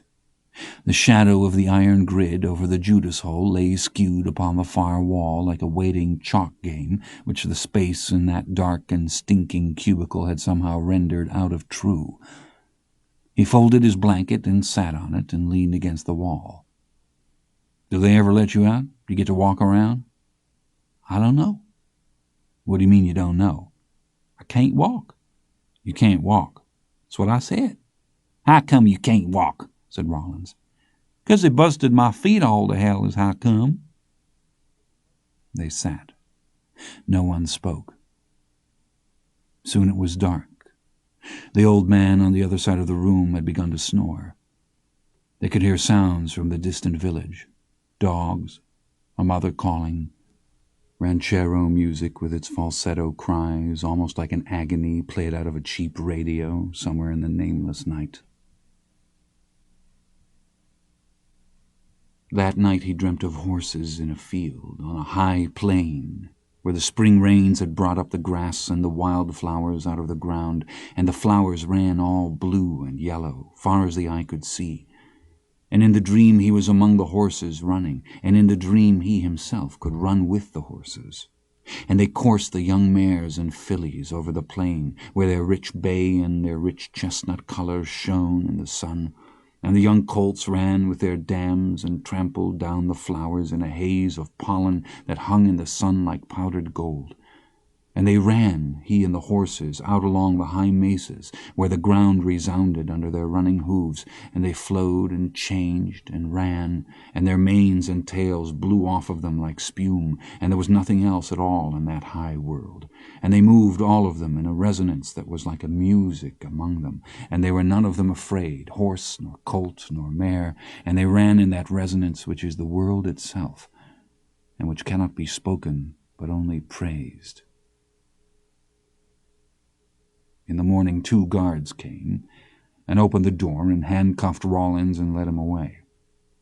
John Grady stood and asked where they were taking him, but they didn't answer. Rollins didn't even look back. The captain was sitting at his desk drinking coffee and reading a 3-day-old newspaper from Monterey. He looked up. "Pasaporte," he said. "I don't have no passport," said Rollins. The captain looked at him. He raised his eyebrows in mock surprise. "Don't have no passport?" he said. You have identification?" Rawlins reached around to his left rear pocket with his manacled hands. He could reach the pocket, but he couldn't reach into it. The captain nodded, and one of the guards stepped forward and took out the billfold and handed it across to the captain. The captain leaned back in the chair. "Quita las esposas," he said. The guard swung his keys forward and took hold of Rawlins' wrists and unlocked the handcuffs and stepped back and put them in his belt. Rawlins stood rubbing his wrists. The captain turned the sweat-blackened leather in his hand. He looked at both sides of it, and he looked up at Rawlins. Then he opened it and took out the cards, and he took out the photograph of Betty Ward, and he took out the American money and then the Mexican peso bills, which alone were unmutilated. He spread these things out on the desk and leaned back in his chair and folded his hands together and tapped his chin with his forefingers and looked at Rawlins again. Outside, Rawlins could hear a goat. He could hear children. The captain made a little rotary motion with one finger. "Turn around," he said. He did so. "Put down your pants." "Do what?" "Put down your pants." "What the hell for?" The captain must have made another gesture, because the guard stepped forward and took a leather sap from his rear pocket and struck Rawlins across the back of the head with it. The room Rawlins was in lit up all white, and his knees buckled, and he reached about him in the air. He was lying with his face against the splintery wooden floor. He didn't remember falling. The floor smelled of dust and grain. He pushed himself up. They waited. They seemed to have nothing else to do. He got to his feet and faced the captain. He felt sick to his stomach. "You must cooperate," said the captain. "Then you don't have no troubles. Turn around. Put down your pants." He turned around and unbuckled his belt and pushed his trousers down around his knees, and then the cheap cotton undershorts he'd bought in the commissary at La Vega. "Lift your shirt," said the captain. He lifted the shirt. "Turn around," said the captain. He turned. "Get dressed." He let the shirt fall and reached and hauled up his trousers and buttoned them and buckled back the belt. The captain was sitting holding the driver's license from his billfold. "What is your date of birth?" he said. "September 26, 1932. What is your address?" "Route 4, Knickerbocker, Texas, United States of America." "How much is your height?" 5'11". "How much is your weight?" 160 pounds. The captain tapped the license on the desk. He looked at Rawlins. "You have a good memory. Where is this man?" "What man?" He held up the license. "This man, Rawlins." Rawlins swallowed. He looked at the guard, and he looked at the captain again. "I'm Rawlins," he said. The captain smiled sadly. He shook his head. Rawlins stood with his hands dangling. "Why ain't I?" he said. "Why'd you come here?" said the captain. "Come where?" "Here, to this country." "We come down here to work. Somos vaqueros." "Speak English, please." "You come to buy cattle?" "No, sir." "No. You have no permit, correct?" "We just come down here to work." "At La Purísima?" "Anywhere. That's just where we found work." "How much did they pay you?" "We was getting 200 pesos a month." "In Texas, what do they pay you for this work?" "I don't know, 100 a month." $100? "Yes, sir." 800 pesos. Yes, sir, I reckon." The captain smiled again. "Why must you leave Texas?" "We just left. We didn't have to."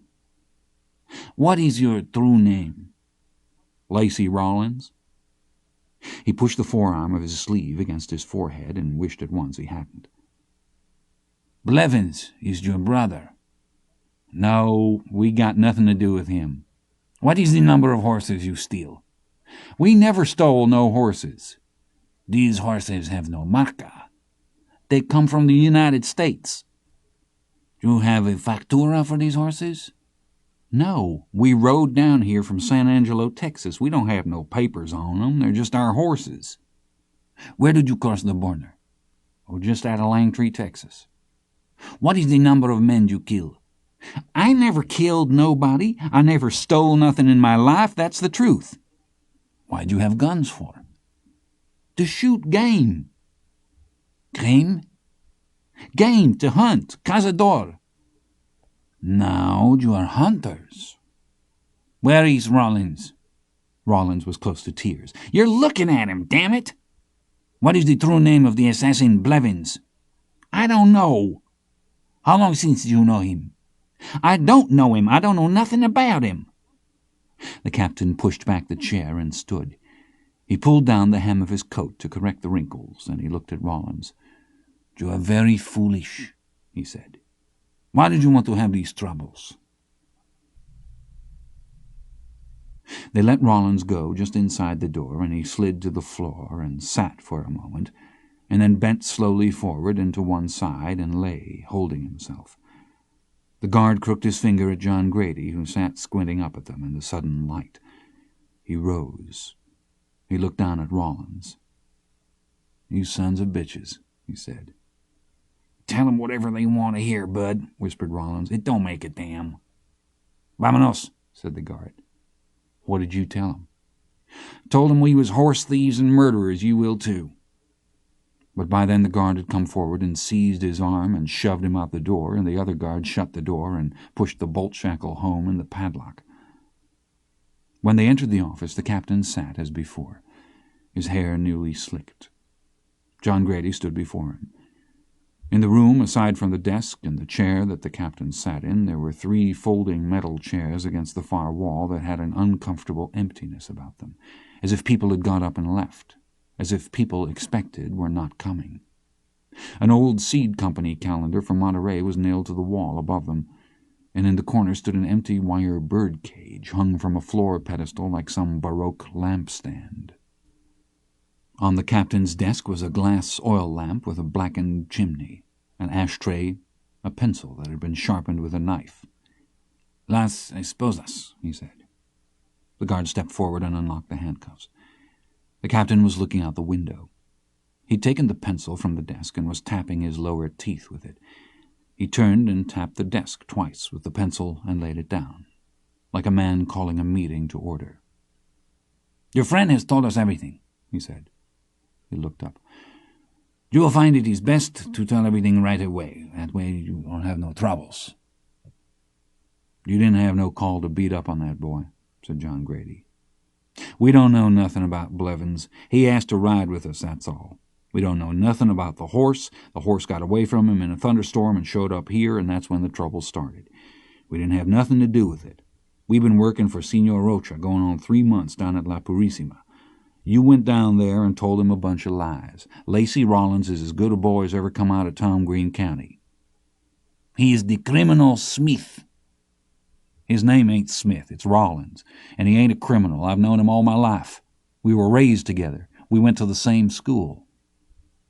The captain sat back.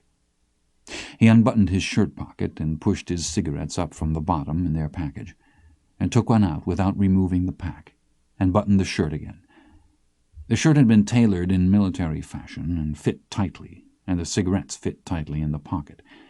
He leaned in his chair and took a lighter from his coat and lit the cigarette and put the lighter on the desk beside the pencil and pulled the ashtray to him with one finger and leaned back in the chair and sat with his arm upright and the burning cigarette a few inches from his ear in a posture that seemed alien to him, as if perhaps he'd admired it somewhere in others.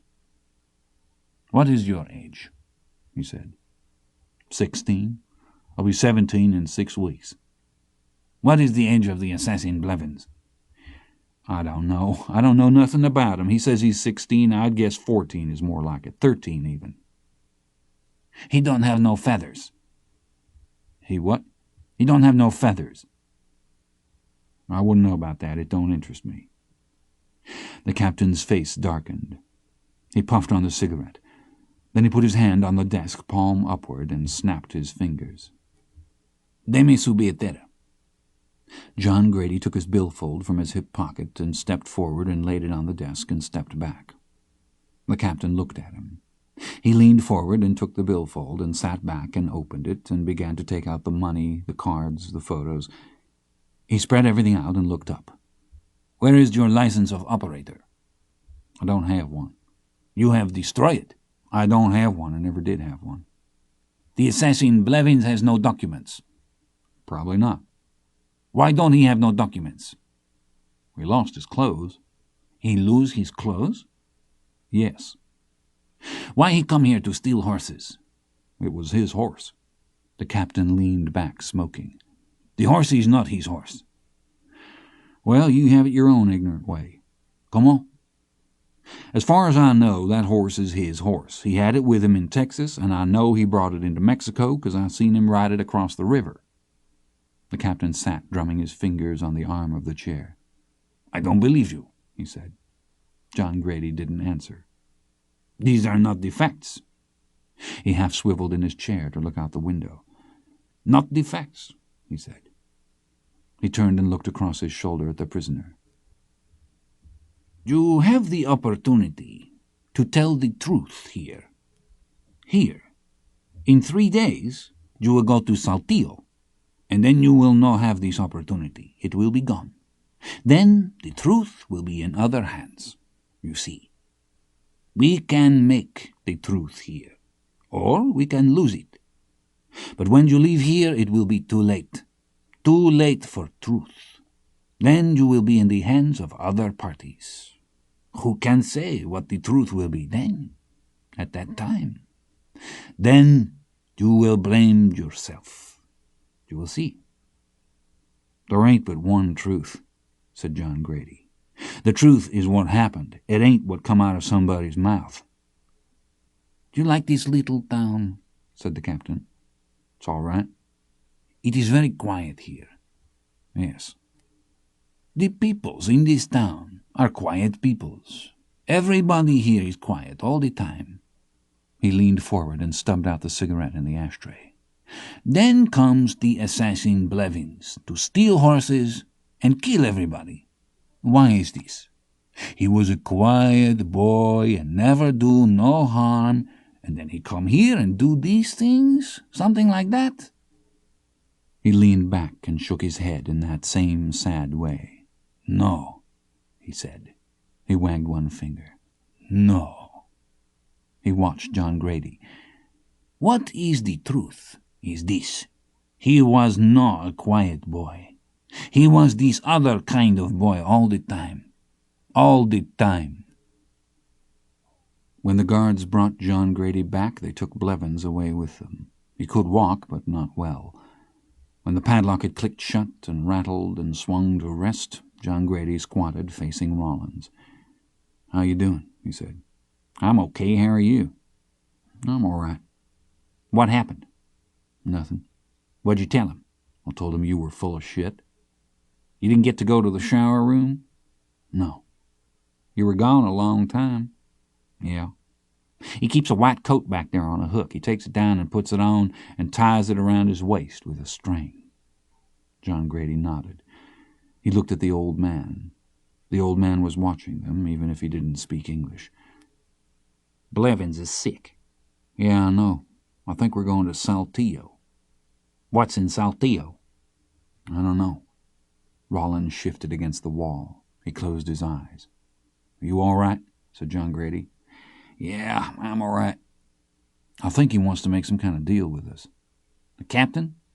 Captain, whatever he is. What kind of deal? To keep quiet. That kind of a deal. Like we had some kind of a choice. Keep quiet about what? About Blevins. Keep quiet about what about Blevins?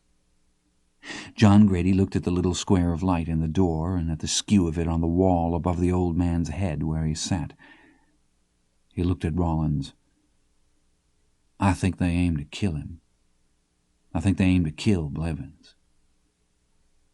Rollins sat for a long time.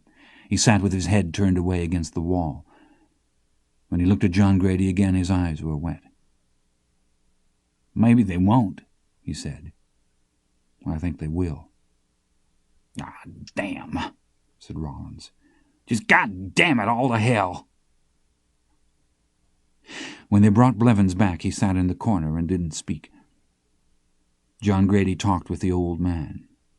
His name was Orlando. He didn't know what crime he was accused of. He'd been told he could go when he signed the papers, but he couldn't read the papers, and no one would read them to him. He didn't know how long he'd been here, since sometime in the winter. While they were talking, the guards came again, and the old man shut up. They unlocked the door and entered, and set 2 buckets in the floor together with a stack of enameled tin plates. One of them looked into the water pail, and the other took the slop pail from the corner, and they went out again. They had about them a perfunctory air, like men accustomed to caring for livestock. When they were gone, the prisoners squatted about the buckets, and John Grady handed out the plates, of which there were 5, as if some unknown other were expected. There were no utensils, and they used the tortillas to spoon the beans from the bucket. "Blevins," said John Grady, "you aim to eat?" "I ain't hungry." "Better get you some of this." "You all go on." John Grady scooped beans into one of the spare dishes and folded the tortilla along the edge of the dish and got up and carried it to Blevins and came back. Blevins sat holding the dish in his lap. After a while he said, "What'd you tell 'em about me?" Rollins stopped chewing and looked at John Grady. John Grady looked at Blevins. "Told 'em the truth?" "Yeah," said Blevins. "You think it would make any difference what we told 'em?" said Rollins. "You could have tried to help me out." Rollins looked at John Grady. "Could have put in a good word for me," said Blevins. "Good word," said Rollins. "Wouldn't have cost you nothing." "Shut the hell up," said Rollins. "Just shut up. You say anything more, I'll come over there and stomp your skinny ass. You hear me? If you say one more goddamn word—" "Leave him alone," said John Grady. "Dumb little son of a bitch. You think that man in there don't know what you are? He knew what you were before he ever set eyes on you. Before you were born. Damn you to hell. Just damn you to hell." He was almost in tears. John Grady put a hand on his shoulder. "Let it go, Lacey," he said. "Just let it go." In the afternoon the guards came and left the slop bucket and took away the plates and pails. "How do you reckon the horses are making it?" said Rollins. John Grady shook his head. "Horses," the old man said. "Caballos." "Sí, caballos." They sat in the hot silence and listened to the sounds in the village, the passing of some horses along the road. John Grady asked the old man if they had mistreated him, but the old man waved one hand and passed it off. He said they didn't bother him much. He said there was no sustenance in it for them. An old man's dry moans. He said that pain for the old was no longer a surprise. 3 days later they were led, blinking, from their cell into the early sunlight and through the yard and the schoolhouse and out into the street.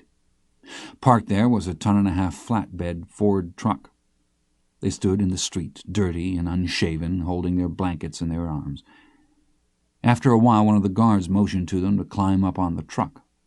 Another guard came out of the building, and they were handcuffed with the same plate-worn cuffs and then chained together with a tow chain that lay coiled in the spare tire in the forward bed of the truck.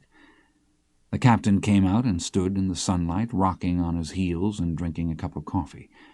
He wore a pipe-clayed leather belt and holster, the .45 automatic slung at full cock, butt forward at his left side. He spoke to the guards, and they waved their arms, and a man standing on the front bumper of the truck raised up out of the engine compartment and gestured and spoke, and then bent under the hood again. "What did he say?" said Blevins. No one answered. There were bundles and crates piled forward on the truck bed, together with some 5-gallon army gas cans. People of the town kept arriving with parcels and handing slips of paper to the driver, who stuffed them into his shirt pocket without comment. "Yonder stands your gals," said Rollins. "I'll see 'em," said John Grady. They were standing close together, the one clinging to the arm of the other, both of them crying. "What the hell sense does that make?" said Rollins. John Grady shook his head. The girls stood watching while the truck was loaded and while the guards sat smoking with their rifles propped against their shoulders, and they were still standing there an hour later when the truck finally started, and the hood dropped shut and the truck with the prisoners in their chains jostling slightly pulled away down the narrow dirt street and faded from sight in a rolling wake of dust and motor smoke. There were 3 guards on the truck bed with the prisoners. young boys from the country in ill-fitting and unpressed uniforms. They must have been ordered not to speak to the prisoners because they took care to avoid their eyes. They nodded or raised one hand gravely to people they knew standing in the doorways as they rolled out down the dusty street. The captain sat in the cab with the driver. Some dogs came out to chase the truck, and the driver cut the wheel sharply to try to run them down, and the guards on the truck bed grabbed wildly for handholds, and the driver looked back at them through the rear window of the cab, laughing, and they all laughed and punched one another, and then sat gravely with their rifles. They turned down a narrow street and stopped in front of a house that was painted bright blue. The captain leaned across the cab and blew the horn. After a while the door opened and a man came out. He was rather elegantly dressed after the manner of a charro, and he walked around the truck, and the captain got out, and the man got into the cab, and the captain climbed in after him and shut the door, and they pulled away. They drove down the street past the last house and the last of the corrals and mud pens, and crossed a shallow ford where the slow water shone like oil in its colors and mended itself behind them before the runoff from the truck tires had even finished draining back. The truck labored up out of the ford over the scarred rock of the roadbed, and then leveled out and set off across the desert in the flat mid-morning light. The prisoners watched the dust boil from under the truck and hang over the road and drift slowly off across the desert. They slammed about on the rough oak planks of the truck bed and tried to keep their blankets folded under them. Where the road forked, they turned out onto the track that would take them to Cuatro Ciénegas and on to Saltillo, 400 kilometers to the south. Blevins had unfolded his blanket and was stretched out on it with his arms under his head. He lay staring up at the pure blue desert sky where there was no cloud, no bird. When he spoke, his voice shuddered from the hammering of the truck bed against his back. "Boys," he said, "this is going to be a long old trip." They looked at him. They looked at each other. They didn't say if they thought it would be or not. "The old man said it'd take all day to get there," said Blevins. "I asked him, said all day." Before noon they struck the main road coming down out of Boquillas on the border, and they took the road down country, through the pueblos of San Guillermo, San Miguel, Tanque el Reves. The few vehicles they encountered on that hot and guttered track passed in a storm of dust and flying rock, and the riders on the truck bed turned away with their faces in their elbow sleeves. They stopped in Ocampo and offloaded some crates of produce and some mail and drove on toward El Oso. In the early afternoon they pulled in at a small cafe by the roadside, and the guards climbed down and went in with their guns. The prisoners sat chained on the truck bed. In the dead mud yard some children who'd been playing stopped to watch them, and a thin white dog who seemed to have been awaiting just such an arrival came over and urinated for a long time against the rear tire of the truck and went back. When the guards came out they were laughing and rolling cigarettes. One of them carried 3 bottles of orange soda water, and he passed them up to the prisoners and stood waiting for the bottles while they drank. When the captain appeared in the doorway they climbed back onto the truck. The guard who'd taken the bottles back came out, and then the man in the charro outfit, and then the driver. When they were all in their places, the captain stepped from the shade of the doorway and crossed the gravel apron and climbed into the cab, and they went on. At Cuatro Ciénegas they struck the paved road and turned south toward Torreon. One of the guards stood up and, holding on to the shoulder of his companion, looked back at the road sign.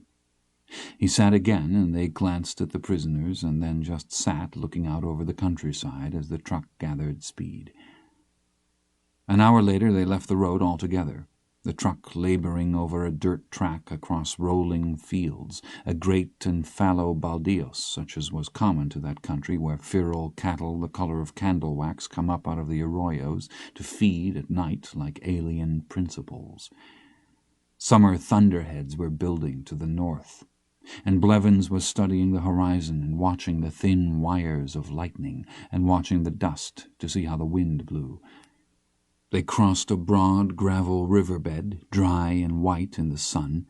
and they climbed into a meadow where the grass was tall as the tires and passed under the truck with a seething sound, and they entered a grove of ebony trees and drove out a nesting pair of hawks and pulled up in the yard of an abandoned estancia, a quadrangle of mud buildings and the remains of some sheep pens. No one in the truck bed moved. The captain opened the door and stepped out. "Vámonos," he said. They climbed down with their guns. Blevins looked about at the ruined buildings. "What's here?" he said. One of the guards leaned his rifle against the truck and sorted through the ring of keys and reached and unlocked the chain and threw the loose ends up onto the truck bed and picked up the rifle again and gestured for the prisoners to get down. The captain had sent one of the guards to scout the perimeter, and they stood waiting for him to come back. The charro stood leaning against the front fender of the truck, with one thumb in his carved leather belt, smoking a cigarette. "What do we do here?" said Blevins. "I don't know," said John Grady. The driver hadn't gotten out of the truck. He was slumped back in the seat with his hat over his eyes and looked to be sleeping. "I gotta take a leak," said Rollins. They walked out through the grass, Blevins hobbling after them. No one looked at them. The guard came back and reported to the captain, and the captain took the guard's rifle from him and handed it to the charro, and the charro hefted it in his hands as if it were a game gun. The prisoners straggled back to the truck. Blevins sat down a little apart, and the charro looked at him and then took his cigarette from his mouth and dropped it in the grass and stepped on it. Blevins got up and moved to the rear of the truck where John Grady and Rollins were standing. "What are they going to do?" he said. The guard with no rifle came to the rear of the truck. "Vámonos," he said. Rollins raised up from where he was leaning on the bed of the truck. "Solo el chico," said the guard. "Vámonos." Rollins looked at John Grady. "What are they going to do?" said Blevins. "They ain't going to do nothing," said Rollins. He looked at John Grady. John Grady said nothing at all. The guard reached and took Blevins by the arm. "Vámonos," he said. "Wait a minute," said Blevins. "Están esperando," said the guard. Blevins twisted out of his grip and sat on the ground.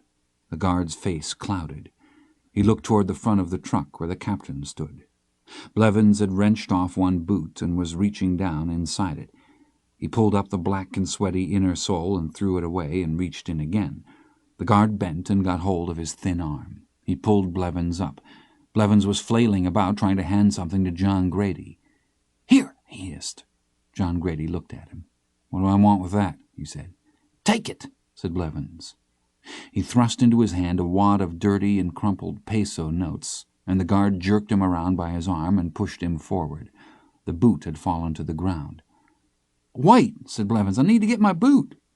But the guard shoved him on past the truck, and he limped away, looking back once, mute and terrified, and then going on with the captain and the charro across the clearing toward the trees.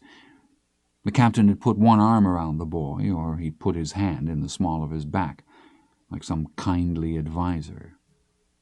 The other man walked behind them, carrying the rifle, and Blevins disappeared into the ebony trees, hobbling on one boot, much as they had seen him that morning coming up the arroyo after the rain in that unknown country long ago.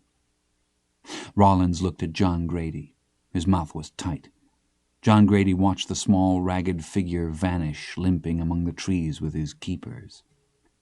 There seemed insufficient substance to him to be the object of men's wrath. There seemed nothing about him sufficient to fuel any enterprise at all. "Don't you say nothing," said Rollins. "All right. Don't you say a damn word." John Grady turned and looked at him. He looked at the guards, and he looked at the place where they were, the strange land, the strange sky.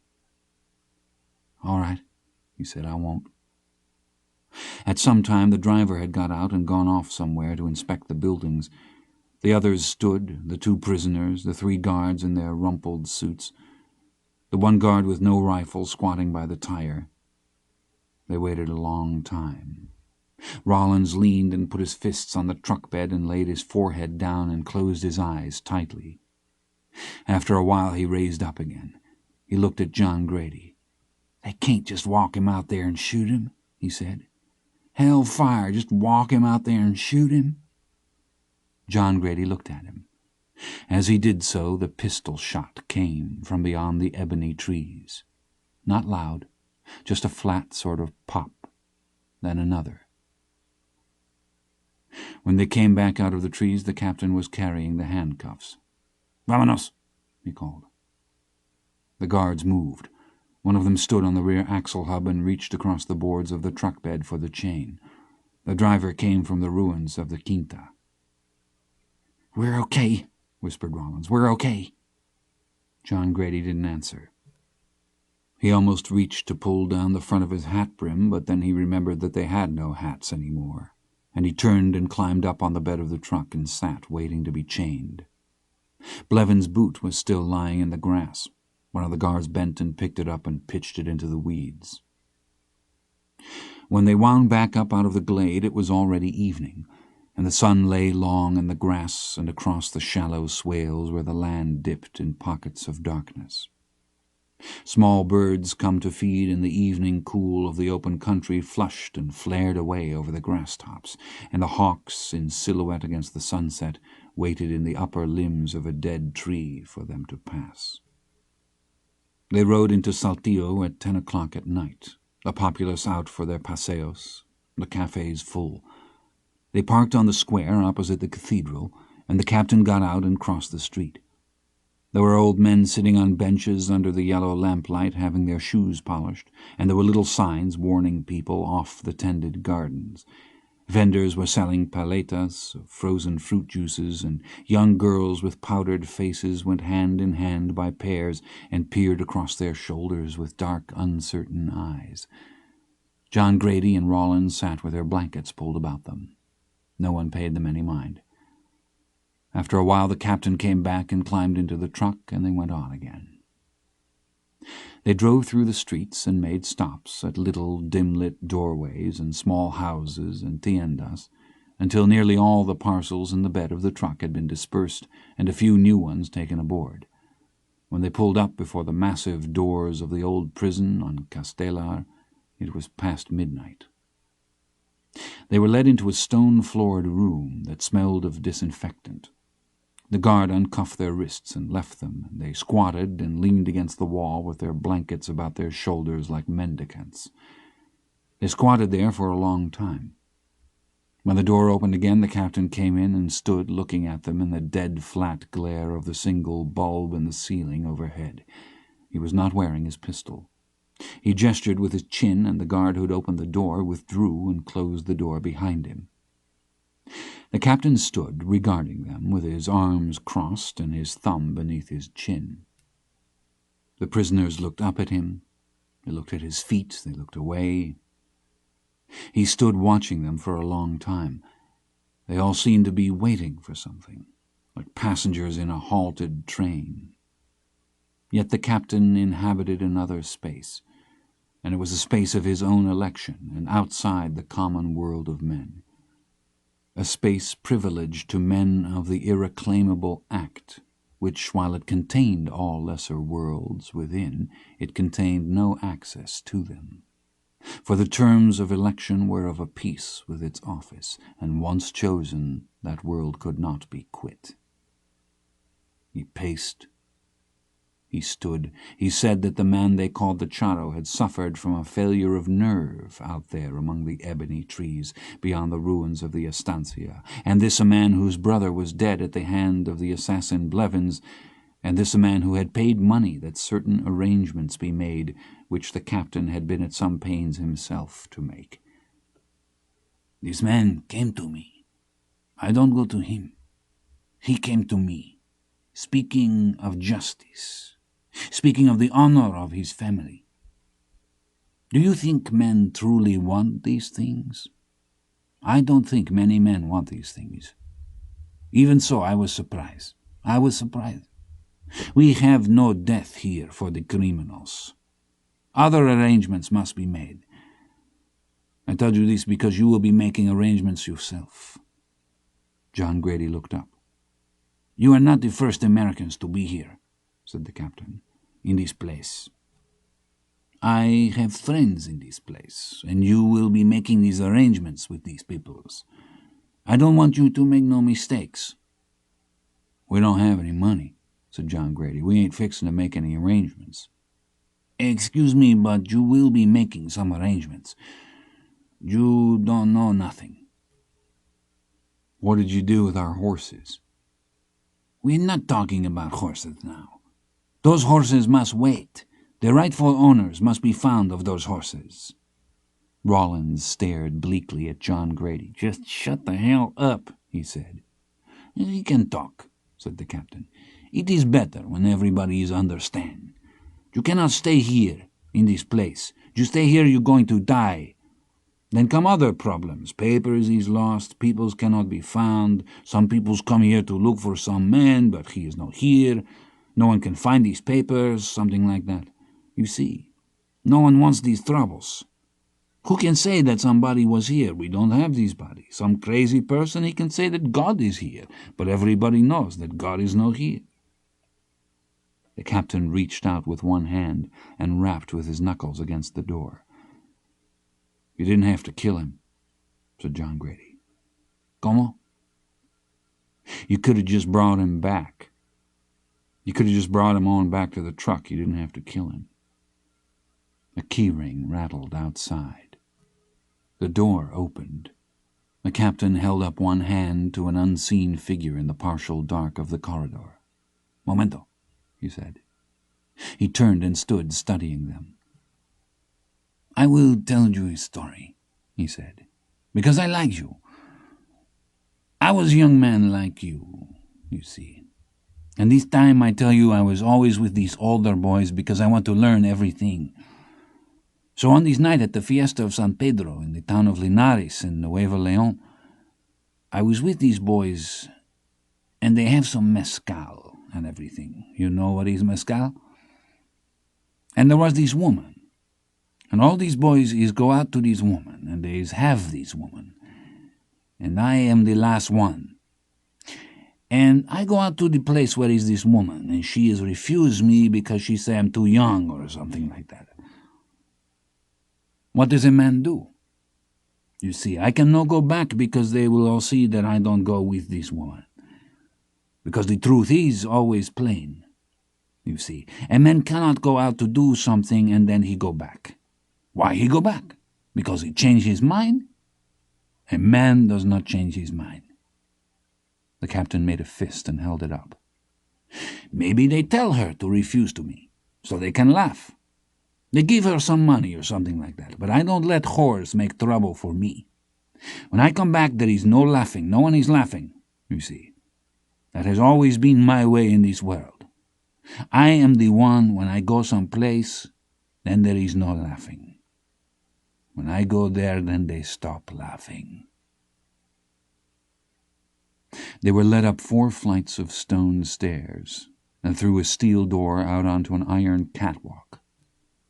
The guards smiled back at them in the light from the bulb over the door. Beyond lay the night sky of the desert mountains, below them the prison yard. "Se llama la periquera," he said. They followed him down the catwalk. A sense of some brooding and malignant life slumbering in the darkened cages they passed. Here and there along the tiers of catwalks on the far side of the quadrangle, a dull light shaped out the grating of the cells where votive candles burned the night long before some santo. The bell in the cathedral tower 3 blocks away sounded once with a deep and oriental solemnity.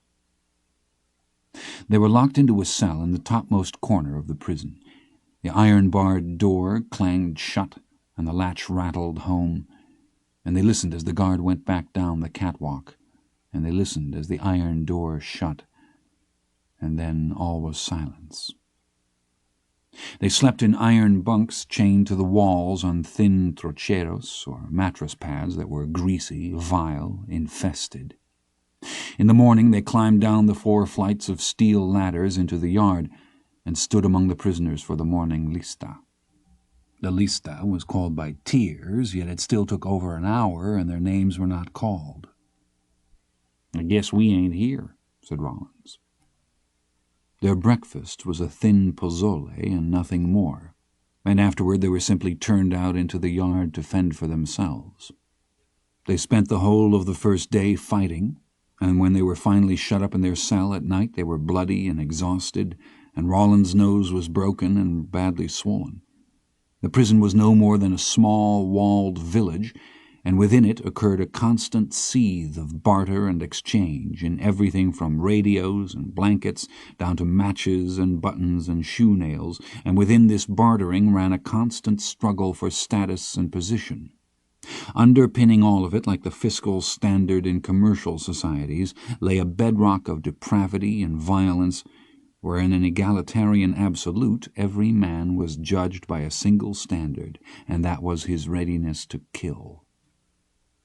They slept, and in the morning it all began again. They fought back to back and picked each other up and fought again. At noon Rawlins could not chew. "They're going to kill us," he said. John Grady mashed beans in a tin can with water till he'd made a gruel out of it and pushed it at Rawlins. "You listen to me," he said. "Don't you let 'em think they ain't going to have to. You hear me? I intend to make 'em kill me. I won't take nothing less. They either got to kill us or let us be. There ain't no middle ground." "There ain't a place on me that don't hurt." I know it, and I don't care." Rawlins sucked at the gruel. He looked at John Grady from over the rim of the can. "You look like a goddamn raccoon," he said. John Grady grinned crookedly. "What the hell you think you look like?" "Shit if I know." "You ought to wish you looked as good as a coon." "I can't laugh. I think my jaw's broke." "There ain't nothing wrong with you." "Shit," said Rawlins. John Grady grinned. "You see that big old boy standing yonder that's been watching us?" "I see the son of a bitch." "See him looking over here?" "I see him." "What do you think I'm fixing to do?" "I got no idea in this world." "I'm going to get up from here and walk over there and bust him in the mouth." "The hell you are." "You watch me." "What for?" "Just to save him the trip." By the end of the third day it seemed to be pretty much over. They were both half naked, and John Grady had been blindsided with a sock full of gravel that took out 2 teeth in his lower jaw, and his left eye was closed completely. The fourth day was Sunday, and they bought clothes with Blevins' money, and they bought a bar of soap and took showers, and they bought a can of tomato soup and heated it in the can over a candle stub and wrapped the sleeve of Rawlins' old shirt around it for a handle and passed it back and forth between them while the sun set over the high western wall of the prison. "You know, we might just make it," said Rawlins. "Don't start getting comfortable. Let's just take it a day at a time." "How much money you think it would take to get out of here?" "I don't know. I'd say a lot." "I would too." "We ain't heard from the captain's buddies in here. I guess they're waiting to see if there's going to be anything left to bail out." He held out the can toward Rawlins. "Finish it," said Rawlins. "Take it. There ain't but a sip." He took the can and drained it and poured a little water in and swirled it about and drank that, and sat looking into the empty can. "If they think we're rich, how come they ain't looked after us no better?" he said. "I don't know. I know they don't run this place. All they run is what comes in and what goes out." "If that," said Rawlins. The floodlights came on from the upper walls. Figures that had been moving in the yard froze, then they moved again. "The horn's fixing to blow." "We got a couple minutes." "I never knowed there was such a place as this." "I guess there's probably every kind of place you can think of." Rawlins nodded. "Wouldn't have thought of this one," he said. It was raining somewhere out in the desert. They could smell the wet creosote on the wind. Lights came on in a makeshift cinder-block house built into one corner of the prison wall, where a prisoner of means lived like an exiled satrap, complete with cook and bodyguard. There was a screen door to the house, and a figure crossed behind it and crossed back. On the roof a clothesline, where the prisoners' clothes luffed gently in the night breeze like flags of state. Rawlins nodded toward the lights. "You ever see him?" "Yeah, one time. He was standing in the door one evening, smoking him a cigar. "You picked up on any of the lingo in here?" "Some." "What's a poocha?" "Cigarette butt." "Then what's a take-a-lata?" "Same thing."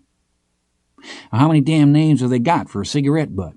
"I don't know. You know what a papazote is?" "No, what?" "A big shot." "That's what they call the dude that lives yonder." "Yeah. And we're a couple of gabachos." "Bolillos." "Pendejos." "Anybody can be a pendejo," said John Grady. "That just means asshole." "Yeah? Well, we're the biggest ones in here." "I won't dispute it." They sat. "What are you thinking about?" said Rollins. "Thinking about how much it's going to hurt to get up from here?" Rollins nodded. They watched the prisoners moving under the glare of the lights. "All over a goddamned horse," said Rollins. John Grady leaned and spat between his boots and leaned back. "Horse had nothing to do with it," he said. That night they lay in their cell on the iron racks like acolytes and listened to the silence and a rattling snore somewhere in the block and a dog barking faintly in the distance and the silence and each other breathing in the silence, both still awake. "We think we're a couple of pretty tough cowboys," said Rollins. "Yeah, maybe. They could kill us any time." "Yeah, I know." 2 days later, the papazote sent for them. A tall, thin man crossed the quadrangle in the evening to where they sat, and bent and asked them to come with him, and then rose and strode off again. He didn't even look back to see if they'd rise to follow. "What do you want to do?" said Rollins. John Grady rose stiffly and dusted the seat of his trousers with one hand. "Get your ass up from there," he said. The man's name was Perez. His house was a single room, in the center of which stood a tin folding table and 4 chairs. Against one wall was a small iron bed, and in one corner a cupboard and a shelf with some dishes and a 3-burner gas ring. Perez was standing looking out his small window at the yard. When he turned, he made an airy gesture with 2 fingers, and the man who'd come to fetch them stepped back out and closed the door. "My name is Emilio Perez," he said. "Please sit down." They pulled out chairs at the table and sat. The floor of the room was made of boards, but they were not nailed to anything. The blocks of the walls were not mortared, and the unpeeled roof poles were only dropped loosely into the topmost course, and the sheets of roofing tin overhead were held down by blocks stacked along their edges. A few men could have disassembled and stacked the structure in half an hour. Yet there was an electric light and a gas-burning heater, a carpet, pictures from calendars pinned to the walls. "You young boys," he said, "you enjoy very much to fight, yes?" Rollins started to speak, but John Grady cut him off. "Yes," he said, "we like it a lot." Perez smiled. He was a man about 40, with graying hair and mustache, lithe and trim. He pulled out the 3rd chair and stepped over the back of it with a studied casualness, and sat and leaned forward with his elbows on the table. The table had been painted green with a brush, and the logo of a brewery was partly visible through the paint. He folded his hands. "All this fighting," he said. "How long have you been here?" "About a week." "How long do you plan to stay?"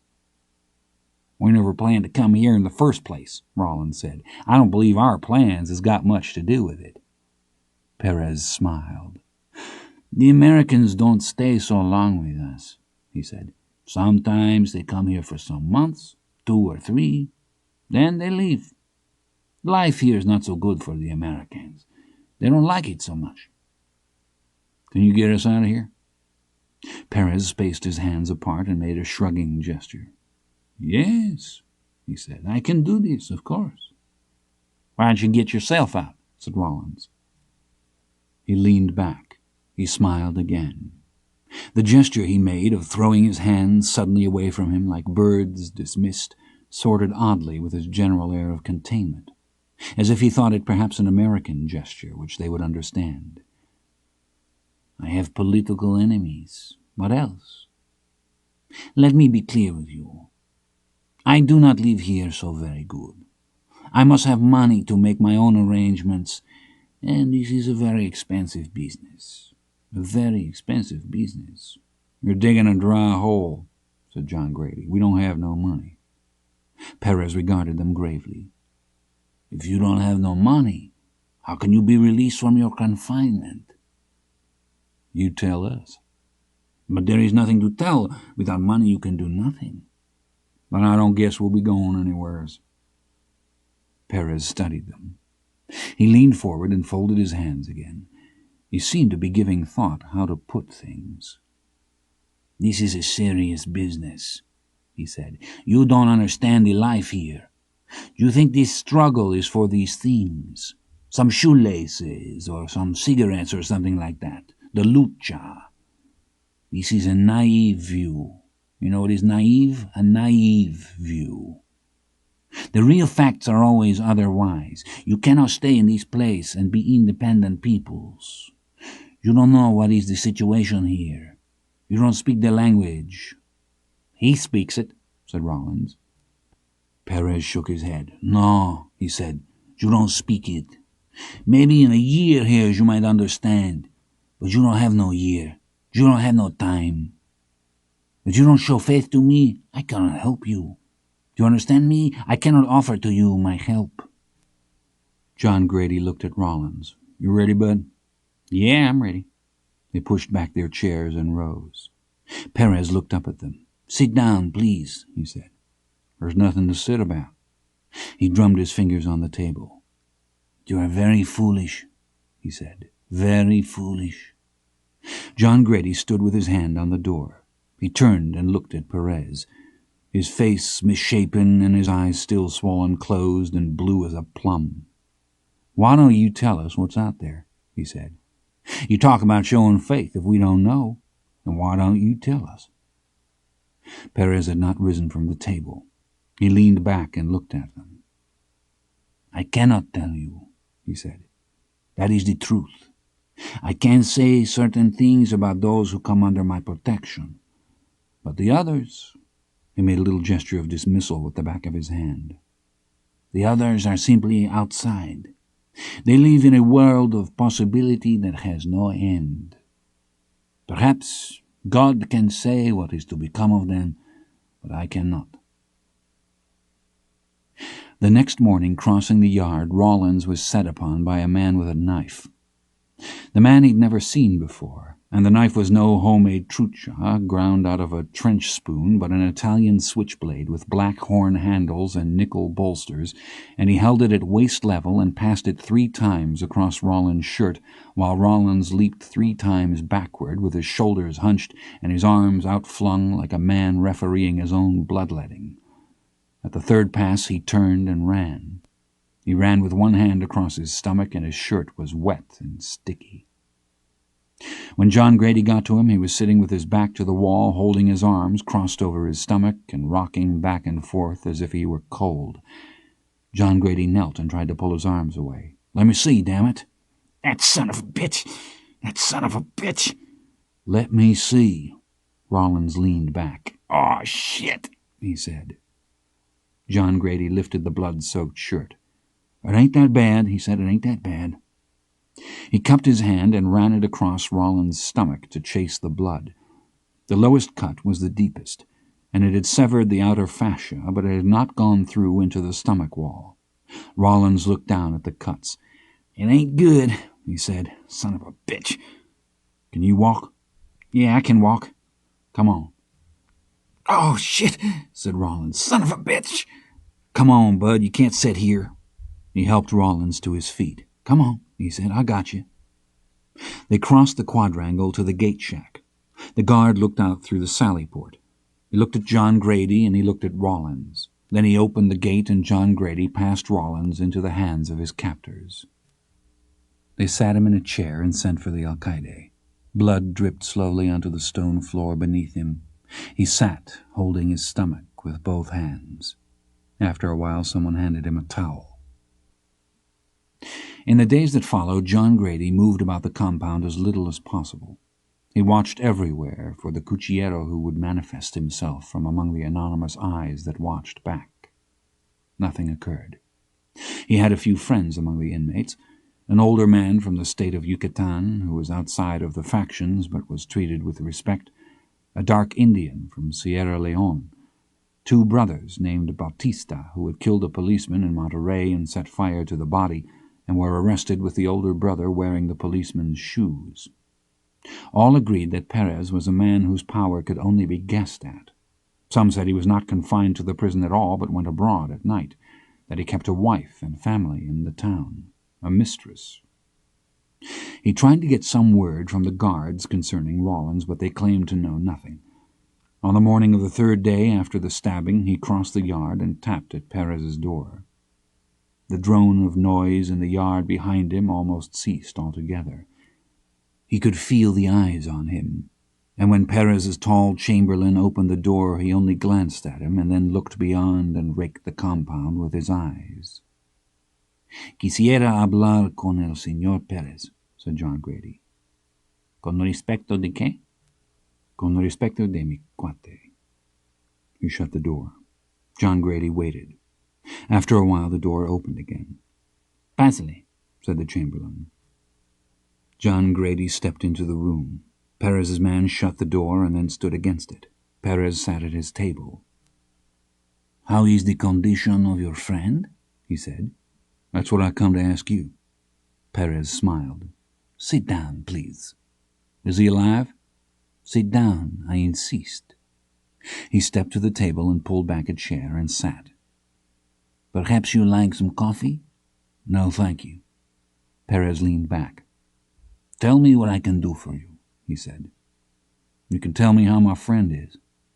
But if I answer this question, then you will go away. What would you want me to stay for?" Perez smiled. "My goodness," he said, "to tell me stories of your life of crime, of course." John Grady studied him. "Like all men of means," said Perez, "my only desire is to be entertained." "Me toma el pelo." "Yes. In English you say the leg, I believe." "Yes. You a man of means?" "No, it is a joke. I enjoy to practice my English. It passes the time." "Where did you learn Castellano?" "At home." "In Texas?" "Yes." "Did you learn it from the servants?" "We didn't have no servants. We had people worked on the place." "You have been in some prison before?" "No." "You are the oveja negra, no? The black sheep?" "You don't know nothing about me." "Perhaps not. Tell me, why do you believe that you can be released from your confinement in some abnormal way?" "I told you you're digging a dry hole. You don't know what I believe." "I know the United States. I've been there many times. You are like the Jews. There is always a rich relative. What prison were you in?" "You know I ain't been in no prison. Where is Rawlins?" "You think I am responsible for the incident to your friend, but that is not the case. You think I came here to do business. All I want to know is what's happened to him." Perez nodded thoughtfully. "Even in a place like this, where we are concerned with fundamental things, the mind of the Anglo is closed in this rare way. At one time I thought it was only his life of privilege, but it is not that. It is his mind." He sat back easily. He tapped his temple. "It is not that he is stupid. It is that his picture of the world is incomplete. In this rare way, he looks only where he wishes to see. You understand me?" "I understand you." "Good," said Perez. "I can normally tell how intelligent a man is by how stupid he thinks I am." "I don't think you're stupid. I just don't like you." "Ah," said Perez. "Very good, very good." John Grady looked at Perez's man standing against the door. He stood with his eyes caged, looking at nothing. "He doesn't understand what we are saying," said Perez. "Feel free to express yourself." "I've done expressed myself." "Yes. I've got to go." "Do you think you can go if I don't want you to go?" "Yes." Perez smiled. "Are you a cuchillero?" John Grady sat back. "A prison is like a how do you call it, a salon de belleza, a beauty parlor. A beauty parlor. It is a big place for gossip. Everybody knows the story of everybody, because crime is very interesting. Everybody knows that. We never committed any crimes. Perhaps not yet. What does that mean? Perez shrugged. They're still looking. Your case is not decided. Did you think your case was decided?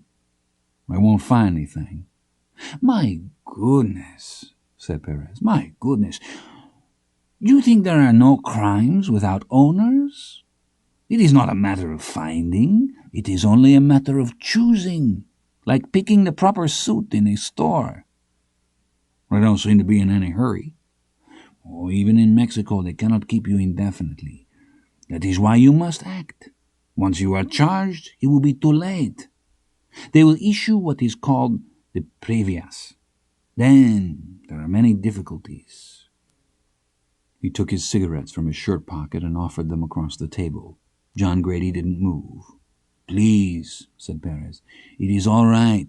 It is not the same as breaking bread. It places one under no obligation. He leaned forward and took a cigarette and put it in his mouth. Perez took a lighter from his pocket and snapped it open and lit it and held it across the table. Where did you learn to fight? He said. John Grady took a deep pull on the cigarette and leaned back. What do you want to know? He said. Only what the world wants to know. What does the world want to know? The world wants to know if you have cojones, if you are brave. He lit his own cigarette and laid the lighter on top of the pack of cigarettes on the table and blew a thin stream of smoke. Then it can decide your price, he said. Some people don't have a price. That is true. What about those people? Those people die.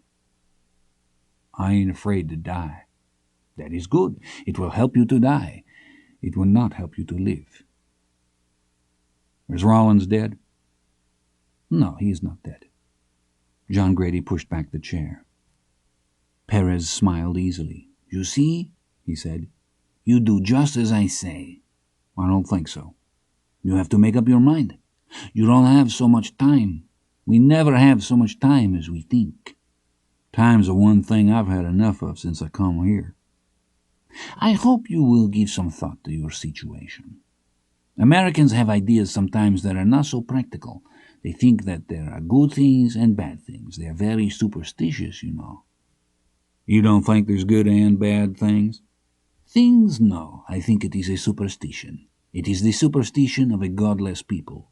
You think Americans are godless? Oh, yes, don't you? No. I see them attack their own property. I saw a man one time destroy his car with a big martillo, what do you call it? Hammer. Because it would not start. Would a Mexican do that? I don't know. A Mexican would not do that. The Mexican does not believe that a car can be good or evil. If there is evil in the car, he knows that to destroy the car is to accomplish nothing, because he knows where good and evil have their home. The Anglo thinks in his rare way that the Mexican is superstitious. But who is the one? We know there are qualities to a thing. This car is green, or it has a certain motor inside, but it cannot be tainted, you see. Or a man, even a man. There can be in a man some evil, but we don't think it is his own evil. Where did he get it? How did he come to claim it? No. Evil is a true thing in Mexico. It goes about on its own legs. Maybe someday it will come to visit you. Maybe it already has. Maybe. Perez smiled. You are free to go, he said. I can see you don't believe what I tell you. It is the same with money. Americans have this problem always, I believe. They talk about tainted money. But money doesn't have this special quality. And the Mexican would never think to make things special or to put them in a special place where money is no use. Why do this? If money is good, money is good. He doesn't have bad money. He doesn't have this problem, this abnormal thought. John Grady leaned and stubbed out the cigarette in the tin ashtray on the table. Cigarettes in that world were money themselves, and the one he left broken and smoldering in front of his host had hardly been smoked at all. "I'll tell you what," he said. "Tell me. I'll see you around."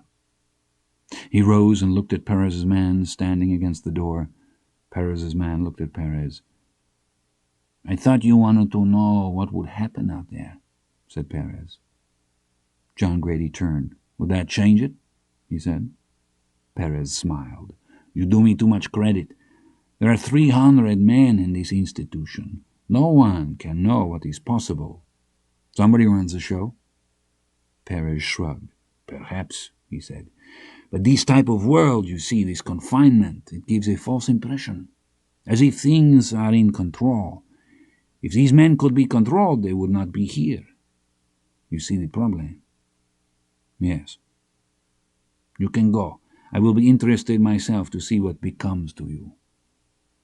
He made a small gesture with his hand. His man stepped from before the door and held it open. "Joven," said Perez. John Grady turned. "Yes," he said. "Take care with whom you break bread." "All right, I will."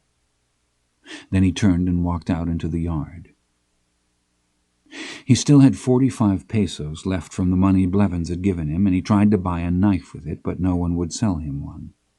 He couldn't be sure if there were none for sale or only none for sale to him. He moved across the courtyard at a studied saunter. He found the Bautistas under the shade of the south wall, and he stood until they looked up and gestured to him to come forward.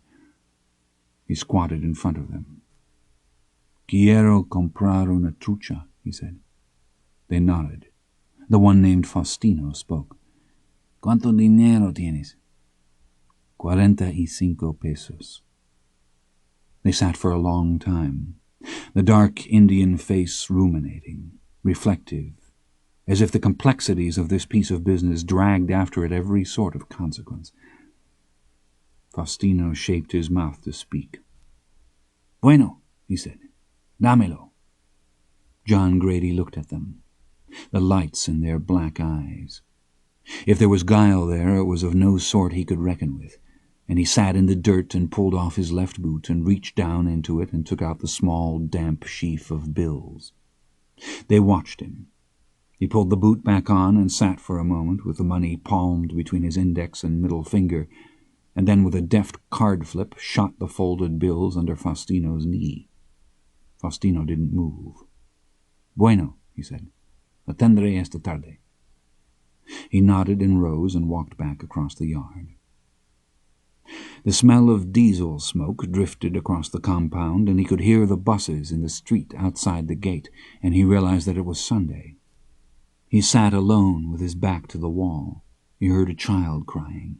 He saw the Indian from Sierra Leone coming across the yard, and he spoke to him. The Indian came over. "Siéntate," he said. The Indian sat. He took from inside his shirt a small paper bag, limp with sweat, and passed it to him. Inside was a handful of punche and a sheaf of corn-husk papers. "Gracias," he said. He took a paper and folded it and dabbed the rough, stringy tobacco in and rolled it shut and licked it. He handed the tobacco back, and the Indian rolled a cigarette and put the bag back inside his shirt and produced an esclarajo made from a half-inch water-pipe coupling and struck a light and cupped it in his hands and blew up the fire and held it for John Grady and then lit his own cigarette. John Grady thanked him. "No tienes visitantes?" he said. The Indian shook his head. He didn't ask John Grady if he had visitors. John Grady thought he might have something to tell him, some news that had moved through the prison but bypassed him in his exile. But the Indian seemed to have no news at all, and they sat, leaning against the wall, smoking until the cigarettes had burned away to nothing, and the Indian let the ashes fall between his feet, and then rose and moved on across the yard. He didn't go to eat at noon. He sat and watched the yard and tried to read the air. He thought men crossing were looking at him. Then he thought they were at pains not to. He said half aloud to himself that all his thinking could get a man killed. Then he said that talking to yourself could also get you killed. A little later he jerked awake and put one hand up. He was horrified to have fallen asleep there. He looked at the width of the shadow of the wall before him. When the yard was half in the shade, it would be 4 o'clock. After a while he got up and walked down to where the Bautistas were sitting. Faustino looked up at him. He gestured for him to come forward. He told him to step slightly to the left. Then he told him he was standing on it. He almost looked down, but he didn't. Faustino nodded. "Siéntate," he said. He sat.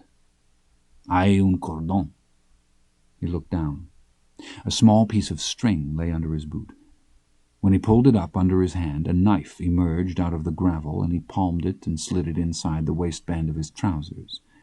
Then he got up and walked away. It was better than what he'd expected. A switchblade with the handles missing, made in Mexico, the brass showing through the plating on the bolsters. He untied the piece of twine from around it and wiped it on his shirt and blew down into the blade channel and tapped it against the heel of his boot and blew again. He pushed the button and it clicked open. He wet a patch of hair on the back of his wrist and tried the edge. He was standing on one foot with his leg crossed over his knee, honing the blade against the sole of his boot, when he heard someone coming, and he folded the knife and slid it into his pocket and turned and went out, passing 2 men who smirked at him on their way to the vile latrine. A half-hour later the horn sounded across the yard for the evening meal. He waited until the last man had entered the hall and then walked in and got his tray and moved down the line. Because it was Sunday and many of the prisoners had eaten food brought by their wives or family, the hall was half empty, and he turned and stood with his tray, the beans and tortillas and the anonymous stew, and picked a table in the corner where a boy not much older than he sat alone, smoking and drinking water from a cup. He stood at the end of the table and set his tray down. "Con permiso," he said. The boy looked at him and blew 2 thin streams of smoke from his nose and nodded and reached for his cup. On the inside of his right forearm was a blue jaguar, struggling in the coils of an anaconda. In the web of his left thumb, the Pachucho cross and the 5 marks. Nothing out of the ordinary. But as he sat, he suddenly knew why this man was eating alone. It was too late to rise again. He picked up the spoon with his left hand and began to eat. He heard the latch click shut on the door across the hall, even above the muted scrape and click of spoons on the metal trays. He looked toward the front of the hall. There was no one behind the serving line. The 2 guards were gone. He continued to eat. His heart was pounding and his mouth was dry and the food was ashes. He took the knife from his pocket and put it in the waist of his trousers. The boy stubbed out the cigarette and set his cup in the tray. Outside, somewhere in the streets beyond the prison walls, a dog barked. A tamalera cried out her wares. John Grady realized he could not have heard these things unless every sound in the hall had ceased. He opened the knife quietly against his leg and slid it open longwise under the buckle of his belt. The boy stood and stepped over the bench and took up his tray and turned and started down along the far side of the table. John Grady held the spoon in his left hand and gripped the tray. The boy came opposite him. He passed. John Grady watched him with a lowered gaze. When the boy reached the end of the table, he suddenly turned and sliced the tray at his head. John Grady saw it all unfold slowly before him, the tray coming edgewise toward his eyes, the tin cup slightly tilted with the spoon in it slightly upended, standing almost motionless in the air, and the boy's greasy black hair flung across his wedge-shaped face.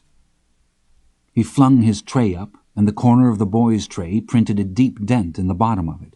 He rolled away, backward, over the bench and scrabbled to his feet. He thought the tray would clatter to the table, but the boy had not let go of it, and he chopped at him with it again, coming along the edge of the bench.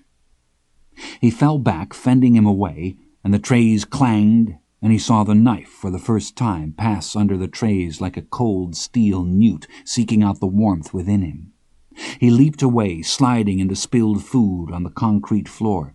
He pulled the knife from his belt and swung the tray back-handed and caught the cuchillero in the forehead with it. The cuchillero seemed surprised. He was trying to block John Grady's view with his tray. John Grady stepped back. He was against the wall. He stepped to the side and gripped his tray and hacked at the cuchillero's tray, trying to hit his fingers. The cuchillero moved between him and the table. He kicked back the bench behind him. The trays rattled and clanged in the otherwise silence of the hall, and the cuchillero's forehead had begun to bleed, and the blood was running down alongside his left eye. He fainted with the tray again. John Grady could smell him. He fainted, and his knife passed across the front of John Grady's shirt. John Grady dropped the tray to his midsection and moved along the wall, looking into those black eyes. The cuchillero spoke no word. His movements were precise and without rancor. John Grady knew that he was hired. He swung the tray at his head, and the cuchillero ducked and feinted and came forward. John Grady gripped the tray and moved along the wall. He ran his tongue into the corner of his mouth and tasted blood. He knew his face had been cut, but he didn't know how bad. He knew the cuchillero had been hired because he was a man of reputation, and it occurred to him that he was going to die in this place.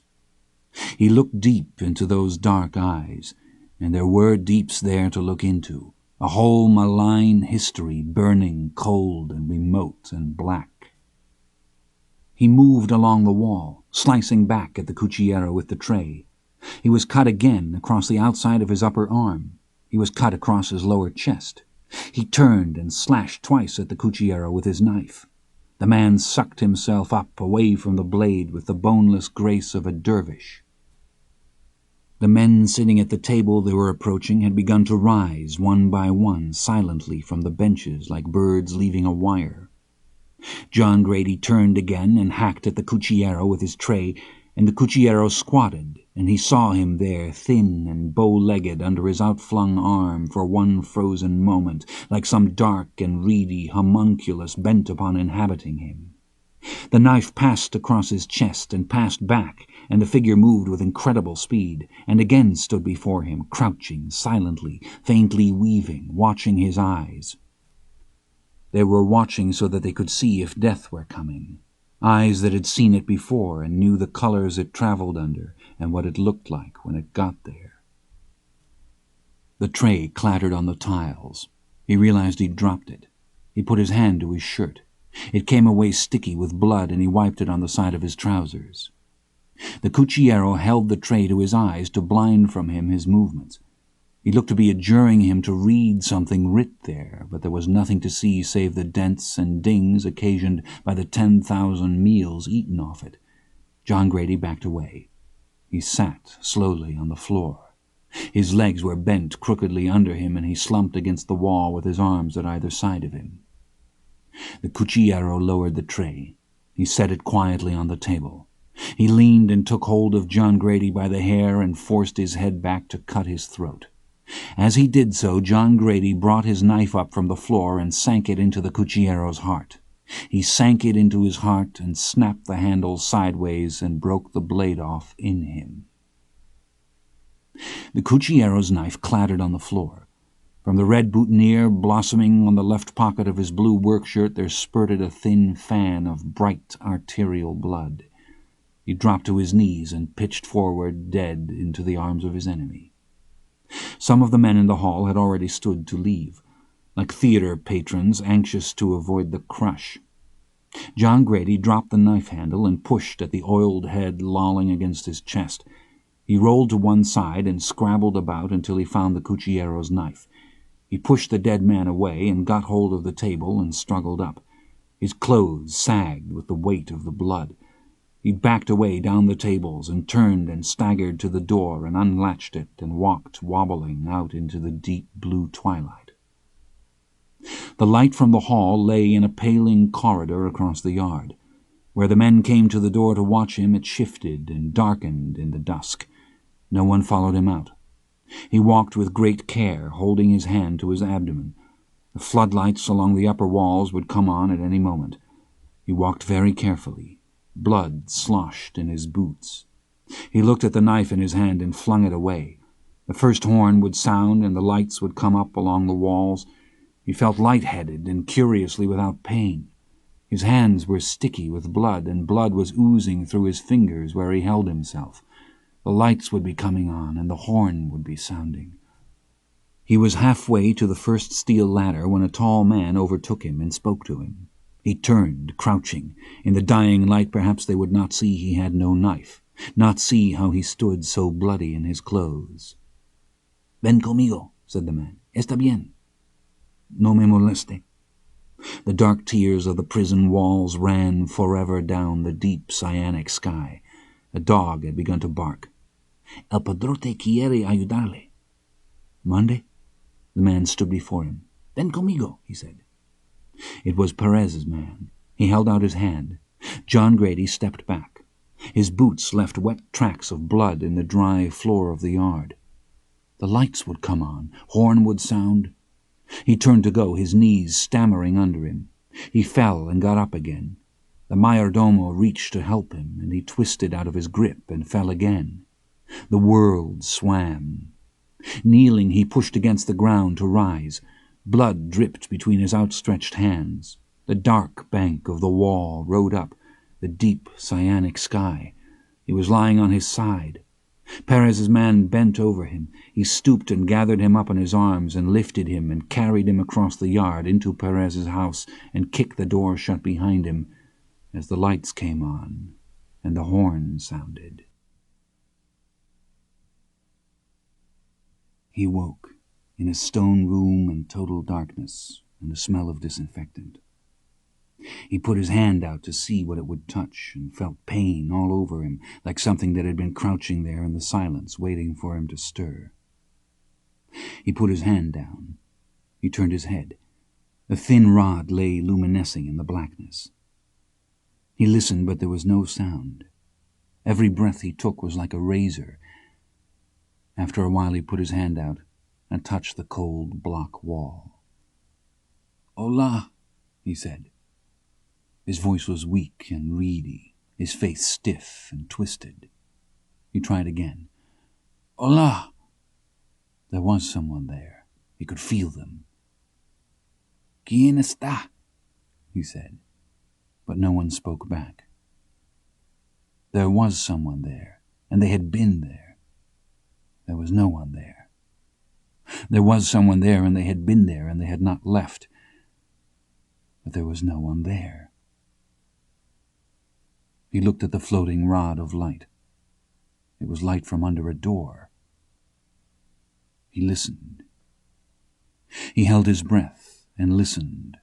Because the room was small, it seemed to be small, and if the room was small, he could hear them breathing in the dark if they were breathing, but he heard nothing. He half wondered if he were not dead, and in his despair he felt well up in him a surge of sorrow like a child beginning to cry, but it brought with it such pain that he stopped it cold and began at once his new life in the living of it, breath to breath.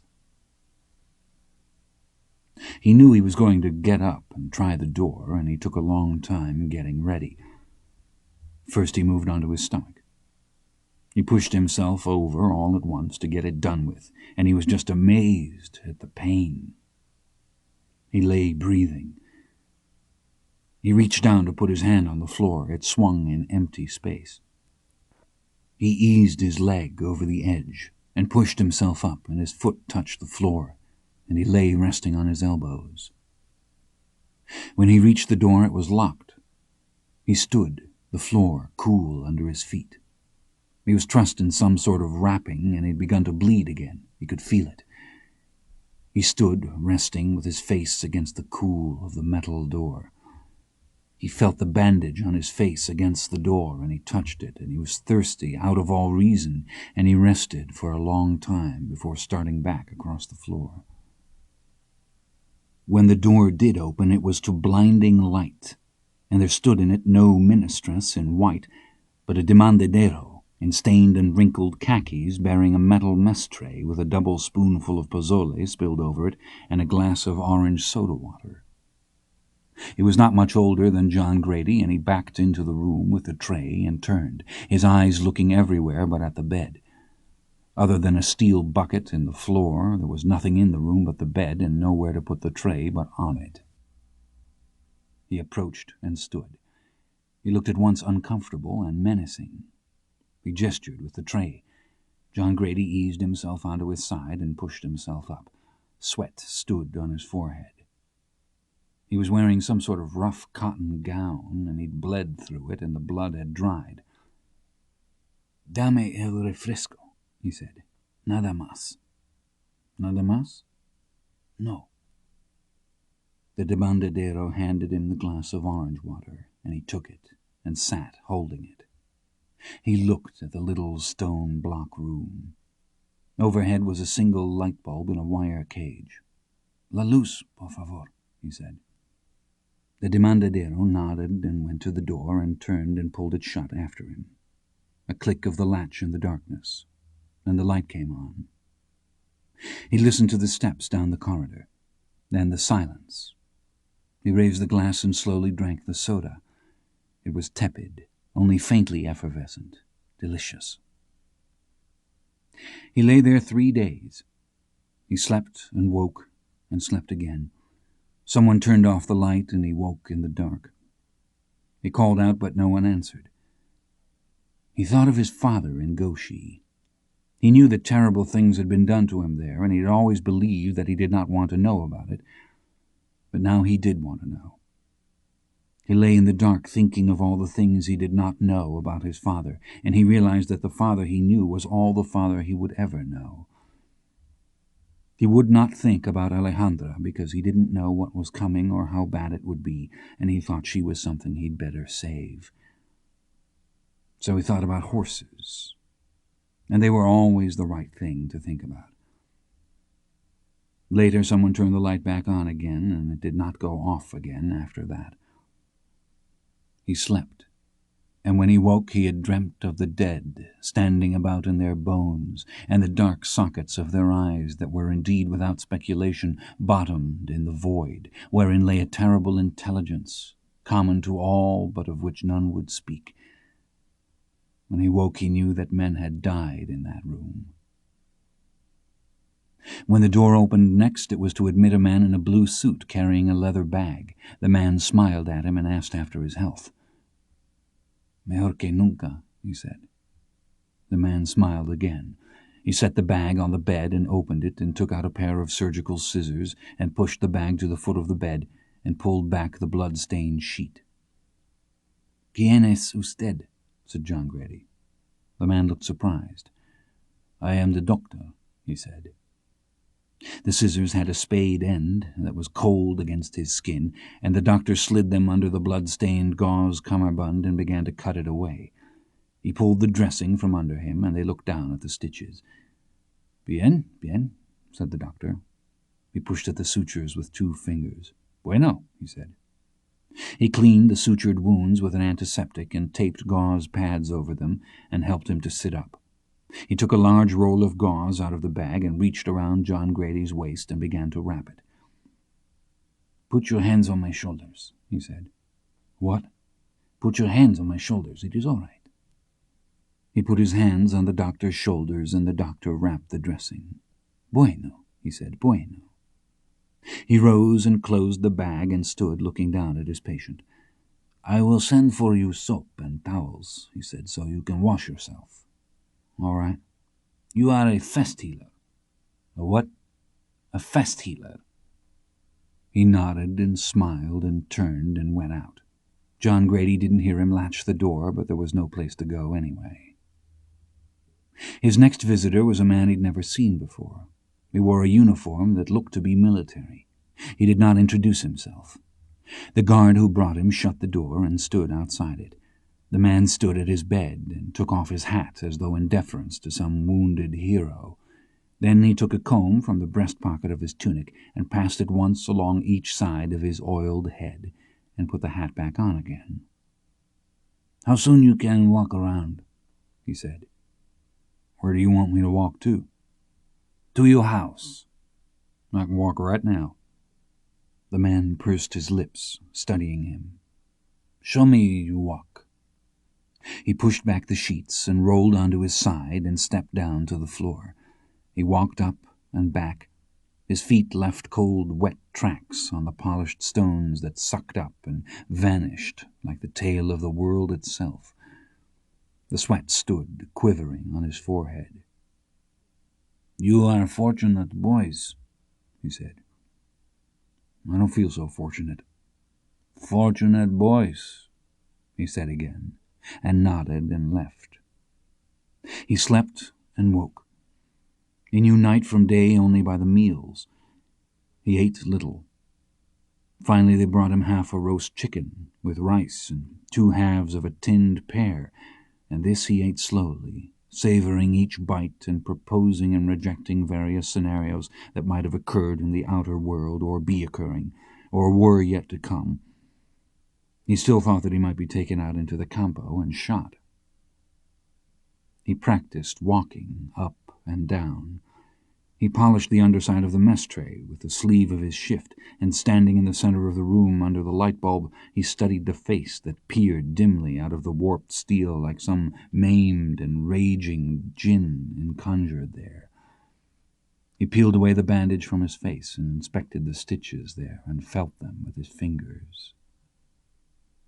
When next he woke, the demandadero had opened the door and stood with a pile of clothes and with his boots. He let them fall on the floor. "Sus prendas," he said, and shut the door.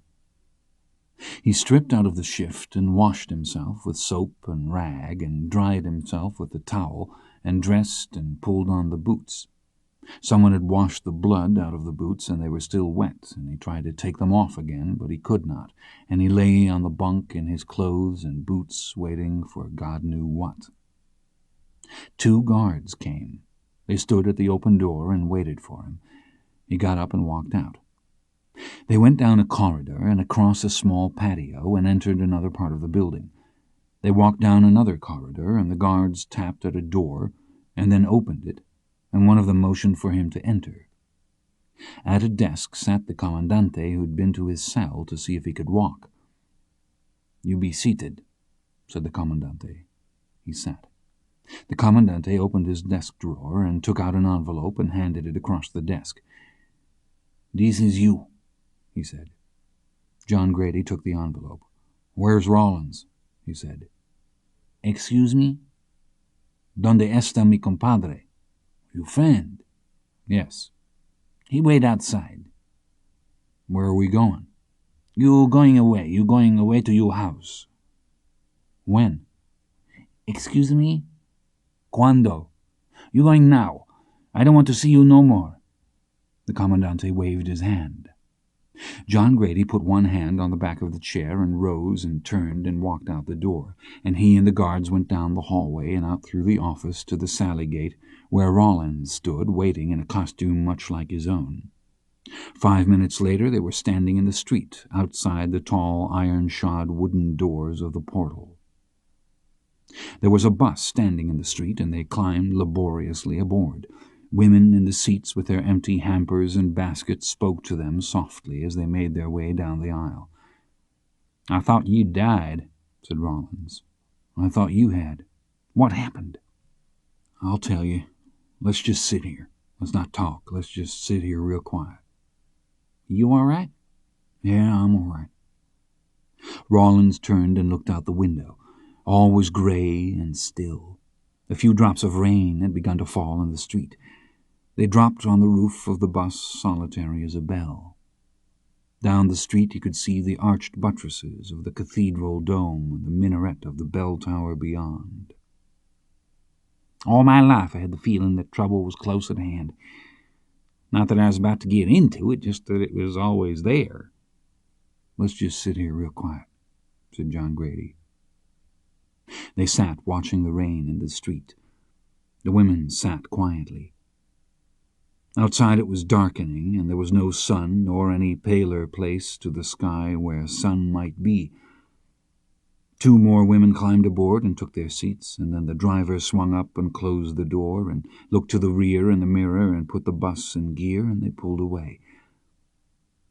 Some of the women wiped at the glass with their hands and peered back at the prison standing in the gray rain of Mexico. So, like some sight of siege in an older time in an older country where the enemies were all from without. It was only a few blocks to the Centro, and when they eased themselves down from the bus, the gas lamps were already on in the plaza. They crossed slowly to the portales on the north side of the square and stood looking out at the rain. 4 men in maroon band uniforms stood along the wall with their instruments. John Grady looked at Rawlins. Rollins looked lost, standing there hatless and afoot in his shrunken clothes. "Let's get something to eat." "We don't have no money." "I got money." "Where'd you get any money at?" Rollins said. "I got a whole envelope full." They walked into a cafe and sat in a booth. A waiter came over and put menus in front of them and went away. Rollins looked out the window. "Get a steak," said John Grady. "All right." "We'll eat and get a hotel room and get cleaned up and get some sleep." "All right." He ordered steaks and fried potatoes and coffee for both of them, and the waiter nodded and took the menus. John Grady rose and made his way slowly to the counter and bought 2 packs of cigarettes and a penny box of matches each. People at their tables watched him cross the room. Rollins lit a cigarette and looked at him. "Why ain't we dead?" he said. "She paid us out." "The Senora?" "The aunt, yes." "Why?" "I don't know." "Is that where you got the money?" "Yes." "It's got to do with the girl, don't it?" "I expect it does." Rollins smoked. He looked out the window. Outside it was already dark. The streets were wet from the rain, and the lights from the cafe and from the lamps in the plaza lay bleeding in the black pools of water. "There ain't no other explanation, is there?" "No." Rollins nodded. "I could have run off from where they had me. It was just a hospital ward." "Why didn't you?" "I don't know. You think I was dumb not to have?" "I don't know. Yeah, maybe." "What would you have done?" "I wouldn't have left you." "Yeah, I know you wouldn't." "That don't mean it ain't dumb." Rollins almost smiled. Then he looked away. The waiter brought the coffee. "There was another old boy in there," said Rollins, "all cut up. Probably wasn't a bad boy. Set out on Saturday night with a few dollars in his pocket, pesos. Goddamn pathetic." "What happened to him?" "He died. When they carried him out of there, I thought how peculiar it would have seemed to him if he could have seen it. It did to me, and it wasn't even me. Dying ain't in people's plans, is it?" "No." He nodded. "They put Mexican blood in me," he said. He looked up. John Grady was lighting a cigarette. He shook out the match and put it in the ashtray and looked at Rollins. "So?" "So what does that mean?" said Rollins. "Mean about what?" "Well, does it mean I'm part Mexican?" John Grady drew on the cigarette and leaned back and blew the smoke into the air. "Part Mexican?" he said. "Yeah." "How much did they put?" "They said it was over a liter." "How much over a liter?" "I don't know." "Well, a liter would make you almost a half-breed." Rollins looked at him. "It don't, does it?" he said. "Oh, hell, it don't mean nothing. Blood's blood. It don't know where it come from." The waiter brought the steaks. They ate. He watched Rollins. Rollins looked up. "What?" he said. "Nothing." "You ought to be happier about being out of that place." "I was thinking the same thing about you." Rollins nodded. "Yeah," he said. "What do you want to do?" "Go home." "All right." They ate. "You going back down there, ain't you?" said Rollins. "Yeah, I guess I am." "On account of the girl?" "Yeah." "What about the horses?" "The girl and the horses." Rollins nodded. "You think she's looking for you to come back?" "I don't know." "I'd say the old lady might be surprised to see you." "No, she won't. She's a smart woman." "What about Rocha?" "He'll have to do whatever he has to do." Rollins crossed his silver in the platter beside the bones and took out his cigarettes. "Don't go down there," he said. "I done made up my mind." Rollins lit the cigarette and shook out the match. He looked up. "There's only one kind of deal I can see that you could have made with the old woman." "I know, but she's going to have to tell me herself." "If she does, will you come back?" "I'll come back." "All right." "I still want the horses." Rollins shook his head and looked away. "I ain't asking you to go with me," said John Grady. "I know you ain't." "You'll be all right." "Yeah, I know." He tapped the ash from his cigarette and pushed at his eyes with the heel of his hand and looked out the window. Outside it was raining again. There was no traffic in the streets. "Kid over yonder trying to sell newspapers," he said. "Ain't a soul in sight, and him standing there with his papers up under his shirt just a-hollering." He wiped his eyes with the back of his hand. "Ah, shit," he said. "What?" "Nothing, just shit." "What is it?" "I keep thinking about old Blevins." John Grady didn't answer. Rollins turned and looked at him. His eyes were wet, and he looked old and sad. "I can't believe they just walked him out there and done him that way." "Yeah." "I keep thinking about how scared he was." "You'll feel better when you get home." Rollins shook his head and looked out the window again. "I don't think so," he said. John Grady smoked. He watched him. After a while he said, "I ain't Blevins." "Yeah," said Rollins, "I know you ain't, but I wonder how much better off you are than him." John Grady stubbed out his cigarette. "Let's go," he said. They bought toothbrushes and a bar of soap and a safety razor at a pharmacia, and they found a room in a hotel 2 blocks down Aldama. The key was just a common door key tied to a wooden fob with the number of the room burned into the wood with a hot wire. They walked out across the tiled courtyard where the rain was falling lightly, and found the room and opened the door and turned on the light. A man sat up in the bed and looked at them. They backed out and turned off the light and shut the door and went back to the desk, where the man gave them another key. The room was bright green, and there was a shower in one corner with an oilcloth curtain on a ring.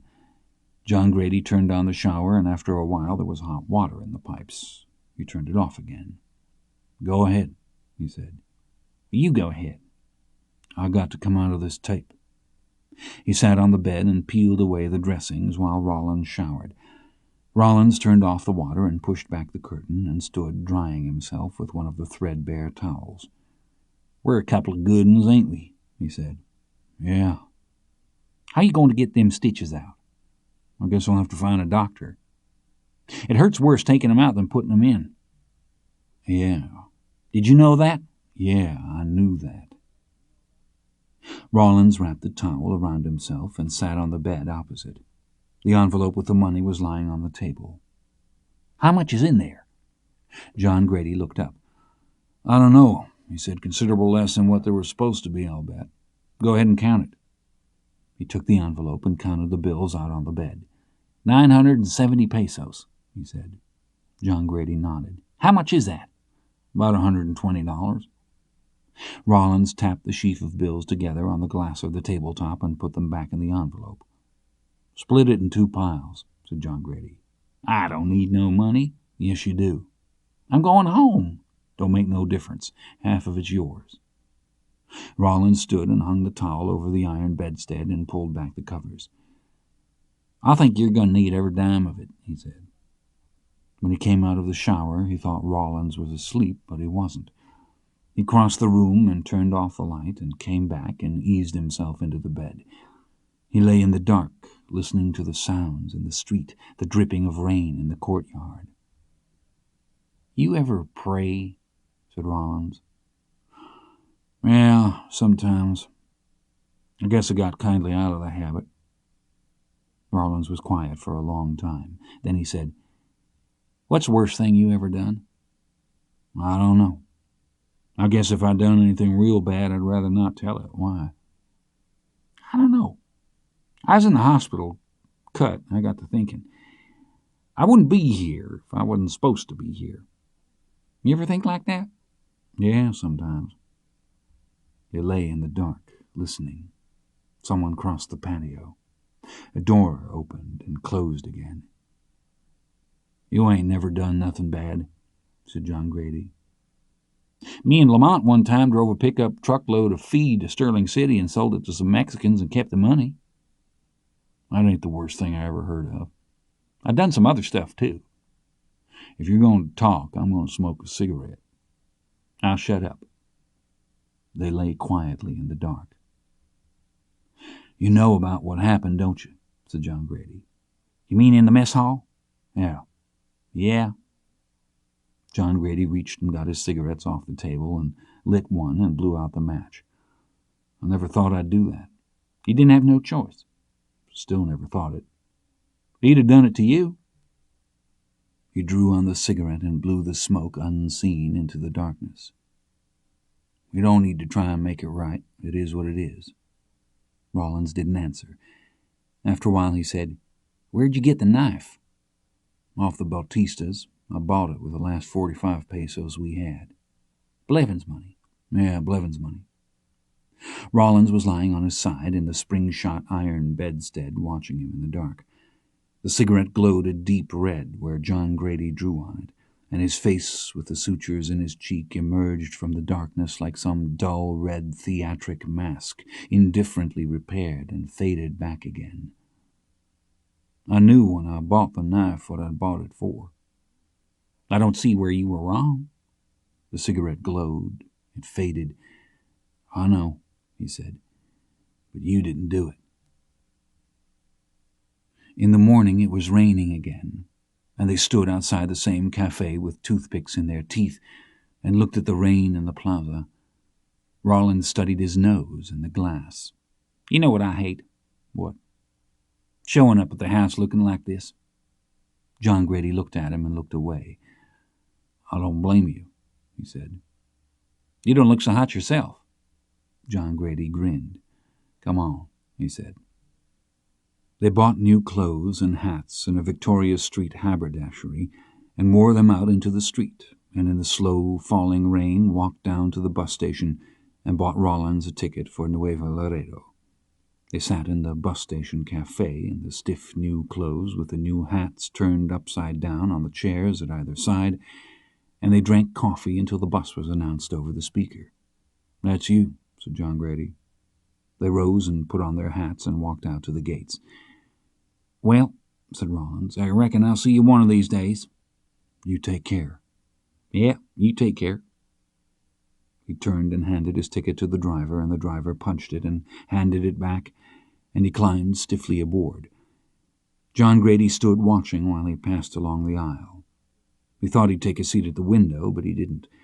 He sat on the other side of the bus, and John Grady stood for a while and then turned and walked back out through the station to the street and walked slowly back through the rain to the hotel.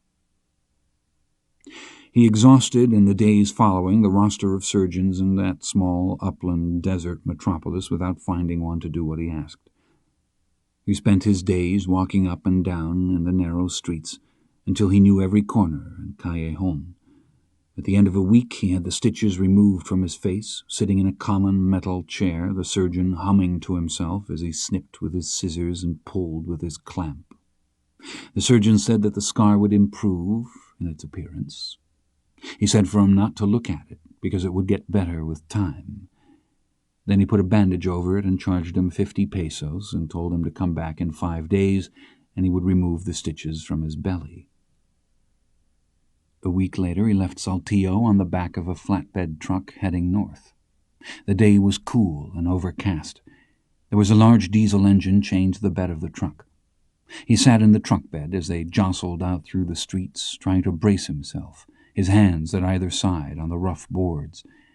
After a while he pulled his hat down hard over his eyes and stood and placed his hands outstretched on the roof of the cab and rode in that manner, as if he were some personage bearing news for the countryside, as if he were some new-found evangelical being conveyed down out of the mountains and north across the flat, bleak landscape toward Monclova.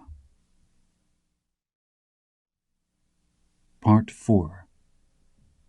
At a crossroads station somewhere on the other side of Paredon, they picked up 5 farm workers who climbed up on the bed of the truck and nodded and spoke to him with great circumspection and courtesy. It was almost dark, and it was raining lightly, and they were wet and their faces were wet in the yellow light from the station. They huddled forward of the chained engine, and he offered them his cigarettes, and they thanked him each, and took one, and they cupped their hands over the small flame against the falling rain, and thanked him again. "De donde viene?" they said. "De Tejas." "Tejas," they said. "Y donde va?" He drew on his cigarette. He looked at their faces. One of them, older than the rest, nodded at his cheap new clothes. "Él va a ver a su novia," he said. They looked at him earnestly, and he nodded and said that it was true.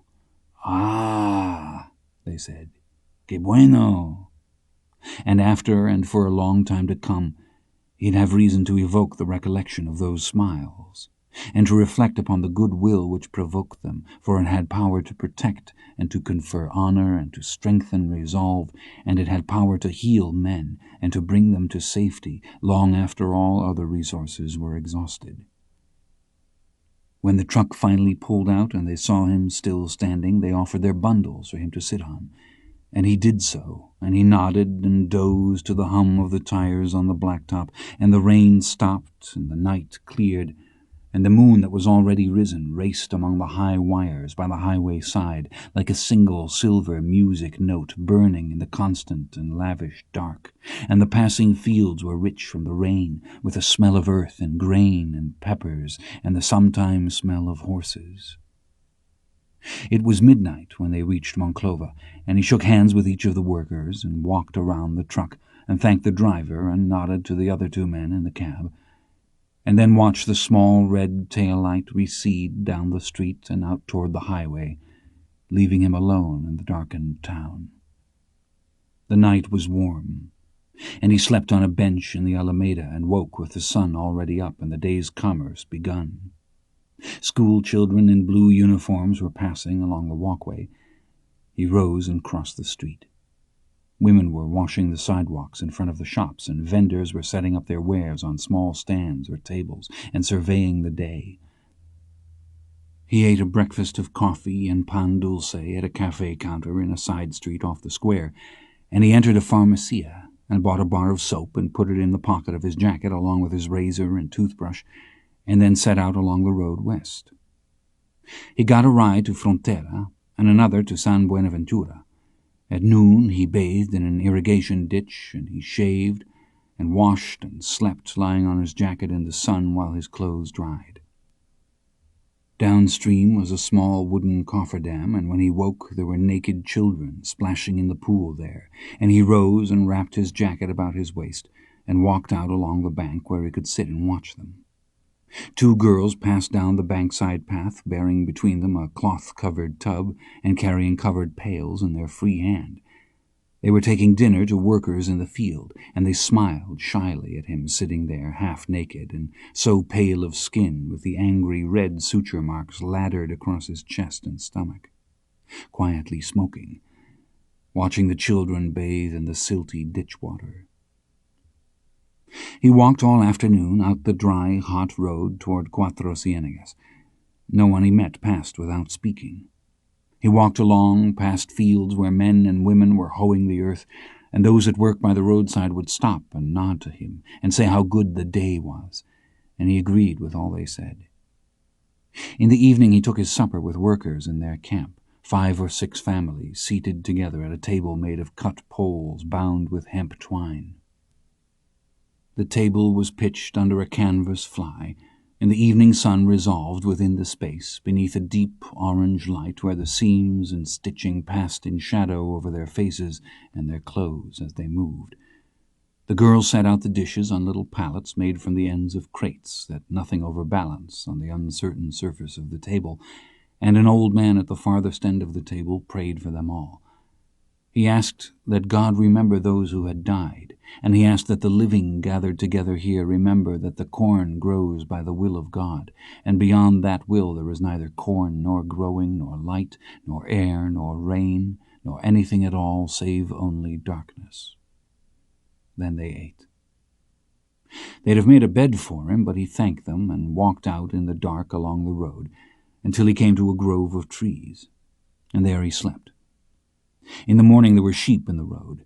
2 trucks carrying field hands were coming along behind the sheep, and he walked out to the road and asked the driver for a ride. The driver nodded him aboard, and he dropped back along the bed of the moving truck and tried to pull himself up. He could not, and when the workers saw his condition, they rose instantly and pulled him aboard. By a series of such rides and much walking, he made his way west through the low mountains beyond Nadadores and down into the Barrial, and took the clay road out of La Madrid, and in the late afternoon entered once more the town of La Vega. He bought a Coca-Cola in the store and stood leaning against the counter while he drank it. Then he drank another. The girl at the counter watched him uncertainly. He was studying a calendar on the wall. He did not know the date within a week, and when he asked her, she didn't know either. He set the second bottle on the counter alongside the first one and walked back out into the mud street and set off afoot up the road toward La Purísima. He'd been gone 7 weeks, and the countryside was changed. The summer passed. He saw almost no one on the road, and he reached the hacienda just after dark. When he knocked at the gerente's door, he could see the family at dinner through the doorway. The woman came to the door, and when she saw him, she went back to get Armando. He came to the door and stood, picking his teeth. No one invited him in. When Antonio came out, they sat under the ramada and smoked. "¿Quién está en la casa?" said John Grady. "La dama." "¿Y el señor Rocha?" "En México." John Grady nodded. "Se fue él y la hija a México, por avión." He made an airplane motion with one hand. "¿Cuándo regresa?" "¿Quién sabe?" They smoked. "Tus cosas quedan aquí." "Sí?" "Sí. Tu pistola, todas tus cosas, y las de tu compadre." "Gracias." "De nada." They sat. Antonio looked at him. "Yo no sé nada, joven." "Entiendo." "¿En serio?" "Está bien. ¿Puedo dormir en la cuadra?" "Sí, si no me lo digas." "¿Cómo están las yeguas?" Antonio smiled. "Las yeguas," he said. He brought him his things. The pistol had been unloaded, and the shells were in the mochila, along with his shaving things, his father's old marble hunting knife. He thanked Antonio and walked down to the barn in the dark. The mattress on his bed had been rolled up, and there was no pillow and no bedding. He unrolled the tick and sat and kicked off his boots and stretched out. Some of the horses that were in the stalls had come up when he entered the barn, and he could hear them snuffling and stirring, and he loved to hear them, and he loved to smell them. And then he was asleep. At daylight, the old groom pushed open the door and stood looking in at him. Then he shut the door again. When he had gone, John Grady got up and took his soap and his razor and walked out to the tap at the end of the barn. When he walked up to the house, there were cats coming from the stable and orchard, and cats coming along the high wall or waiting their turn to pass under the worn wood of the gate. Carlos had slaughtered a sheep, and along the dappled floor of the portal more cats sat, basking in the earliest light falling through the hydrangeas. Carlos, in his apron, looked out from the doorway of the keep at the end of the portal. John Grady wished him a good morning, and he nodded gravely and withdrew. Maria did not seem surprised to see him. She gave him his breakfast, and he watched her, and he listened as she spoke by rote. The señorita would not be up for another hour. A car was coming for her at 10. She would be gone all day, visiting at the Quinta Margarita. She would return before dark. She did not like to travel the roads at night. Perhaps she could see him before he left.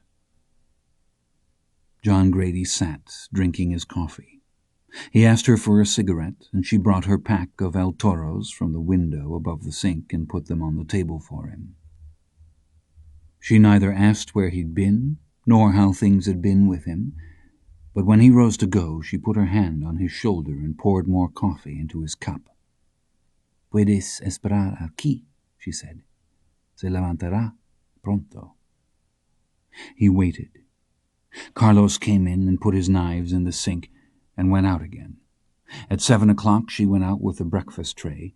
And when she returned, she told him that he was invited to come to the house at 10 that evening, that the señorita would see him then. He rose to go. «Quisiera un caballo», he said. «Caballo?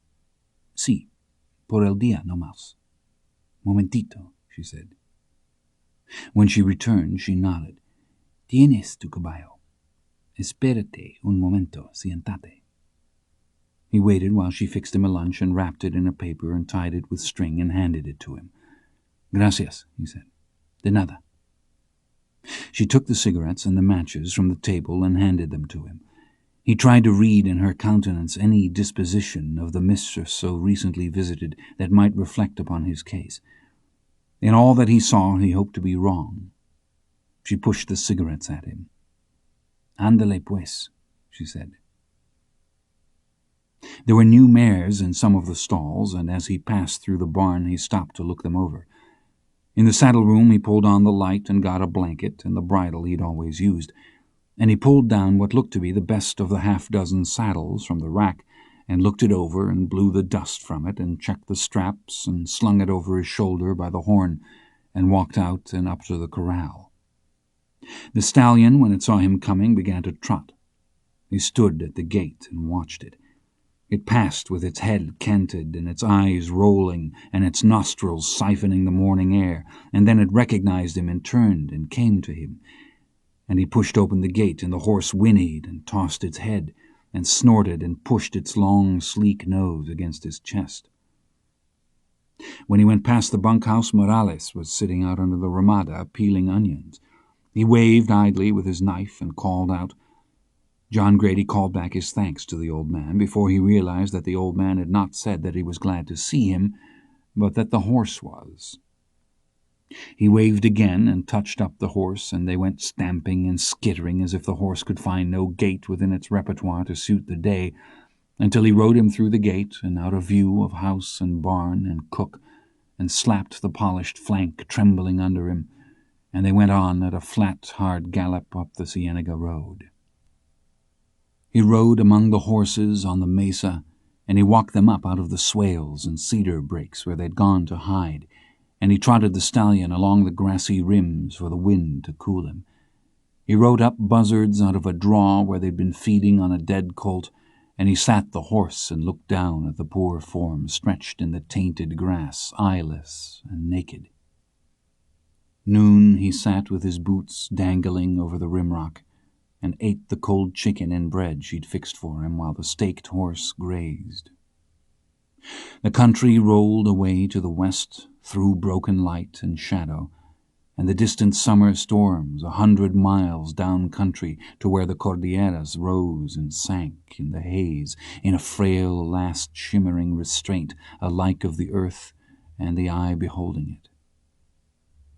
He smoked a cigarette and then pushed in the crown of his hat with his fist and put a rock in it and lay back in the grass and put the weighted hat over his face.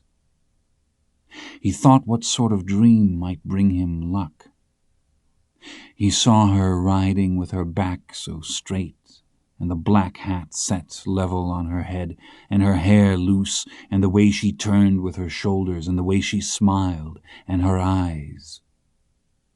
He thought of Blevins. He thought of his face and his eyes when he pressed his last effects upon him. He dreamt of him one night in Saltillo, and Blevins came to sit beside him and they talked of what it was like to be dead, and Blevins said it was like nothing at all, and he believed him. He thought perhaps if he dreamt of him enough he'd go away forever and be dead among his kind, and the grass scissored in the wind at his ear, and he fell asleep and dreamt of nothing at all. As he rode down through the parkland in the evening, the cattle kept moving out of the trees before him where they'd gone to shade up in the day. He rode through a grove of apple trees, gone wild and brambly, and he picked an apple as he rode and bit into it, and it was hard and green and bitter. He walked the horse through the grass, looking for apples on the ground, but the cattle had eaten them all. He rode past the ruins of an old cabin. The lintel was gone from the door, and he walked the horse inside. The vigas were partly down, and hunters or herdsmen had built fires in the floor.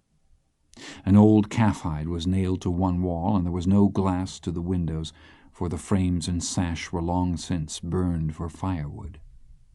There was a strange air to the place, as of some site where life had not succeeded. The horse liked nothing about it, and he dabbed the reins against its neck and touched it with the heel of his boot, and they turned carefully in the room and went out and rode down through the orchard and out past the marshlands toward the road. Doves called in the winey light.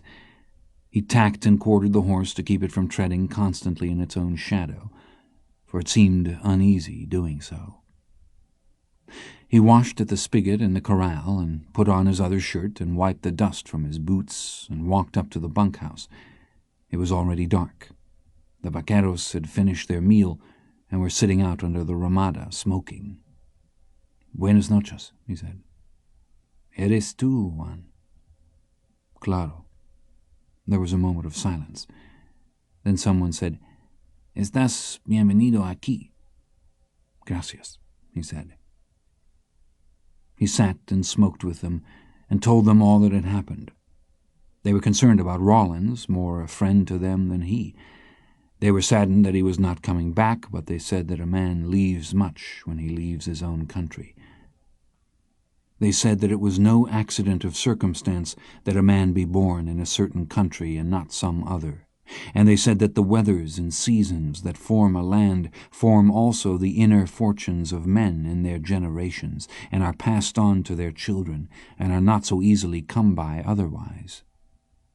They spoke of the cattle and the horses and the young wild mares in their season, and of a wedding in La Vega and a death at Bíbora. No one spoke of the patron or of the dueña. No one spoke of the girl.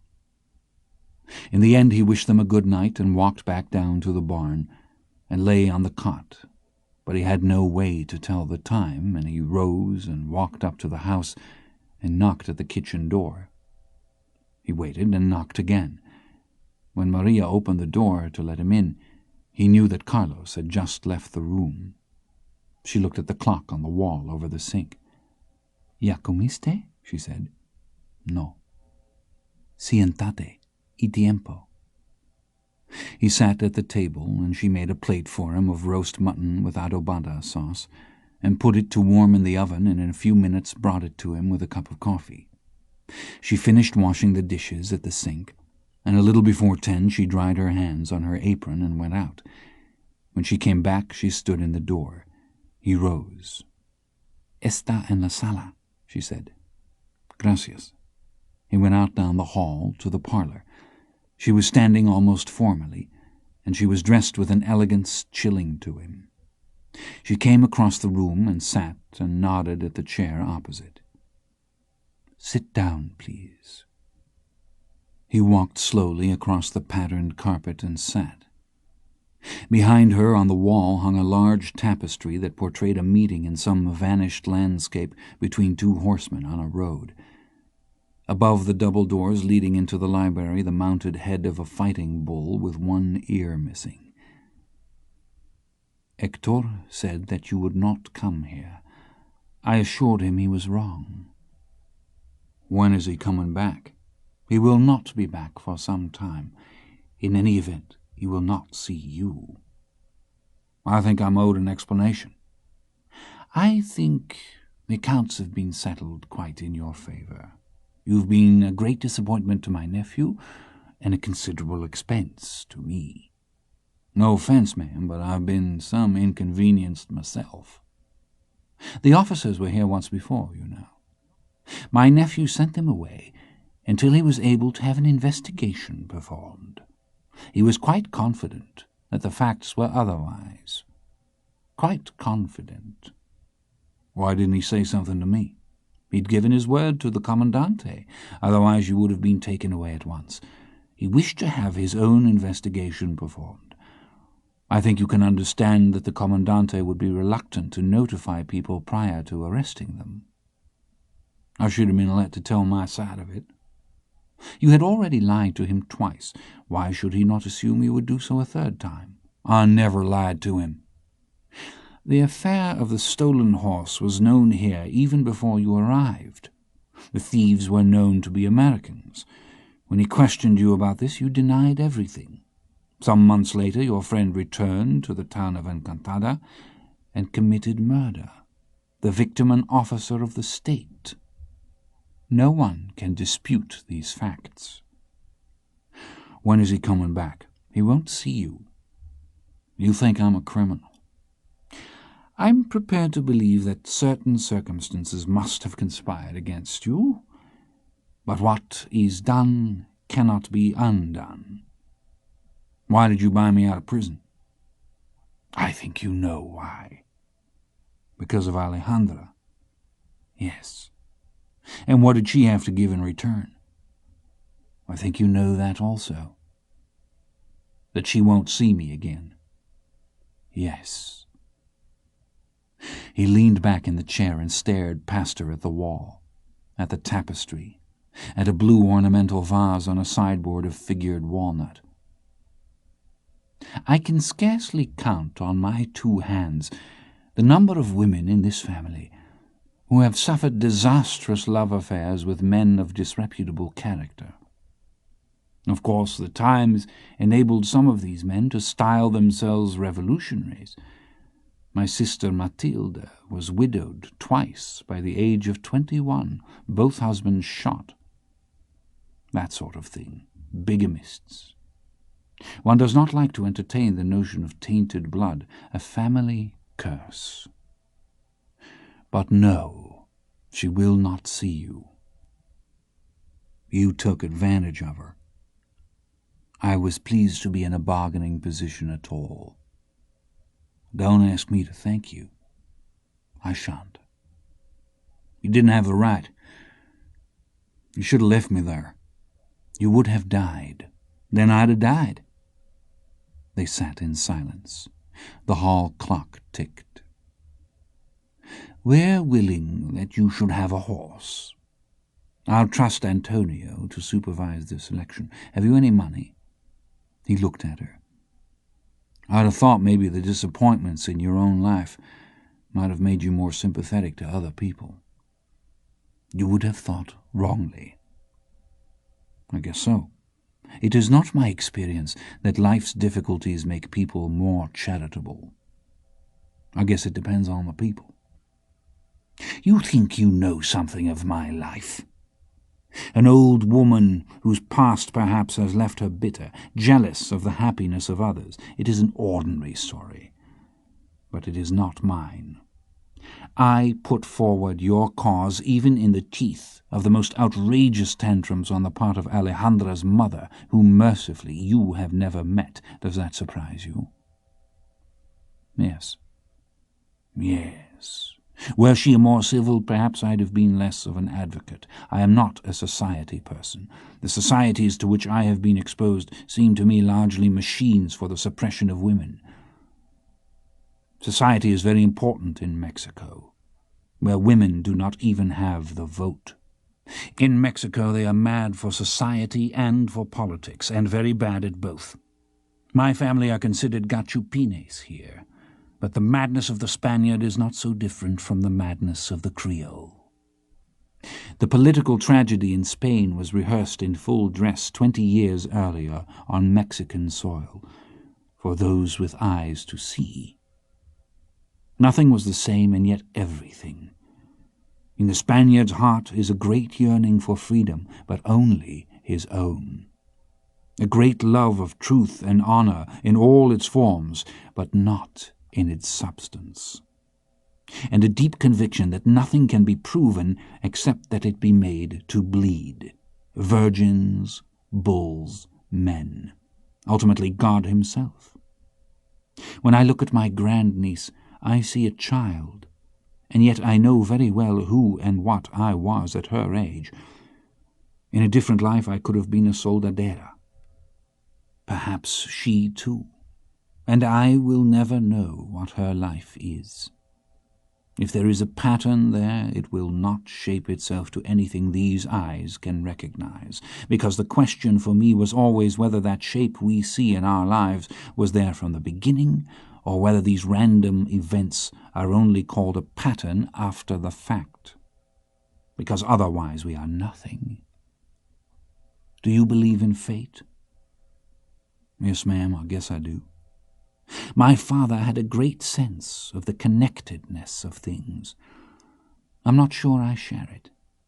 He claimed that the responsibility for a decision could never be abandoned to a blind agency, but could only be relegated to human decisions more and more remote from their consequences.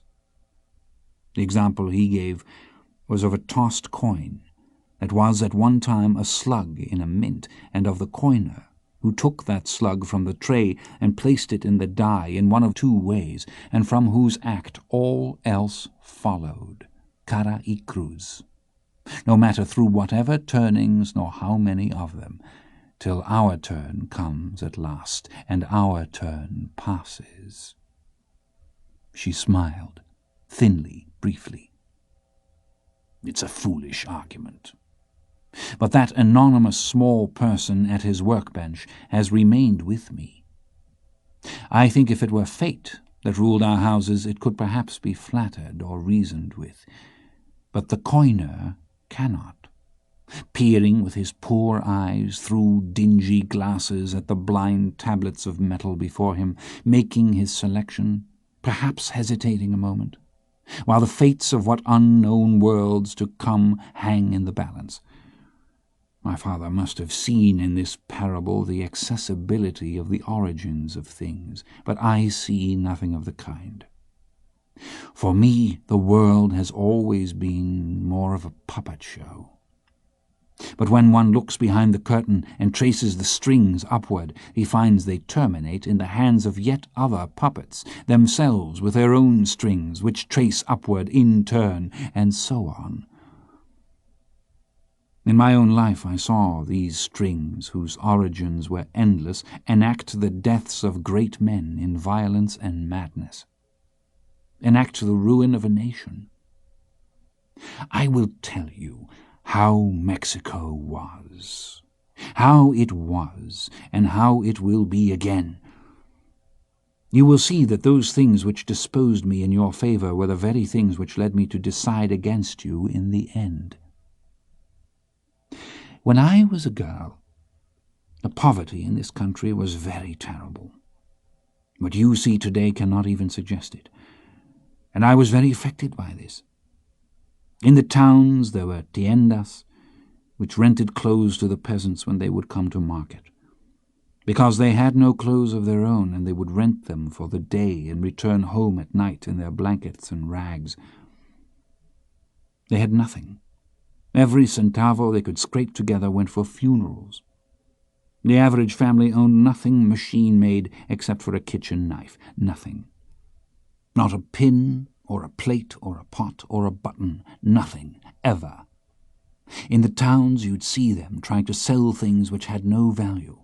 A bolt fallen from a truck picked up in the road, or some worn-out part of a machine that no one could even know the use of. Such things as that, pathetic things. They believed that someone must be looking for these things and would know how to value these things if only that person could be found. It was a faith that no disappointment seemed capable of shaking. What else had they? For what other thing would they abandon it? The industrial world was to them a thing unimaginable, and those who inhabited it wholly alien to them. And yet they were not stupid. Never stupid. You could see it in the children. Their intelligence was frightening. And they had a freedom which we envied. There were so few restraints upon them, so few expectations. Then at the age of 11 or 12 they would cease being children. They lost their childhood overnight, and they had no youth. They became very serious, as if some terrible truth had been visited upon them, some terrible vision. At a certain point in their lives they were sobered in an instant, and I was puzzled by this, but of course I could not know what it was they saw, what it was they knew. By the time I was 16, I had read many books and I had become a free thinker. In all cases, I refused to believe in a God who could permit such injustice as I saw in a world of his own making. I was very idealistic, very outspoken. My parents were horrified. Then, in the summer of my 17th year, my life changed forever. In the family of Francisco Madero, there were 13 children, and I had many friends among them. Rafaela was my own age within 3 days, and we were very close. Much more so than with the daughters of Carranza. Teníamos compadrazgo con su familia. You understand? There is no translation. The family had given me my quinceañera at Rosario. In that same year, Don Evaristo took a group of us to California. All young girls from the haciendas, from Parras and Torreon. He was quite old even then, and I marvel at his courage. But he was a wonderful man. He had served a term as governor of the state. He was very wealthy, and he was very fond of me, and not at all put off by my philosophizing. I loved going to Rosario. In those days there was more social life about the haciendas. Very elaborate parties were given with orchestras and champagne, and often there were European visitors, and these affairs would continue until dawn.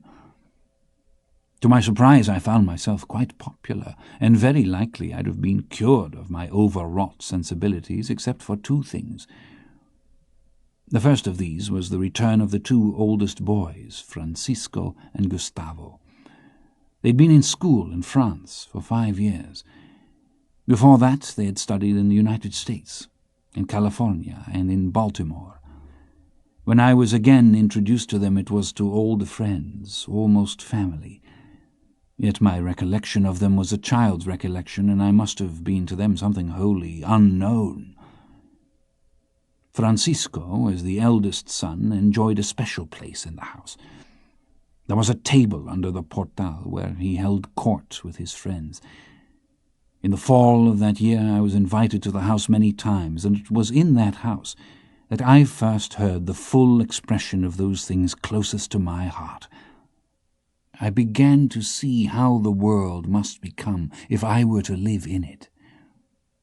Francisco began to set up schools for the poor children of the district. He dispensed medicines. Later he would feed hundreds of people from his own kitchen. It is not easy to convey the excitement of those times to people today. People were greatly attracted to Francisco. They took pleasure in his company.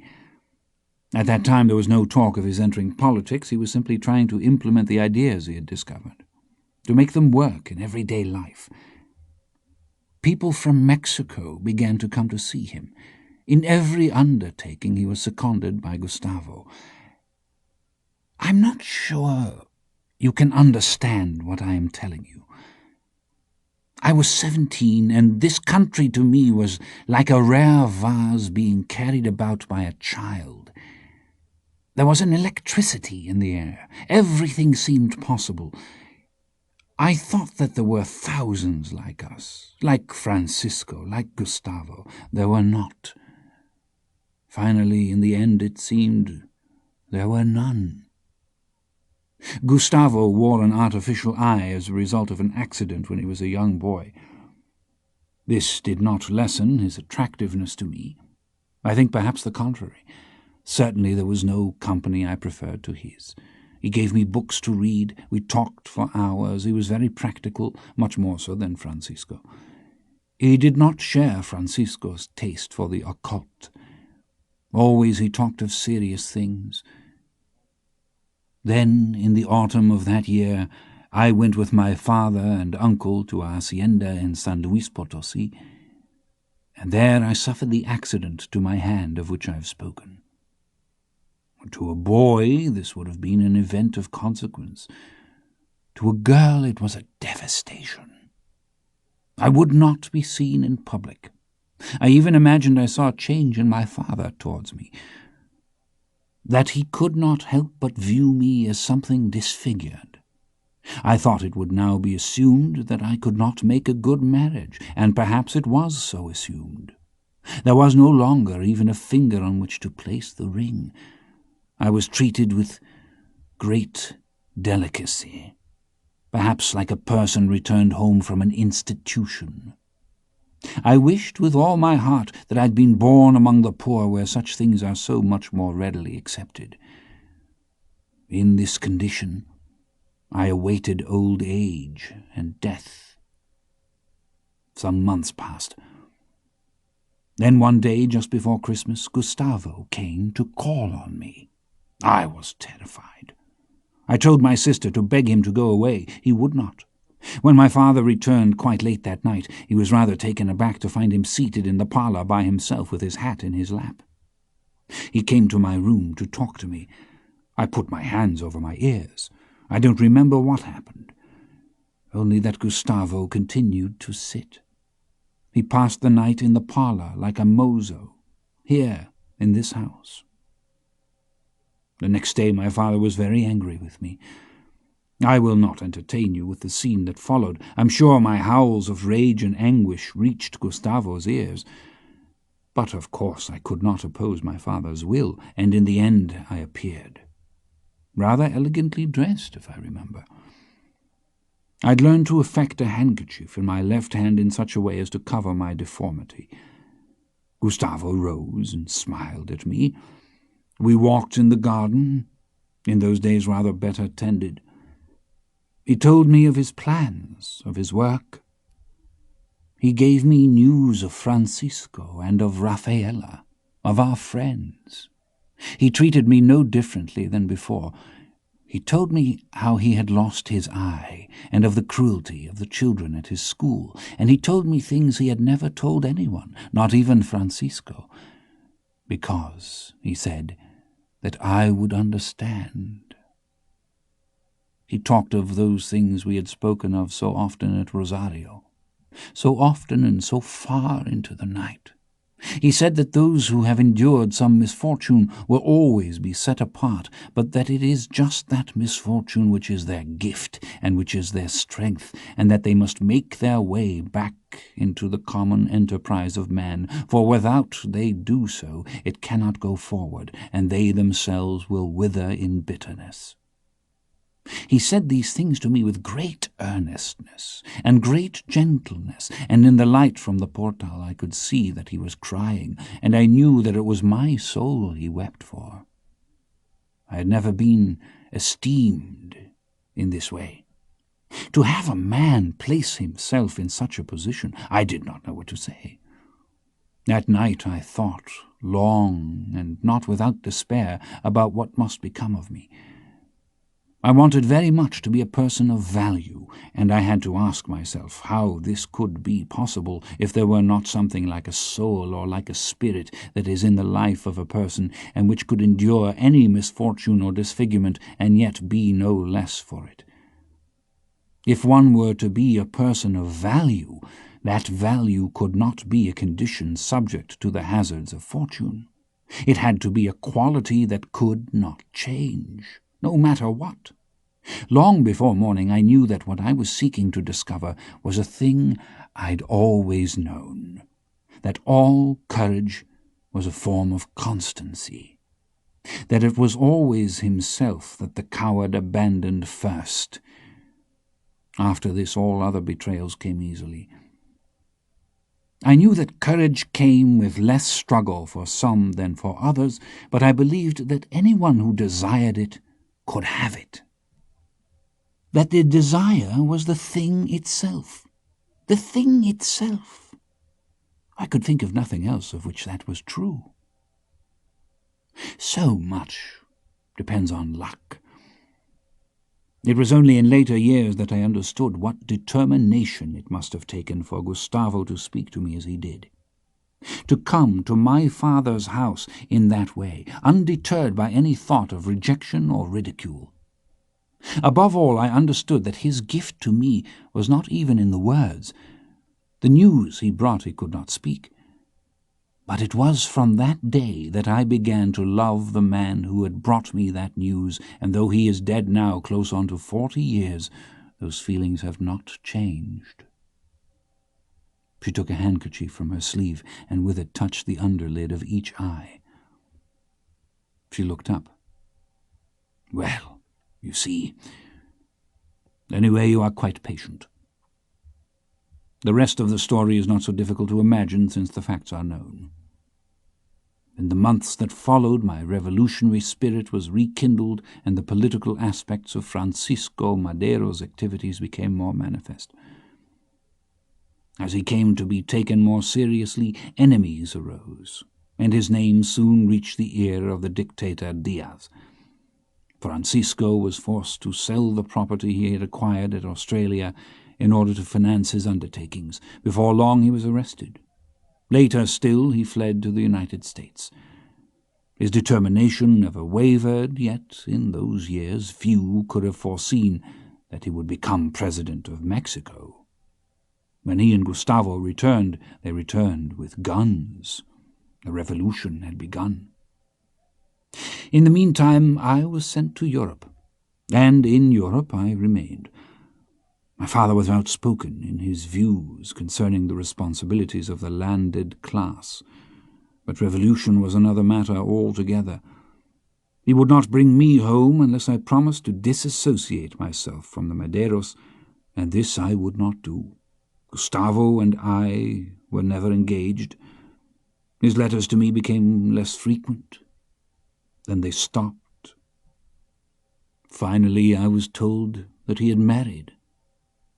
I did not blame him, then or now.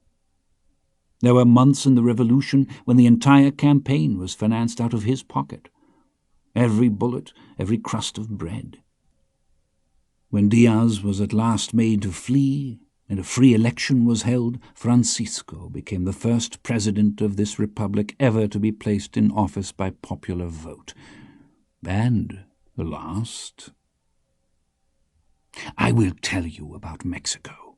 I will tell you what happened to these brave and good and honorable men. By that time I was teaching in London.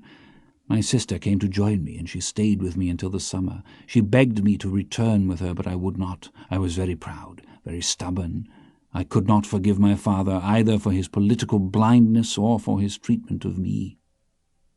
Francisco Madero was surrounded by plotters and schemers from his first day in office.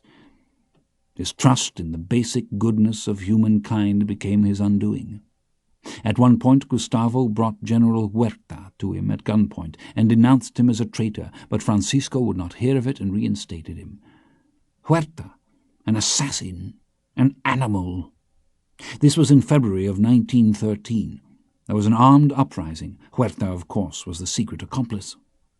When he felt his position secure, he capitulated to the rebels and led them against the government.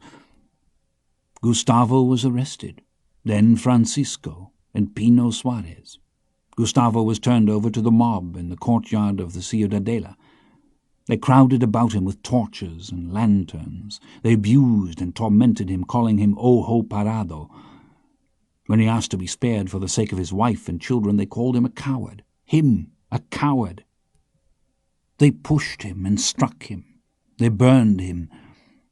When he begged them again to cease, one of them came forward with a pick and pried out his good eye. Then he staggered away, moaning in his darkness, and spoke no more. Someone came forward with a revolver and put it to his head and fired, but the crowd jostled his arm, and the shot tore away his jaw. He collapsed at the feet of the statue of Morelos. Finally, a volley of rifle shots was fired into him. He was pronounced dead. A drunk in the crowd pushed forward and shot him again anyway. They kicked his dead body and spat upon it. One of them pried out his artificial eye, and it was passed among the crowd as a curiosity. They sat in silence. The clock ticked. After a while she looked up at him. So, this was the community of which he spoke, this beautiful boy who had given everything. What happened to Francisco? He and Pino Suarez were driven out behind the penitentiary and shot. It was no test of the cynicism of their murderers to claim that they were shot in attempting to escape. Francisco's mother had sent a telegram to President Taft asking him to intercede to save her son's life. Sarah delivered it herself to the ambassador at the American embassy. Most probably it was never sent. The family went into exile. They went to Cuba, to the United States, to France. There had always been a rumor that they were of Jewish extraction. Possibly it's true. They were all very intelligent. Certainly theirs seemed to me at least to be a Jewish destiny, a latter-day diaspora, martyrdom, persecution, exile. Sarah today lives at Colonia, Roma. She has her grandchildren. We see one another seldom, yet we share an unspoken sisterhood. That night in the garden here at my father's house, Gustavo said to me that those who have suffered great pain of injury or loss are joined to one another with bonds of a special authority, and so it has proved to be. The closest bonds we will ever know are bonds of grief, the deepest community, one of sorrow. I did not return from Europe until my father died. I regret now that I did not know him better. I think, in many ways, he also was ill-suited to the life he chose, or which chose him. Perhaps we all were. He used to read books on horticulture in this desert. He'd already begun the cultivation of cotton here, and he would have been pleased to see the success it has made. In later years I came to see how alike were he and Gustavo, who was never meant to be a soldier. I think they did not understand Mexico. Like my father, he hated bloodshed and violence, but perhaps he did not hate it enough. Francisco was the most deluded of all. He was never suited to be president of Mexico. He was hardly even suited to be Mexican. In the end, we all come to be cured of our sentiments. Those whom life does not cure, death will. The world is quite ruthless in selecting between the dream and the reality, even where we will not. Between the wish and the thing, the world lies waiting. I've thought a great deal about my life and about my country. I think there is little that can be truly known.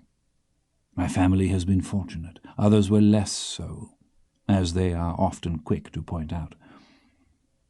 When I was in school, I studied biology. I learned that in making their experiments, scientists will take some group, bacteria, mice, people, and subject that group to certain conditions. They compare the results with a second group which has not been disturbed. The second group is called the control group. It is the control group which enables the scientist to gauge the effect of his experiment, to judge the significance of what has occurred. In history, there are no control groups. There is no one to tell us what might have been. We weep over the might have been, but there is no might have been. There never was. It is supposed to be true that those who do not know history are condemned to repeat it. I don't believe knowing can save us. What is constant in history is greed and foolishness and a love of blood, and this is a thing that even God, who knows all that can be known, seems powerless to change. My father is buried less than 200 meters from where we now sit. I walk out there often and I talk to him. I talk to him as I could never do in life. He made me an exile in my own country. It was not his intention to do so. When I was born in this house, it was already filled with books in 5 languages, and since I knew that as a woman the world would be largely denied me, I seized upon this other world. I was reading by the time I was 5, and no one ever took a book from my hands, ever. Then my father sent me to 2 of the best schools in Europe. For all his strictness and authority, he proved to be a libertine of the most dangerous sort. You spoke of my disappointments. If such they are, they have only made me reckless. My grandniece is the only future I contemplate. and where she is concerned I can only put all my chips forward. It may be that the life I desire for her no longer even exists, yet I know what she does not, that there is nothing to lose. In January I will be 73 years old. I have known a great many people in that time, and few of them led lives that were satisfactory to them. I would like for my grandniece to have the opportunity to make a very different marriage from the one which her society is bent upon demanding of her. I won't accept a conventional marriage for her. Again, I know what she cannot, that there is nothing to lose. I don't know what sort of world she will live in, and I have no fixed opinions concerning how she should live in it. I only know that if she does not come to value what is true above what is useful, it will make little difference whether she lives at all. And by true I do not mean what is righteous, but merely what is so. You think I have rejected your suit because you are young or without education or from another country, but that is not the case. I was never remiss in poisoning Alejandra's mind against the conceits of the sorts of suitors available to her, and we have both long been willing to entertain the notion of rescue arriving in whatever garb it chose. But I also spoke to you of a certain extravagance in the female blood of this family, something wilful, improvident. Knowing this in her, I should have been more wary where you were concerned. I should have seen you more clearly. Now I do. You won't let me make my case. I know your case. Your case is that certain things happened over which you had no control. It's true. I'm sure it is, but it's no case. I've no sympathy with people to whom things happen. It may be that their luck is bad, but is that to count in their favor? I intend to see her. Am I supposed to be surprised?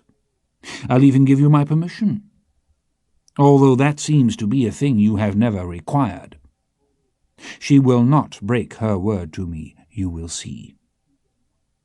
Yes, ma'am, we will. She rose and swept her skirt behind her to let it fall, and she held out her hand. He rose and took it in his very briefly, so fine-boned and cool. I'm sorry I shan't see you again. I've been at some pains to tell you about myself, because, among other reasons, I think we should know who our enemies are. I've known people to spend their lives nursing a hatred of phantoms, and they were not happy people. I don't hate you. You shall. We'll see. Yes, we'll see what fate has in store for us, won't we? I thought you didn't believe in fate. She waved her hand. It's not so much that I don't believe in it. I don't subscribe to its nomination. If fate is the law, then is fate also subject to that law? At some point we cannot escape naming responsibility. It's in our nature.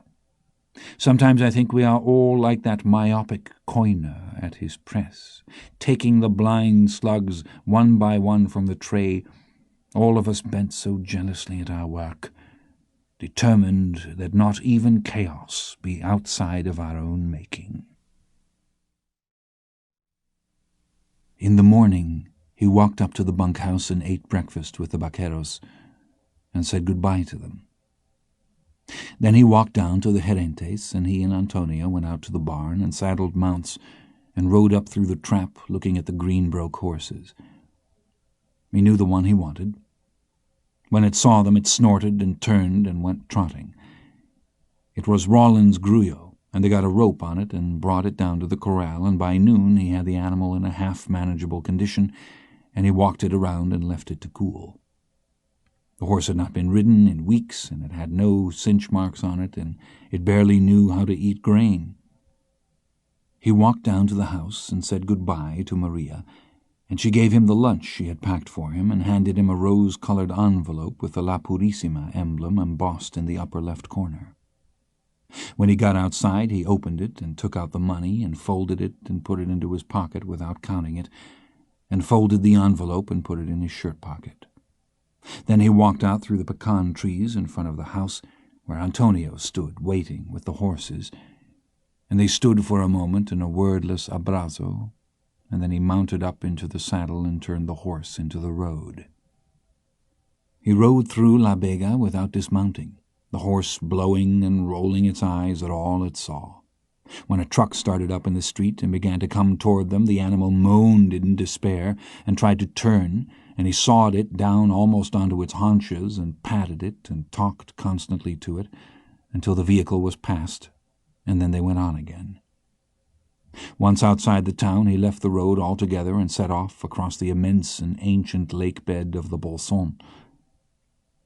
He crossed a dry gypsum playa, where the salt crust stove under the horses' hooves like trodden isinglass, and he rode up through white gypsum hills grown with stunted datil, and through a pale bajada crowded with flowers of gypsum like a cave floor uncovered to the light. In the shimmering distance, trees and jacales stood along the slender bights of Greenland, pale and serried and half-fugitive in the clear morning air. The horse had a good natural gait, and as he rode he talked to it, and told it things about the world that were true in his experience, and he told it things he thought could be true, to see how they would sound if they were said. He told the horse why he liked it, and why he'd chosen it to be his horse, and he said that he would allow no harm to come to it. By noon he was riding a farmland road where the acequias carried the water down along the foot-trodden selve edges of the fields, and he stood the horse to water and walked it up and back in the shade of a cottonwood grove to cool it. He shared his lunch with children who came to sit beside him. Some of them had never eaten leavened bread, and they looked to an older boy among them for guidance in the matter. They sat in a row along the edge of the path, 5 of them, and the sandwich halves of cured ham from the hacienda were passed to left and to right, and they ate with great solemnity. And when the sandwiches were gone, he divided with his knife the fresh-baked tarts of apple and guava. "Donde vive?" said the oldest boy. He mused on the question. They waited. "I once lived at a great hacienda," he told them, "but now I have no place to live." The children's faces studied him with great concern. "Puede vivir con nosotros," they said. And he thanked them, and he told them that he had a novia who was in another town, and that he was riding to her to ask her to be his wife. "Es bonita su novia?" they asked, and he told them that she was very beautiful, and that she had blue eyes which they could scarcely believe. But he told them also that her father was a rich hacendado, while he himself was very poor, and they heard this in silence and were greatly cast down at his prospects. The older of the girls said that if his novia truly loved him, she would marry him no matter what, but the boy was not so encouraging, and he said that even in families of the rich, a girl could not go against the wishes of her father. The girl said that the grandmother must be consulted, because she was very important in these matters, and that he must take her presents and try to win her to his side, for without her help little could be expected. She said that all the world knew this to be true. John Grady nodded at the wisdom of this, but he said that he had already given offence where the grandmother was concerned, and could not depend upon her assistance, and at this several of the children ceased to eat and stared at the earth before them. "Es un problema," said the boy. "De acuerdo." One of the younger girls leaned forward. "¿Qué ofensa le dio a la abuelita?" she said. "Es una historia larga," he said. "Y tiempo," they said. He smiled and looked at them, and as there was indeed time, he told them all that had happened. He told them how they had come from another country, 2 young horsemen riding their horses, and that they had met with a third who had no money, nor food to eat, nor scarcely clothes to cover himself, and that he had come to ride with them and share with them in all they had. This horseman was very young, and he rode a wonderful horse, but among his fears was the fear that God would kill him with lightning, and because of this fear he lost his horse in the desert. He then told them what had happened concerning the horse, and how they had taken the horse from the village of Encantada, and he told how the boy had gone back to the village of Encantada, and there had killed a man, and that the police had come to the hacienda and arrested him and his friend, and that the grandmother had paid their fine, and then forbidden the novia to see him any more. When he was done, they sat in silence, and finally the girl said that what he must do is bring the boy to the grandmother so that he would tell her that he was the one at fault, and John Grady said that this was not possible because the boy was dead. When the children heard this, they blessed themselves and kissed their fingers. The older boy said that the situation was a difficult one, but that he must find an intercessor to speak on his behalf, because if the grandmother could be made to see that he was not to blame, then she would change her mind. The older girl said that he was forgetting about the problem that the family was rich and he was poor. The boy said that as he had a horse, he could not be so very poor, and they looked at John Grady for a decision on this question, and he told them that in spite of appearances he was indeed very poor, and that the horse had been given to him by the grandmother herself. At this, some of them drew in their breath and shook their heads.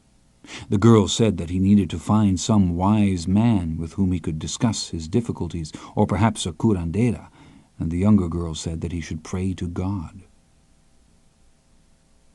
It was late night and dark when he rode into Torreon. He haltered the horse and tied it in front of a hotel and went in and asked about a livery stable, but the clerk knew nothing of such things. He looked out the front window at the horse, and he looked at John Grady. "Puede dejarlo atrás," he said. "Atrás?" "Sí, afuera." He gestured toward the rear. John Grady looked toward the rear of the building. "Por dónde?" he said. The clerk shrugged. He passed the flat of his hand past the desk toward the hallway. "Por aquí." There was an old man sitting in a sofa in the lobby who'd been watching out the window, and he turned to John Grady and told him that it was all right, and that far worse things than horses had passed through that hotel lobby. And John Grady looked at the clerk and then went out and untied the horse and led it in.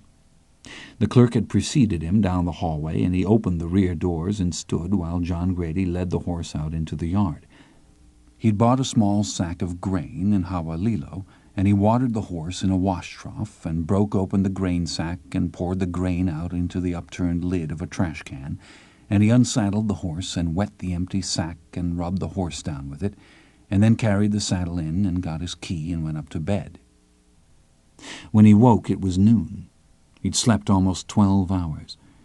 He rose and went to the window and looked out. The window gave onto the little yard behind the hotel, and the horse was patiently walking the enclosure with 3 children astride it, and another leading it, and yet another hanging onto its tail.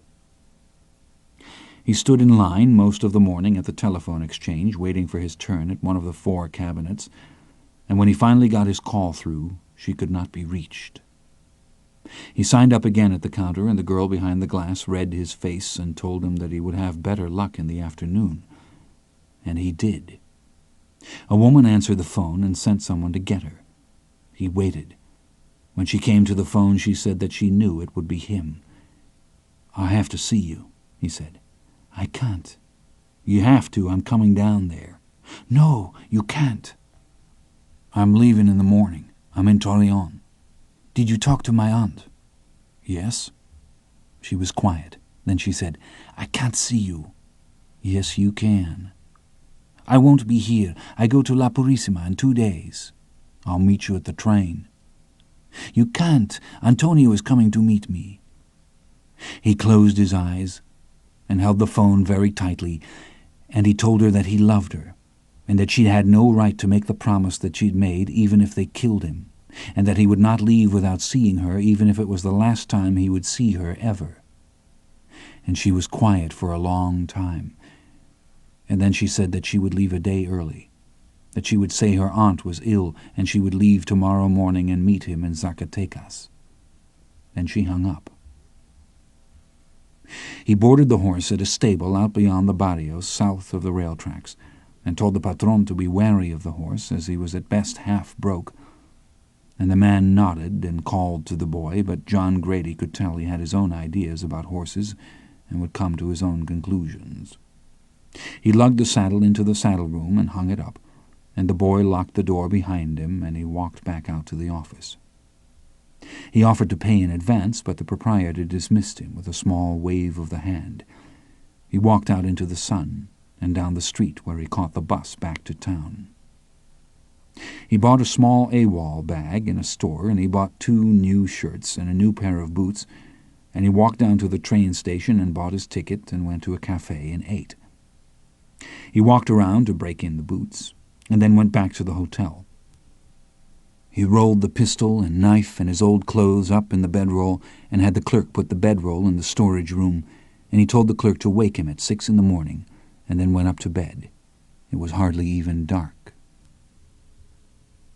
It was cool and grey when he left the hotel in the morning, and by the time he got settled into the coach there were spits of rain breaking on the glass. A young boy and his sister sat in the seat opposite, and after the train pulled out the boy asked him where he was from and where he was going. They didn't seem surprised to hear he was from Texas. When the porter came through calling breakfast, he invited them to eat with him, but the boy looked embarrassed and would not. He was embarrassed himself. He sat in the diner and ate a big plate of huevos rancheros and drank coffee and watched the grey fields pass beyond the wet glass, and in his new boots and shirt he began to feel better than he'd felt in a long time, and the weight on his heart had begun to lift. And he repeated what his father had once told him, that scared money can't win, and that a worried man can't love. The train passed through a dreadful plain grown solely with cholla and entered a vast forest of China palm. He opened the pack of cigarettes he'd bought at the station kiosk and lit one, and laid the pack on the tablecloth and blew smoke at the glass and at the country passing in the rain. The train pulled into Zacatecas in the late afternoon. He walked out of the station and up the street through the high portales of the old stone aqueduct and down into the town. The rain had followed them down from the north, and the narrow stone streets were wet, and the shops were closed. He walked up Hidalgo, past the cathedral, to the Plaza de Armas, and checked into the Reina Cristina Hotel. It was an old colonial hotel, and it was quiet and cool, and the stones of the lobby floor were dark and polished, and there was a macaw in a cage watching the people go in and out. In the dining room adjoining the lobby there were people still at lunch. He got his key and went up, a porter carrying his small bag. The room was large and high-ceilinged, and there was a chenille cover on the bed and a cut-glass decanter of water on the table. The porter swept open the window drapes and went into the bathroom to see that all was in order. John Grady leaned on the window balustrade. In the courtyard below, an old man knelt among pots of red and white geraniums, singing softly a single verse from an old corrido as he tended the flowers. He tipped the porter and put his hat on the bureau and shut the door. He stretched out on the bed and looked up at the carved vigas of the ceiling. Then he got up and got his hat and went down to the dining room to get a sandwich. He walked through the narrow, twisting streets of the town, with its ancient buildings and small, sequestered plazas. The people seemed dressed with a certain elegance. It had stopped raining and the air was fresh. Shops had begun to open. He sat on a bench in the plaza and had his boots shined, and he looked in the shop windows trying to find something for her. He finally bought a very plain silver necklace and paid the woman what she asked, and the woman tied it in a paper with a ribbon, and he put it in the pocket of his shirt and went back to the hotel. The train from San Luis Potosi in Mexico was due in at 8 o'clock. He was at the station at 7:30. It was almost 9 when it arrived. He waited on the platform among others and watched the passengers step down. When she appeared on the steps, he almost didn't recognize her. She was wearing a blue dress with a skirt almost to her ankles and a blue hat with a wide brim, and she did not look like a schoolgirl either to him or to the other men on the platform. She carried a small leather suitcase, and the porter took it from her as she stepped down, and then handed it back to her and touched his cap. When she turned and looked at him where he was standing, he realized she had seen him from the window of the coach. As she walked toward him, her beauty seemed to him a thing altogether improbable, a presence unaccountable, in this place or in any place at all. She came toward him, and she smiled at him sadly, and she touched her fingers to the scar on his cheek and leaned and kissed it, and he kissed her and took the suitcase from her. "You are so thin," she said. He looked into those blue eyes like a man seeking some vision of the increate future of the universe. He'd hardly breath to speak at all, and he told her that she was very beautiful, and she smiled. And in her eyes was the sadness he'd first seen the night she came to his room, and he knew that while he was contained in that sadness, he was not the whole of it. "Are you all right?" she said. "Yes, I'm all right." "And Lacey?" "He's all right. He's gone home." They walked out through the small terminal, and she took his arm. "I'll get a cab," he said. "Let's walk." "All right." The streets were filled with people, and in the Plaza de Armas there were carpenters nailing up the scaffolding for a crepe-covered podium before the governor's palace, where in 2 days' time orators would speak on the occasion of Independence Day. He took her hand, and they crossed the street to the hotel. He tried to read her heart in her hand-clasp, but he knew nothing. They ate dinner in the hotel dining room. He'd never been in a public place with her, and he was not prepared for the open glances from older men at nearby tables, nor for the grace with which she accepted them. He'd bought a pack of American cigarettes at the desk, and when the waiter brought the coffee, he lit one and placed it in the ashtray, and said that he had to tell her what had happened. He told her about Blevins and about the Prisión Castelar, and he told her about what happened to Rawlins, and finally he told her about the cuchillero who had fallen dead in his arms with his knife broken off in his heart. He told her everything. Then they sat in silence. When she looked up, she was crying. "Tell me," he said. "I can't. Tell me. How do I know who you are? Do I know what sort of man you are? What sort my father is? Do you drink whiskey? Do you go with whores? Does he? What are men?" "I told you things I've never told anybody. I told you all there was to tell." "What good is it? What good?" "I don't know. I guess I just believe in it." They sat for a long time. Finally she looked up at him. "I told him that we were lovers," she said. The chill that went through him was so cold, the room so quiet. She'd hardly more than whispered, yet he felt the silence all around him, and he could scarcely look. When he spoke, his voice was lost. "Why?" "Because she threatened to tell him. My aunt, she told me I must stop seeing you or she would tell him." "She wouldn't have." "No, I don't know. I couldn't stand for her to have that power. I told him myself." "Why?" I don't know. "Is it true you told him?" "Yes, it's true." He leaned back. He put both hands to his face. He looked at her again. "How did she find out?" "I don't know. Different things, Esteban, perhaps. She heard me leave the house, heard me return." "You didn't deny it?" "No." "What did your father say?" "Nothing. He said nothing." "Why didn't you tell me?" "You were on the mesa. I would have, but when you returned you were arrested." "He had me arrested?" "Yes. How could you tell him?" "I don't know. I was so foolish. It was her arrogance. I told her I would not be blackmailed. She made me crazy." "Do you hate her?" "No, I don't hate her. But she tells me I must be my own person, and with every breath she tries to make me her person. I don't hate her, she can't help it, but I broke my father's heart.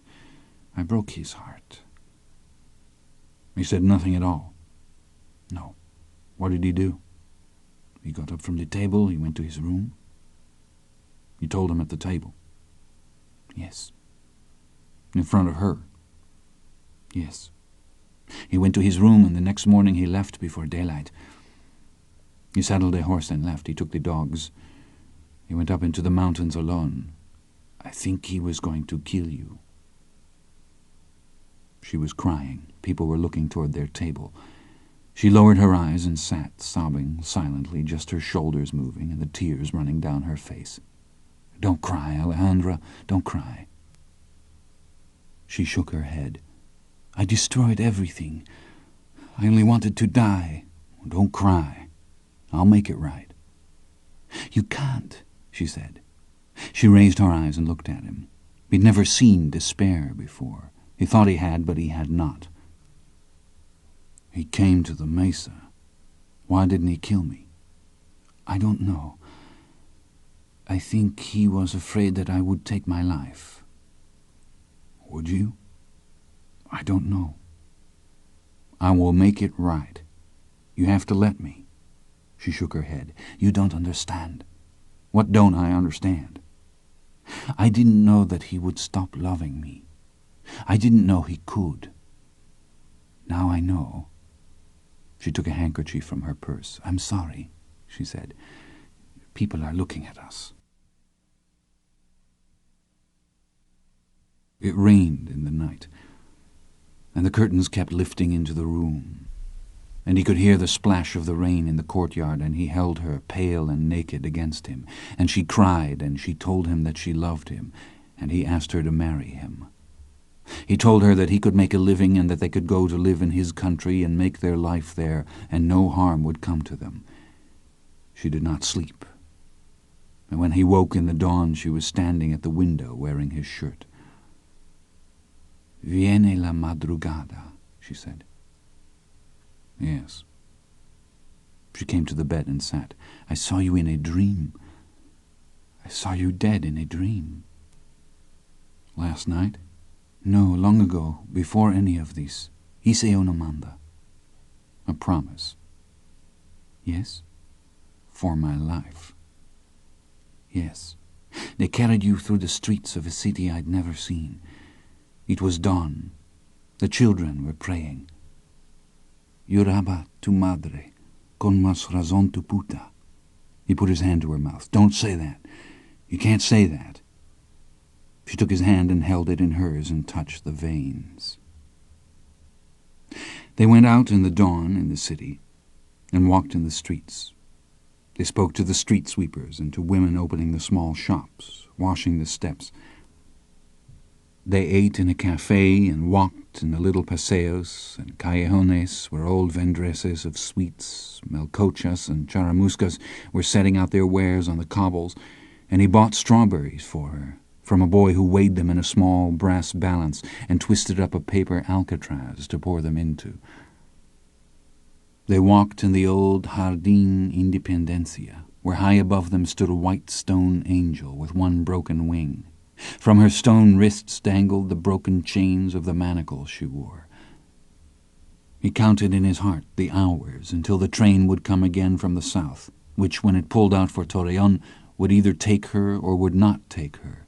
And he told her that if she would trust her life into his care, he would never fail her or abandon her, and that he would love her until he died, and she said that she believed him. In the forenoon, as they were returning to the hotel, she took his hand and led him across the street. "Come," she said, "I will show you something." She led him down past the cathedral wall and through the vaulted arcade into the street beyond. "What is it?" he said. "A place." They walked up the narrow, twisting street, past a tannery, a tinsmith shop. They entered a small plaza, and here she turned. "My grandfather died here," she said, "my mother's father." "Where?" "Here, in this place, Plazuela de Guadalajarita." "In the Revolution?" "Yes, in 1914, the 23rd of June. He was with the Zaragoza Brigade under Raúl Madero. He was 24 years old. They came down from north of the city, Cerro de Loreto, Tierra Negra. Beyond here at that time all was campo. He died in this strange place. Esquina de la calle del Deseo y el callejón del Pensador Mexicano. There was no mother to cry, as in the corridos, nor little bird that flew, Just the blood on the stones. I wanted to show you. We can go. ¿Quién fue el pensador mexicano? Un poeta. Joaquin Fernandez de Lizardi. He had a life of great difficulty and died young. As for the Street of Desire, it is like the Calle de Noche Triste. They are but names for Mexico. We can go now. When they got to the room, the maid was cleaning, and she left, and they closed the curtains and made love and slept in each other's arms. When they woke, it was evening. She came from the shower wrapped in a towel, and she sat on the bed and took his hand and looked down at him. "I cannot do what you ask," she said. "I love you, but I cannot." He saw very clearly how all his life led only to this moment, and all after led nowhere at all. He felt something cold and soulless enter him, like another being, and he imagined that it smiled malignly, and he had no reason to believe that it would ever leave. When she came out of the bathroom again, she was dressed, and he made her sit on the bed, and he held her hands, both of them, and talked to her. But she only shook her head, and she turned away her tear-stained face and told him that it was time to go and that she could not miss the train. They walked through the streets, and she held his hand and he carried her bag.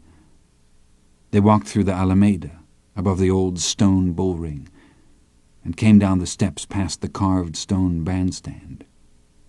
The dry wind had come up from the south, and in the eucalyptus trees the grackles teetered and screamed. The sun was down, and a blue twilight filled the park, and the yellow gas lamps came on along the aqueduct walls and down the walkways among the trees.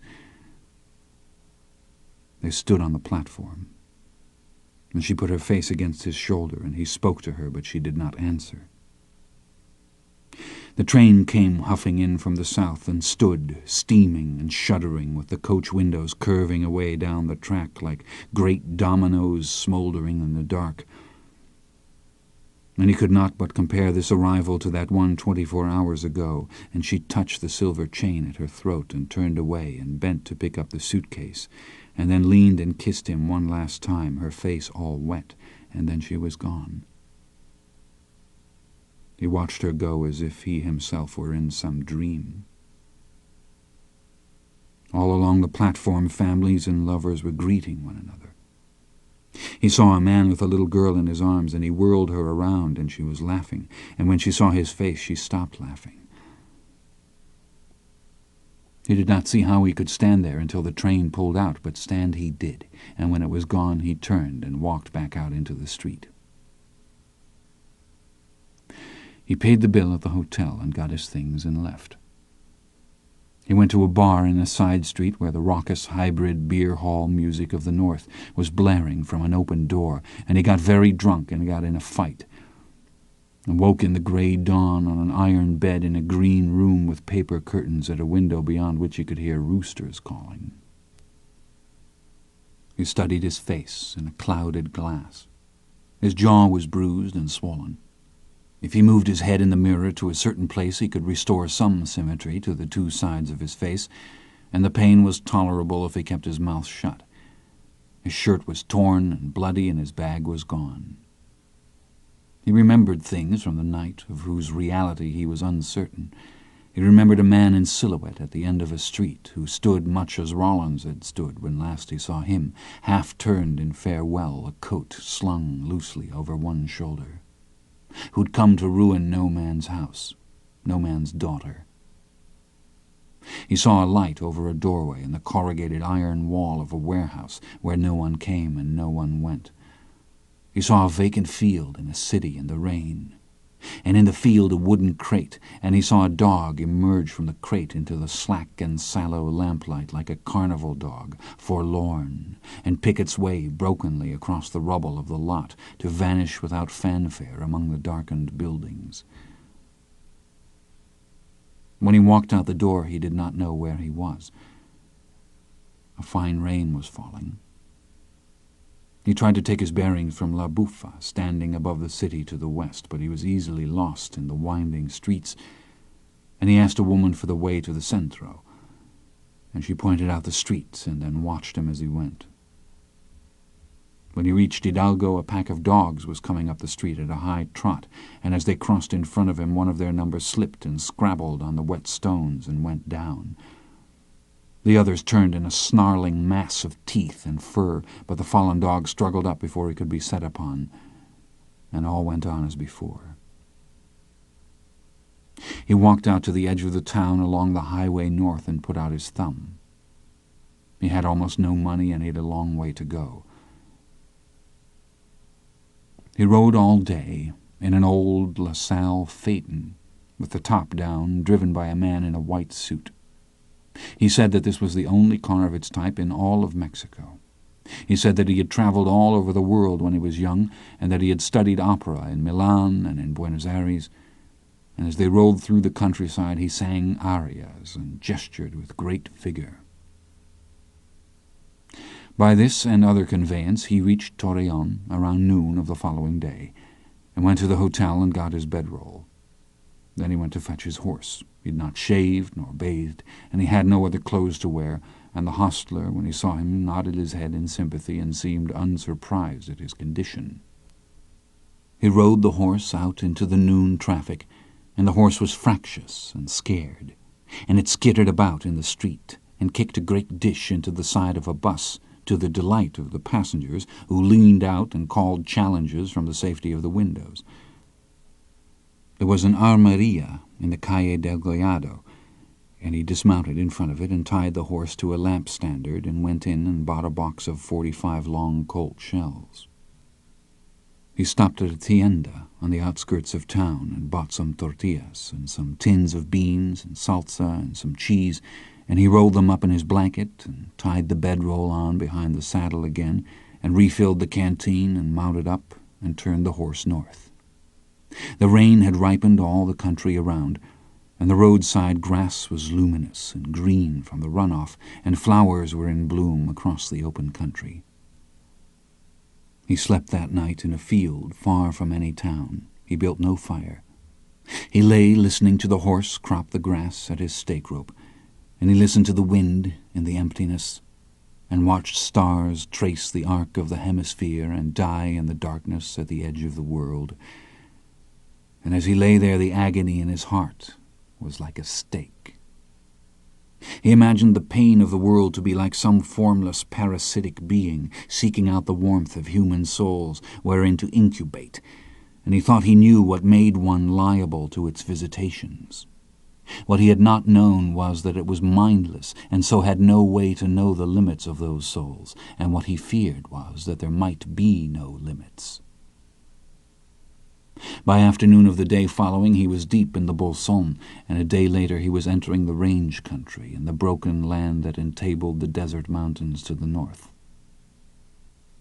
The horse was not in condition for the riding he called upon it to do, and he was forced to rest it often.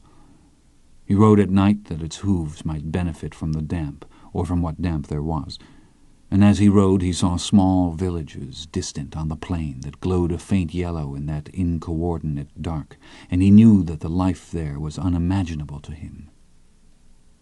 5 days later he rode at night into a small crossroads pueblo nameless to him, and he sat the horse in the crossroads, and by the light of a full moon read the names of towns burned into crate slats with a hot iron and nailed to a post.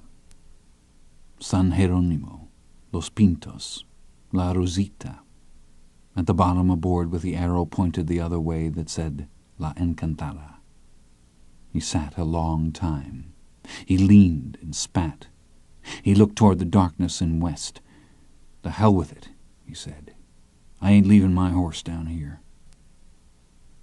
He rode all night, and in the first gray light, with the horse badly drawn down, he walked it out upon a rise beneath which he could make out the shape of the town, the yellow windows and the old mud walls where the first lamps were lit, the narrow spires of smoke standing vertically into the windless dawn, so still the village seemed to hang by threads from the darkness.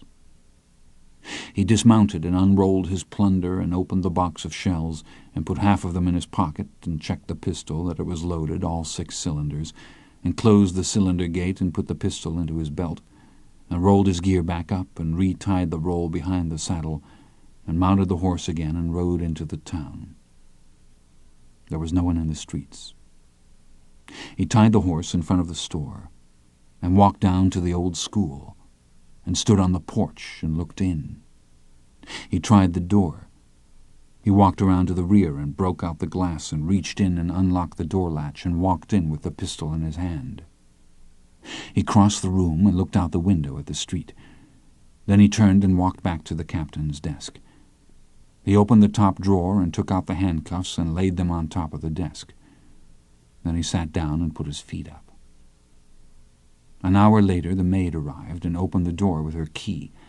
She was startled to see him sitting there, and she stood uncertainly. Pásale, he said. Está bien. Gracias, she said.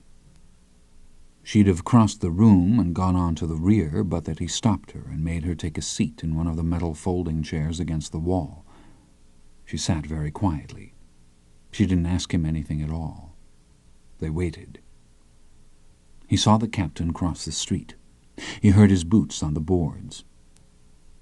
He came in with his coffee in one hand and the ring of keys in the other and the mail under his arm, and he stood looking at John Grady and at the pistol he was holding with the butt resting on the desktop. "Cierra la puerta," said John Grady. The captain's eyes darted toward the door. John Grady stood. He cocked the pistol. The click of the sear and the click of the cylinder hand falling into place were sharp and clear in the morning silence. The maid put her hands over her ears and closed her eyes. The captain shut the door slowly with his elbow. "What do you want?" he said. "I come to get my horse." "You horse?" "Yes." "I don't have you horse." "You better know where he's at." The captain looked at the maid. She still had her hands over her ears, but she had looked up.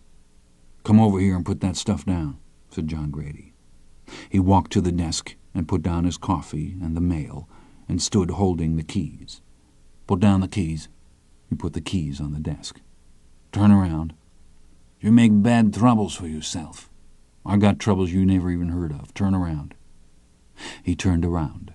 John Grady leaned forward and unsnapped the flap of the holster he wore and took out the pistol and uncocked it and put it in his belt. "Turn around," he said. He turned around. He hadn't been told to put his hands up, but he'd put them up anyway. John Grady picked up the handcuffs from the desk and stuck them in his belt. "Where do you want to put the criada?" he said. "Mande?" "Never mind, let's go." He picked up the keys and came around from behind the desk and pushed the captain forward. He gestured at the woman with his chin. "Vámonos," he said. The back door was still open, and they walked out and down the path to the jail. John Grady unlocked the padlock and opened the door. Blinking in the pale triangular light sat the old man as before. "Ya estás, viejo?" "Sí, cómo no." "Ven aquí." He was a long time rising. He shuffled forward with one hand on the wall, and John Grady told him he was free to go. He motioned for the cleaning woman to enter, and he apologized for inconveniencing her, and she said not to give it a thought, and he closed and locked the door. When he turned, the old man was still standing there. John Grady told him to go home. The old man looked at the captain. "No lo mire a él," said John Grady. "Te lo digo yo, ándale."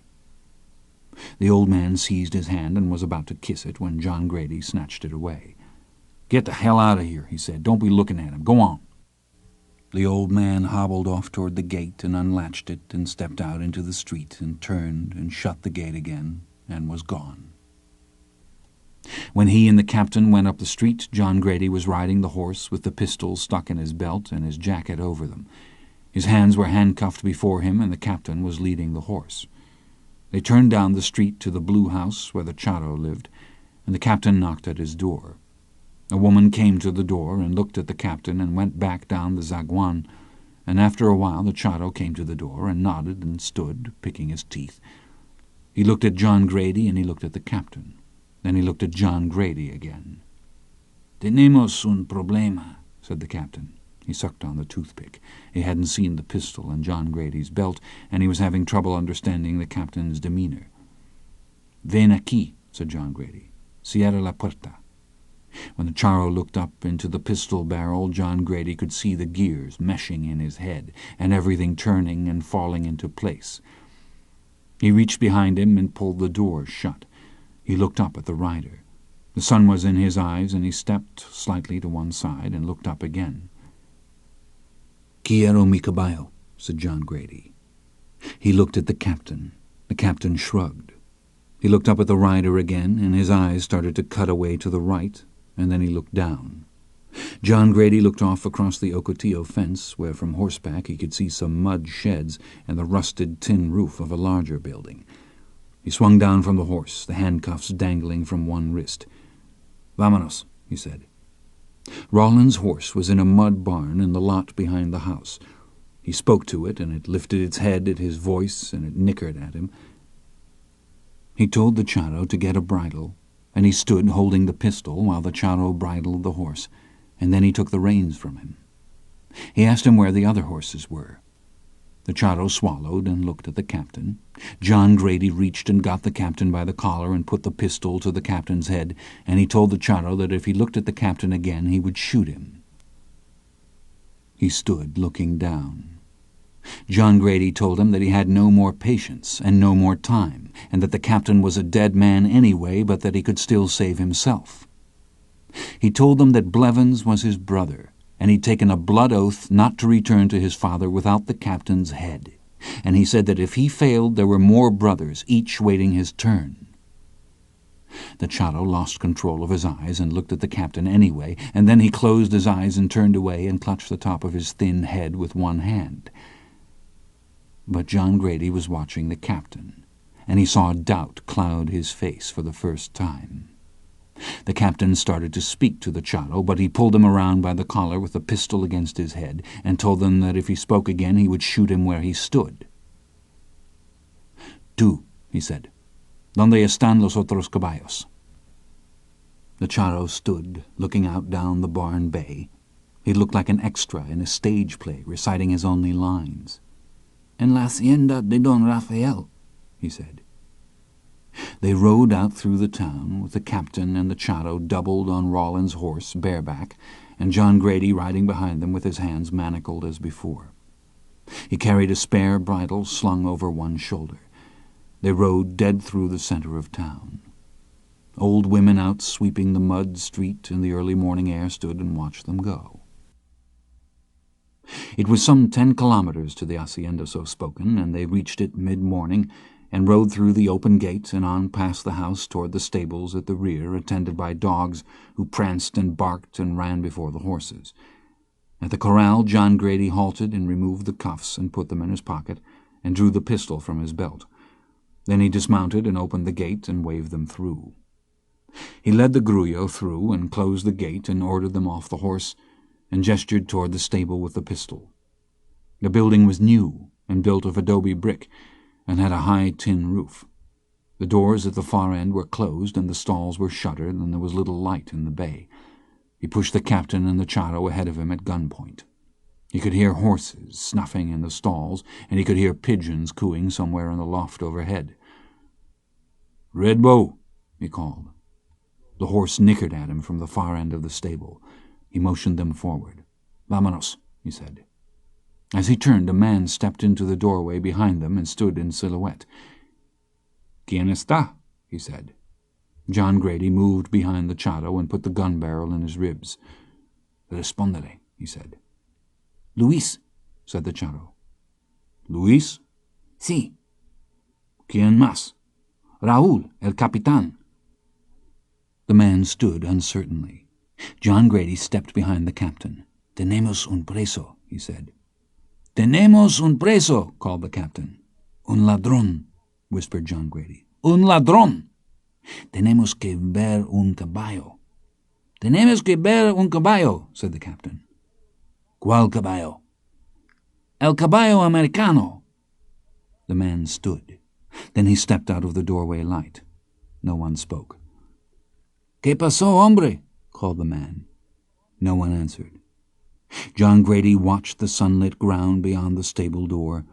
He could see the shadow of the man where he stood to the side of the door. Then the shadow withdrew. He listened. He pushed the two men toward the rear of the stable. "Vámonos," he said. He called his horse again and located the stall and opened the door and turned the horse out. The horse pushed his nose and forehead against John Grady's chest, and John Grady spoke to him, and he whinnied and turned and went trotting toward the sunlight in the door without bridle or halter. As they were coming back up the bay, two other horses put their heads out over the stall doors. The second one was the big bay horse of Blevins. He stopped and looked at the animal. He still had the spare bridle looped over his shoulders, and he called the Chato by name and shrugged the bridle off his shoulder and handed it to him, and told him to bridle the horse and bring it out.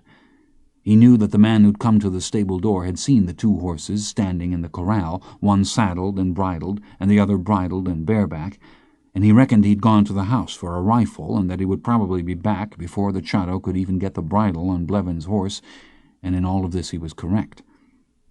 When the man called from outside the stable again, he called for the captain. The captain looked at John Grady. The Chato stood with the bridle in one hand and the horse's nose in the crook of his arm. "Ándale," said John Grady. "Raúl," called the man. The Chato pushed the headstall over the horse's ears and stood in the stall door holding the reins. "Vámonos," said John Grady.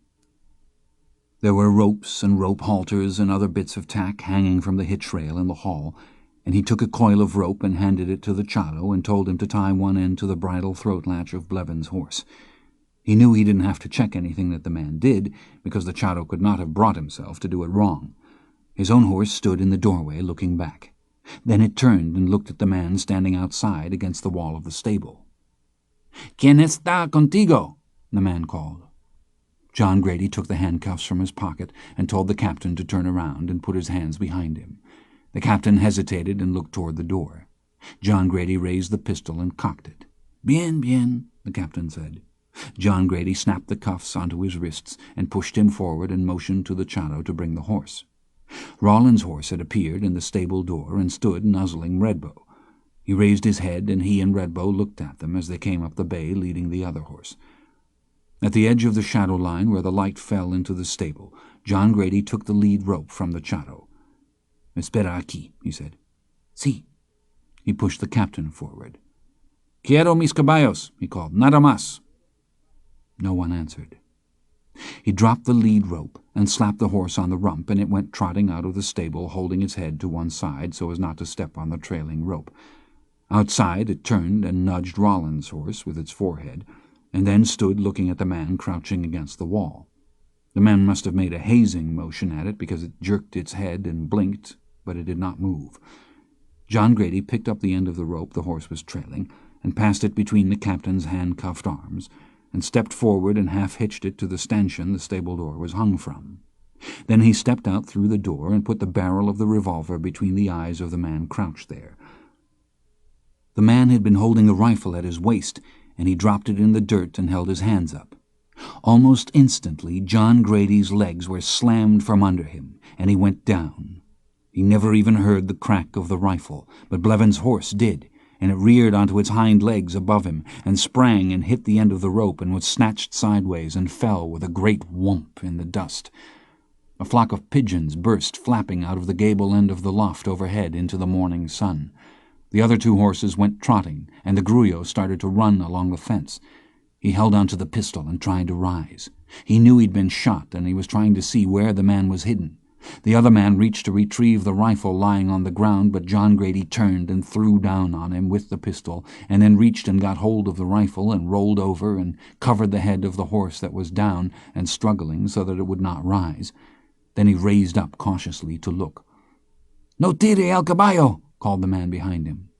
He saw the man who'd shot him standing in the bed of a truck 100 feet away across the lot, with the barrel of the rifle resting on top of the cab. He pointed the pistol at him, and the man crouched down and watched him through the rear window of the cab and out through the windshield. He cocked and leveled the pistol and shot a hole in the windshield, and cocked the pistol again and spun and pointed it at the man kneeling behind him. The horse moaned under him.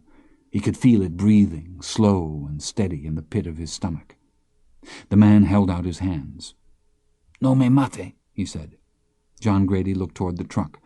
He could see the man's boots below the axle carrier where he stood at the rear of the vehicle, and he spread himself over the horse and cocked the pistol and fired at them. The man stepped behind the rear wheel, and he fired again and hit a tire. The man ran from behind the truck across the open ground toward a shed.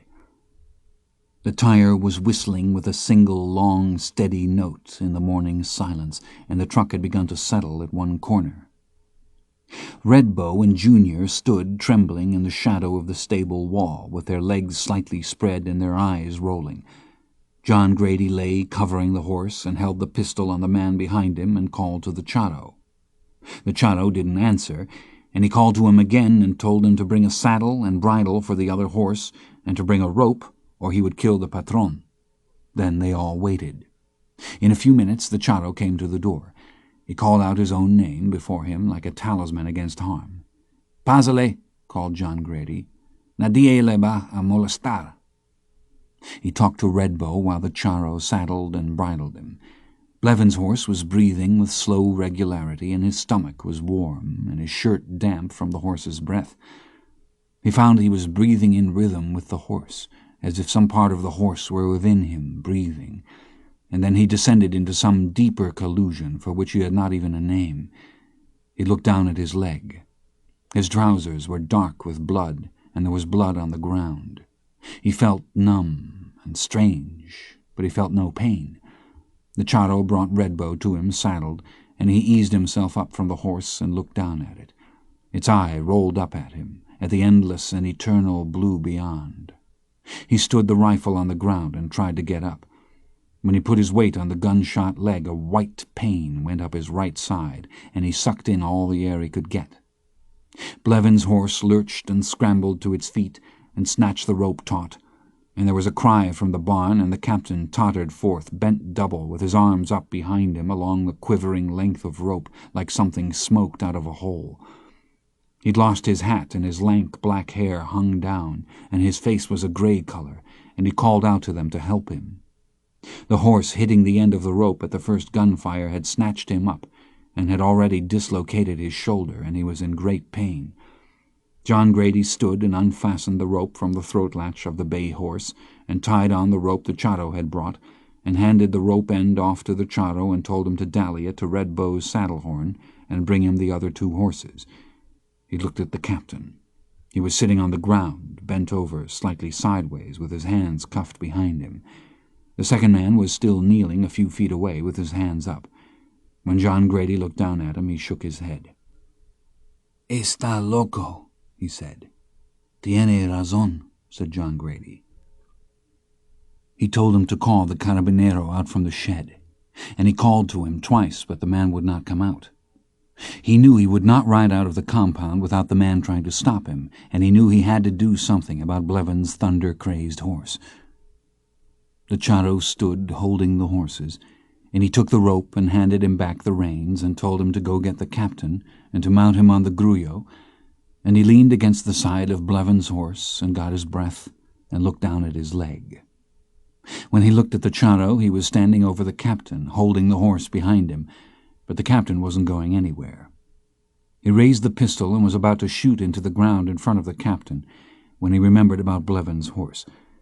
He looked at the kneeling man again, and then, using the rifle for a crutch, he swung under the horse's neck and picked up Redbow's bridle reins from the ground and jammed the pistol into his belt and put his foot in the stirrup and stood and swung his bloodied leg over into the saddle.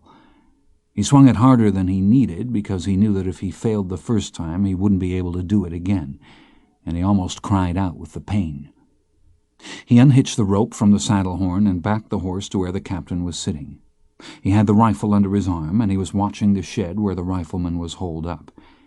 He almost backed over the captain with the horse, and he didn't care if he had. He told the charro to unhitch the rope from the stable door stanchion and bring it to him. He'd already figured out that there was bad blood between the 2 men. When the charro brought the rope end, he told him to tie it to the captain's handcuffs, and he did so and stepped back. "Gracias," said John Grady. He had coiled the rope, and now he dallied it mid-rope to the horn and put the horse forward. When the captain saw his situation, he stood up. "Momento!" he called. John Grady rode forward, watching the shed. The captain, when he saw the slack rope running out along the ground, called out to him and began to run, his hands behind him. "Momento!" he called. When they rode out through the gate, the captain was riding Redbow, and he was doubled on behind him with his arm around the captain's waist. They led the Blevins horse on the rope and drove the other 2 horses before them. He was determined to get the 4 horses out of the stable yard if he died in the road, and beyond that he had not thought much. His leg was numb and bleeding and felt heavy as a sack of meal, and his boot was filling up with blood. When he passed through the gate, the charro was standing there, holding his hat, and he reached down and took it from him and put it on and nodded. "Adios," he said. The charro nodded and stepped back. He put the horse forward, and they went down the drive, him holding on to the captain and turned partly sideways with the rifle at his waist, watching back toward the corral. The charro was still at the gate, but there was no sign of the other 2 men. The captain in the saddle before him smelled rank and sweaty. He'd partly unbuttoned the front of his tunic and had put his hand inside to sling the arm. When they passed the house, there was no one about, but by the time they reached the road, there were 6 women and young girls from the kitchen, all peering past the corner of the house. In the road, he got Junior and the Gruyot horse loose-herded in front of him, and with the Blevins horse on the lead rope behind, they set out back toward Encantada at a trot. He didn't know if the Gruyot horse would try and quit them or not, and he wished he had the spare saddle on Junior instead, but there was nothing to be done about it. The captain complained about his shoulder and tried to take the reins, and then he said he needed a doctor, and then he said he needed to urinate. John Grady was watching the road behind. "Go ahead," he said. "You couldn't smell much worse." It was a good 10 minutes before the riders appeared. 4 of them, at a hard gallop, leaning forward, holding their rifles out to one side. John Grady let go the reins and swiveled and cocked the rifle and fired. Blevins' horse stood twisting like a circus horse, and the captain must have sawed back on Redbow's reins because he stopped dead in the middle of the road, and John Grady fell against him and almost pushed him forward out of the saddle. Behind him, the riders were pulling up their mounts and milling in the road, and he levered a fresh round into the rifle and fired again. And by now Redbow had turned in the road to face the pull of the rope, and the Blevins' horse was wholly out of control, and he swung around and whacked the captain's arm with the barrel of the rifle to make him drop the reins, and he took the reins up and hauled Redbow around and whacked him with the rifle and looked back again. The riders had quit the road, but he saw the last horse disappear into the brush, and he knew which side they'd taken. He leaned down and got hold of the rope, and drew the wall-eyed horse to him, and coiled the rope and snubbed the horse up short, and whacked Redbow again, and trotting side by side they overtook the 2 horses in the road before them and herded them off into the brush and out onto the rolling country west of the town. The captain half turned to him with some new complaint, but he only hugged his loathsome charge more fondly, the captain tottering woodenly in the saddle before him, with his pain like a store dummy carried off for a prank.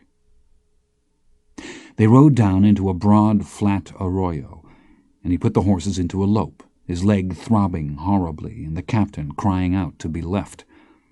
The arroyo bore east by the sun, and they followed it for a good distance until it began to narrow and grow rocky, and the loose horses before him to step cautiously and look toward the slopes above them. He hazed them on, and they clambered up through trap rock fallen from the rim country above, and they led up onto the north-facing slope and along a barren gravel ridge, where he gripped the captain anew and looked back. The riders were fanned over the open country a mile below him, and he counted not 4 but 6 of them before they dropped from sight into a draw. He loosed the rope from the saddle-horn in front of the captain and dallied it again with more slack. "You must owe them sons of bitches money," he said. He put the horse forward again and caught up to the other horses, standing, looking back 100 feet out along the ridge. There was no place to go up the draw, and no place to hide in the open country beyond. He needed 15 minutes, and he didn't have them. He slid down and caught the Purissima horse, hobbling after it on one leg, and the horse shifting and eyeing him nervously. He unhitched the bridle reins from about the saddle-horn and stood into the stirrup and pulled himself painfully onto the horse and turned and looked at the captain. "I want you to follow me," he said, "and I know what you're thinking. But if you think I can't ride you down, you better think some more.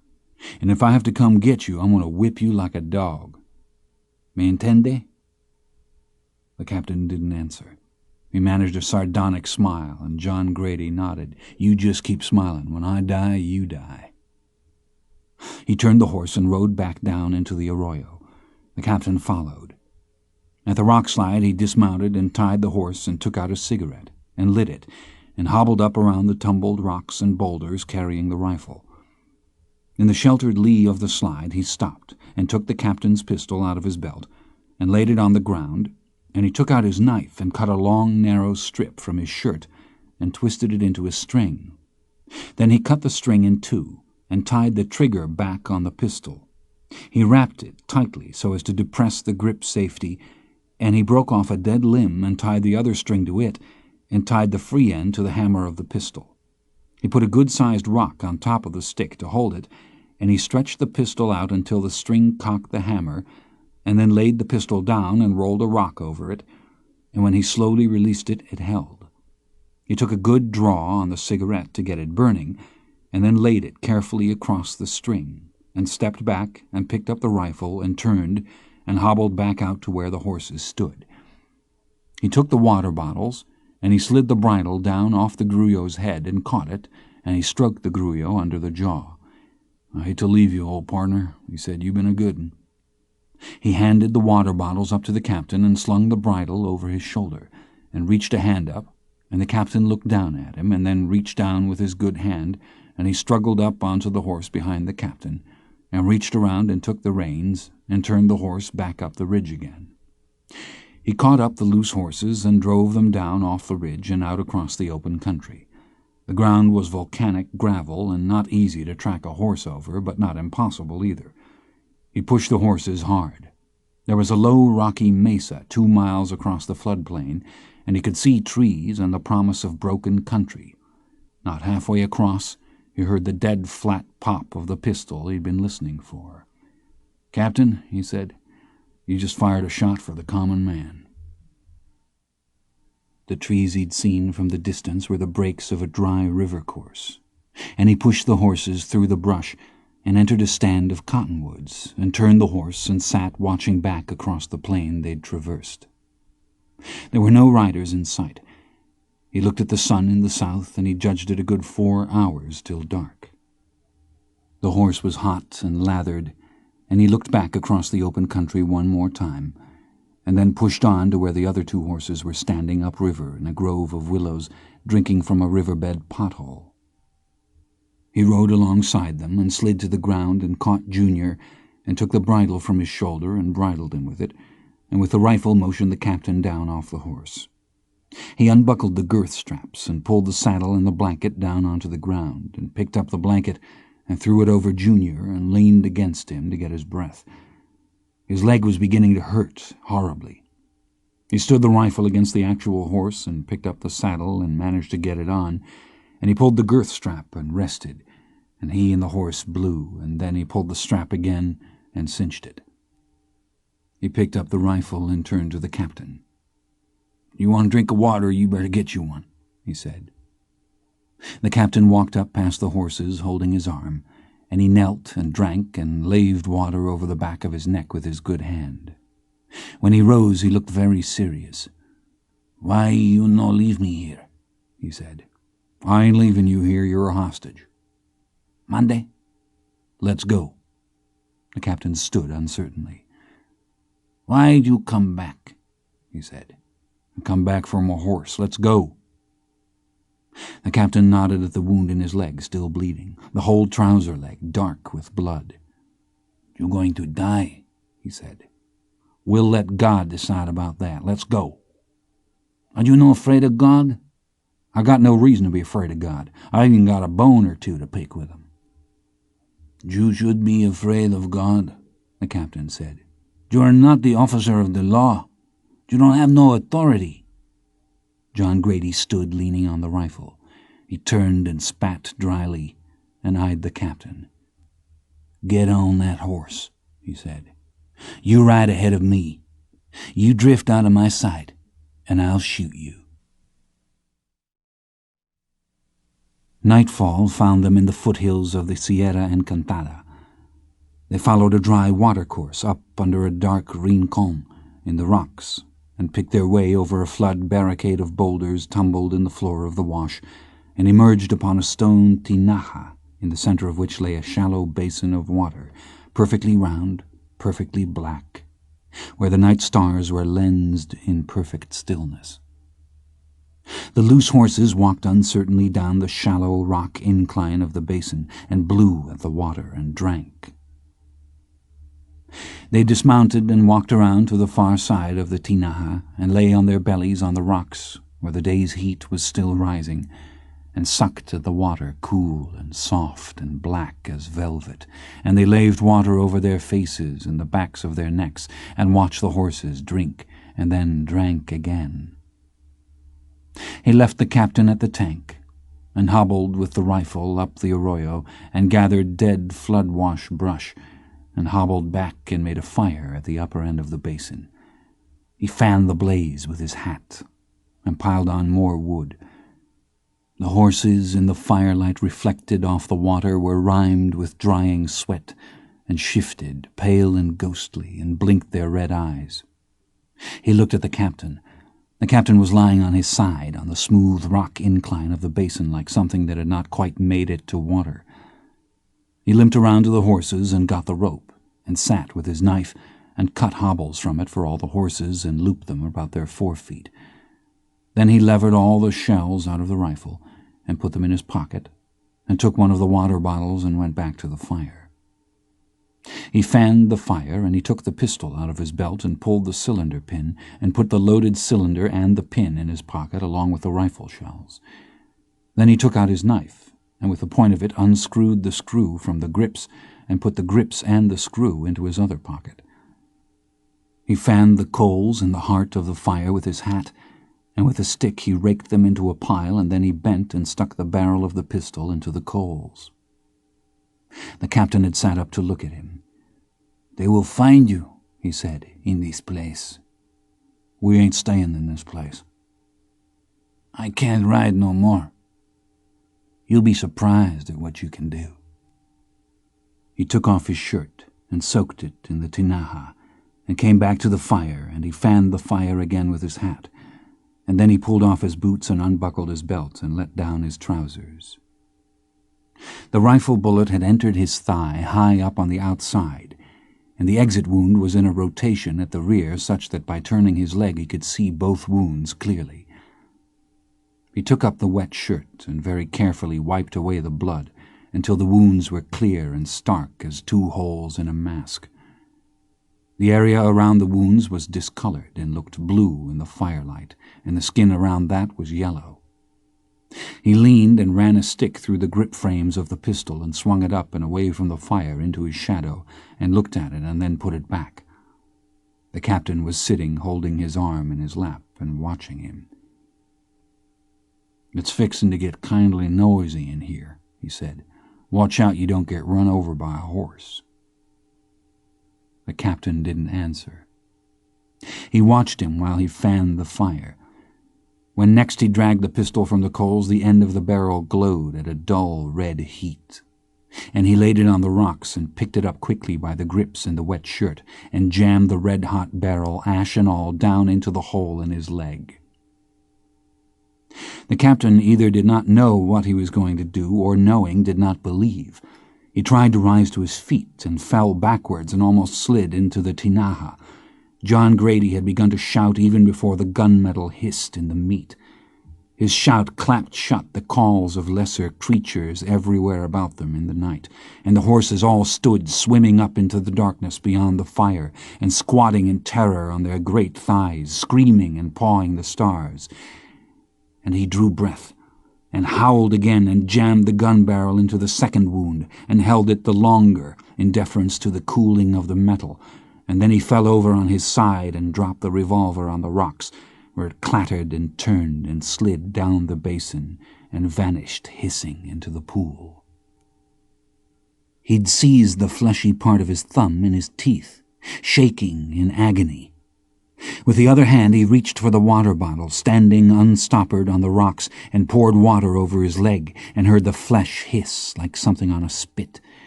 And he gasped and let the bottle fall, and he raised up and called out his horse's name to him softly, where he scrabbled and fell on the rocks in his hobbles among the others, that he might ease the fright in the horse's heart. When he turned and reached for the water bottle, where it lay draining on the rocks, the captain kicked it away with his boot. He looked up. He was standing over him with the rifle. He held it with the stock under his armpit, and he gestured upward with it. "Get up," he said. He pushed himself up on the rocks and looked across the tank toward the horses. He could only see two of them, and he thought the third one must have run out down the arroyo, and he couldn't tell which one was missing, but guessed it was the Blevins horse. He got hold of his belt and managed to get his breeches back on. "Where is the keys?" said the captain. He pushed himself up and rose and turned and took the rifle away from the captain. The hammer dropped with a dull metallic snap. "Get back over there and sit down," he said. The captain hesitated. The man's dark eyes were turned toward the fire, and he could see the calculation in them, and he was in such a rage of pain he thought he might have killed him had the gun been loaded. He grabbed the chain between the handcuffs and yanked the man past him, and the captain gave out a low cry and went tottering off, bent over and holding his arm. He got the shells out and sat and reloaded the rifle. He reloaded it one shell at a time, sweating and wheezing and trying to concentrate. He hadn't known how stupid pain could make you, and he thought it should be the other way around, or what was the good of it? When he'd got the rifle loaded, he picked up the wet rag of a shirt and used it to carry a brand from the fire down to the edge of the tank, where he stood holding it out over the water. The water was dead clear in the stone pool, and he could see the pistol. Then he waded out and bent and picked it up and stuck it in his belt. He walked out in the tank till the water was to his thigh, which was as deep as it got, and he stood there soaking the blood out of his trousers and the fire out of his wounds, and talking to his horse. The horse limped down to the edge of the water and stood, and he stood in the dark tinaja with his rifle over his shoulder, holding the brand above him until it burned out. And then he stood holding the crooked orange ember of it, still talking to the horse. They left the fire burning in the tank and rode out down the draw and picked up the Blevins horse and pushed on. The night was overcast to the south, the way they'd come, and there was rain in the air. He rode Redbow bareback in the fore of their little caravan, and he held up from time to time to listen, but there was nothing to hear. The fire in the tank behind them was invisible, save for the play of it on the rocks of the Rincon, and as they rode it receded to a faint glow, pocketed in the otherwise dark of the desert night, and then vanished altogether. They rode up out of the wash and went on along the south-facing slope of the ridge, the country dark and silent and without boundary, and the tall aloes passing blackly along the ridge one by one. He reckoned it to be some time past midnight. He looked back at the captain from time to time, but the captain rode slumped in the saddle on Rawlins' horse and seemed much reduced by his adventures. They rode on. He'd knotted his wet rag of his shirt through his belt, and he rode naked to the waist, and he was very cold, and he told the horse that it was going to be a long night, and it was. Sometime in the night he fell asleep. The clatter of the rifle dropping on the rocky ground woke him, and he pulled up and turned and rode back. He sat looking down at the rifle. The captain sat Rawlins' horse, watching him. He wasn't sure he could get back on the horse, and he thought about leaving the rifle there. In the end he slid down and picked up the rifle and then led the horse up along Junior's offside and told the captain to shuck his foot out of the stirrup, and he used the stirrup to mount up onto his own horse, and they rode on again. Dawn found him sitting alone on the gravel face of the slope, with the rifle leaning against his shoulder and the water bottle at his feet, watching the shape of the desert country form itself out of the gray light. Mesa and plain, the dark shape of the mountains to the east, beyond which the sun was rising. He picked up the water bottle and twisted out the stopper and drank, and sat holding the bottle. Then he drank again.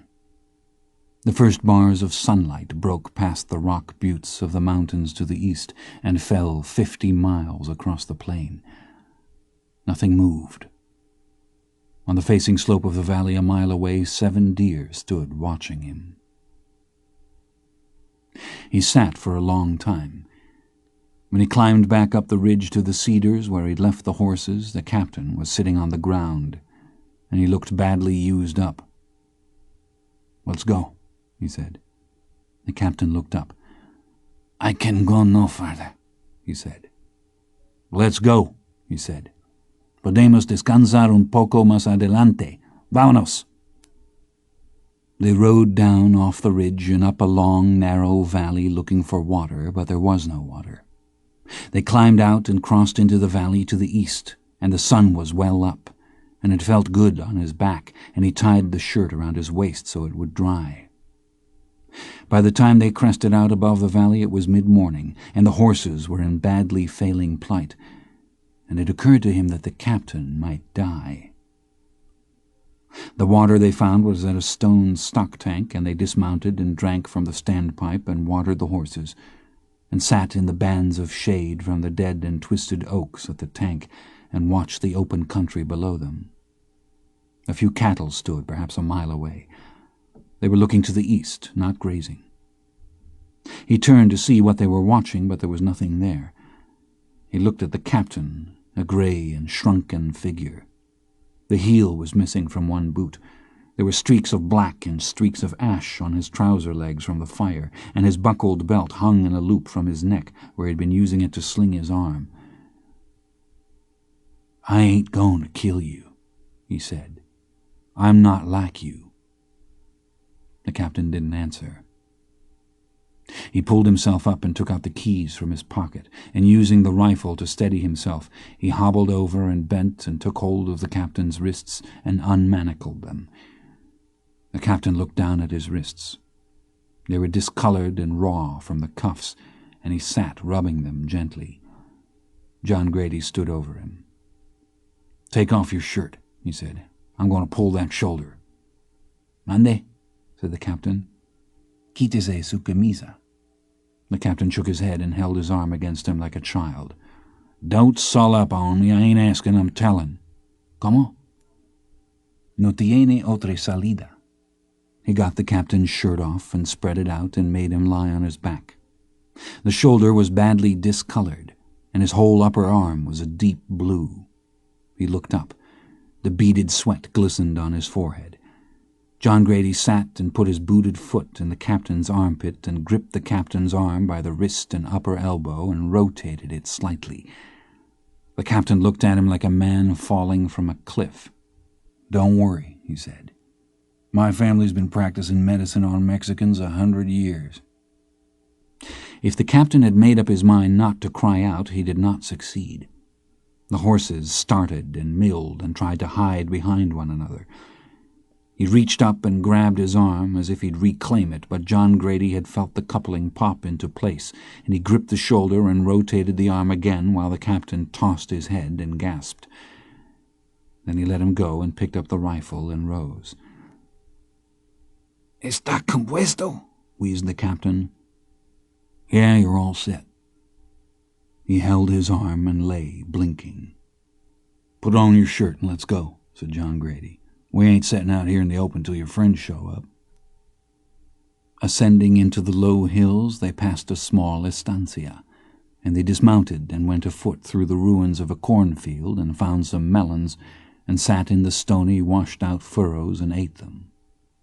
He hobbled down the rows and gathered melons and carried them out through the field to where the horses stood and broke them open on the ground at their feet for them to feed on, and he stood leaning on the rifle and looked toward the house.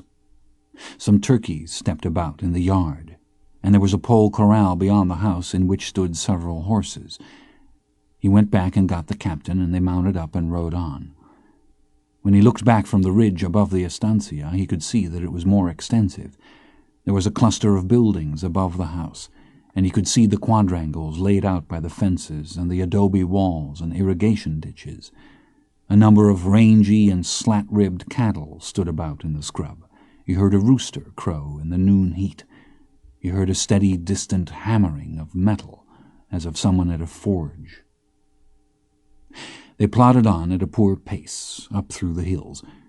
He'd unloaded the rifle to save carrying it, and it was tied along the saddle-skirt of the captain's horse, and he had reassembled the fire-blackened revolver and loaded it and put it in his belt.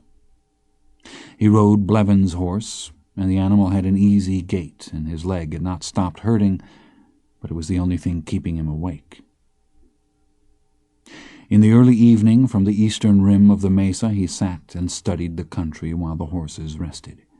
A hawk and a hawk's shadow that skated like a paper bird crossed the slopes below.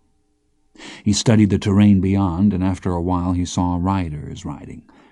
They were perhaps 5 miles away. He watched them, and they dropped from sight into a cut or into a shadow. Then they appeared again. He mounted up, and they rode on. The captain slept, tottering in the saddle with his arms slung through his belt.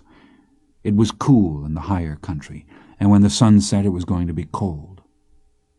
He pushed on, and before dark they found a deep ravine in the north slope of the ridge they'd crossed, and they descended and found standing water among the rocks, and the horses clambered and scrabbled their way down and stood drinking.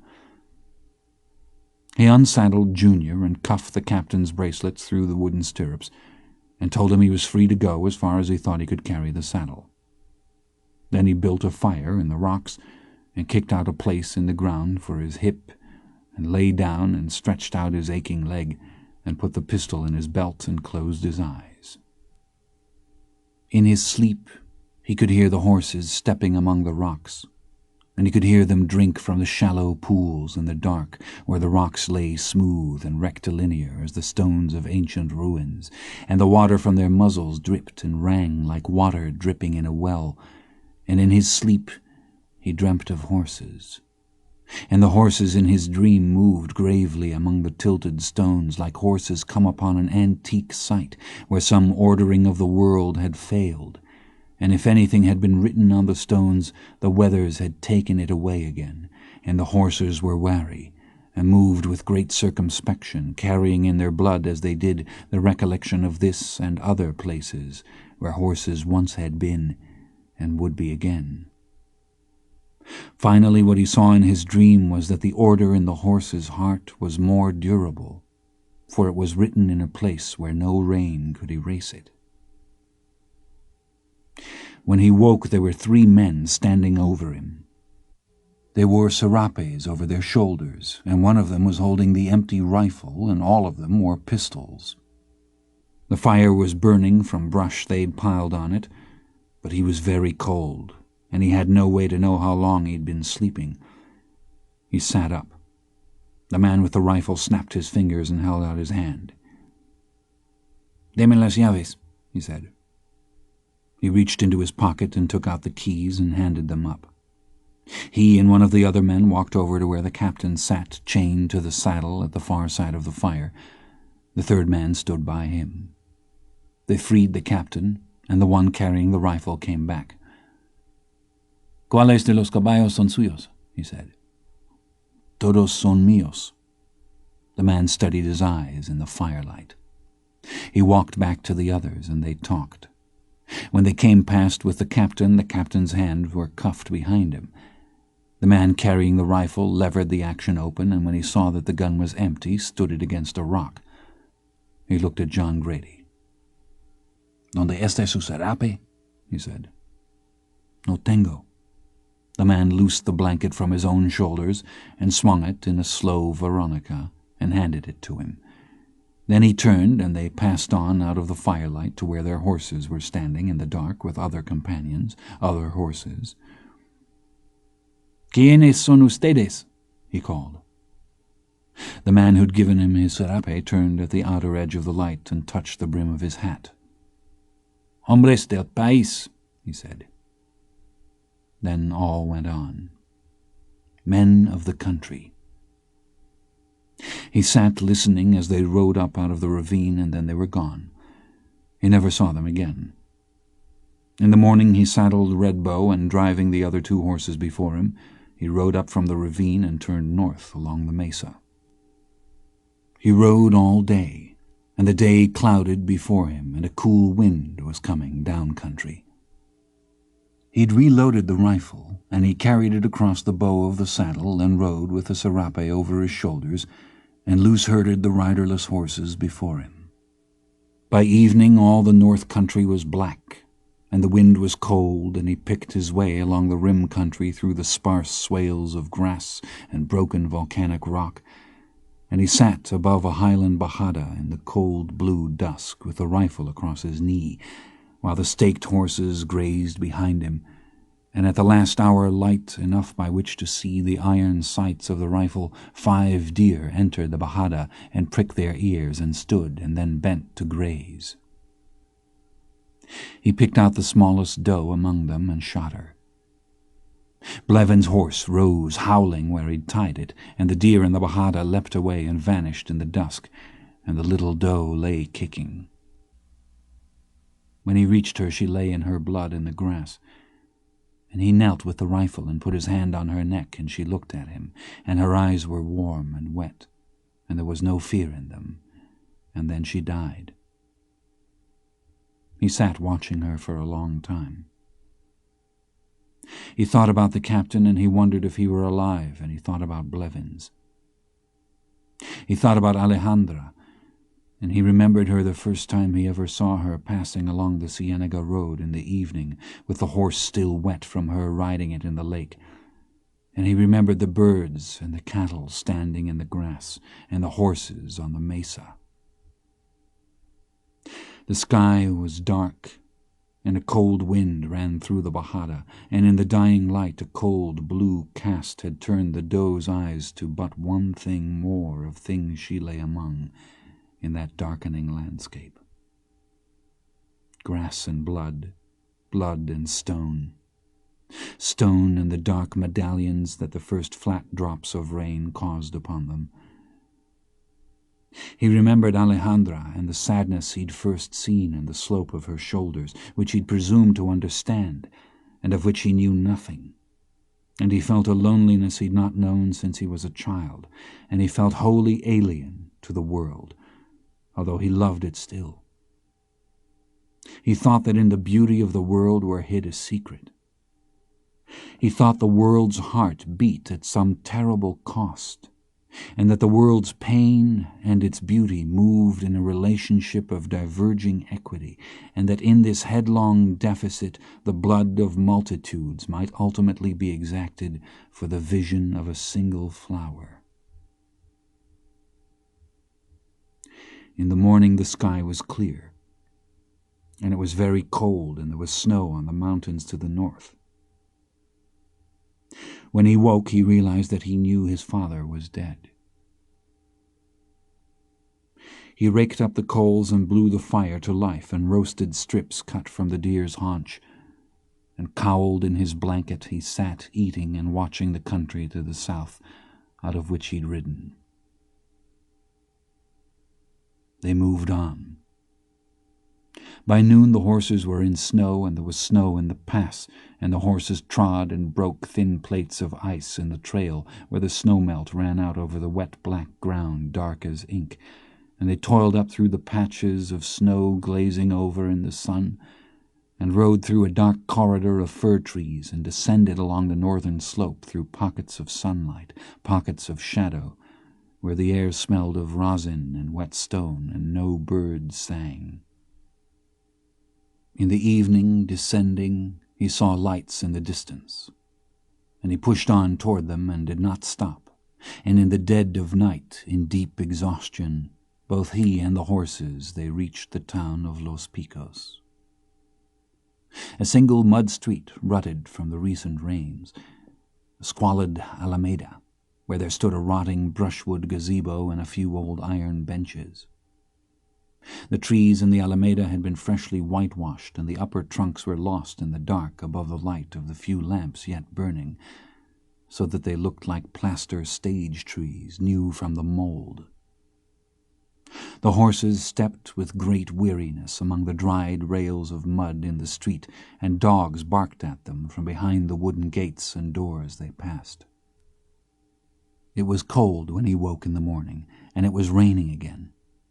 He'd bivouacked on the north side of the town, and he rose wet and cold and stinking, and saddled the horse and rode back into the town, driving the 2 horses before him. In the Alameda a few small tin folding tables had been set out, and young girls were stringing paper ribbon overhead. They were wet from the rain, and they were laughing, and they were throwing the spools of crepe over the wires and catching them again, and the dye was coming off the paper so that their hands were red and green and blue. He tied the horses in front of the tienda he'd passed the night before, and went in and bought a sack of oats for the horses, and he borrowed a galvanized bucket with which to water them, and he stood in the Alameda, leaning on the rifle and watching them drink.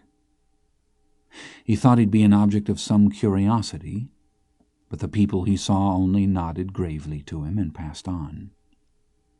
He carried the bucket back into the store and went down the street to where there was a small cafe, and he entered and sat at one of the 3 small wooden tables. The floor of the cafe was packed mud, newly swept, and he was the only customer. He stood the rifle against the wall and ordered huevos revueltos and a cup of chocolate, and he sat and waited for it to come, and then he ate very slowly. The food was rich to his taste, and the chocolate was made with canela, and he drank it and ordered another, and folded a tortilla and ate, and watched the horses standing in the square across the street, and watched the girls. They'd hung the gazebo with crepe, and it looked like a festooned brush pile. The proprietor showed him great courtesy and brought him fresh tortillas hot from the comal, and told him that there was to be a wedding, and that it would be a pity if it rained. He inquired where he might be from, and showed surprise he'd come so far. He stood at the window of the empty cafe and watched the activities in the square, and he said that it was good that God kept the truths of life from the young as they were starting out, or else they'd have no heart to start at all. By mid-morning the rain had stopped. Water dripped from the trees in the Alameda, and the crepe hung in soggy strings. He stood with the horses and watched the wedding party emerge from the church. The groom wore a dull black suit too large for him, and he looked not uneasy but half desperate, as if unused to clothes at all. The bride was embarrassed and clung to him, and they stood on the steps for their photograph to be taken, and in their antique formal wear posed there in front of the church. They already had the look of old photos. In the sepia monochrome of a rainy day in that lost village, they'd grown old instantly. In the Alameda, an old woman in a black rebozo was going about tilting the metal tables and chairs to let the water run off. She and the others began to set out food from pails and baskets, and a group of 3 musicians in soiled silver suits stood by with their instruments. The groom took the bride's hand to help her negotiate the water standing in front of the church steps. In the water they were grave figures reflected against a gray sky. A small boy ran out and stamped in the puddle and sprayed a sheet of the muddy gray water over them and ran away with his companions. The bride clutched her husband. He scowled and looked after the boys, but there was nothing to be done. And she looked down at her dress, and she looked at him, and then she laughed. Then the husband laughed, and the others in the party also, and they crossed the road, laughing and looking from one to the other, and entered the Alameda among the tables, and the musicians began to play. With the last of his money he bought coffee and tortillas and some tinned fruit and beans. The tins had been on the shelves so long they'd tarnished and the labels faded. When he passed out along the road, the wedding party was seated at the tables eating, and the musicians had stopped playing and were squatting together drinking from tin cups. A man sitting alone on one of the benches, who seemed no part of the wedding, looked up at the sound of the slow hooves in the road and raised one hand to the pale rider passing with blanket and rifle, and he raised a hand back and then rode on. He rode out past the last low mud-built houses and took the road north, a mud track that wound up through the barren gravel hills and branched and broke and finally terminated in the tailings of an abandoned mine among the rusted shapes of pipe and pump stanchions and old jack-timbers. He crossed on through the high country and in the evening descended the north slope and rode out onto the foreplain where the creosote, deep olive from the rains, stood in solemn colonies as it had stood 1,000 years and more in that tenantless waste, older than any living thing that was. He rode on, the two horses following, riding doves up out of the pools of standing water and the sun descending out of the dark, discolored overcast to the west, where its redness ran down the narrow band of sky above the mountains like blood falling through water, and the desert fresh from the rain turning gold in the evening light, and then deepening to dark, a slow inkening over of the Bajada and the rising hills and the stark stone length of the Cordilleras darkening far to the south in Mexico. The floodplain he crossed was walled about with fallen trap rock, and in the twilight the little desert foxes had come out to sit along the walls, silent and regal as icons, watching the night come, and the doves called from the acacia, and then night fell dark as Egypt, and it was just the stillness and the silence and the sound of the horses breathing and the sound of their hooves clopping in the dark. He pointed his horse at the pole star and rode on, and they rode the round moon up out of the east, and coyotes yammered and answered back all across the plain to the south from which they'd come. He crossed the river just west of Langtree, Texas, in a softly falling rain. The wind in the north, the day cold. The cattle along the breaks of the river standing gray and still. He followed a cattle trail down into the willows and across to where the gray water lay braided over the gravels. He studied the cold gray rips in the current and dismounted and loosed the girth straps and undressed and stogged his boots in the legs of his trousers as he'd done before in that long ago. And he put his shirt and jacket and the pistol after and doubled the belt in the loops to draw shut the waist. Then he slung the trousers over his shoulder and mounted up naked with the rifle aloft, and driving the loose horses before him, he pushed Redbow into the river. He rode up onto Texas soil, pale and shivering, and he sat the horse briefly and looked out over the plain to the north, where cattle were already beginning to appear, slouching slowly out of that pale landscape and bawling softly at the horses. And he thought about his father who was dead in that country, and he sat the horse naked in the falling rain and wept. When he rode into Langtree it was early in the afternoon, and it was still raining. The first thing he saw was a pickup truck with the hood up and two men trying to start it. One of them raised up and looked at him. He must have appeared to them some apparition out of the vanished past, because he jostled the other with his elbow, and they both looked. "Howdy," said John Grady. "I wonder if you all could tell me what day this is." They looked at each other. "It's Thursday," the first one said. "I mean the date." The man looked at him.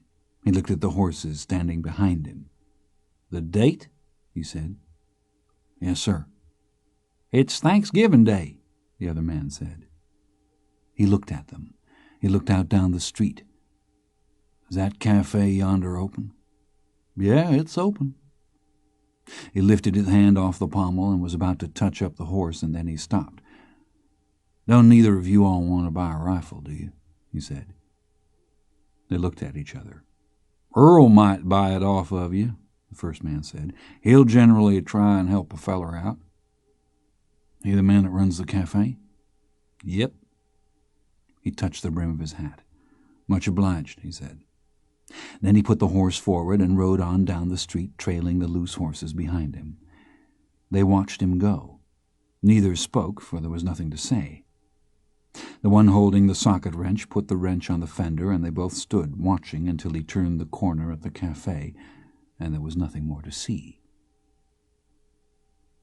He rode the border country for weeks, seeking the owner of the horse. In Ozona, just before Christmas, 3 men swore out papers and the county constable impounded the animal. The hearing was held in the judge's chambers in the old stone courthouse, and the clerk read the charges and the names, and the judge turned and looked down at John Grady. "Son," he said, "are you represented by counsel?" "No, sir, I ain't," said John Grady. "I don't need a lawyer. I just need to tell you about this horse." The judge nodded. "All right," he said. "Go ahead." "Yes, sir. If you don't care, I'd like to tell it from the beginning, from the first time I ever seen the horse." "Well, if you'd like to tell it, we'd like to hear it, so just go ahead." It took him almost half an hour. When he was done, he asked if he could have a glass of water. No one spoke. The judge turned to the clerk. "Emil, get the boy a glass of water." He looked at his notepad, and he turned to John Grady. "Son, I'm fixing to ask you 3 questions, and if you can answer 'em, the horse is yours." "Yes, sir, I'll try." "Well, you'll either know 'em or you won't. Trouble with a liar is he can't remember what he said." "I ain't a liar." "I know you ain't. This is just for the record. I don't believe anybody could make up the story you just now got done telling us." He put his glasses back on, and he asked John Grady the number of hectares in the Nuestra Señora de la Purísima Concepción spread. Then he asked the name of the husband of the hacendado's cook. Lastly, he laid down his notes, and he asked John Grady if he had on clean shorts. A subdued laughter went around the courtroom, but the judge wasn't laughing, nor the bailiff. "Yes, sir, I do." "Well, there ain't no women present, so if you wouldn't find it to be too much of an embarrassment, I'd like for you to show the court them bullet holes in your leg. If you don't want to, I'll ask you something else." "Yes, sir," said John Grady.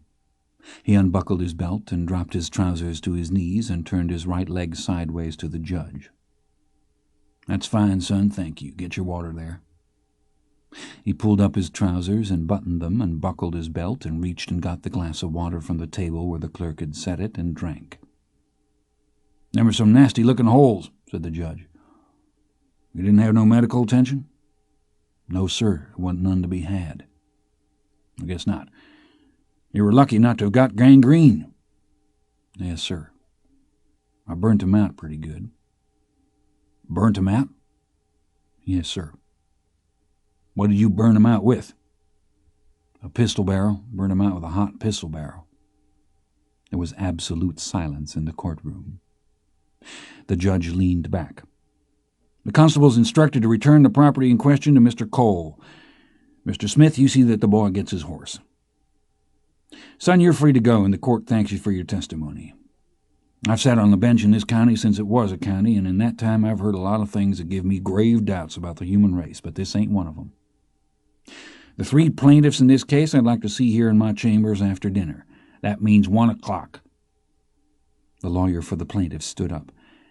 "Your Honor, this is pretty clearly a case of mistook identity."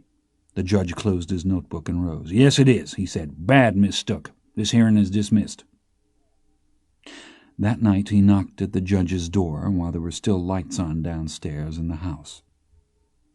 A Mexican girl came to the door and asked him what he wanted, and he said he wanted to see the judge. He said it in Spanish, and she repeated it back to him in English with a certain coldness and told him to wait. The judge, when he appeared at the door, was still dressed, but he had on an old flannel bathrobe. If he was surprised to find the boy on his porch, he didn't show it. He pushed open the screen door. "Come in, son," he said. "Come in." "I didn't want to bother you." "It's all right." John Grady gripped his hat. "I ain't coming out there," said the judge, "so if you want to see me, you better come on in." "Yes, sir." He entered a long hallway. A balustered staircase rose on his right to the upper floor. The house smelled of cooking and furniture polish. The judge was wearing leather slippers, and he went silently down the carpeted hallway and entered an open door on the left. The room was filled with books, and there was a fire burning in the fireplace. "We're in here," said the judge. "Dixie, this is John Cole." A gray-haired woman rose as he entered and smiled at him. Then she turned to the judge. "I'm going up, Charles," she said. "All right, Mama." He turned to John Grady. "Sit down, son." John Grady sat and put his hat in his lap. They sat. Well, go ahead, said the judge. There ain't no time like the present. Yes, sir. I guess what I wanted to say first of all was that it kindly bothered me in the court what you said. It was like I was in the right about everything, and I don't feel that way. What way do you feel? He sat looking at his hat. He sat for a long time. Finally he looked up. I don't feel justified, he said. The judge nodded. You didn't misrepresent nothing to me about the horse, did you? No, sir, it wasn't that. What was it? Well, sir, the girl, I reckon. All right. I worked for that man, and I respected him, and he never had no complaints about the work I'd done for him, and he was awful good to me. And that man come up on the high range where I was working, and I believe he intended to kill me. And I was the one that brought it about, nobody but me. You didn't get the girl in a family way, did you? No, sir. I was in love with her. The judge nodded gravely. Well, he said, you could be in love with her and still knock her up. Yes, sir. The judge watched him. Son, he said, you strike me as somebody that maybe tends to be a little hard on themselves. I think from what you told me, you done real well to get out of there with a whole hide. Maybe the best thing to do might be just to go on and put it behind you. My daddy used to tell me not to chew on something that was eating you. Yes, sir. There's something else, ain't there? Yes, sir. What is it? When I was in the penitentiary down there, I killed a boy. The judge sat back in his chair. Well, he said, I'm sorry to hear that. It keeps bothering me. You must have had some provocation. I did, but it don't help. He tried to kill me with a knife. I just happened to get the best of him. Why does it bother you? I don't know. I don't know nothing about him. I never even knew his name. He could have been a pretty good old boy. I don't know. I don't know that he's supposed to be dead. He looked up. His eyes were wet in the firelight. The judge sat watching him. You know he wasn't a pretty good old boy, don't you? Yes, sir, I guess. You wouldn't want to be a judge, would you? No, sir, I sure wouldn't. I didn't either. Sir? I didn't want to be a judge. I was a young lawyer practicing in San Antonio, and I come back out here when my daddy was sick, and I went to work for the county prosecutor. Sure didn't want to be a judge. I think I felt a lot like you do, still do. What made you change your mind? I don't know as I did change it. I just saw a lot of injustice in the court system, and I saw people my own age in positions of authority that I had grown up with and knew for a calcified fact they didn't have one damn lick of sense. I think I just didn't have any choice. Sent a boy from this county to the electric chair in Huntsville in 1932. I think about that. I don't think he was a pretty good old boy, but I think about it. Would I do it again? Yes, I would. I almost done it again. Done what? Killed somebody? Yes, sir. The Mexican captain? Yes, sir. Or captain, whatever he was. He was what they call a madrina, not even a real peace officer. But you didn't? No, sir, I didn't. They sat. The fire had burned to coals. Outside the wind was blowing, and he was going to have to go out in it pretty soon. I hadn't made up my mind about it, though. I told myself that I had, but I hadn't. I don't know what would have happened if they hadn't have come and got him. I expect he's dead anyways. He looked up from the fire at the judge. I wasn't even mad at him, or I didn't feel like I was. That boy he shot, I didn't hardly even know him. I felt bad about it, but he wasn't nothing to me. Why do you think you wanted to kill him? I don't know. Well, said the judge, I guess that's something between you and the good Lord, wouldn't you say? Yes, sir. I didn't mean that I expected an answer. Maybe there ain't no answer. It just bothered me that you might think I was something special. I ain't. Well, that ain't a bad way to be bothered. He picked up his hat and held it in both hands. He looked like he was about to get up, but he didn't get up. The reason I wanted to kill him was because I stood there and let him walk that boy out in the trees and shoot him, and I never said nothing. Would it have done any good? No, sir. That don't make it right.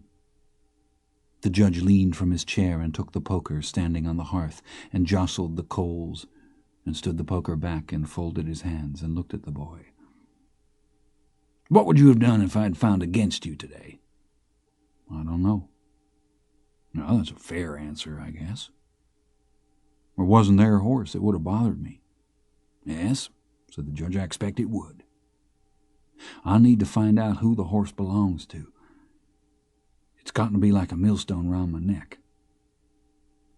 There's nothing wrong with you, son. I think you'll get it sorted out. Yes, sir, I guess I will if I live.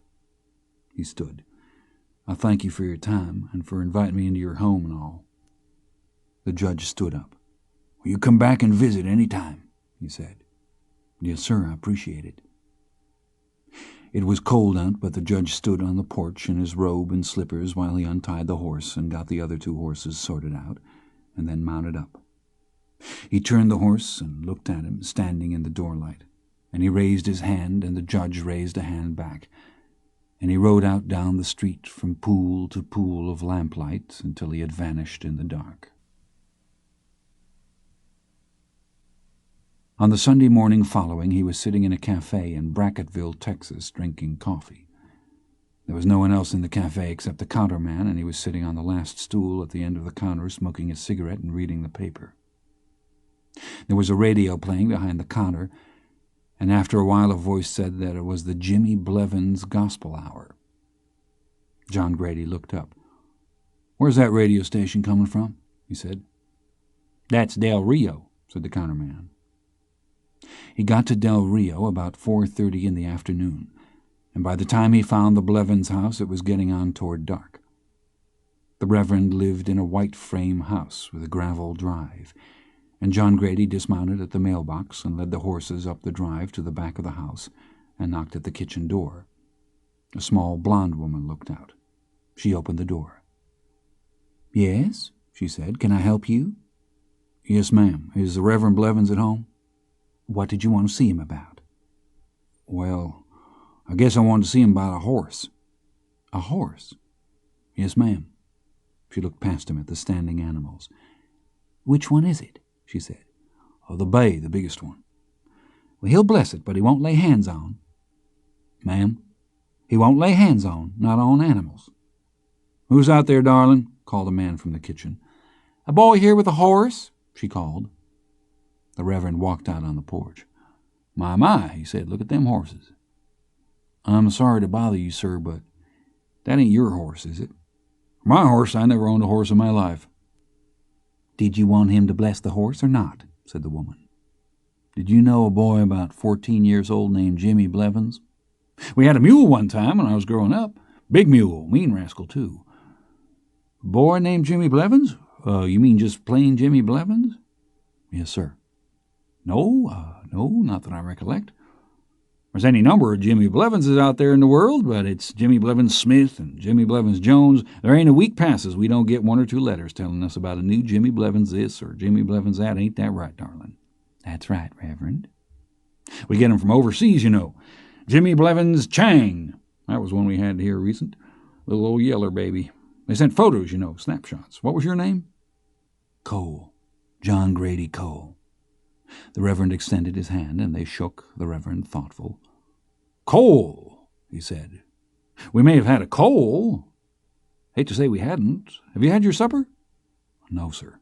Darling, maybe Mr. Cole would like to take supper with us. You like chicken and dumplings, Mr. Cole? Yes, sir, I do. I've been partial to 'em all my life. Well, you're fixing to get more partial because my wife makes the best you ever ate. They ate in the kitchen. She said, We just eat in the kitchen now that there's just the two of us. He didn't ask who was missing. The Reverend waited for her to be seated, and then he bowed his head and blessed the food and the table and the people sitting at it. He went on at some length and blessed everything all the way up to the country, and then he blessed some other countries as well, and he spoke about war and famine and the missions and other problems in the world with particular reference to Russia and the Jews and cannibalism, And he asked it all in Christ's name, amen, and raised up and reached for the cornbread. "People always want to know how I got started," he said. "Well, it was no mystery to me. Whenever I first heard a radio, I knew what it was for, and it wasn't no questions about it neither. My mother's brother built a crystal set. Bought it through the mail. It come in a box and you put it together. We lived in South Georgia and we'd heard about the radio, of course, but we never had actually seen one play with our own eyes. It's a world of difference. Well, I knew what it was for, because there couldn't be no more excuses, you see. A man might harden his heart to where he could no longer hear the word of God, but you turn the radio up real loud, well, hardness of heart won't do it no more. He's got to be deaf as a post besides. There's a purpose for everything in this world, you see. Sometimes it might be hard to see what it is, but the radio, well, my, you can't make it no plainer than that. The radio was in my plans from the start. It's what brought me to the ministry." He loaded his plate as he talked, and then he stopped talking and ate. He was not a large man, but he ate 2 huge platefuls and then a large helping of peach cobbler, and he drank several large glasses of buttermilk. When he was done, he wiped his mouth and pushed back his chair. "Well," he said, "you all excuse me, I got to go to work. The Lord don't take no holidays." He rose and disappeared into the house. The woman dished out for John Grady a second helping of the cobbler, and he thanked her, and she sat back down and watched him eat it. "He was the first one to have you put your hands on the radio, you know," she said. "Ma'am?" "He started that, putting your hands on the radio. He'd pray over the radio and heal everybody that was sitting there with their hands on the radio." "Yes, ma'am." "For that, he'd have people send in things, and he'd pray over them, but there was a lot of problems connected with that. People expect a lot of a minister of God. He cured a lot of people, and of course everybody heard about it over the radio, and I don't like to say this, but it got bad. I thought it did." He ate. She watched him. "They sent dead people," she said. "Ma'am?" "They sent dead people, crated them up and shipped them railway express. It got out of hand. You can't do nothing with a dead person. Only Jesus can do that." "Yes, ma'am." "Did you want some more buttermilk?" "Yes, please, ma'am. This is awful good." "Well, I'm glad you're enjoying it." She poured his glass and sat again. "He works so hard for his ministry. People have no idea. Did you know his voice reaches all over the world?" "Is that right?" "We've got letters from China. It's hard to imagine. Them little old people sitting around their radios over there listening to Jimmy." "I wouldn't think they'd know what he was saying." "Letters from France, letters from Spain, the whole world. His voice is like an instrument, you see. When he has the laying on of the hands, they could be in Timbuktu, they could be on the South Pole, it don't make no difference. His voice is there. There's not any place you can go, he ain't there, in the air. All the time you just turn on your radio." Of course, they tried to close the station down, but it's over in Mexico. That's why Dr. Brinkley come here, to find that radio station. Did you know that they can hear it on Mars? "No, ma'am." "Well, they can. When I think about them up there, hearing the words of Jesus for the very first time, it just makes me want to cry. It does. And Jimmy Blevins done it. He was the one." From inside the house there sounded a long, rattling snore. She smiled. "Poor darling," she said. "He's just wore out. People have no idea." He never found the owner of the horse. Along toward the end of February he drifted north again, trailing the horses in the bar ditches along the edge of the blacktop roads, the big semis blowing them up against the fences. The first week of March he was back in San Angelo, and he cut across the country so familiar to him, and reached the Rawlins pasture fence just a little past dark on the first warm night of the year, and no wind, and everything dead still and clear on the West Texas plains. He rode up to the barn and dismounted and walked up to the house. There was a light on in Rawlins' room, and he put 2 fingers to his teeth and whistled. Rawlins came to the window and looked out. In a few minutes he came from the kitchen and around the side of the house. "Bud, is that you?" "Yeah." "Some buck," he said, "some buck." He walked around to get him in the light, and he looked at him as if he were something rare. "I figured you might want your old horse back," said John Grady. "I can't believe it. You got Junior with you?" He's standing down yonder at the barn." "Some buck," said Rollins. "I can't believe it's some buck." They rode out on the prairie and sat on the ground and let the animals drift with the reins down. And he told Rollins all that had happened. They sat very quietly. The dead moon hung in the west, and the long flat shapes of the night clouds passed before it like a phantom fleet. "Have you been to see your mama?" said Rollins. "No." "You knew your daddy died?" "Yeah, I guess I knew that. She tried to get word to you in Mexico." "Yeah." "Luis's mother's real sick." "Abuela?" "Yeah." "How are they making it?" "I guess all right. I seen Arturo over in town. Thatcher Cole got him a job at the school, cleaning up and stuff like that." "Is she going to make it?" "I don't know. She's pretty old." "Yeah." "What are you going to do?" "Head out." "Where to?" "I don't know." "You could get out on the rigs. Pays awful good." "Yeah, I know." "You could stay here at the house." "I think I want to move on. This is still good country." "Yeah, I know it is. But it ain't my country." He rose and turned and looked off toward the north, where the lights of the city hung over the desert. Then he walked out and picked up the reins and mounted his horse and rode up and caught the Blevins' horse by its halter. "Catch your horse," he said, "or else he'll follow me." Rollins walked out and caught the horse and stood holding it. "Where is your country?" he said. "I don't know," said John Grady. "I don't know where it is. I don't know what happens to country." Rollins didn't answer. "I'll see you, old partner," said John Grady. "All right. I'll see you." He stood holding his horse while the rider turned and rode out and dropped slowly down the skyline.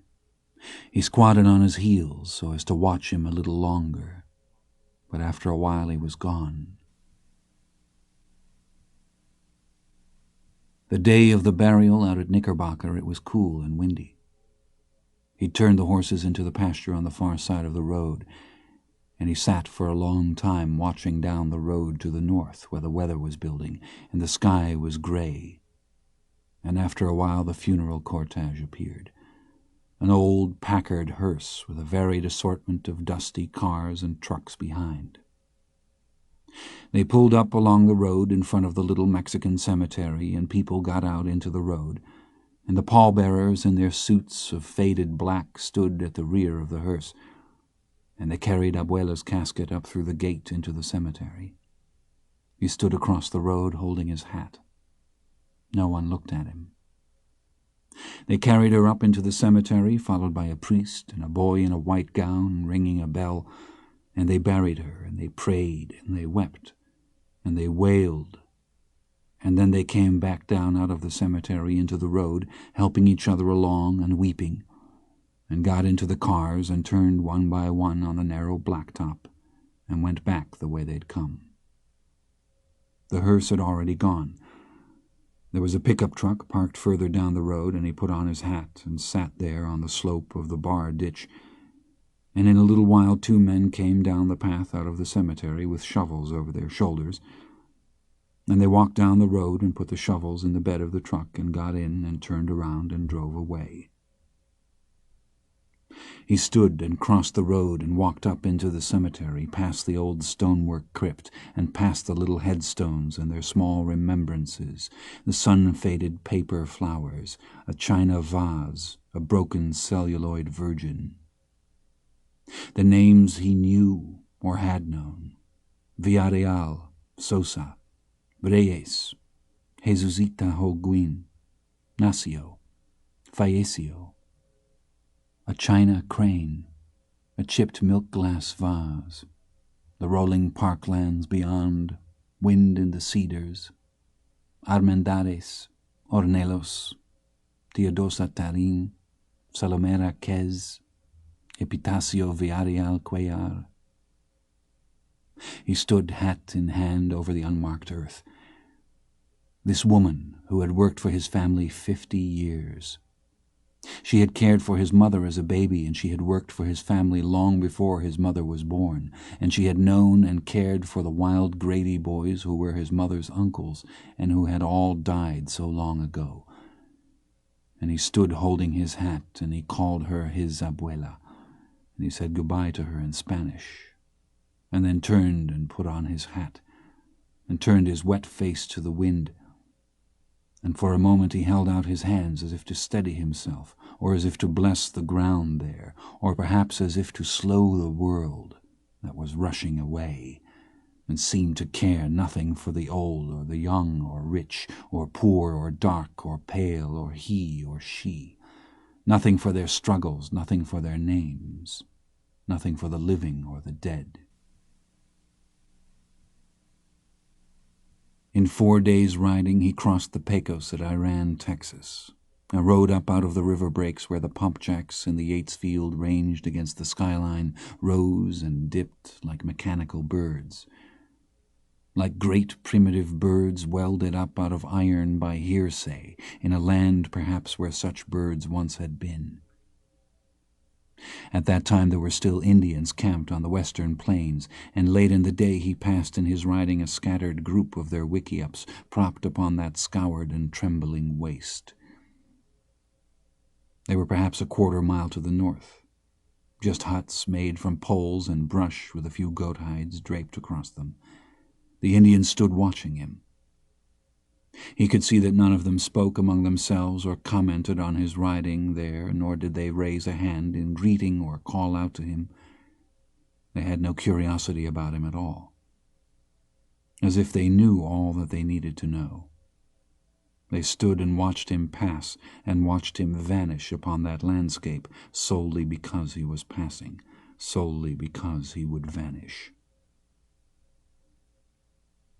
The desert he rode was red, and red the dust he raised, the small dust that powdered the legs of the horse he rode, the horse he led.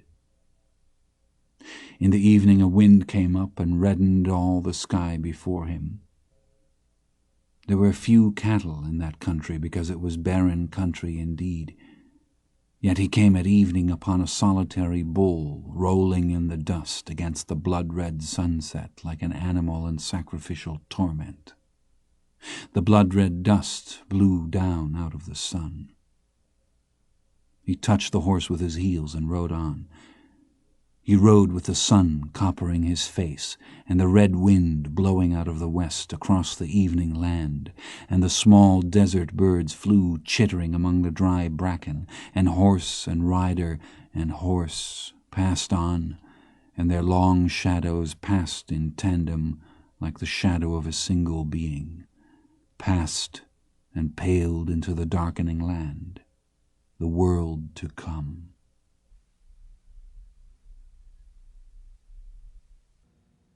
The end. We hope you've enjoyed this program from Harper Audio. Audible hopes you have enjoyed this program.